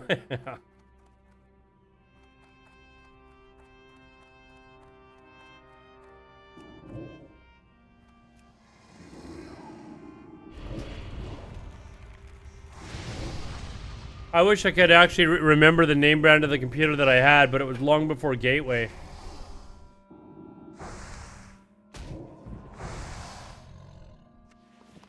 Finally done. That was back when the floppy disk, like the 5 and a, was it 5 1/4? The floppy disk was like the main, you know, thing that you would get when you were buying games and stuff like that. Like the 3 and, was it? Anyways. Yeah, it may have been like an old Hewlett Packard or something. I can't remember. Well, classic is that it focuses on making the world the main character and gives players the ability to customize their class with it. And it also is like, you know, it encourages players to actually play with other players, you know? Can I just run through the middle here and...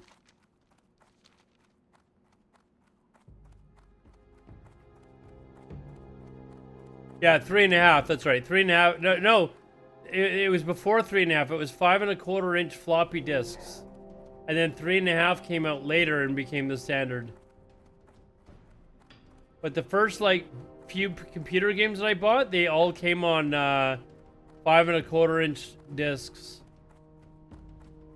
and then 3.5 came out soon afterwards. It was like, ooh. WoW wasn't on 5. It wasn't. It was out back then, man. WoW wasn't out when I got my first computer.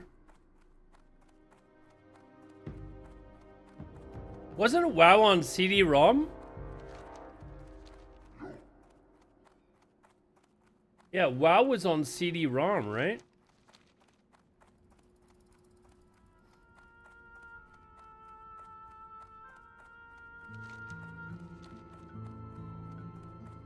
Well, like when I played like the original like King's Quest and Space Quest and you know stuff like that, it was all 5 1/4. Prehistoric, that's right, Jen. The save button icon, yes.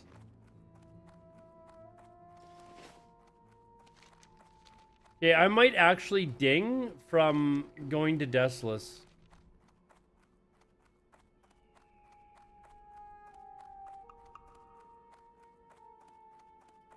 You went from cassette tapes to 3.5 floppy? I do remember the cassette techs, like on the old... You guys remember the VIC-20s? Some of you that are older? Like VIC-20s, like even predated Commodore 64, man.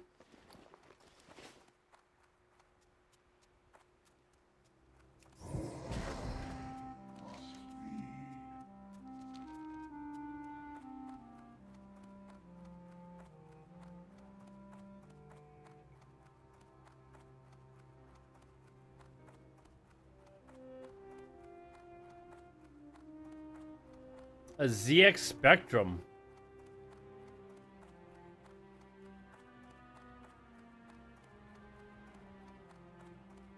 VIC-20 had 3 kilobytes of RAM.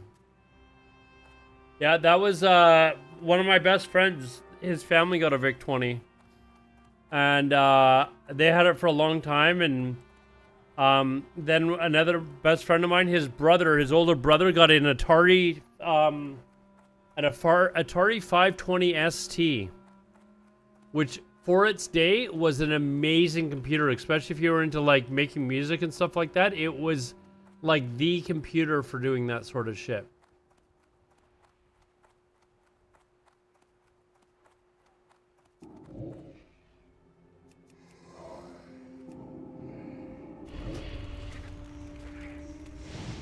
And then I was so in love with the computer, I went and bought a 1040 ST, which was basically like double the memory.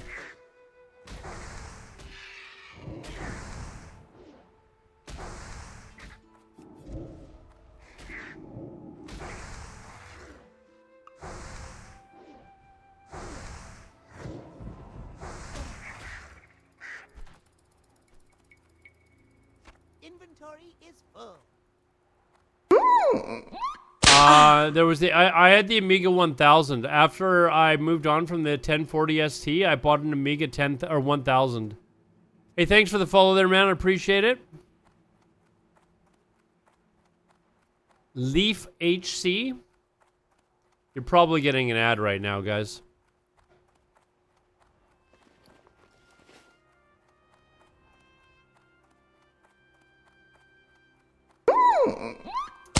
And Patches McPatch. Hey, thank you, man.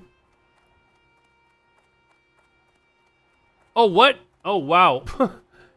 So Rexar is, let's see here. What can I kill to gain a level then?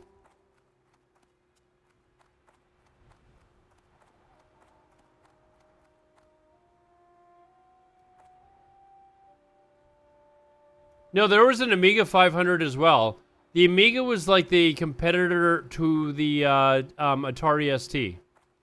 The Amigas were also a very good computer, but I started off with an Atari ST. I actually looked to see if there's one for sale, like on a used site or whatever, just to kind of see if they were kicking around, and I found like a monitor for one.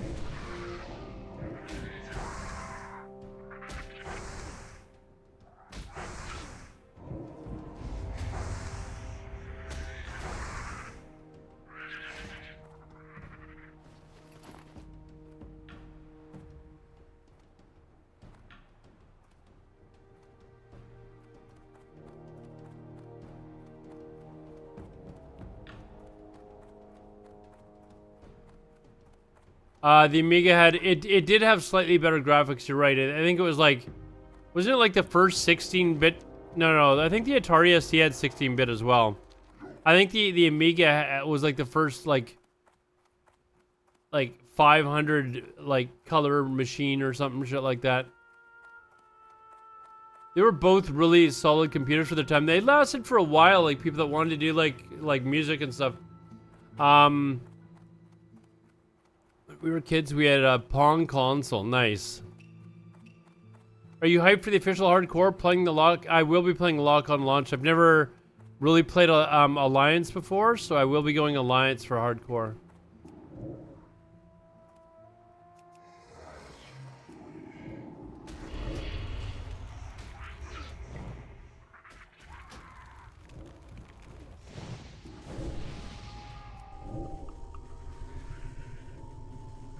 I should ding here.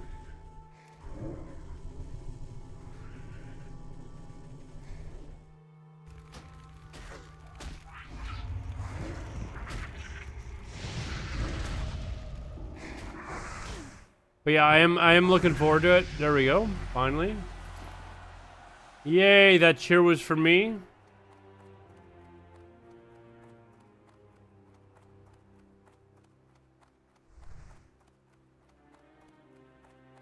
Oh, wait a second. I'm going the wrong place. Fuck, I was gonna go to the Horde fucking city, man. Forgot the Alliance one's like right here. Fuck, I ran way past it.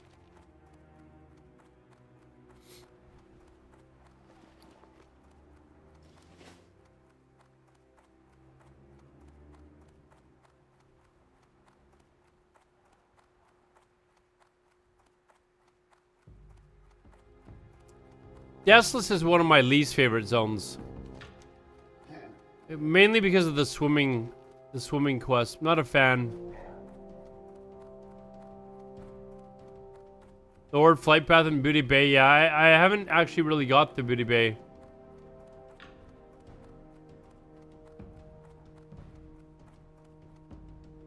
But yeah, I've only ever leveled one character to 60 before on the Alliance side, so... That was a mage, like... And then, like, a week after I leveled it, the guild that I was supposed to join disbanded, so... Never actually played that character again. But I just want to familiarize with myself with the route. Before hardcore started, so...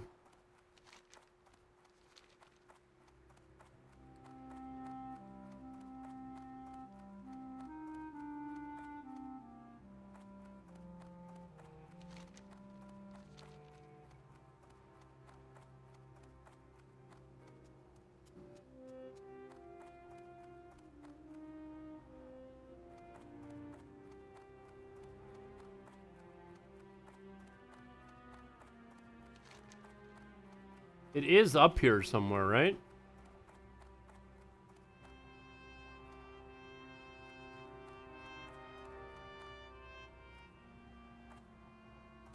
Those don't look like paths. I feel like it's around this side here.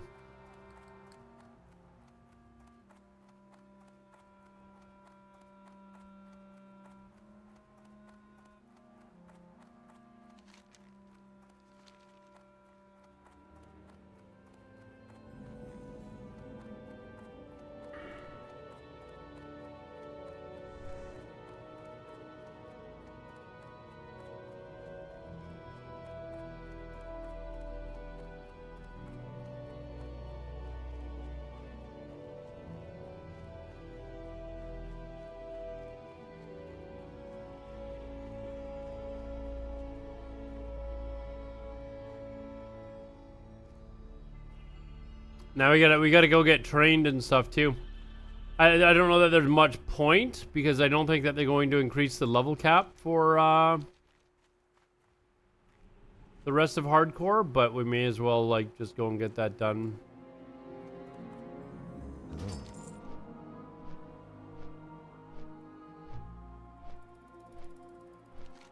I'm not even gonna turn these quests in just in case they're like, okay, we're gonna increase the level cap to 40 or something like that. I'm actually going to fly directly from there to, I guess, Duskwood? Or not Duskwood, sorry, to Darkshore. And take the boat.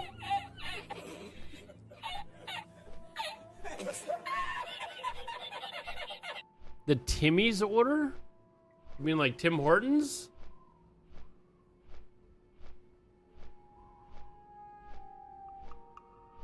Man, I could go for a Tim Hortons right now, too.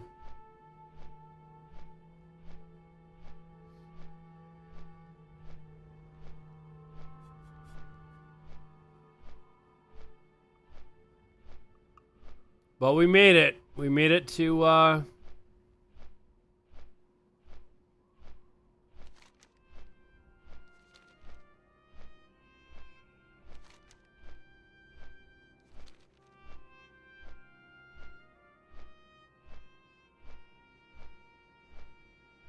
What's Tim Hortons? It's like the best Canadian fast food restaurant.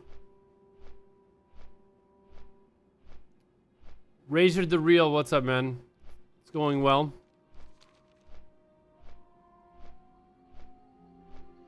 Little double. Yeah, I don't drink coffee, but I like their steep tea is really good. I love steep tea.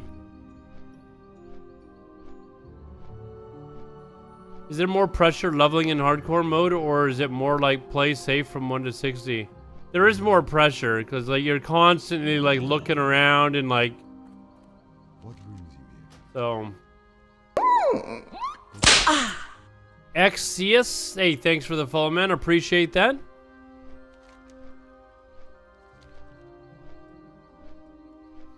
Started following you yesterday. Just wanted to say hi. Oh, thanks. Yeah, I do remember you here. I do recognize the name. So thank you for the follow. I appreciate it.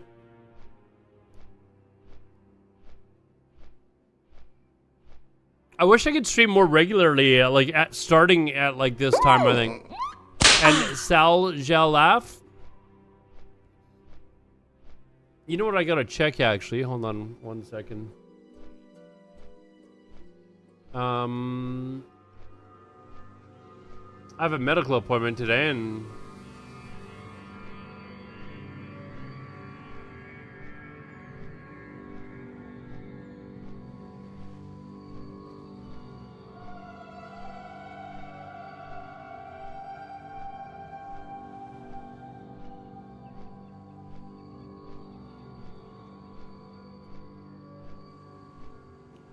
I can't stay up that long. It's tempting, though. It is awfully tempting.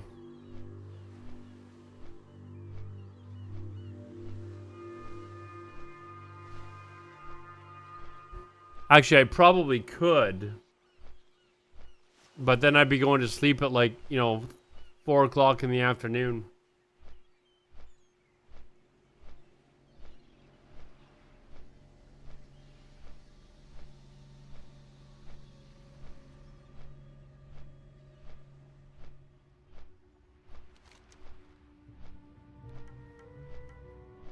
Let's see. So I'm not stopping stream yet. I'm just contemplating what.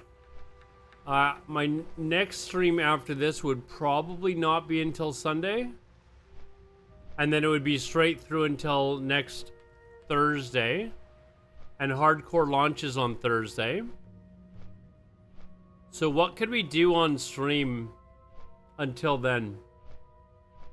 Like we'll probably watch a few videos and stuff like that, but would you rather watch me just continue, like start another character and go again, or do you want to see me play on that Sanctuary private server? Do I know what time it launches? Well, 3 p.m. Pacific Coast time. I'm not sure what that is in like Europe, but East Coast time at 6 p.m. I believe. Classic PTR PvP. Oh, I forgot that server is up. Cooking stream, hot tub, start another character.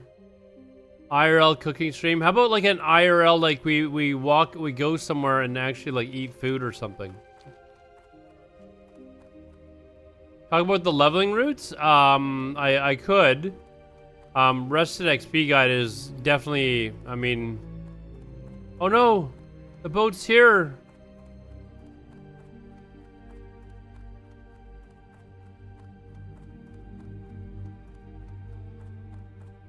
Ah, it's gone.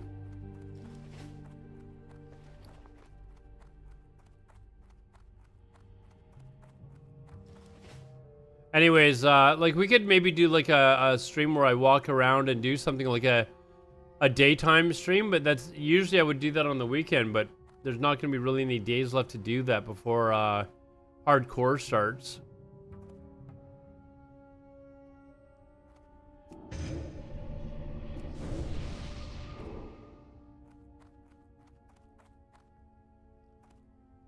Ed is gutting out that poor pumpkin? Oh, what are you talking about, man? You know that pumpkin started to rot like the next day? Yeah. They're supposed to last like you know 4, 5, 6 days or something like that. Like that man? That's just a term, like an expression. Ma'am then. Ma'am.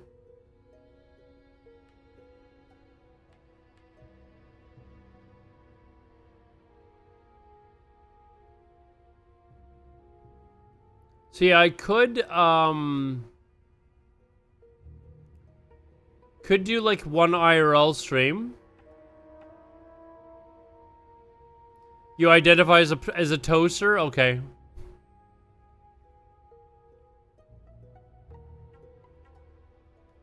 We could do like one day maybe for an IRL stream. Kind of walking around the city.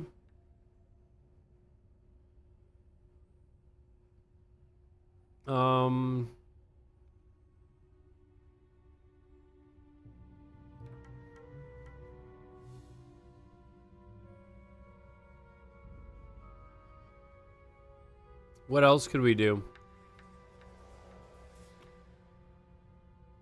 I could play on that Sanctuary server for a stream or two.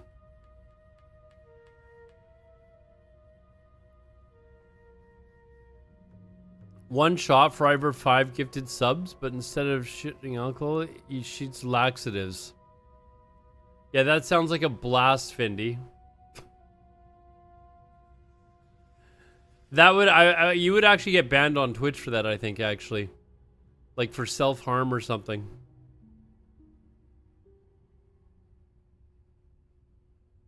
Would get banned. You could actually get banned on Twitch for that.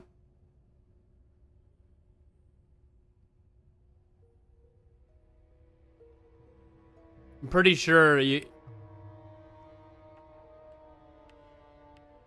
can't get harmed. They would probably look at it as you, like, I don't know. They would make up a reason for like you inducing like massive diarrhea. Like you can actually get banned for over drinking on stream. So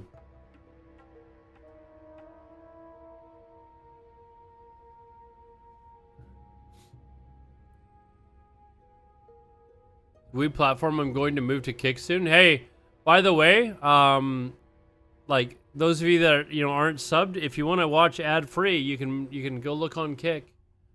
You can go look on Kick.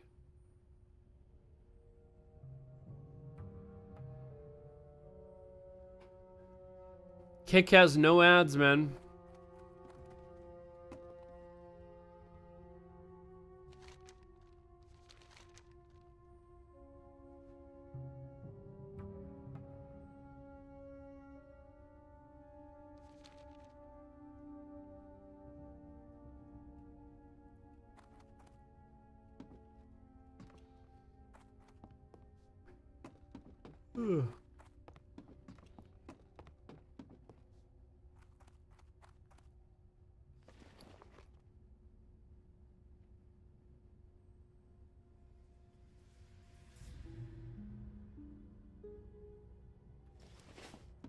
Man, I guess you're probably gonna have guild banks and everything for these hardcore. Man, that's gonna make it super easy. Like they're gonna be able to keep stuff in a guild bank and trade it off to people who are leveling. Like, man, it's gonna be like.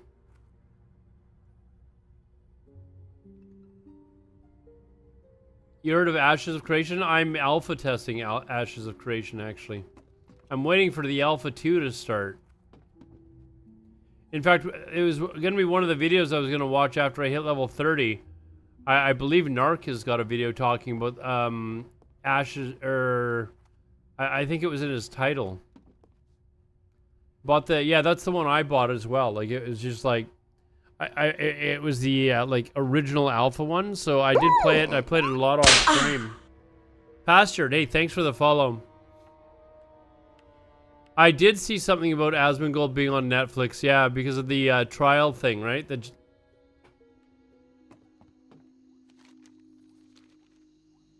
Yeah, the Johnny Depp trials. That's actually pretty funny.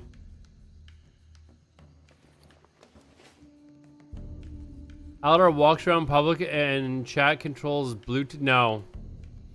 No, the N-word would be dropped. Like, there's no way. No way that is happening, man. Is this faster? Is this actually faster to do this?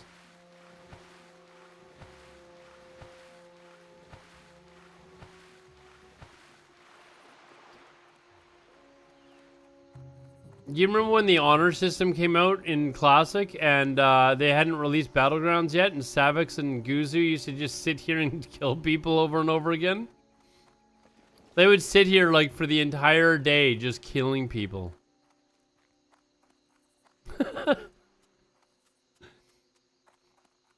Man, oh, I'm going to Undercity. Well met. Have a good one.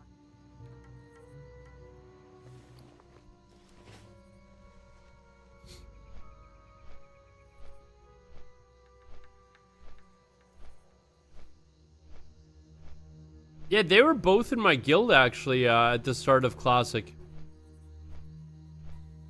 There's a very famous video of a raid that Savix and I were in. Can we get a battle res on Zulace? Those were good times.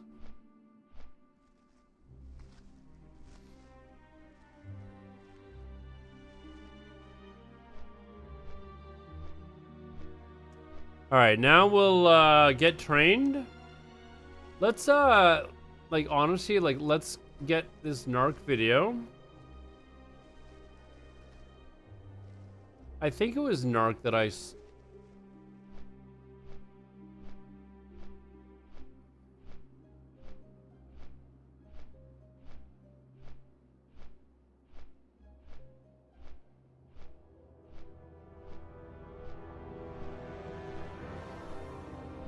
what other, hold on. I actually had some videos lined up to watch.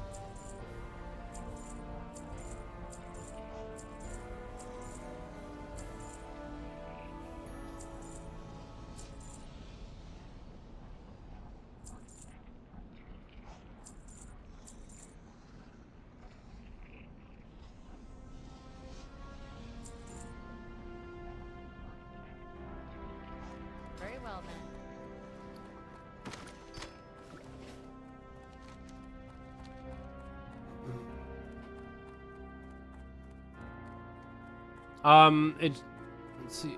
I think I saw it on like an article or something like that, or somebody posted on Discord that he was mentioned. That is actually pretty funny though.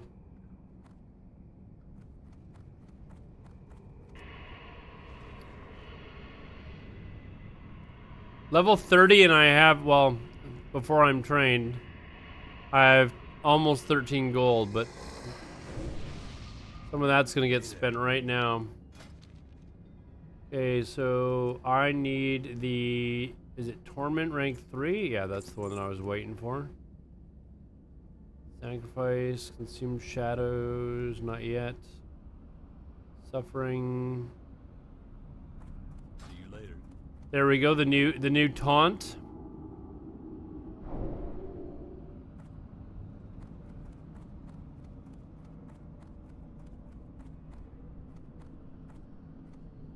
Interesting.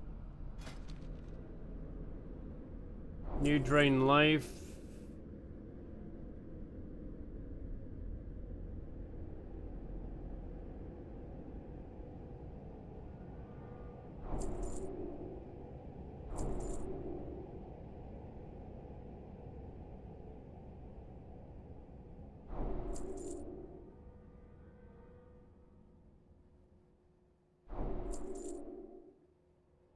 Off and away. Okay, so we got Drain Life.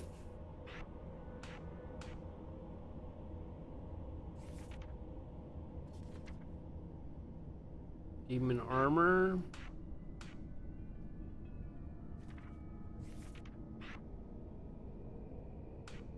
Subjugate Demon and Immolate.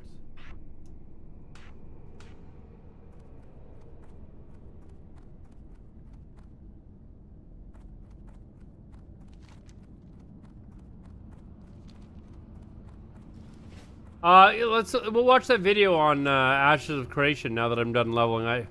There's not really anything else I want to do right now. Obviously I could have just kept going and learning this, but I've already dinged 30, so.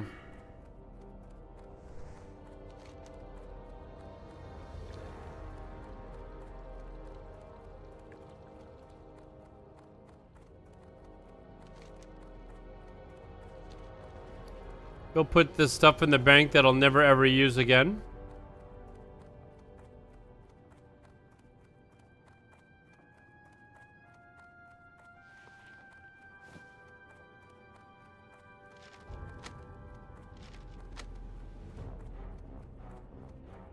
Hey Tagora, time to go again. I was asking people, I was like, now that I hit 30, what do you guys want? Me to go again on another character or do some other stuff on stream? I think I'm good. I think I just need to kind of familiarize myself with the general quest that I've never really done too much before, so. Talk to me.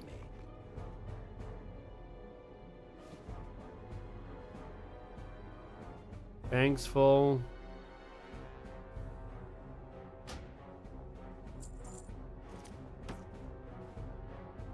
Be good. Interest you on a pint?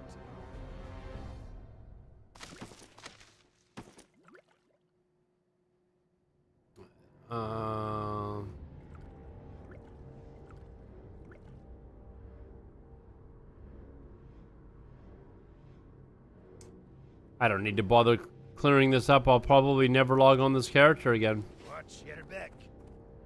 All right, let's all right, see you later, Tagora. Have a good one, man. Let's watch the Narc video. Kind of interested to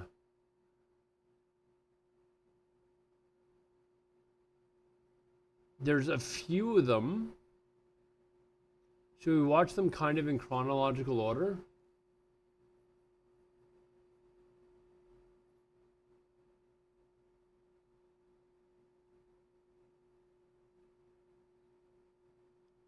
Like the alpha one I would definitely like to watch.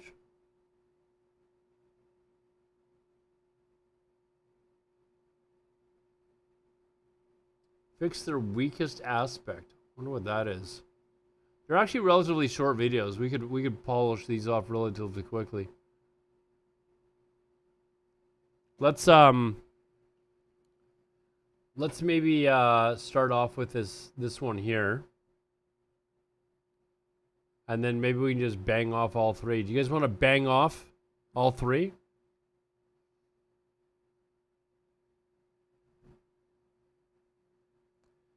You remember watching me during Elysium? Wow, those are years ago, man. Thanks for the follow. I appreciate it. Yeah, we're going to be playing hardcore, and there's also a new private server, 2020. For some reason, your name sounds familiar, too. But there's a new private server called Sanctuary that looks really interesting. Let's kind of see what this is all about. So this is a... I haven't watched a Narc video in ages, but so we're gonna watch all three of these. But we'll start off with this one here. Ashes of Creation just made their most important announcement. Hey, what? Because I was so busy with work and stuff like that, and I hadn't been streaming for the last little bit. This is all stuff that I hadn't really. This is all stuff that I hadn't really been paying much attention to. So Narc is kind of like the guy I go to for like any of this information. So let's 1080p, please. Let's see what he says here. Hey, what up, boys? So, randomly, huge news just dropped. Right in the middle of me enjoying some time off playing Baldur's Gate 3, by the way. How... You turn all my time off, Mr. Sheriff. I'd best see one of those Alpha 2 keys in my DMs, Steven. Because they have finally announced when the Alpha 2 keys are officially being discontinued to the public. So, grab yourself a...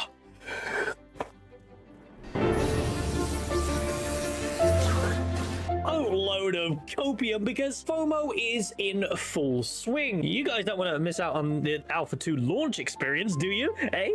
Hey? FOMO out the wazoo, please, you don't want to miss it. And today, we're going to talk about this because, along with the announcement, there was also a short Q. We were mentioning earlier, I was actually playing in the alpha for Ashes of Creation. I was actually pretty impressed with the game, considering how early in development it was. And based on the videos that they've shown, for where they're at in progress, they've made like massive strides since then. So I'm kind of interested to find out when they're going to have the next alpha or move on to the next phase so we can test and play it again, because it does look like they've made huge strides, especially since they swapped over to Unreal Engine 5. Apparently that's just kind of fast-tracked it like crazy. Q&A that I want to discuss alongside the implications of the information given. Now, with all that bollocks out of the way, let's begin, shall we? FOMO to the wazoo, reviewed right off by the bat, Denton this announcement came with the reveal of this month's cosmetic pack, which, by the way, was exactly what I predicted it was going to be. What race do I think will be the cosmetics this week? I think we're going to get a classic dwarven set. Look at the shirt that he's got. That's what I think. Now, calm down, boys. I don't have some kind of insider information. I've just been playing Baldur's Gate 3 so much that the tadpole in my head has been awakened, and I can see into the minds of the intrepid devs. And trust me, boys, you don't want to know what's going on over there. The game looks so beautiful, man. But cosmetics aside, along with the article this month, they also dropped the announcement that the highly anticipated Alpha 2 keys are ending very, very soon. Mr. D, thanks for the Prime, man. I appreciate that. Very much appreciated.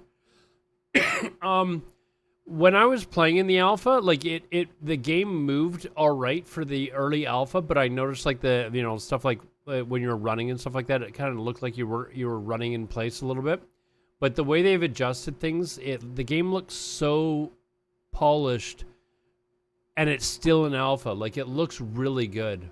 Much sooner than I expected. According to the post, they claim the following. We'd also like to inform our glorious community that the unannounced September pre-order pack will be our final pre-order pack, which is followed up by a Q&A, gracefully conducted by me and Stephen Sharif for your convenience. Oh, so, Mr. Sharif, it's great to talk to you again. I hope our last encounter didn't make you nervous. On behalf of the community, why are you ending the pre? Look at the effort that he puts into his videos, like the effects, but then dressing up with a suit and tie on and stuff like that to mimic this question Q&A. Pre-order packs. We have currently hit the number of Alpha 2 testers we are aiming for. In order to ensure everyone has a glorious experience when it comes to performance of our servers and Tori, game no, client, explain it after we want the to video. make certain we can service our Alpha 2 testers to the best. We've certainly hit the number of Alpha 2 testers we are aiming for. So there's going to be an Alpha, still like more Alpha 2. We're to ensure everyone's glorious experience when it comes to that. That was one thing. You didn't really see a lot of people running around in the early Alpha. After further internal and external testing, we may decide to expand the amount of Alpha 2 testers. That time we may provide more ways for folks to obtain Alpha 2 access. We will provide further information regarding that. Okay. Best of our ability. After further internal and external testing, we may decide to expand the amount of Alpha 2 testers. Oh, he's needed. reading off. I just read it all off. At that time, we may provide more ways for folks to attain Alpha 2 access, and we will provide further information regarding that via our communication channels. Interesting. Well, thank you for the detailed answer, but a major point of concern for all this is the FOMO that's attached to these packs. People don't want to spend their money on packs that they don't enjoy the aesthetics of. So what would the final pre-order pack set look like? You'll have to wait to see our announcement article in September, but we can give you a hint that it's a more creepy looking set. As we know, that's been a big request from our glorious community. Ah, yes, doubling down on the FOMO. I see. Fair enough. So when will the final pre-order pack be available? The final pre-order packs will be available on September 13th, 2023 at 11 a.m. Pacific. Thank you, Stephen. But something I'm wondering about is, how long is this pack going to last for? Is this going to be just for 1 month, or will this final pack be available for a while longer? The final pre-order pack's end date will be provided in the announcement article in September. Ah, yes, dodging the question. The Sharif Classic. Righto, so then if I don't want to get a pre-order pack, does that mean I will not be able to join the Alpha 2, Beta 1, or Beta 2 in the future? We will have some giveaways you can participate in, so stay tuned for that. As we complete more internal and external testing, we may decide to expand the amount of Alpha 2, Beta 1, and Beta 2 testers needed. At that time, we may provide more ways for folks. Chat, is this being done with like an AI? Like this is absolutely, I feel like this is an AI of Steven. To attain access, and we will provide further information. The way he's regarding talking and that stuff, it via just our looks really weird. channels. I see. That's rather interesting. But my It final is? question is, That's hilarious, when the actually. pre-order packs end, will there be other items on the Ashes of Creation That is shop? so funny. At first, I thought the first like thing that he answered, I thought that the sound was off or something because his mouth was moving, but it wasn't saying the words that he was saying, right? And it was like, what's going on here? And then the next question, I'm like, I think this is AI. Oh, we forgot to render this answer, so use your imagination. We may have cosmetic items and merchandise available in the Ashes of Creation shop at a future date. Okay. Okay, so unpacking all of this information, I have deduced the following. Alpha 2 is real! So when are we getting Alpha 2 then? Because I will definitely play that on stream. No, but seriously, as much as I want to sing to the high heavens that the Alpha 2 is drawing near, much like I put in the video's title, we do have to wait for more information about it during next month. I think it's been like 2 years since the original Alpha, since I played originally, I think. It's got to have been at least 2 years now. Post 2 weeks. I'll be honest, when I purchased the original Alpha pack, the one that cost like $500 or whatever it was, I was not expecting that it was going to be 2 years before I played the game again. After the Node live stream, there are implications that the next pack won't be lasting for just 1 month, and nor do I think it should, because they did kind of drop this on us with only 2 months to act upon it. It is so People long, might not man. have the money saved up, they might still be on the fence, and the next couple of live streams may change. But it people's looks so opinion much more completely, polished, like especially so when we much finally better get than the it did highly in the original anticipated Alpha. Node live stream that's supposed to be this month. $250 is no There small are MMOs that are out now, like brand new ones that don't look and run like this does. Like this looks so much better. Especially for testing a game that quite literally doesn't exist. That already in itself is a fucked up prospect. Now, it's important to note that they're not stopping these Alpha 2 key cells because the Alpha 2 is close. They're stopping them because, as they mentioned in the post, it's because they have enough testers for the launch of the Alpha 2. I suspect this number is closing in on 200,000 because this time last year, they told us Alpha 2 had over 100,000 sales already. That has a lot of interesting implications when it comes to the amount of servers and the server sizes and the queue times, but ultimately, we're speculating on speculation, and I know that's what you come here for, but when it comes to spending $250, I want to stick to as much of the facts as possible. My opinion about this whole debacle can be heard here in this video up in the top corner because I think that maybe my opinion goes against the grain a little, or at least the grain of this deluded community. I do not agree with Intrepid's monetization methods. However, I understand why it exists. I also think they have been as ethical as possible with the situation they're in. There are logical reasons for the FOMO. They have been pretty like ethical. I don't know that I have a problem with their monetization methods because like they do want to be able to pay for the game,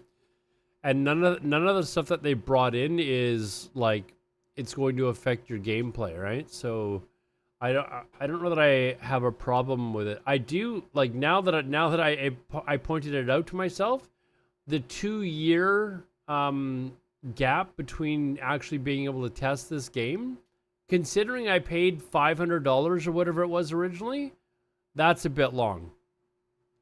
Wonder what's taking so long? Well, I mean, MMOs take a long time to develop, right? Like we knew it was gonna be a long time.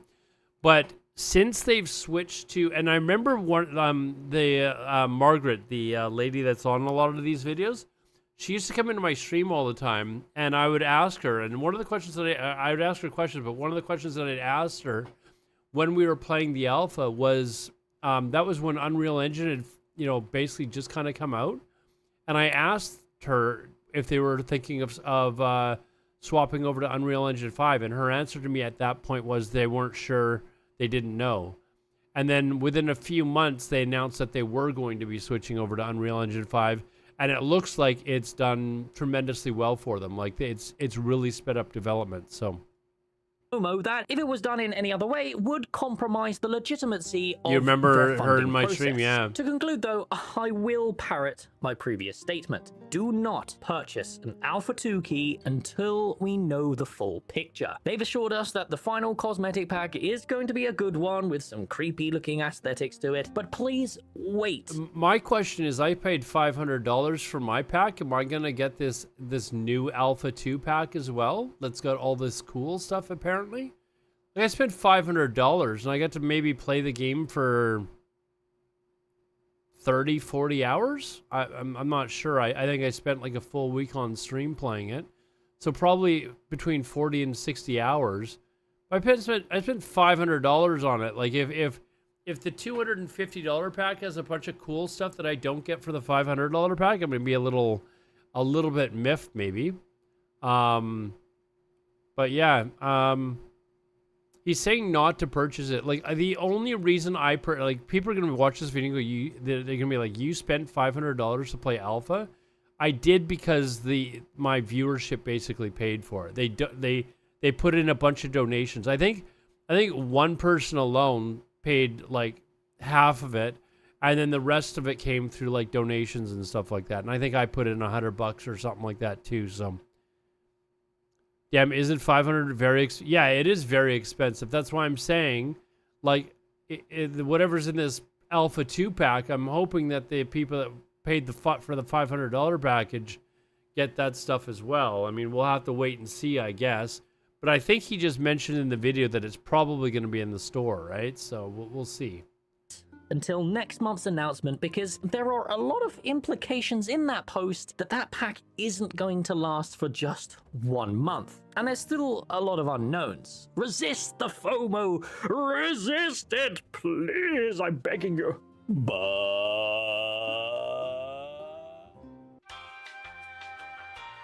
Falling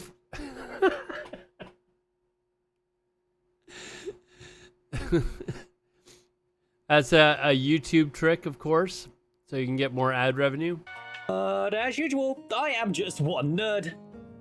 Desperate for a good MMO. That's funny. And listen, this was supposed to be my day off, but unfortunately, this news is pretty damn huge, and therefore, I will be live at twitch.tv/Narcverse today to discuss this post, and I'll give you guys my unfiltered opinion about the whole thing. As I have had to stop playing Baldur's Gate 3 for this, I'd appreciate if you made it worth my time by giving this video a like, and maybe turn up at the stream later and drop me your primes, so I can catch you in the next one, because you're high on copium. Anyways, another good video by Narc. Yeah, he does actually stream on Twitch. So if you guys want, I've watched him on stream on Twitch several times now. But anyways, I guess this is the it was more of a video about their next package that was coming out for alpha. If you're not interested in paying $250, then don't. Like, it's probably honestly just not worth it. They will eventually ultimately have probably an open beta before the game comes out. It's probably still a couple of years away from launching. So, and based on my experience, I agree with Narc. I paid $500 and I've been able to play the game for basically 1 week, and that was like over 2 years ago. So, I don't know how long this Alpha 2 is going to last. So spending $250 on that, if you've got $250 to blow, by all means, go ahead. It's your money. But yeah, anyways. That's it for this video. If you're watching this on YouTube and you enjoyed the video, please like and share. The links to the original video will be down below, as well as links to my Twitch stream. You can come chat with me 5 days a week at twitch.tv/Alodar. We are looking forward to Ashes of Creation. I will be playing that probably as my main game when it does actually come out. So we'll be talking about it a lot on stream. Until the next one, have a good one. Take care and goodbye. All right, so that's the end of that video. Another solid video by Narc. He puts out some pretty good videos. Someone was asking me about who was it? About Sanctuary, and I said I'd answer it after the video. And somebody mentioned about the drama that's going on with Sanctuary. I don't really think it was that big of a deal. It was like one dev who like flipped out, lost his shit, and then like kicked people out of the Discord, and the Discord was re-put up like the next day, and you know, it's maybe it was kind of annoying for a little bit, but it doesn't really sound like that dev really did much anyways. Like he wrote up the FAQ, and apparently it took him forever to actually get that done, and somebody else had to actually start working on it because he was like just not, you know. Let's see here.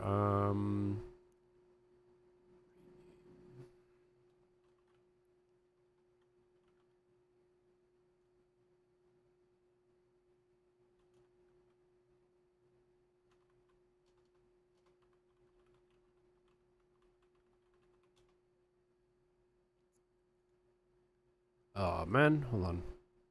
Just trying to save this file.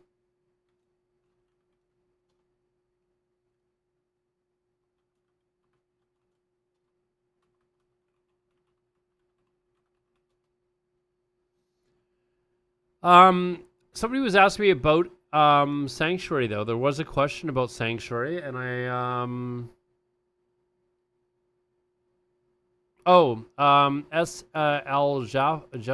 Jalaf said the Sanctuary drama was hilarious. It was funny, but it was kind of sad at the same time. It's like, why is it that it always happens with like private vanilla servers in particular, private vanilla servers where there's drama? It's like you guys have one job. You're trying to create a true to vanilla server as close as possible, So you already know what the objective is. There can't be any disagreement on what needs to be done because you already know exactly what the game is that you're trying to like duplicate. So there's no argument of, you know, should we have like 2 times XP or anything like that. Like it should be fairly straightforward, and yet for some reason there's always drama that surround vanilla private servers. So anyways, it is kind of sad at the same time, but his next video was Ashes of Creation have just fixed their weakest aspect. All right, so for this next video, it's again another Narc video. We've got to get caught up on what's happening with Ashes of Creation because it is now getting developed at a pretty quick rate.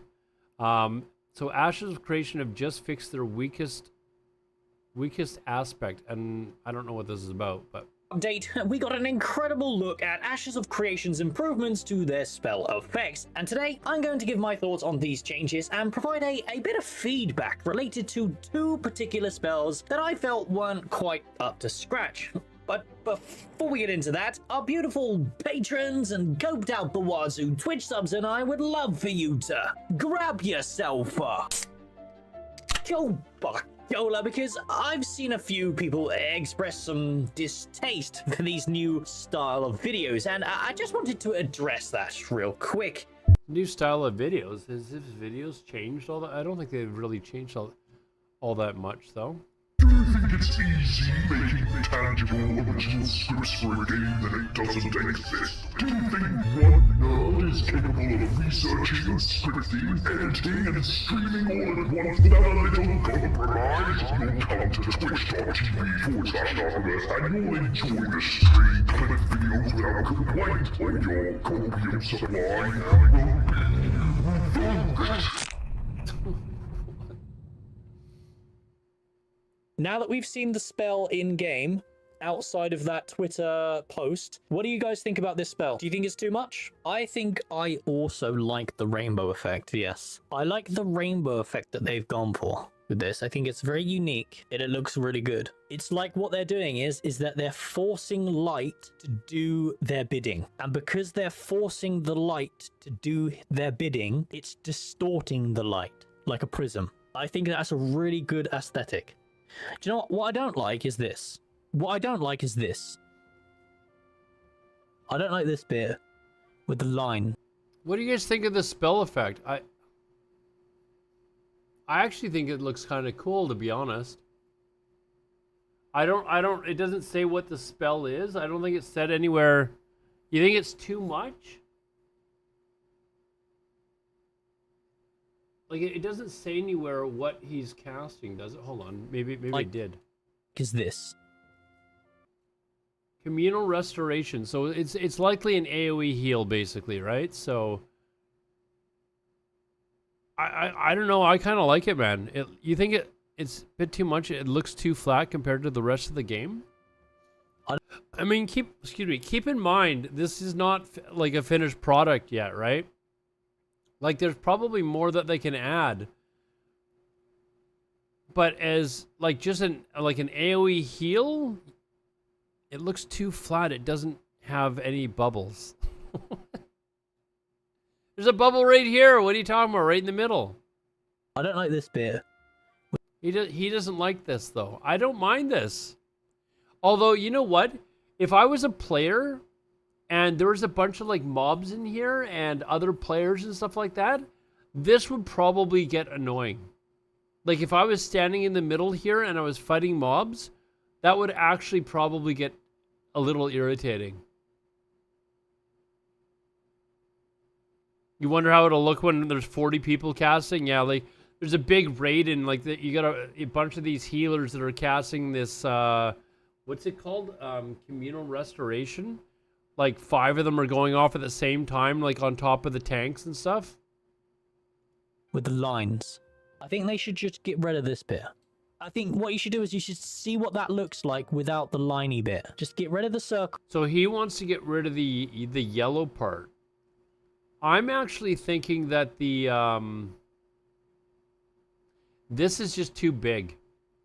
Like, if you've got a bunch of these going off and it's going to be, like, over top of people, like, it's hard to tell if that's, like, up in the air. Like, if you're standing, like, in the middle, are you going to be suddenly, like, blinded and not be able to see mobs that you're trying to fight and stuff like that? Like, it's kind of, I don't know. It might get really annoying if you're in the middle there and, you know, there's 2 or 3 of these going off or something. Cool, get rid of the lines and then just see what the effect looks like without that. Because the explosion, the nuclear explosion looks fine, right? Yeah, I agree. I think the circular thing looks good. But this thing in the middle is maybe a bit much. I just think the liney bit really... You agree that the lines are overdone?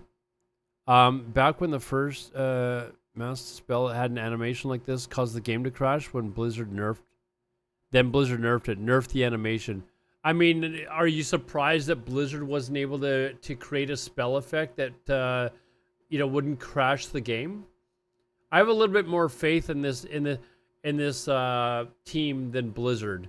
Keep in mind that this team that they've got for Intrepid Studios, like, these are like top like developers that Steven Sharif has brought in to their studios. Like, they actually paid to bring in some really top, well-known developers. This isn't like a no-name team. These are a bunch of guys that really know what the hell they're doing. But that's besides the point. Like, this, I don't know that this is going to look great. I think this larger circle thing can come in, and then maybe something else in the middle, but not some big monstrosity like this. Like, this is maybe a bit much. Really makes it... It's really immersion breaking. Am I autistic enough to delete the lines in Photoshop? You're goddamn in Photoshop. I'm right.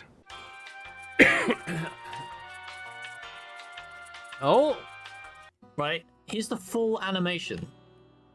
I hate the line bit. I think the line bit is super... He actually deleted it. Hold on. Right? Let's... In Photoshop.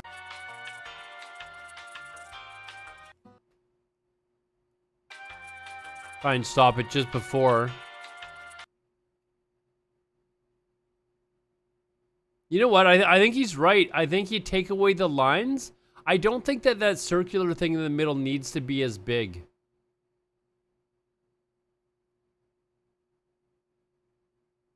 Like, I think even that could be smaller, or it could be something else. Like, maybe something that's like slightly transparent as well, or something like that. So it's not just like, you can't see anything in there, right? Like, he is right though. The lines, at least not as long. Right. Here's the full animation. I hate the line bit. I think the line bit is super immersion breaking. I think all the look, everything else related to it, all of this screen distortion, that looks great. The pulse, that looks great. But why does the line bit need to exist? And because it's so fast and because it flashes up, the lines are really immersion breaking. It feels like it's a JPEG, right? That's just been placed there with no context. Okay, here, look at this. Tell me what looks better.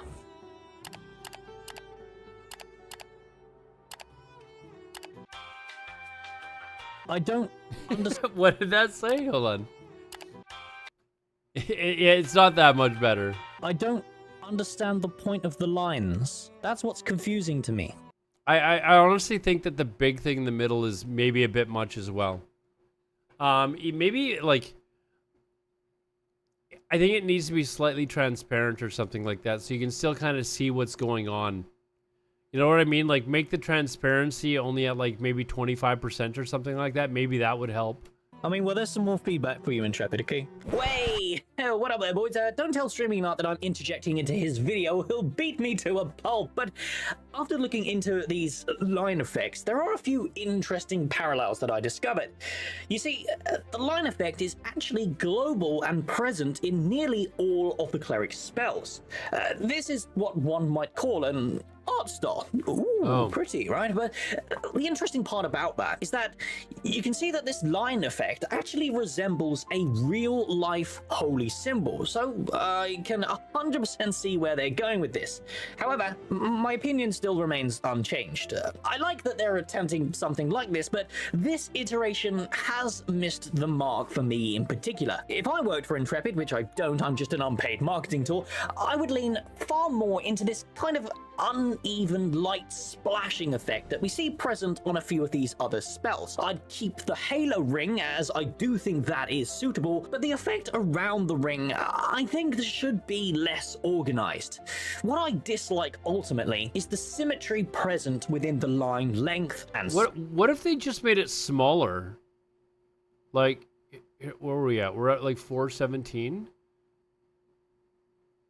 Like, what if they... Hold on. Okay, so like here, instead of having the lines go out that far, just shrink everything so that the lines only came out as far as here, and then in the middle, this ball would only be like this big. And still even a little bit transparent. I think it's just that it's so large, but if you had like this line effect that only came out to like this far instead of all the way out here, maybe that would work. Maybe at that point it would be okay. In the line length and spacing. Although light and holiness is indeed represented by order, so the current design does make sense. In my opinion, and then they could keep in a massively multiplayer online role-playing games world should be much more representative of the element that it represents, and that would be light. Do you know something else that I really enjoyed?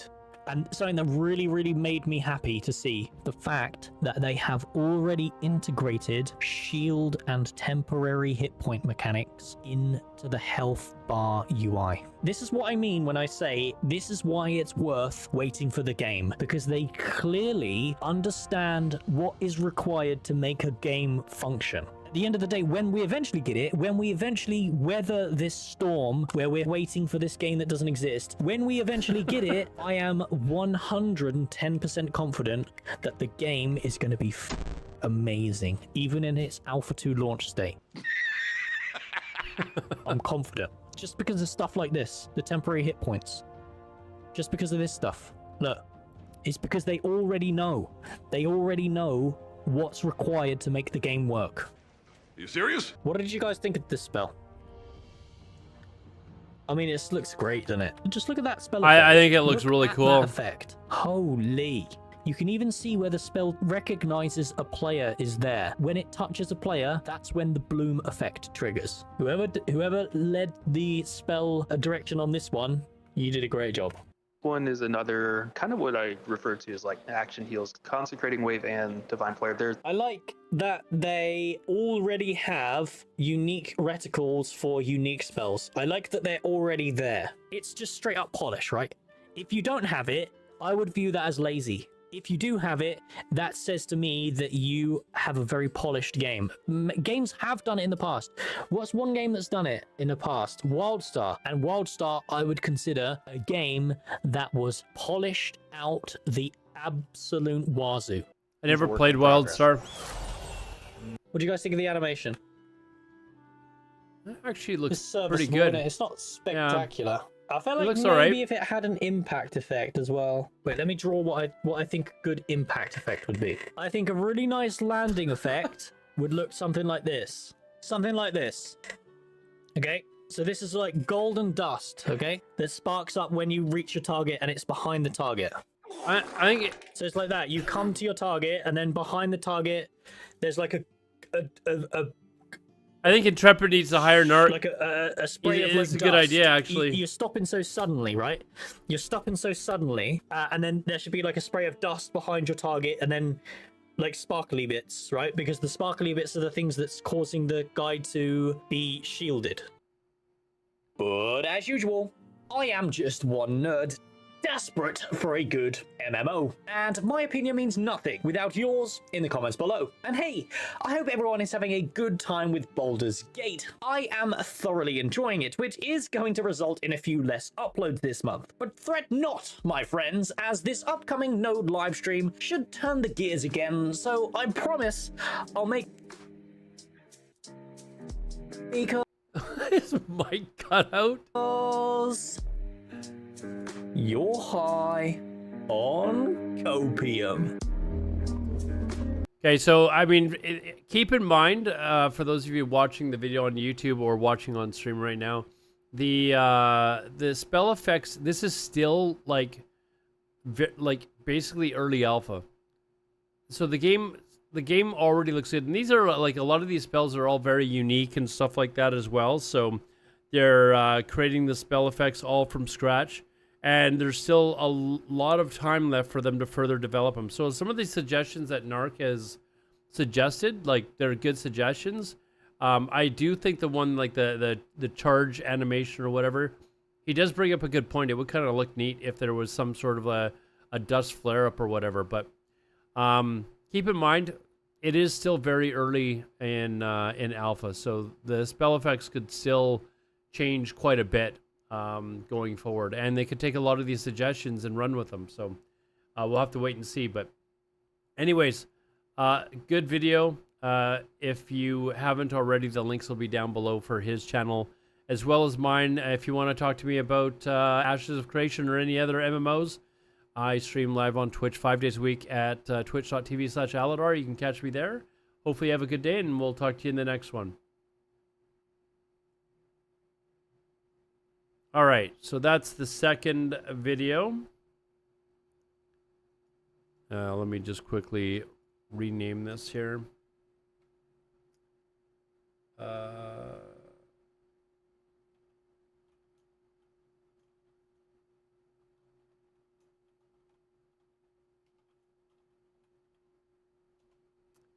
All right, and now for the big one. About Alpha. This is Alpha 2 when?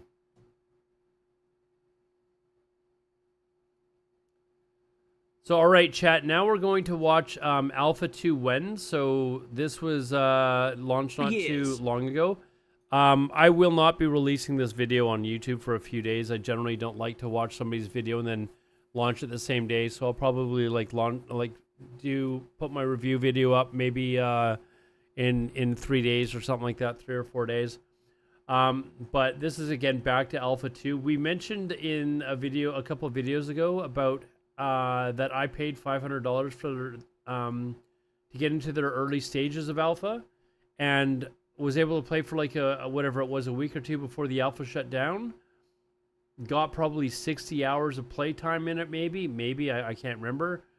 But it's been over 2 years. I spent $500 and that's all I've been able to play it. So seems maybe a little bit ridiculous, but now it looks like there's hints that Alpha 2 might be coming out. And I guess that's what Narc is talking about in this video here. So let's find out. Since Alpha 1 ended in 2021. And in today's video, we're going to reflect on the development, the changes, but most importantly, the progress they've made throughout the last 24 given up on that months game, man. of development, while skipping a few of the less interesting ones, of course, of which there are just a handful. But before we get into that, our beautiful patrons and coped out the wazoo Twitch subs and I would love for you to grab yourself a Gola, because the last 2 years have been fantastic. There's been tears, there's been outrage, but there's also been some absolute bangers that have made the nerves in my PP tingle as the next big MMORPG inches closer towards the highly anticipated Alpha 2. Inches slowly. Now, with all that bollocks out of the way, let's begin, shall we? The last 2 years of development. So the closing of Alpha 1 left us all on a high. High on So copium. this is what I got to play, and Alpha 1 is the single most reason why I still have faith in the game whenever we have a less than ideal showcase. Proof is in the physical things that we've tested ourselves rather than the vaporware that they show us during the monthly streams. Overall, the testing period was pretty damn good considering it was just simply a It was back-end really good, test. like Its purpose considering was to allow the the team to stage gain of development it experience was servicing in. a live game, implementing I was actually really patches and impressed. handling bugs, and for the most part, they nailed it well. Regardless of the bugs and patches though, Alpha 1 was the best MMO experience I've had for the last 10 years or so, due to the team's understanding of crisp character control, sense of adventure, and of course, the interesting node system. I remember going up like the hillsides and just kind of like looking around in awe. Like I was like, this game is so beautiful, it's crazy. And that was back in Unreal Engine 4, and now it looks even better now in Unreal Engine 5. That was still in its infant stage, only showing the Dunir, Empyrean, and Kalar nodes up to level 3. Interestingly, we've got an upcoming showcase with the progress on this particular aspect this month, so that's pretty exciting. However, following the closing of the Alpha 1, we were plunged into one of Ashes of Creation's darkest times, the Mount showcases. Oh my god. If anyone following the today, never-ending mount, like every developer update would basically be like 5 minutes of stuff you were interested in, and then it would be like an hour and a half of like some new mount that Steven would like want to look at, and they would spend like 30 minutes on a mount. It's like, come on, man. Like some of these developer updates that they were doing for a while, it felt like they would drag on for like 2 hours, and it would be like 5 or 10 minutes worth of information. Like they could have really sped it up, and it made the development updates really slow and boring to actually sit there and go through. They really needed to learn to like speed things up, but today sees comments, discussion, and memes about how this Kickstarter project continues to shill their mounts and cosmetics. It's because of this period of development here. From August to November 2021, all we got were 20-minute showcases highlighting the mounts and cosmetics that they've been making progress on. Not ideal, but our faith was rewarded in December with the reveal of, yes, you guessed it, with a few more mounts, but also the reveal of Ashes of Creation moving to Unreal Engine 5. Now, that was massive when they leading into announced that. 2022, the January, February, March, and April showcases were still pretty mediocre, revealing the final Alpha 2 models for the Dunir Dwarves, the Kalar humans, and the Vek Orcs, but not really showing any kind of gameplay or progress, aside from their revamped character creator using Unreal Engine 5's tech, and thus the first and only spark of hope for this game since the Alpha 1 ended. This would all change. There was definitely a period for a while where people were starting to call it vaporware because they just didn't seem like they were getting anywhere. Like it was actually quite frustrating, and then suddenly they started like showing other things that they were doing, and it gave people hope again. And now it looks like it's going through its development quite rapidly. In May, though, as the Weather and Dynamic Season Showcase. The weather one was, I think, probably the first one where people were like, "Wow!" Like when it was going through different seasons and stuff. I think that kind of got people back to being interested, where they were like, people were like watching the video, going, "Okay, they're definitely making some progress now." Began the torrent of hype that almost everyone today considers to be the best showcase so far, and although it was it the is best still up there showcase for me, a couple of the showcases here in 2023 have been able to top even this one. Following the hype of the seasons, Intrepid rode the wave by showing us our first look at the direction that they've settled on for the general melee and ranged attacks for this highly anticipated MMORPG. Hybrid has been the type of combat Intrepid have been working towards for many years now, and with these two showcases from the early Fighter and Ranger, in my opinion, they've nailed it perfectly. It has excellent animations, a great sense of impact behind the melee attacks, whilst retaining the tab targeting features that and again, keep in mind this is still early alpha, like when they're making these changes, right? They haven't even gotten to Alpha 2 yet, so considering how much better this looked compared to the early alpha that we played in, this, when they started coming out with these development updates, it actually felt like, okay, the game is really developing fast now. MMORPG good to needs see. to succeed with. Very similar to Guild Wars 2. In fact, it even features the same action and tabbed camera switching modes that were also present in Alpha 1. As for action combat in this MMO, remember, Black Desert Online doesn't need to create content with group synergy in mind, and therefore their high-paced action style is very much catered towards a single-player experience. You are a single player surrounded by a bunch of other people also playing a single-player experience. This is not the MMORPG Ashes of Creation is trying to create, and you'll understand why as we show off some more of the progress. Speaking of deserts, in between these combat updates, More mounts, they also the showed us a slug. preview of another biome being featured at the launch of Alpha 2, the Sand Squall Desert and the Badlands. But more importantly, announced that the size of Ashes of Creation's world map has increased to 1.2 thousand kilometers squared, marking Ashes of Creation to be the largest completely traversable open world map in the MMORPG genre to date. In addition, we also got the finished models of the Pyre and Empyrean elves ready for Alpha 2 during these live streams. Interestingly, we also got a sneak peek at the concept art for the Tulnar Faces, Ashes of Creation's bestial race that still hasn't had an update to its full in-game model.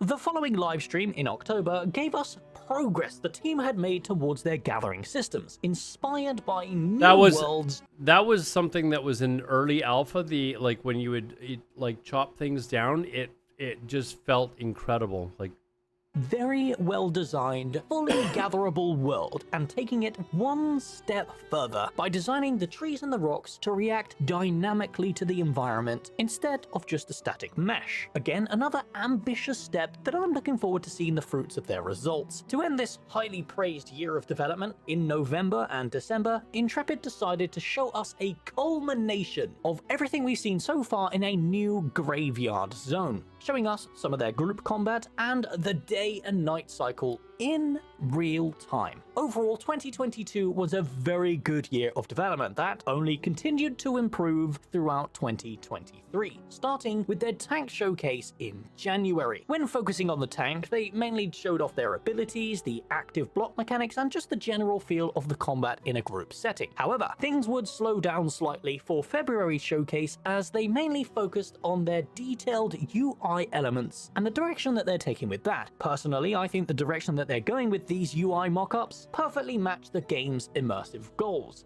They're not soulless by any means, but they're also stylized in a way that represents the traditional fantasy genre. It's also a good indicator of how much is complete for systems that we've yet to see. Following this, we were graced with an those UIs, like, they look really good actually. Like, honestly, this looks like it could be from a finished game. Immersive goals. They're not soulless by any means, but they're also stylized in a way that represents the traditional fantasy genre. It's also a good indicator of how much is complete for systems that we've yet to see. Following this, we were graced with an excellent showcase in March, giving us a highly detailed look at the dynamic questing systems that change the world in real time due to the player-driven node system. In addition, we also got a look at the final models of the Veyloon humans ready for the Alpha 2 launch. Now, the next 4 showcases in April, May, June, and July were covered extensively in a recent video by Lazy Peon just a couple of days ago, so I'm going to assume that you all watched that one. If not, I've not watched that one, Alpha actually. 2 Mage archetype, the Alpha 2 Cleric archetype, a World Boss, and also their progress on the Freehold systems. 4 extremely good live streams that I recommend you go watch, as well as a look at the finished models of the Nikua for the Alpha 2, which brings us to the present. 2 straight years since they closed Alpha 1. To conclude today's video, I want to touch upon 2 main points: my current opinion on the game's progress and what's to come in the near future. Firstly, my opinion. Obviously, what Intrepid are showing is great.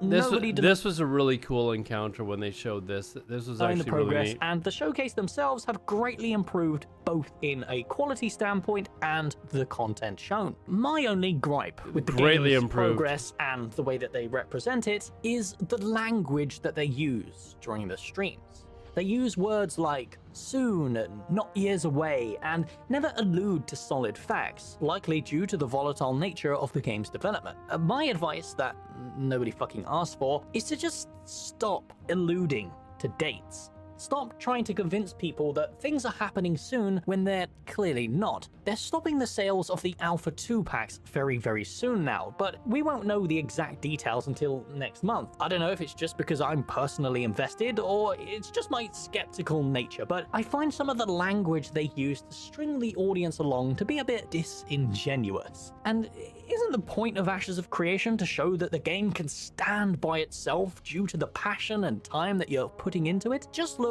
at Baldur's Gate 3, a game that was slated for being in a buggy early access state for 3 years. It's ended up being one of the best games ever made. You don't need to lead us on. We support you and believe in you. I may have to go back and try Baldur's Gate, but just go in the story mode. It is too slow for me as a game.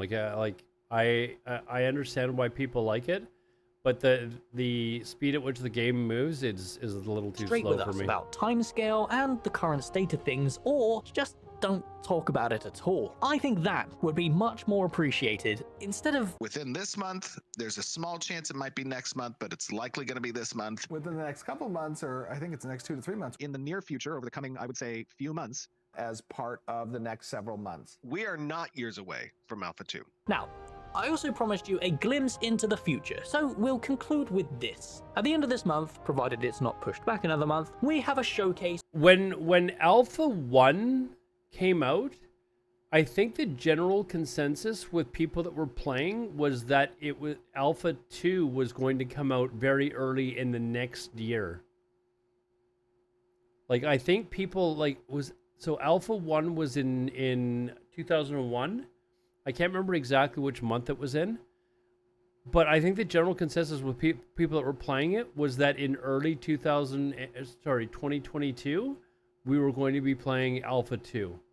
So it has been a long time. Of Ashes of Creation's most anticipated system, the Node system. And following this, they're announcing the discontinuation of the Alpha First quarter of keys. 2023. In addition, last month, they also teased that Steven has another... It sounds like, and I know Narc doesn't like this, but it sounds like it's going to be soon. Relatively soon. I am hoping that Alpha 2 comes out by the end of this year. I'm probably still going to guess it's going to be early next year, to be honest.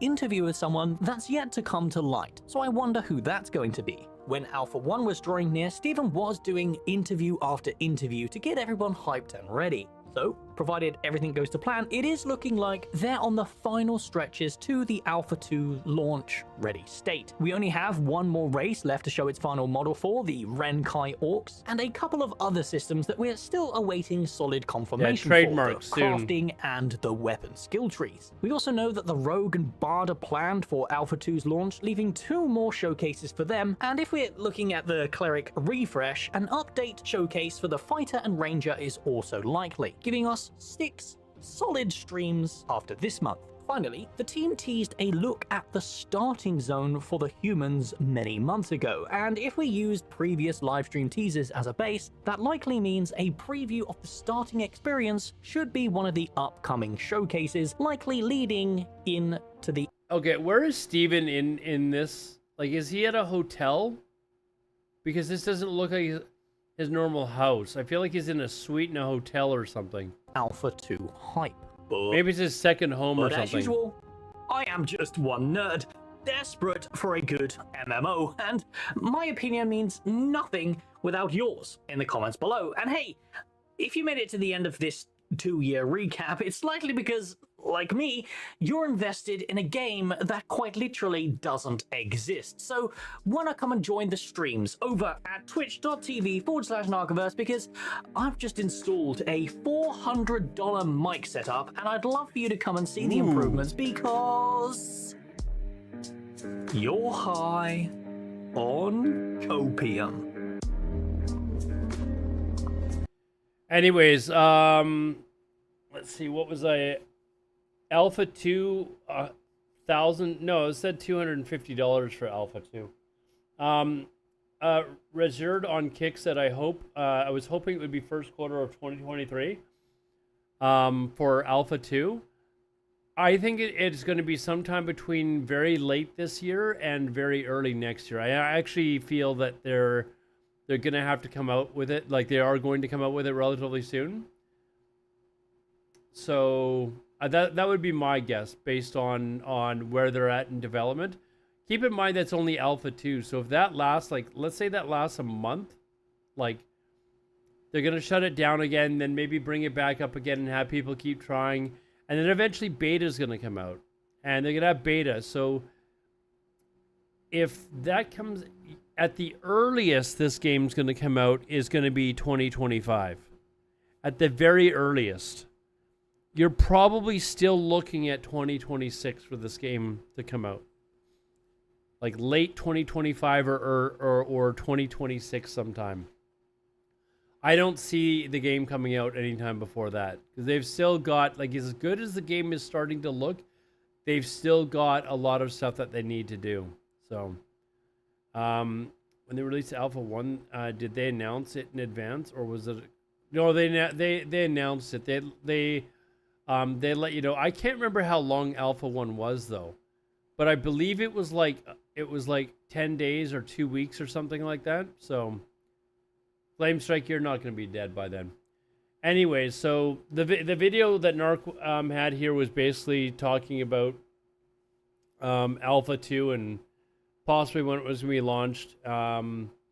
That's my guess is sometime late this year or early next year we'll see Alpha 2. I believe it'll probably be up for like probably a month because there's a lot more for people to do. Early Alpha, there wasn't really a lot to do.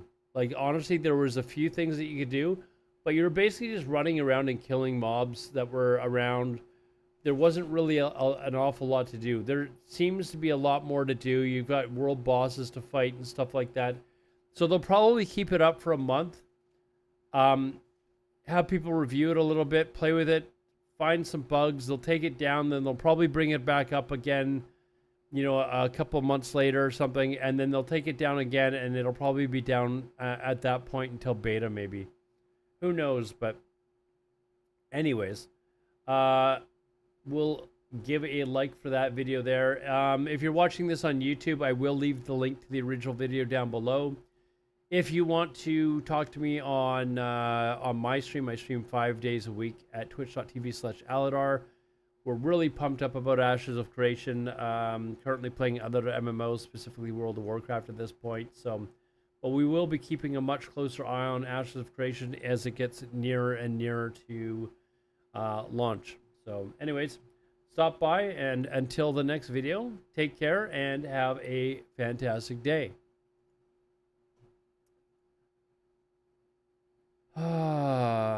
It's still gonna be a ways away, right? It's still gonna be a ways away. Let me make sure that this is the yeah. Let me just save this file.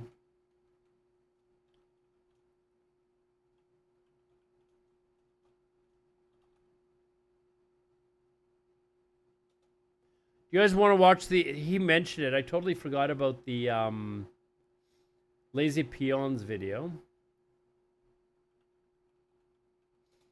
He just came out with one about Ashes of Creation. It's a very short, it's a relatively short one.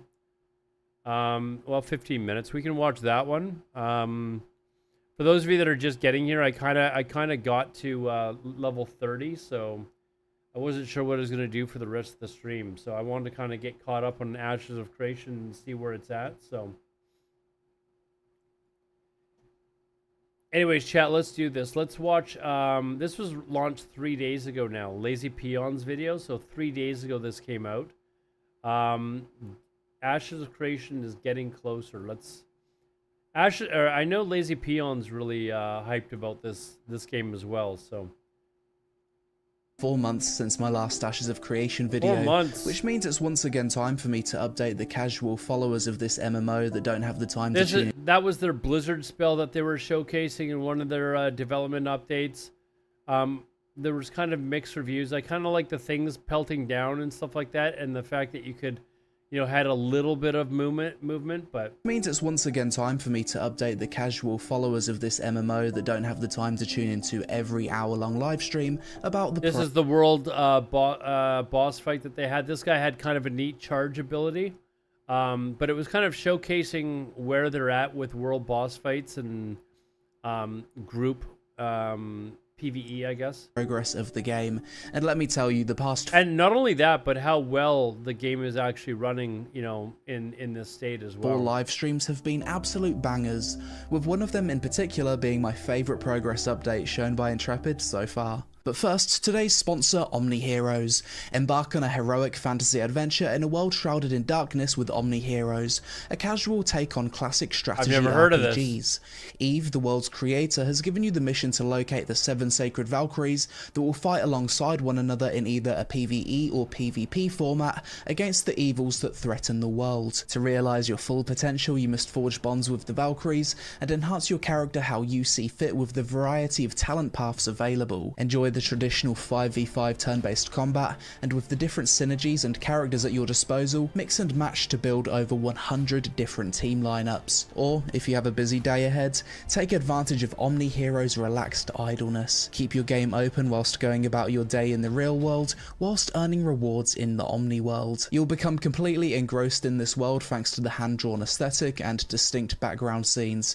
You might even start playing the in-game Labyrinth or Blackjack. Oh, what? This is the gameplay? Okay. So download now alongside 1 million other players and receive unique rewards for your early entry. To top it all off, don't forget to get yourself the 777 free summons, securing yourself a minimum of 5 legendary heroes. Links available in the description below, or use my QR code Yo, on hey, screen. Old Draenor, what's up, Download man? now. Thanks for watching on Kick, man. So the last time I updated you on Ashes of Creation, we covered the Alpha 2 tank showcase, the UI update, as well as the story arc system shown off in January, February and March of this year. April's livestream was one that I was personally very excited for, as it was our first glimpse at the mage archetype since the combat revamp. This is where I they showed the basically play Blizzard. some form of mage in every MMO, and I can't really see that changing in Ashes, especially after what was shown off in this livestream. Starting out, Steven showcased some abilities: Blink, Ball Lightning.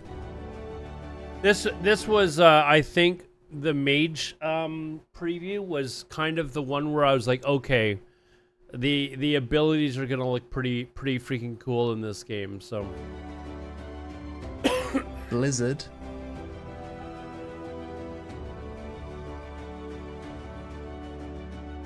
Cone of Cold, Lightning Strike, Arcane Volley, Elemental Empowerment, which is an ability that works together with your weapon basic attack and previous elemental ability cast, Frostbolt, Slumber, which is an AoE CC, Chain Lightning. The thing that impressed me the most about Chain Lightning is that it can actually arc around corners if your character is pointing in a certain direction, which I haven't seen done before in an MMO. And the final ability demonstrated was Mana Shield. Overall, the mage showcase in April was pretty cool. The combat didn't blow me away or anything, but it looked passable for the game's current state of development. that's exactly like what I was pointing out in previous videos that we've watched. Like, we keep in mind this is still early alpha, so I mean, the current state of where it's at is better than what some games already look like now. So they've still got a ton of time to work on this and really polish it out. But I think even like considering that it's like very early alpha, it actually looks really good. Particular is that most of the spells don't completely root you in place, and you can still slowly move whilst casting abilities, which will help make the combat feel a lot better with more player agency than just being rooted. That is one of the things actually that I annoys me about World of Warcraft, is that you are locked into place with like a lot of the abilities that you're casting. It's like you can't even just move slowly or something like that. The May update livestream was definitely another one I'd consider to be a banger, as we finally got to see the Cyclops world boss fight this is against the one a that we full talked raid about of earlier. 16 players. The preview started out with Steven on a mage in the Riverlands during the winter season. Before encountering the Cyclops, we got to see a cool example of the mob aggro system against some giant spiders. Unlike most MMOs where mobs straight up aggro you, in Ashes some of them... This was neat. Like they actually, like the mobs will actually like pre-warn you, like stay the F away from me or I'm going to attack. Like usually like it's, you know, the mob's just kind of sitting there, whatever, eating something, and you get a little bit too close and it just charges you out of nowhere. There's no warning at all. This is kind of neat. Will threaten to aggro you by changing to a defensive posture if you get too close before attacking. This is another nice bit of attention to detail and immersion that I haven't seen done before in other MMOs. Eventually we encountered the Cyclops, which instantly impressed me with how he paths through the world. Not only do you hear the stomps of his footprints from I like far how he away, knocks over but you trees can and also stuff. see and hear trees fall down as he walks past them. We followed the Cyclops until we reached his combat arena, at which point the rest of the raid decides to show up. He was then engaged in combat and we were able to get a look at his mechanics. Now, world bosses in MMOs typically don't have many or any mechanics other than just tank and spank. But the Cyclops did actually impress me, not only with his mechanics but also animations. There's a crush ability that tanks need to block or take massive damage. There's raid-wide AoE roots, cone attacks and a charge.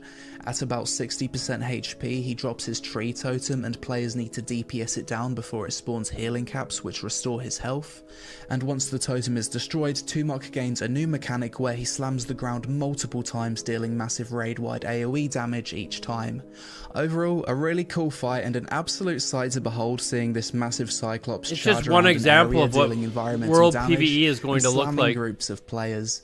For open Mechanically, world the encounter raids. doesn't appear to be too difficult, but it is just a low-level world boss, and for me the most fun aspect of world boss fights is the sheer spectacle of how... If I remember correctly, they said like this is like Lazy Peon just mentioned it, but it is a lower level like fight. So if like, you know, whatever max level is, this is like a quarter of the way up type of thing. So it's interesting that you're going to see something like this very early on in the game. Having large groups of players come to... What game is this? It's called Ashes of Creation. It's a game that's been in develop for a few years. I played in the very early alpha. I will be playing it in alpha 2 when they launch that as well. But they've made massive strides over the last little bit, JV Post. It looks sick as... Yeah, it does. It looks really sick. It's going to be... And it's going to be like a lot of PvP, you know... It's going to be, you know, like if you haven't watched any videos on Ashes of Creation, it is looking to be like the next massive game. It's the next WoW killer, by the way. You heard it here first, okay? Together to enjoy an epic encounter in the open world. So in that regard, I think what was shown here was a success.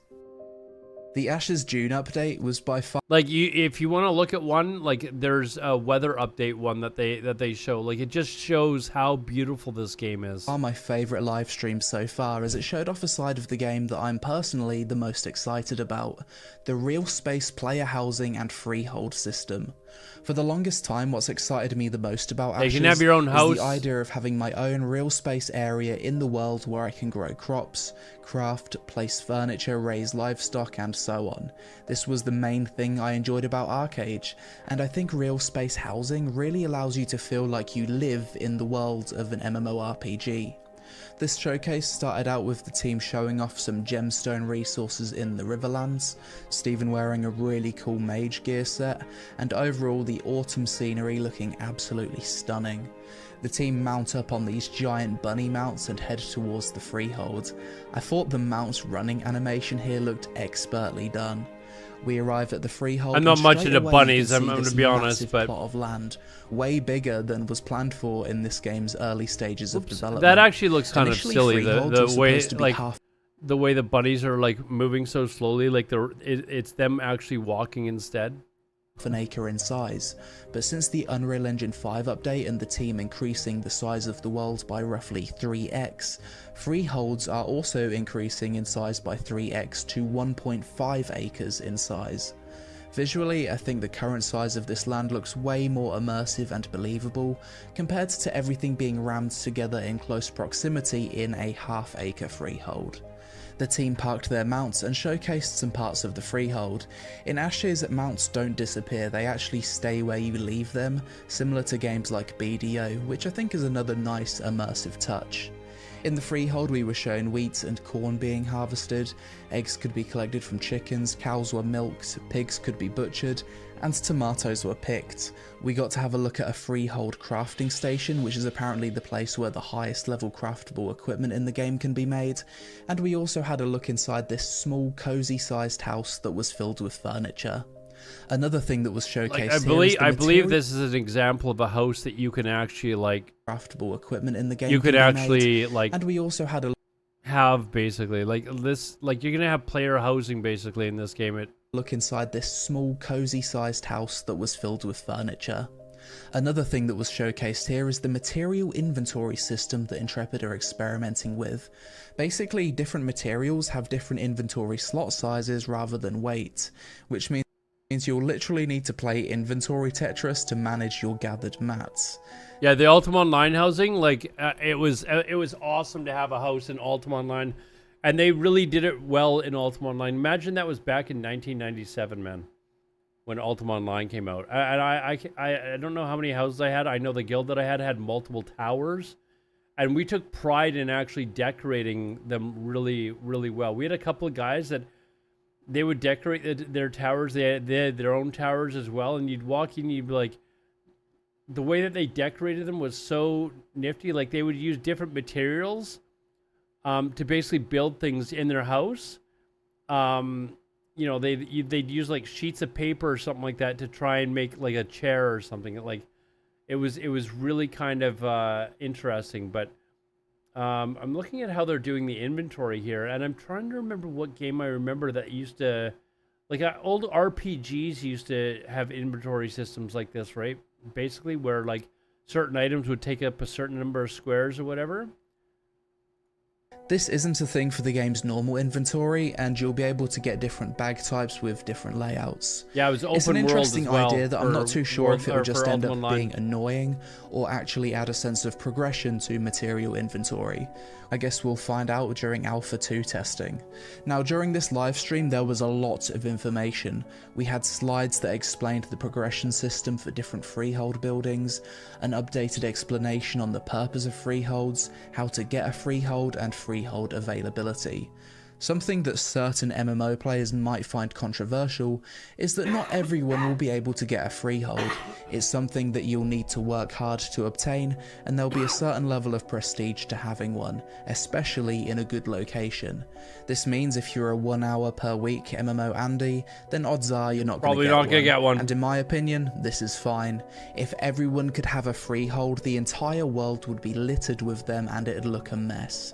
If you've got 10,000 people per server, not everyone can have a 1.5 acre piece of land, and freeholds will be cool. See, that's the problem with some of these games that tried to add player housing. I'm thinking of like Age of Conan was one where it was all instance based basically. Like you could have your own like home, but it was instance based and basically kind of like World of Warcraft where you had like your garrison and nobody else was basically able to come in. It was the same thing as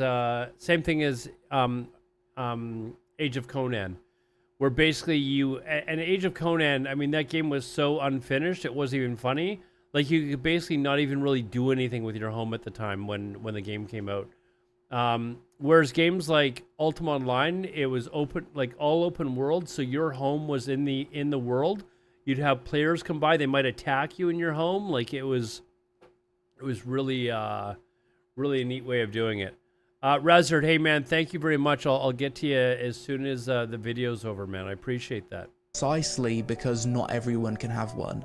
For everyone to have access to freeholds, they'd need to be instanced, which would make them less immersive and less cool. So now in Conan, you can do anything with your home. There was a slow period, I think before Classic, where I actually went back and played Age of Conan for a bit. And they had really done a good job of making it a much better game, but there was just not enough people playing it. But the game was obviously at a much better state than when I played it back in the day. It was actually really kind of neat to play, so. Basically WoW garrisons. So yeah, I like the current design direction for this, and the game does have other forms of more accessible housing like instance departments. Overall, the Ashes of Creation June livestream far surpassed my expectations and reminded me of one of the main reasons that I'm excited about this game in the first place. As much as the combat stuff shown previously looks okay, there's many MMOs with good combat and dungeons. There isn't, however, many MMOs where you can own real space land and truly live out the fantasy of having a second life inside of a game. Something else I wasn't expecting was the sheer amount of depth that the freehold system seems to have, with the progression trees for each of the buildings. So far, if you're someone that loves the whole life skill I'd have to go back and check. The freeholds themselves, though, are you able to go and like take over? Like, I'd have to remind myself how that works. Like, can they be sacked basically by enemy players or anything like that? I'm trying to remember how they described they were going to be. I know there's PvP battles, like Ashes of Creation is going to have a lot of open world PvP, but I'm trying to remember how it affects player housing. So I'm trying to remember how it affects player housing. Profession and economy game path in your MMOs, Ashes of Creation's looking like it's going to offer an experience truly next level compared to Why are we not watching this MMOs. in like July's Ashes of Creation livestream was initially meant to be a long-awaited node update, but this was unfortunately pushed back, so we instead got another showcase of the Alpha 2 Cleric. This time, however, we got a much more comprehensive look at the class with 18 different abilities on display compared to the 4 or 5 shown back in November of 2022. This livestream took place in the Highwayman Hills, a visually stunning location that would be the perfect spot to ambush a passing caravan. Typically this area is supposed to be inhabited with bandits, however during the livestream there's a story arc in progress where Minotaurs have seized control of the area. The purpose of my Ashes coverage is to be as concise as possible, so I'll just show the abilities demonstrated along with the tooltips, and you can just pause and read them if you like. I'd imagine most of you just want to see the visuals though, so enjoy.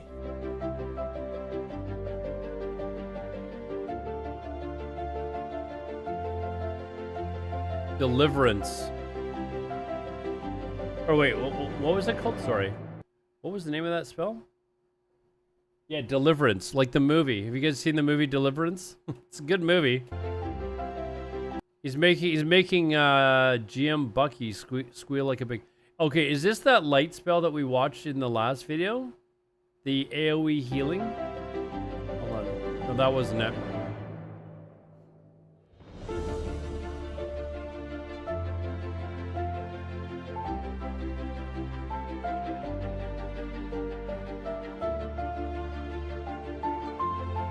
Multi-target heal, it looked like that one was.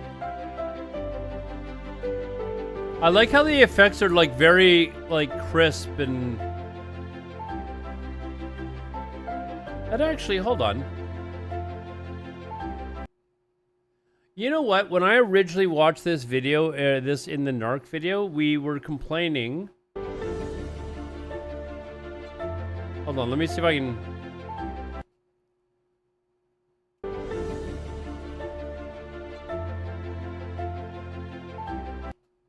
Anyways, we were complaining that this circle thing with the lights coming out was maybe a little bit too big.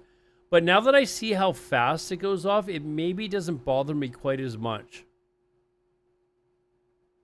Like it felt like when we were watching it in the previous video that it just hung there too long. This is so fast that I don't know that it bothers me quite as much. Like it just bloop, it's over. Right?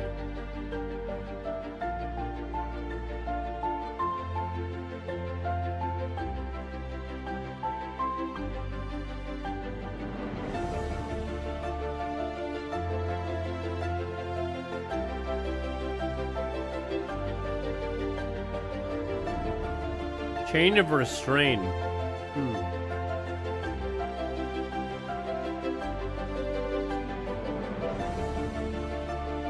Yeah, it's not as bad as if it's as fast, is it?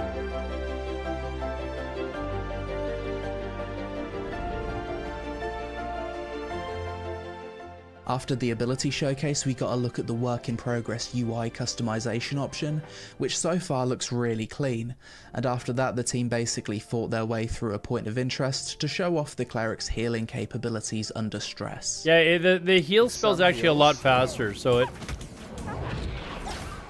Like, that actually doesn't bother me as it did in the last video. Focus fire. Yeah. Try to AoE if you can. AoE it all down. Big AoE. I'm gonna do a trip. I'm doing a delayed heal. Yes, maximum AoE power! Wizard time. Are you doing the wave attack too? Yeah. Yes. That one's so good. Oh, we got There's a delayed heal. Nice. I'm getting all the value out of it. Try to get out. Some judgment. I like the way that honestly, I think the spells have just the right amount of effects. Like, I think they could have gone, like, way overboard with effects, and I don't know that many systems would have been able to run it. Keep in mind that by the time this game comes out, like, they'll probably have the 6 series, like, graphics cards, 6000 series graphics cards out by then. So, you know, or at least the 5s anyway, so the 5s are definitely coming out next year. So, like, I don't think that they've overdone it on the actual spell effects, and they've seemed to have just the right amount. Like, they could have gone way overboard on these effects, and they haven't done that. Okay. Throwing a sleep out. Nice, we got it. Easy. That was super easy. Overall, another solid live stream. They're on characters that are, you know, like a couple of them didn't even look like they were taking damage. They probably have GM mode on. And seeing classes become more fleshed out with a full kit of abilities is making it seem like Alpha 2 isn't actually that far away now. I liked that some of the cleric's abilities. Yeah, and look how fast. I mean, that heal goes off so fast that I don't know that effect like actually bothered me. 2 isn't actually that fleshed out with a full kit of abilities is making it seem like Alpha 2 isn't actually that far away now. This is the one that's got I liked the big that some AoE. of the cleric's abilities. So it looks kind of Like Alpha 2 it's a lot better than isn't in the actually last that video. far away now. I liked that some of the clerics. So we were taught. This is a perfect pause, actually. In the Narc video that we watched, this is what we were complaining about how, like, this is just so big and the light going off is like, it's maybe too much. Like, he was like, I don't like the lines and stuff. But I think because he was pausing it so much, I was watching it and I was like, man, having that there is just going to make it so that I can't see the mobs, blah, blah, blah. Like, if I'm a tank and I'm fighting a bunch of mobs and he goes and casts this AoE heal right in the middle, I'm not going to be able to see anything. But it happens so fast that I don't actually know like Alpha it bothers 2 me as isn't much actually anymore. that Watch how fast the spell effect actually is. It's actually far really away quick. now. I liked that some of the cleric's abilities have some interesting.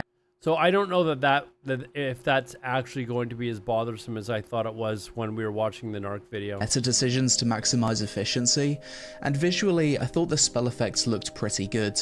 They As do a look whole, though, pretty good. in its current state, I think Ashes of Creation's combat looks like a 6 or 7 out of 10 compared to the rest of the MMO genre, which isn't too bad really, considering the game isn't finished yet and is likely to improve quite a lot.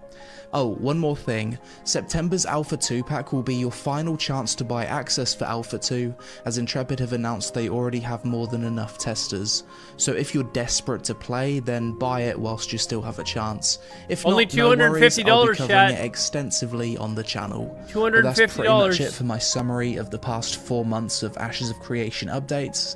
In the next few months, we should get a big updated node-related livestream, which might even be worthy of me covering in a separate video rather than a quick overview, considering the node system is the most unique aspect of Ashes. Ashes that sets it apart from every other MMO in the genre. Let me know what you think about the past few months of Ash's progress in the comments below. Which aspect of the game are you most excited about? And do you think we'll see Alpha 2 before the Milky Way galaxy is eventually consumed by the supermassive black hole at its centre? No. If you want to support my Ashes coverage, then sign up with my referral code. Social media on screen. Thanks for watching, and I'll... So anyways, as far as the Alpha 2, we said in another video that I thought it was going to come out probably, I think it'll be the end of this year, but more than likely the beginning of next year. So that would be early 2024. I think is probably when you're going to see. I don't think that they're going to come out with it around Christmas. So if it doesn't come out by like October, which is only a month and a half away, that's scary. Summer's ending. If it doesn't come out by like October, I think they'll probably just wait till January or something like that. So, but a lot of things to be excited about with Ashes of Creation. That was a really good update video that Lazy Peon put out, and we will definitely keep track of Ashes of Creation. If you're watching the video on YouTube and you enjoyed the commentary, please like and subscribe. I do stream on Twitch at twitch.tv/Alodar. The links will all be down below, including the links to this video and links to my stream. You can come chat with me 5 days a week. We're talking about World of Warcraft and all other MMOs all the time. But we will be keeping track of Ashes of Creation, and we will be playing in Alpha 2. We did play in Alpha 1. We enjoyed it, but it wasn't long enough, and that was over 2 years ago. I will remind you that I spent $500, or, well, my stream definitely helped. $500 to be able to play the game for like 2 weeks, and then it was shut down, and we haven't been able to play it again for 2 years. So, anyways, I'll keep track of this. Talk to you guys. Have a good day. We'll talk to you guys in the next video. Take care. All right, so that's Lazy Peon. I forgot about this video, actually. Forgot about that one. What was that? Lazy Peon.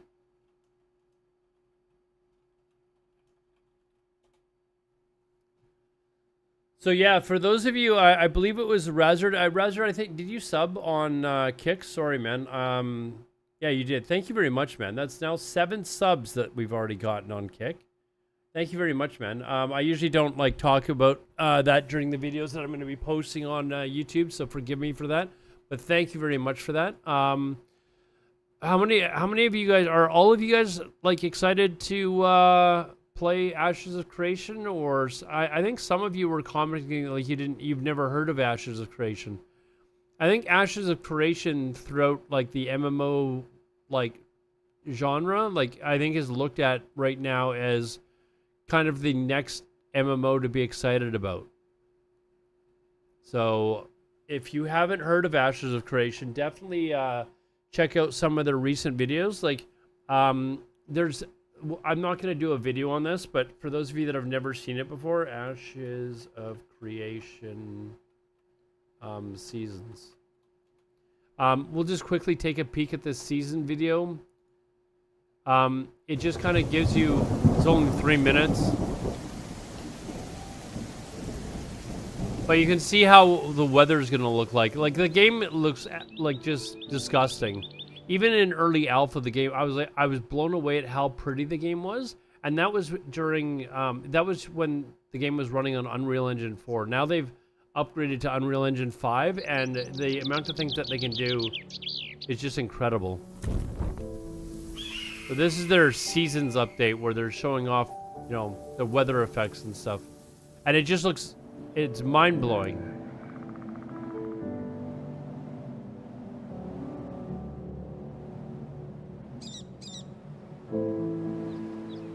Watch this.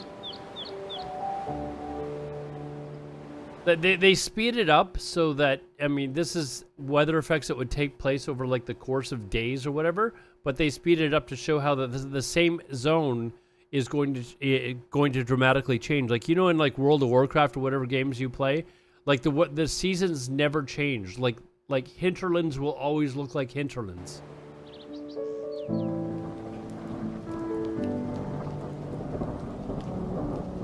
Even like the grass and the weeds and stuff moving around.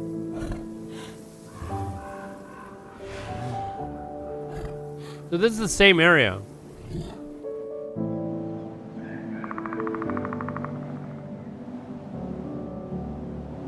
But like you'll have it snow and then, like the snow will build up over time on the ground.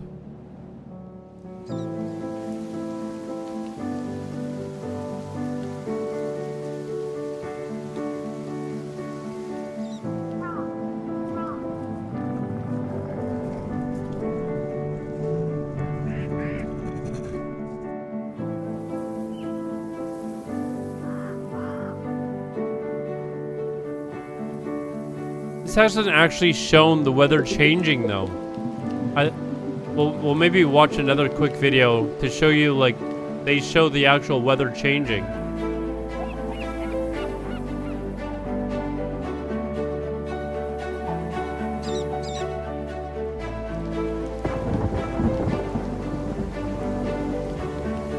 Again, this is the same tower that we've seen in previous like parts of this video, right? Like this is the same area.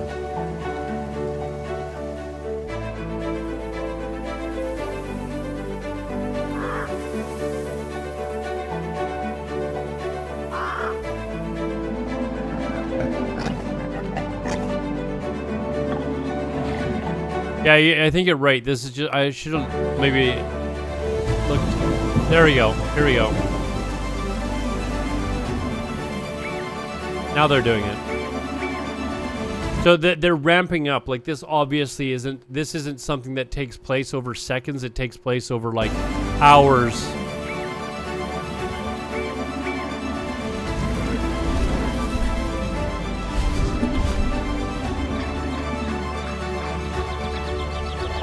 Or days, weeks.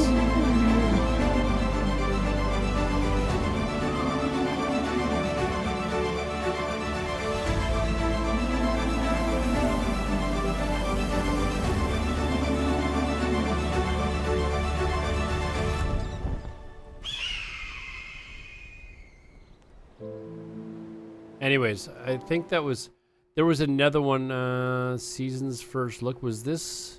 Oh, 6 years ago. Yeah, we're not watching that. This was the one where they actually, they talk about the dynamic seasons. I'm not watching a 34-minute video, but we'll just quickly skip ahead to where they're like actually looking at the weather changes. So here. Like the Riverlands into a winter season. Ooh.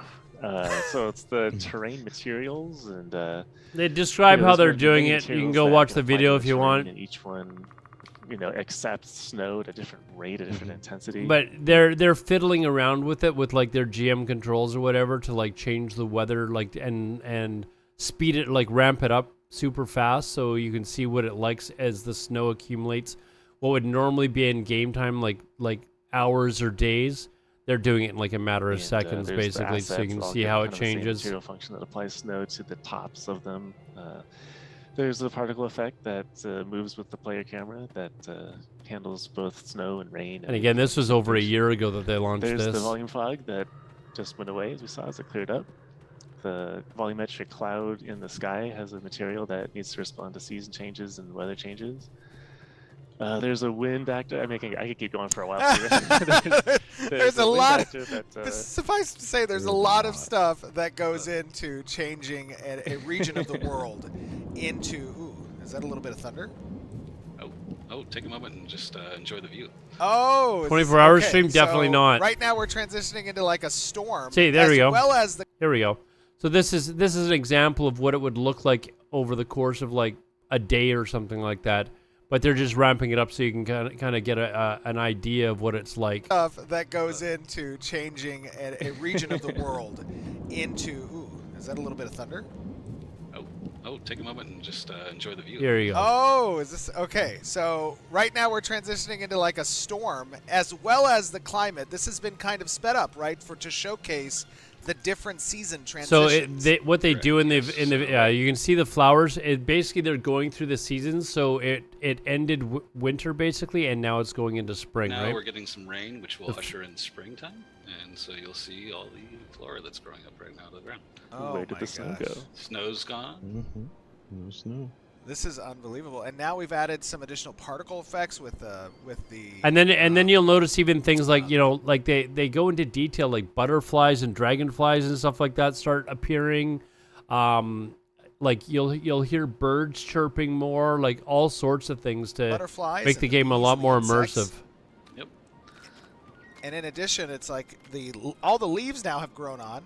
There's a bunch of flowers that are present. James, talk to me a little bit about kind of how you're determining the flowers that are. Anyways, one of the big jumps that they had in development was when they moved to Unreal Engine 5, obviously, and it allowed them to like really ramp up and develop stuff like this at a like incredible rate. That stuff that Unreal Engine 5 allows you to do that Unreal Engine 4, if it can do it, it just takes a lot more time. Having Kick and Twitch open is I can mute the Twitch tab and swap to the Kick tab. Oh, I mean, if you've got ads on Twitch, guys, you can watch on Kick ad free. Do I have any pets? I do not. No. Appropriate for each season. Yeah. So. Or you can use your Twitch Prime on Twitch and watch ad free viewing as well. You could do that as well. One of the hardest things for setting this up was essentially making 4 biomes in one every season, and we kind of started with Wales as like a reference point. My home country. Yeah. Not Wales, but the country Wales. Yeah, country Wales, correct. Oh, I thought you were saying. Well, technically, both are relevant to you, Tristan, because not only are you our lead environment artist, but you also are a very avid professional environment film guy, right?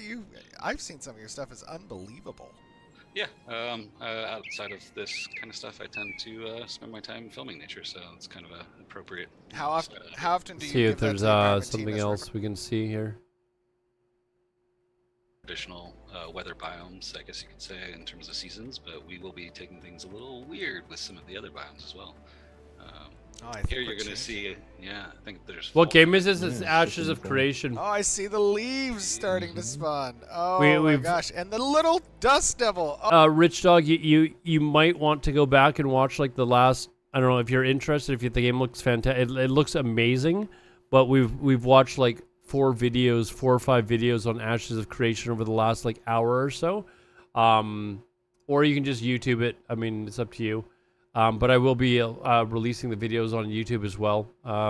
My reaction videos to it. So it is really good, man. Oh boy. Oh, I love it. But this is an example of colors. That's my oh wait, here we go. We're gonna go to this one here because this was a really neat effect. The sun hits the grass. Look at the wind. They're giving an example of what wind is like. So watch this. Look at all the grass and stuff move. God mode controls here. So they'll turn the wind up here in a second. There you go. Real-time wind. Like watch. You'll be able to see like gusts of.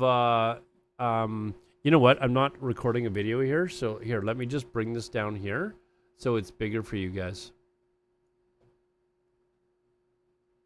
Okay, so I'm gonna make it bigger so you guys see better. But when there's like a gust of wind, watch how it like you can see the gust of wind go through the grass. Let there be rain. Look at this. This is it gets all dreary and stuff like that. The distance visibility changes and the night, the kind of overhead cast comes online. Yep. You're gonna sink the boats with all that water. I know. Oh yeah, I forgot. My bad, guys. Oh no, it's good. They needed the fresh water anyway. So. Oh, can I play? Let me dial up the wind a little bit. Make There we it a go. little bit crazier. Oh, I love the grass movement. This is crazy. Look at my hair. Like the immersion in My this hat game is going incredible. Wild. I love the cloth physics too. When the rain dies down and the sun hits the grass when it's windy, it looks really Cool. Let me do that. I'd be I happy with I have some God controls that they gave me for this demonstration. So let me turn the rain off. It does look badass, and doesn't turn it? on maybe the wind by itself. There, look at it as the gusts of wind go through the grass. Wave movement across the grass. How did you get that to occur? So there's a noise function that we've got in both materials and in blueprints, so that eventually later it needs to be converted to C++ because it's like 300 times faster when it goes into C++. But basically the same function is duplicated in two places. So we have it in the materials that generates the noise in ripples that goes. So I mean, you guys can probably hear, but he's basically describing how they pulled this off. And I said it when we were talking about the last video that this development team that they've got working on this, they're like the who's who of top game developers like in the world basically, that they paid. Like Intrepid Studios is apparently known in the industry is paying like a really good wage, so they're able to attract top-notch talent, whereas opposed to like a company like Blizzard that is notorious for paying really poor wages and kind of relying on people that are trying to break into the industry and being able to use Blizzard's name on their resume as kind of a stepping stone to somewhere else, right? These guys are already like top talent in the industry, and Steven, the guy that owns Intrepid Studios, was like, I want the best people working on this game, and he went out and found these people. So Player, and in the CPU side of things, the value of the wind at the player location gets sent to the audio system. So the wind picks up in audio as a wave of. Look at the season change. A wave of wind passes by the player. I'm just going through. I'm going through the seasons like I just did a quick transition for the audience to see how much control I have right now. Yeah, so we gave Steven a sped up timeline of the ability to forward and also reverse seasons if you want to, get a little crazy with it. But that's going into autumn, so back into winter. He's going through them really fast, but yep. that is so cool that there's gonna like you can come back to the same zone like a month later and it'll look totally different. Yeah. Let's see some snow.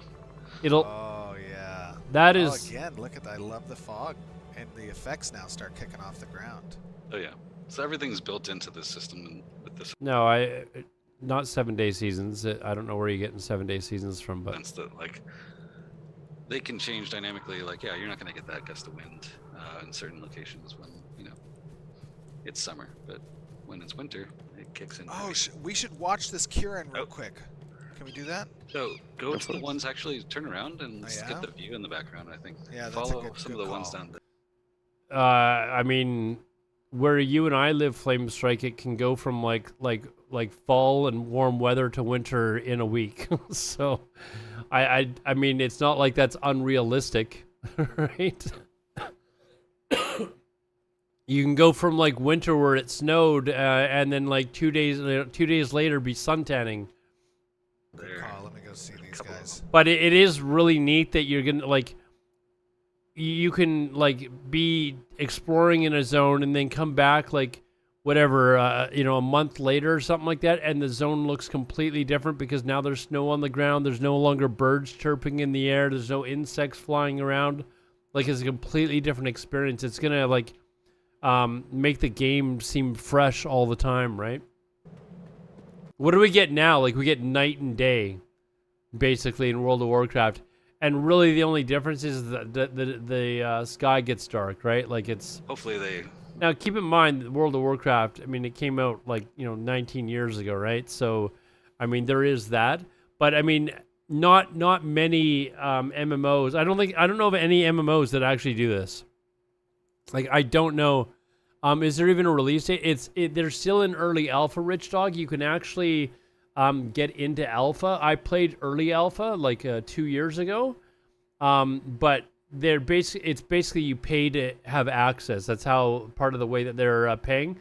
The guy who owns this company, Intrepid Studios, is like phenomenally like wealthy. Like he's like disgustingly wealthy, but he's always been a massive fan of MMOs, and he just got tired of how MMOs were being developed. So he he started this company, Intrepid Studios, and brought in like the top designers. And you can buy your way into Alpha. I believe Alpha 2, which we are estimating is coming out sometime by the end of this year or early next year. It's like $250. So, but apparently they've got 200,000 people that have purchased to get into Alpha 2. I paid $500 with donations from the stream to get into Alpha 1. And I was able to play that for like 2 weeks or something like that. And I was blown away at how well the game was running for such an early stage of the game. And that was back when it was on Unreal Engine 4.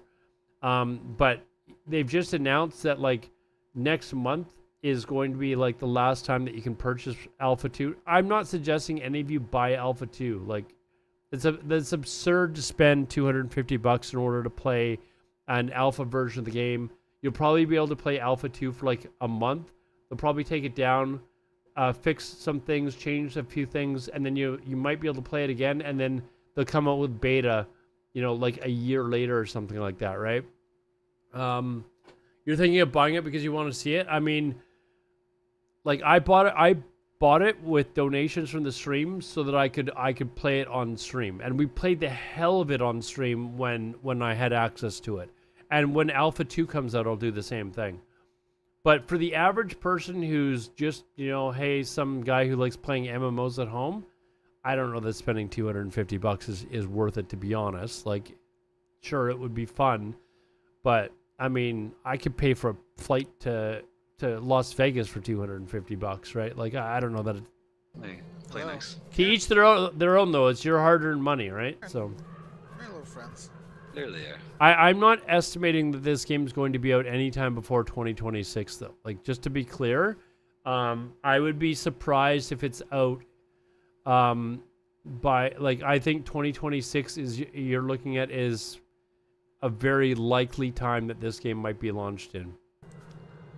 But the game has really ramped up how fast it's being developed, though. Like, if you look at where the game was for, like, the first couple of years of development, people were like, man, this is taking forever. There's not really much change. And then they switched to Unreal Engine 5, I believe, in early 2022. And then suddenly development they started coming out with new stuff, like, every month. So... I need you guys... It's an MMO, though. Like, MMOs take years to develop. So that shouldn't be a surprise that it might not be out till 2026. Like, I think that's probably a good estimate. But this is what we've got on the horizon. I need you guys to step over here. Hey, can you move to the left, please? We need a feeding system where you can just... Playing with this wind a little bit. I love the tree movement, too. It's so funny. In a lot of the games that I played, the wind effects can either look really, really good, or they can look really, really bad, and usually not much in between. But looks fantastic but I like in this how game. Our trees, you have this variance in movement. Look at the trees. From the trunk itself. Look at the trees to the moving. leaves. How do you guys do that? That's all. Whoops. That's all on Unreal Engine 5. What the hell is this? The hell? One of the games that I played. That's all because of Unreal Engine 5. Really, really good, or they can look really, really bad, and usually not much in between. But I like how our trees, you have this variance in movement from the trunk itself. Employment? Did you get laid off, Flame Strike? I don't think I heard this. I thought you were still working for the same company. You were just on vacation, I thought. To the leaves. Like, look at the trees move around. That blows me away. Do that? We actually had to home roll our own solution. Like, again, this is all Unreal Engine 5. I remember a time like 10 years ago when Unreal Engine was kind of, it was around. And I would talk about an MMO being developed with Unreal Engine, and people, like, at the time, and they were right. I'm not saying, ha, I told you so. But at the time, people were like, you can't, like, there's way too much going on in Unreal Engine. Like, they can only make single player, like, FPS games type of thing with Unreal Engine. Like, you would never be able to make an MMO. But Unreal Engine has advanced so much in that time that now, like, they're going to be able to come up with a quality, and it's speeding up the process of being able to produce worlds like this. So the trees were made in a program called Speed Tree, and we had a little bit of in June, during the merger completed. So you lost your job, Flame Strike? I didn't know about that, man. I'm sorry to hear that. Oh, wait a second. Who was it? Was it Rogers and Shaw or Rogers and Telus? Is that a follow on follow? Thank you for the follow, man. Yeah, you know what? One of my close friends out here that I'd worked with for years. He was working with Telus, and he came into work one day and told him that they were offshoring his job basically, and he was forced into early retirement. Been with the company for 29 years. Like he was wanting to retire in like 3 or 4 years or something like that. Like he'd set himself up so he could retire at 55, I think it was, and came in and they were like, "Yep, sorry, this is," and basically told him that that's what was going to happen, and they offered him like a early retirement package. So, anyways, it's a shame, but he in the end he was like, you know what, he made out all right. And he says he's just going to find a fun part-time job to kind of, fill the extra money that he's, right? So. trouble getting. Wait, so you can't hire me anymore, Flame Strike? Fuck. The speed tree nodes and the materials for the trees to function correctly, so we just made our own version of Wind for now. But yeah, we just kind of take the tree position and stop at 6 hours for streaming, dude. Brainy, I love streaming, man. I have so much fun streaming. And you know, I've done like I want to, like, now that I'm going back to work, I'm doing the opposite. Like, I got laid off during COVID, and started full-time streaming because I was like, what the hell am I going to do now? Like, I can't go look for a job right now. And I would love to have been able to keep doing that, but trust me, you got to be in the like upper 0.01% in order to even like be able to eat steak, let alone, you know, otherwise you're eating macaroni and cheese, right? Like, don't get me wrong, I like macaroni and cheese, but sometimes it's nice to have a steak. But I love streaming. It's a lot of fun. It would be great to be able to stream full time, like going forward. But the nice thing about actually going back to and working is I think I'll still be able to stream for like 30 hours a week, but there won't be so much like stress on me to have to worry about whether or not I'm making enough money to pay rent. Right? Like I'm having fun streaming again. I have no idea what my viewer count is on the platforms. It doesn't bother me anymore. I'm not sitting there like looking at my sub count going, man, I need to get X number of subs. I don't care anymore. Like, I think it just makes the stream a lot more fun. What are you doing now, Alodar? Full-time, part-time? It's a full-time job that I haven't officially actually got the job yet, but I've gone through a 6-month hiring process for a job that I just finished with the drug testing and the medical earlier in the week. I told people this. I didn't stream, like normally I stream Sunday to Thursday, but no, it's definitely not a prison guard. But on, I think it was Saturday, I went for my medical and drug testing, and maybe it was Friday. And when I was doing my drug testing, the lady, the company that I'm going to be working for, they wanted the results immediately. Like, they were like normally when you would do a P test, they like send it off to a laboratory or whatever, right? And then the company and yourself find out like a week or whatever later if you pass your drug test or not, right? They had a lady there literally like watching me. She took me into her office. The whole medical thing, like I had to go step by step. Like I had to see 4 different people. Like one was a doctor, one was for like eye and ear testing, another one was like a kinesiologist or some shit like that. Like he was testing to see whether or not like physically I would be able to, like I was okay. And then the third one was drug testing. And she took me into her office, explained what she was doing, and then said, okay, come with me. She took me to a bathroom and said, okay, here's your cup. when you go inside, you're not allowed to flush the toilet, and you're not allowed to wash your hands. You're not allowed to use the sink. Basically, like they're trying to make sure that I wasn't faking the drug test in some way, right? So I said, okay, fine, whatever, no problem. And so she had me go inside. I did my pee in the cup thing, and then gave her the cup, or opened the door. She came inside. She inspected the place to make sure that there was nothing foul going on, and then took me back to her office. And she did the test right in front of me. And I was like, and that's when I was like, oh, you're actually doing the test right here? And no, it's not the police. I can't tell you where, though, because if I said this is what I'm doing, you'd be like, oh, you're working here, right? And I'm not gonna do that on stream. Anyways, she did the test in front of me, and she was like, well, you don't have any drugs in your system. However, unfortunately, you do have traces of blood in your urine. And I was like, what? So I started to freak out because I worked in the medical for quite some time, and I immediately knew what that was symptoms of, or could possibly be. Like, there's several different things, right? So I was like, is this something I should be worried about? And she said, no, probably not. Like, it's there's medication that I'm on for blood thinners for a previous condition that I had years and years ago, but I'll be on blood thinners basically for the rest of my life. So she said it's likely from that, so I wouldn't be too worried. So anyways, after I was done that, I was pretty much done all the procedure. I immediately called my family nurse or doctor and told him what was happening. And he said, I need, I left him a message saying, I'm kind of freaking out because for those of you that don't know, blood in your urine is a symptom of many things, but one of those things is, what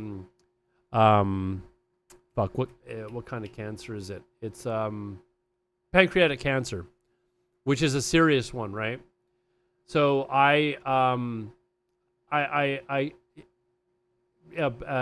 is it prostate or pancreatic? It's one of the two, but is it prostate? Maybe it's prostate cancer. Blood in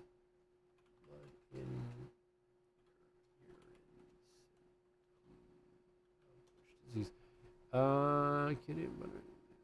Prostate cancer. So prostate cancer. Anyways, I immediately called him, and he said, okay, we're gonna immediately they had me go for he called me the next day and immediately had me set up for an ultrasound. And I'm freaking out because I'm like, this is one that is I might have months to live type of thing. You can't help but think about this crap, right? So Sunday and Monday I was like, I can't stream. Normally I would stream, and I just did not turn the stream on at all. I was like, there's no way I'm doing this right now. I won't be able to talk. I won't be able to think. So I just kind of took those 2 days off and went for an ultrasound on, was it Monday? Anyways, it was whatever the next day was. During the ultrasound, I got up and I looked at the ultrasound, and I've seen plenty of ultrasounds through work and stuff like that. And I saw the pictures that she was taking, and I was like, I don't see anything there. You can see cancer a lot of the times on ultrasound. And with these types of cancers that they were looking for, it's got a very high success rate of being able to actually see it. So that's why they get you to go do an ultrasound really quickly. And I didn't see one. I was like, oh, it doesn't look like, I don't really see anything there. And she goes, yeah, I didn't really, see anything. And that's more information than she's supposed to give. She's not supposed to say anything to me. That's supposed to be the doctor, right? So I think she saw that I was kind of freaking out a bit, and she was like, yeah, I didn't really notice anything, to kind of give me a bit of a sigh of relief. So anyways, and on top of that, she would have sent the results to my doctor immediately, and he would have called me immediately and said, hey, I need you to go do this, basically get a scope up my butt. But he didn't, and it's probably because they didn't see anything, and so I've got less to worry about. So I think on Tuesday I was like, okay, I'm feeling good. I can fucking sit down and actually stream now. I'm not too worried about it. He's saying, I don't think there is anything, but we need the doctor's last word is pretty helpful there. Yeah, I mean, she basically allowed me to breathe a little bit because she knows what the people are thinking. I wasn't there for like a pregnancy like thing, right? Like, so that's for legal yeah, she's not you're not going to die because only the good die young. Thanks. It was nice of her to do that. She didn't need to do it. In fact, she's not supposed to do it. But just with the way, like for those of you that aren't Canadian, the way our healthcare works is if you have a really serious illness, you're treated immediately. Like that's kind of how everything is kind of put into order here, right? So if you've got like, if they discover you've got cancer, they're not like, okay, well, we're going to start you on chemotherapy in 3 months. Like, no, it's, oh shit, you've got cancer. We need you at this clinic tomorrow. We're going to start you on radiation and chemotherapy like immediately, right? But if you've got like a bum knee and you need like a knee replacement, okay, you're probably going to have to wait a few weeks or a month or something like that in order to get that done. That's going to take lower priority than people that actually have life-threatening injuries. If you come to the emergency room and you're having a heart attack, they're not like, sorry, there's a lineup, please, you know, you're going to have to wait in the waiting room. Like, that's not how it works, right? So, anyways, chat, speaking of which, I do actually have a medical appointment. They're having me go redo my blood test, my P test today, just to kind of see if it was something that was maybe that they're suspecting that it could maybe. They haven't said this, but I'm suspecting that they probably are now looking at maybe it being kidney stones. So just based on previous knowledge, they're probably sitting there thinking, okay, maybe it's kidney stones, and they like I never thought that I had kidney stones. I haven't felt that I had kidney stones. I did have a period a few weeks ago where I felt like just this ridiculous sharp pain in my very lower abdomen, like right above my crotch, basically. And it was going on and off for like a couple of hours. And then I didn't get them again. So, like that was several weeks ago. So I would have thought that if those were kidney stones, they would have passed by now. And I haven't had any issues since then. So, but I don't know how long, like if they're suspecting that the blood is from that, I would suspect that from 2 or 3 weeks ago, I probably wouldn't still have blood in my urine at this point. So anyways, I could go today and have no blood left that's in my urine anymore and everything all good. If there's still blood, they might, I am on blood thinners. So apparently that is a side effect of blood thinners. I'd never heard that before, but that is a side effect of blood thinners. People tend to sometimes have blood in their urine. So anyways, I'm gonna end it there because I'm gonna have a nap for a few hours before I gotta get up for that. So all of you guys that have been watching my stream lately since I've come back, I really do appreciate it.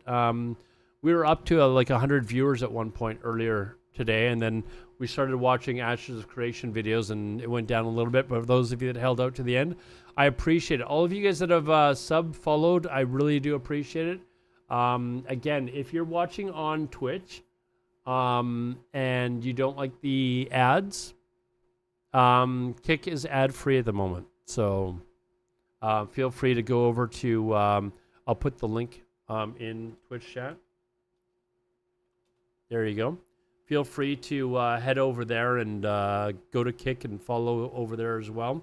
We're almost to 100. Are we? We're almost to 100. Yeah, we're at 94 followers already. So thank you guys all for the support. I do really appreciate it. It's been a lot of fun to stream again, and I will be back. What is it Thursday tonight? What is it? Or no, it's Friday tonight. So today I will not be back. Very unlikely. Tomorrow I might be back for a little, like a shortish stream in the afternoon. And then Sunday is kind of like my next scheduled day to be back. So good luck at the doctor appointment. Thank you very much. I'm sure it'll be a lot of fun. But anyways, I'm going to end this there. Otherwise I'm just going to keep rambling. So, oh wait, hold on. I keep forgetting to do this. Let's, who can we host? Let's find somebody. Let's find somebody to host with the Who's on? Guzu's on. Let's see if there's. I have hosted Guzu lately, but see, is there anyone on that?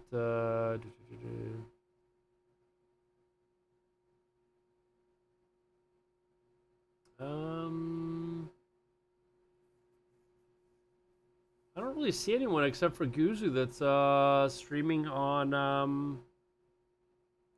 Yeah, we'll give it to Guzu. Where's raid channel? We'll do Guzu on Twitch, and we'll raid. I think Stino is probably raiding. He's playing on a private server more than likely though. But we'll give it to Stino, and I'm gonna be honest. I actually kind of forget how. I'm not even sure how to do it. /host.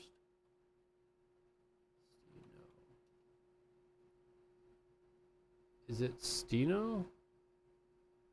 Hold on. I gotta look at the. Trying to remember how to. Whoops.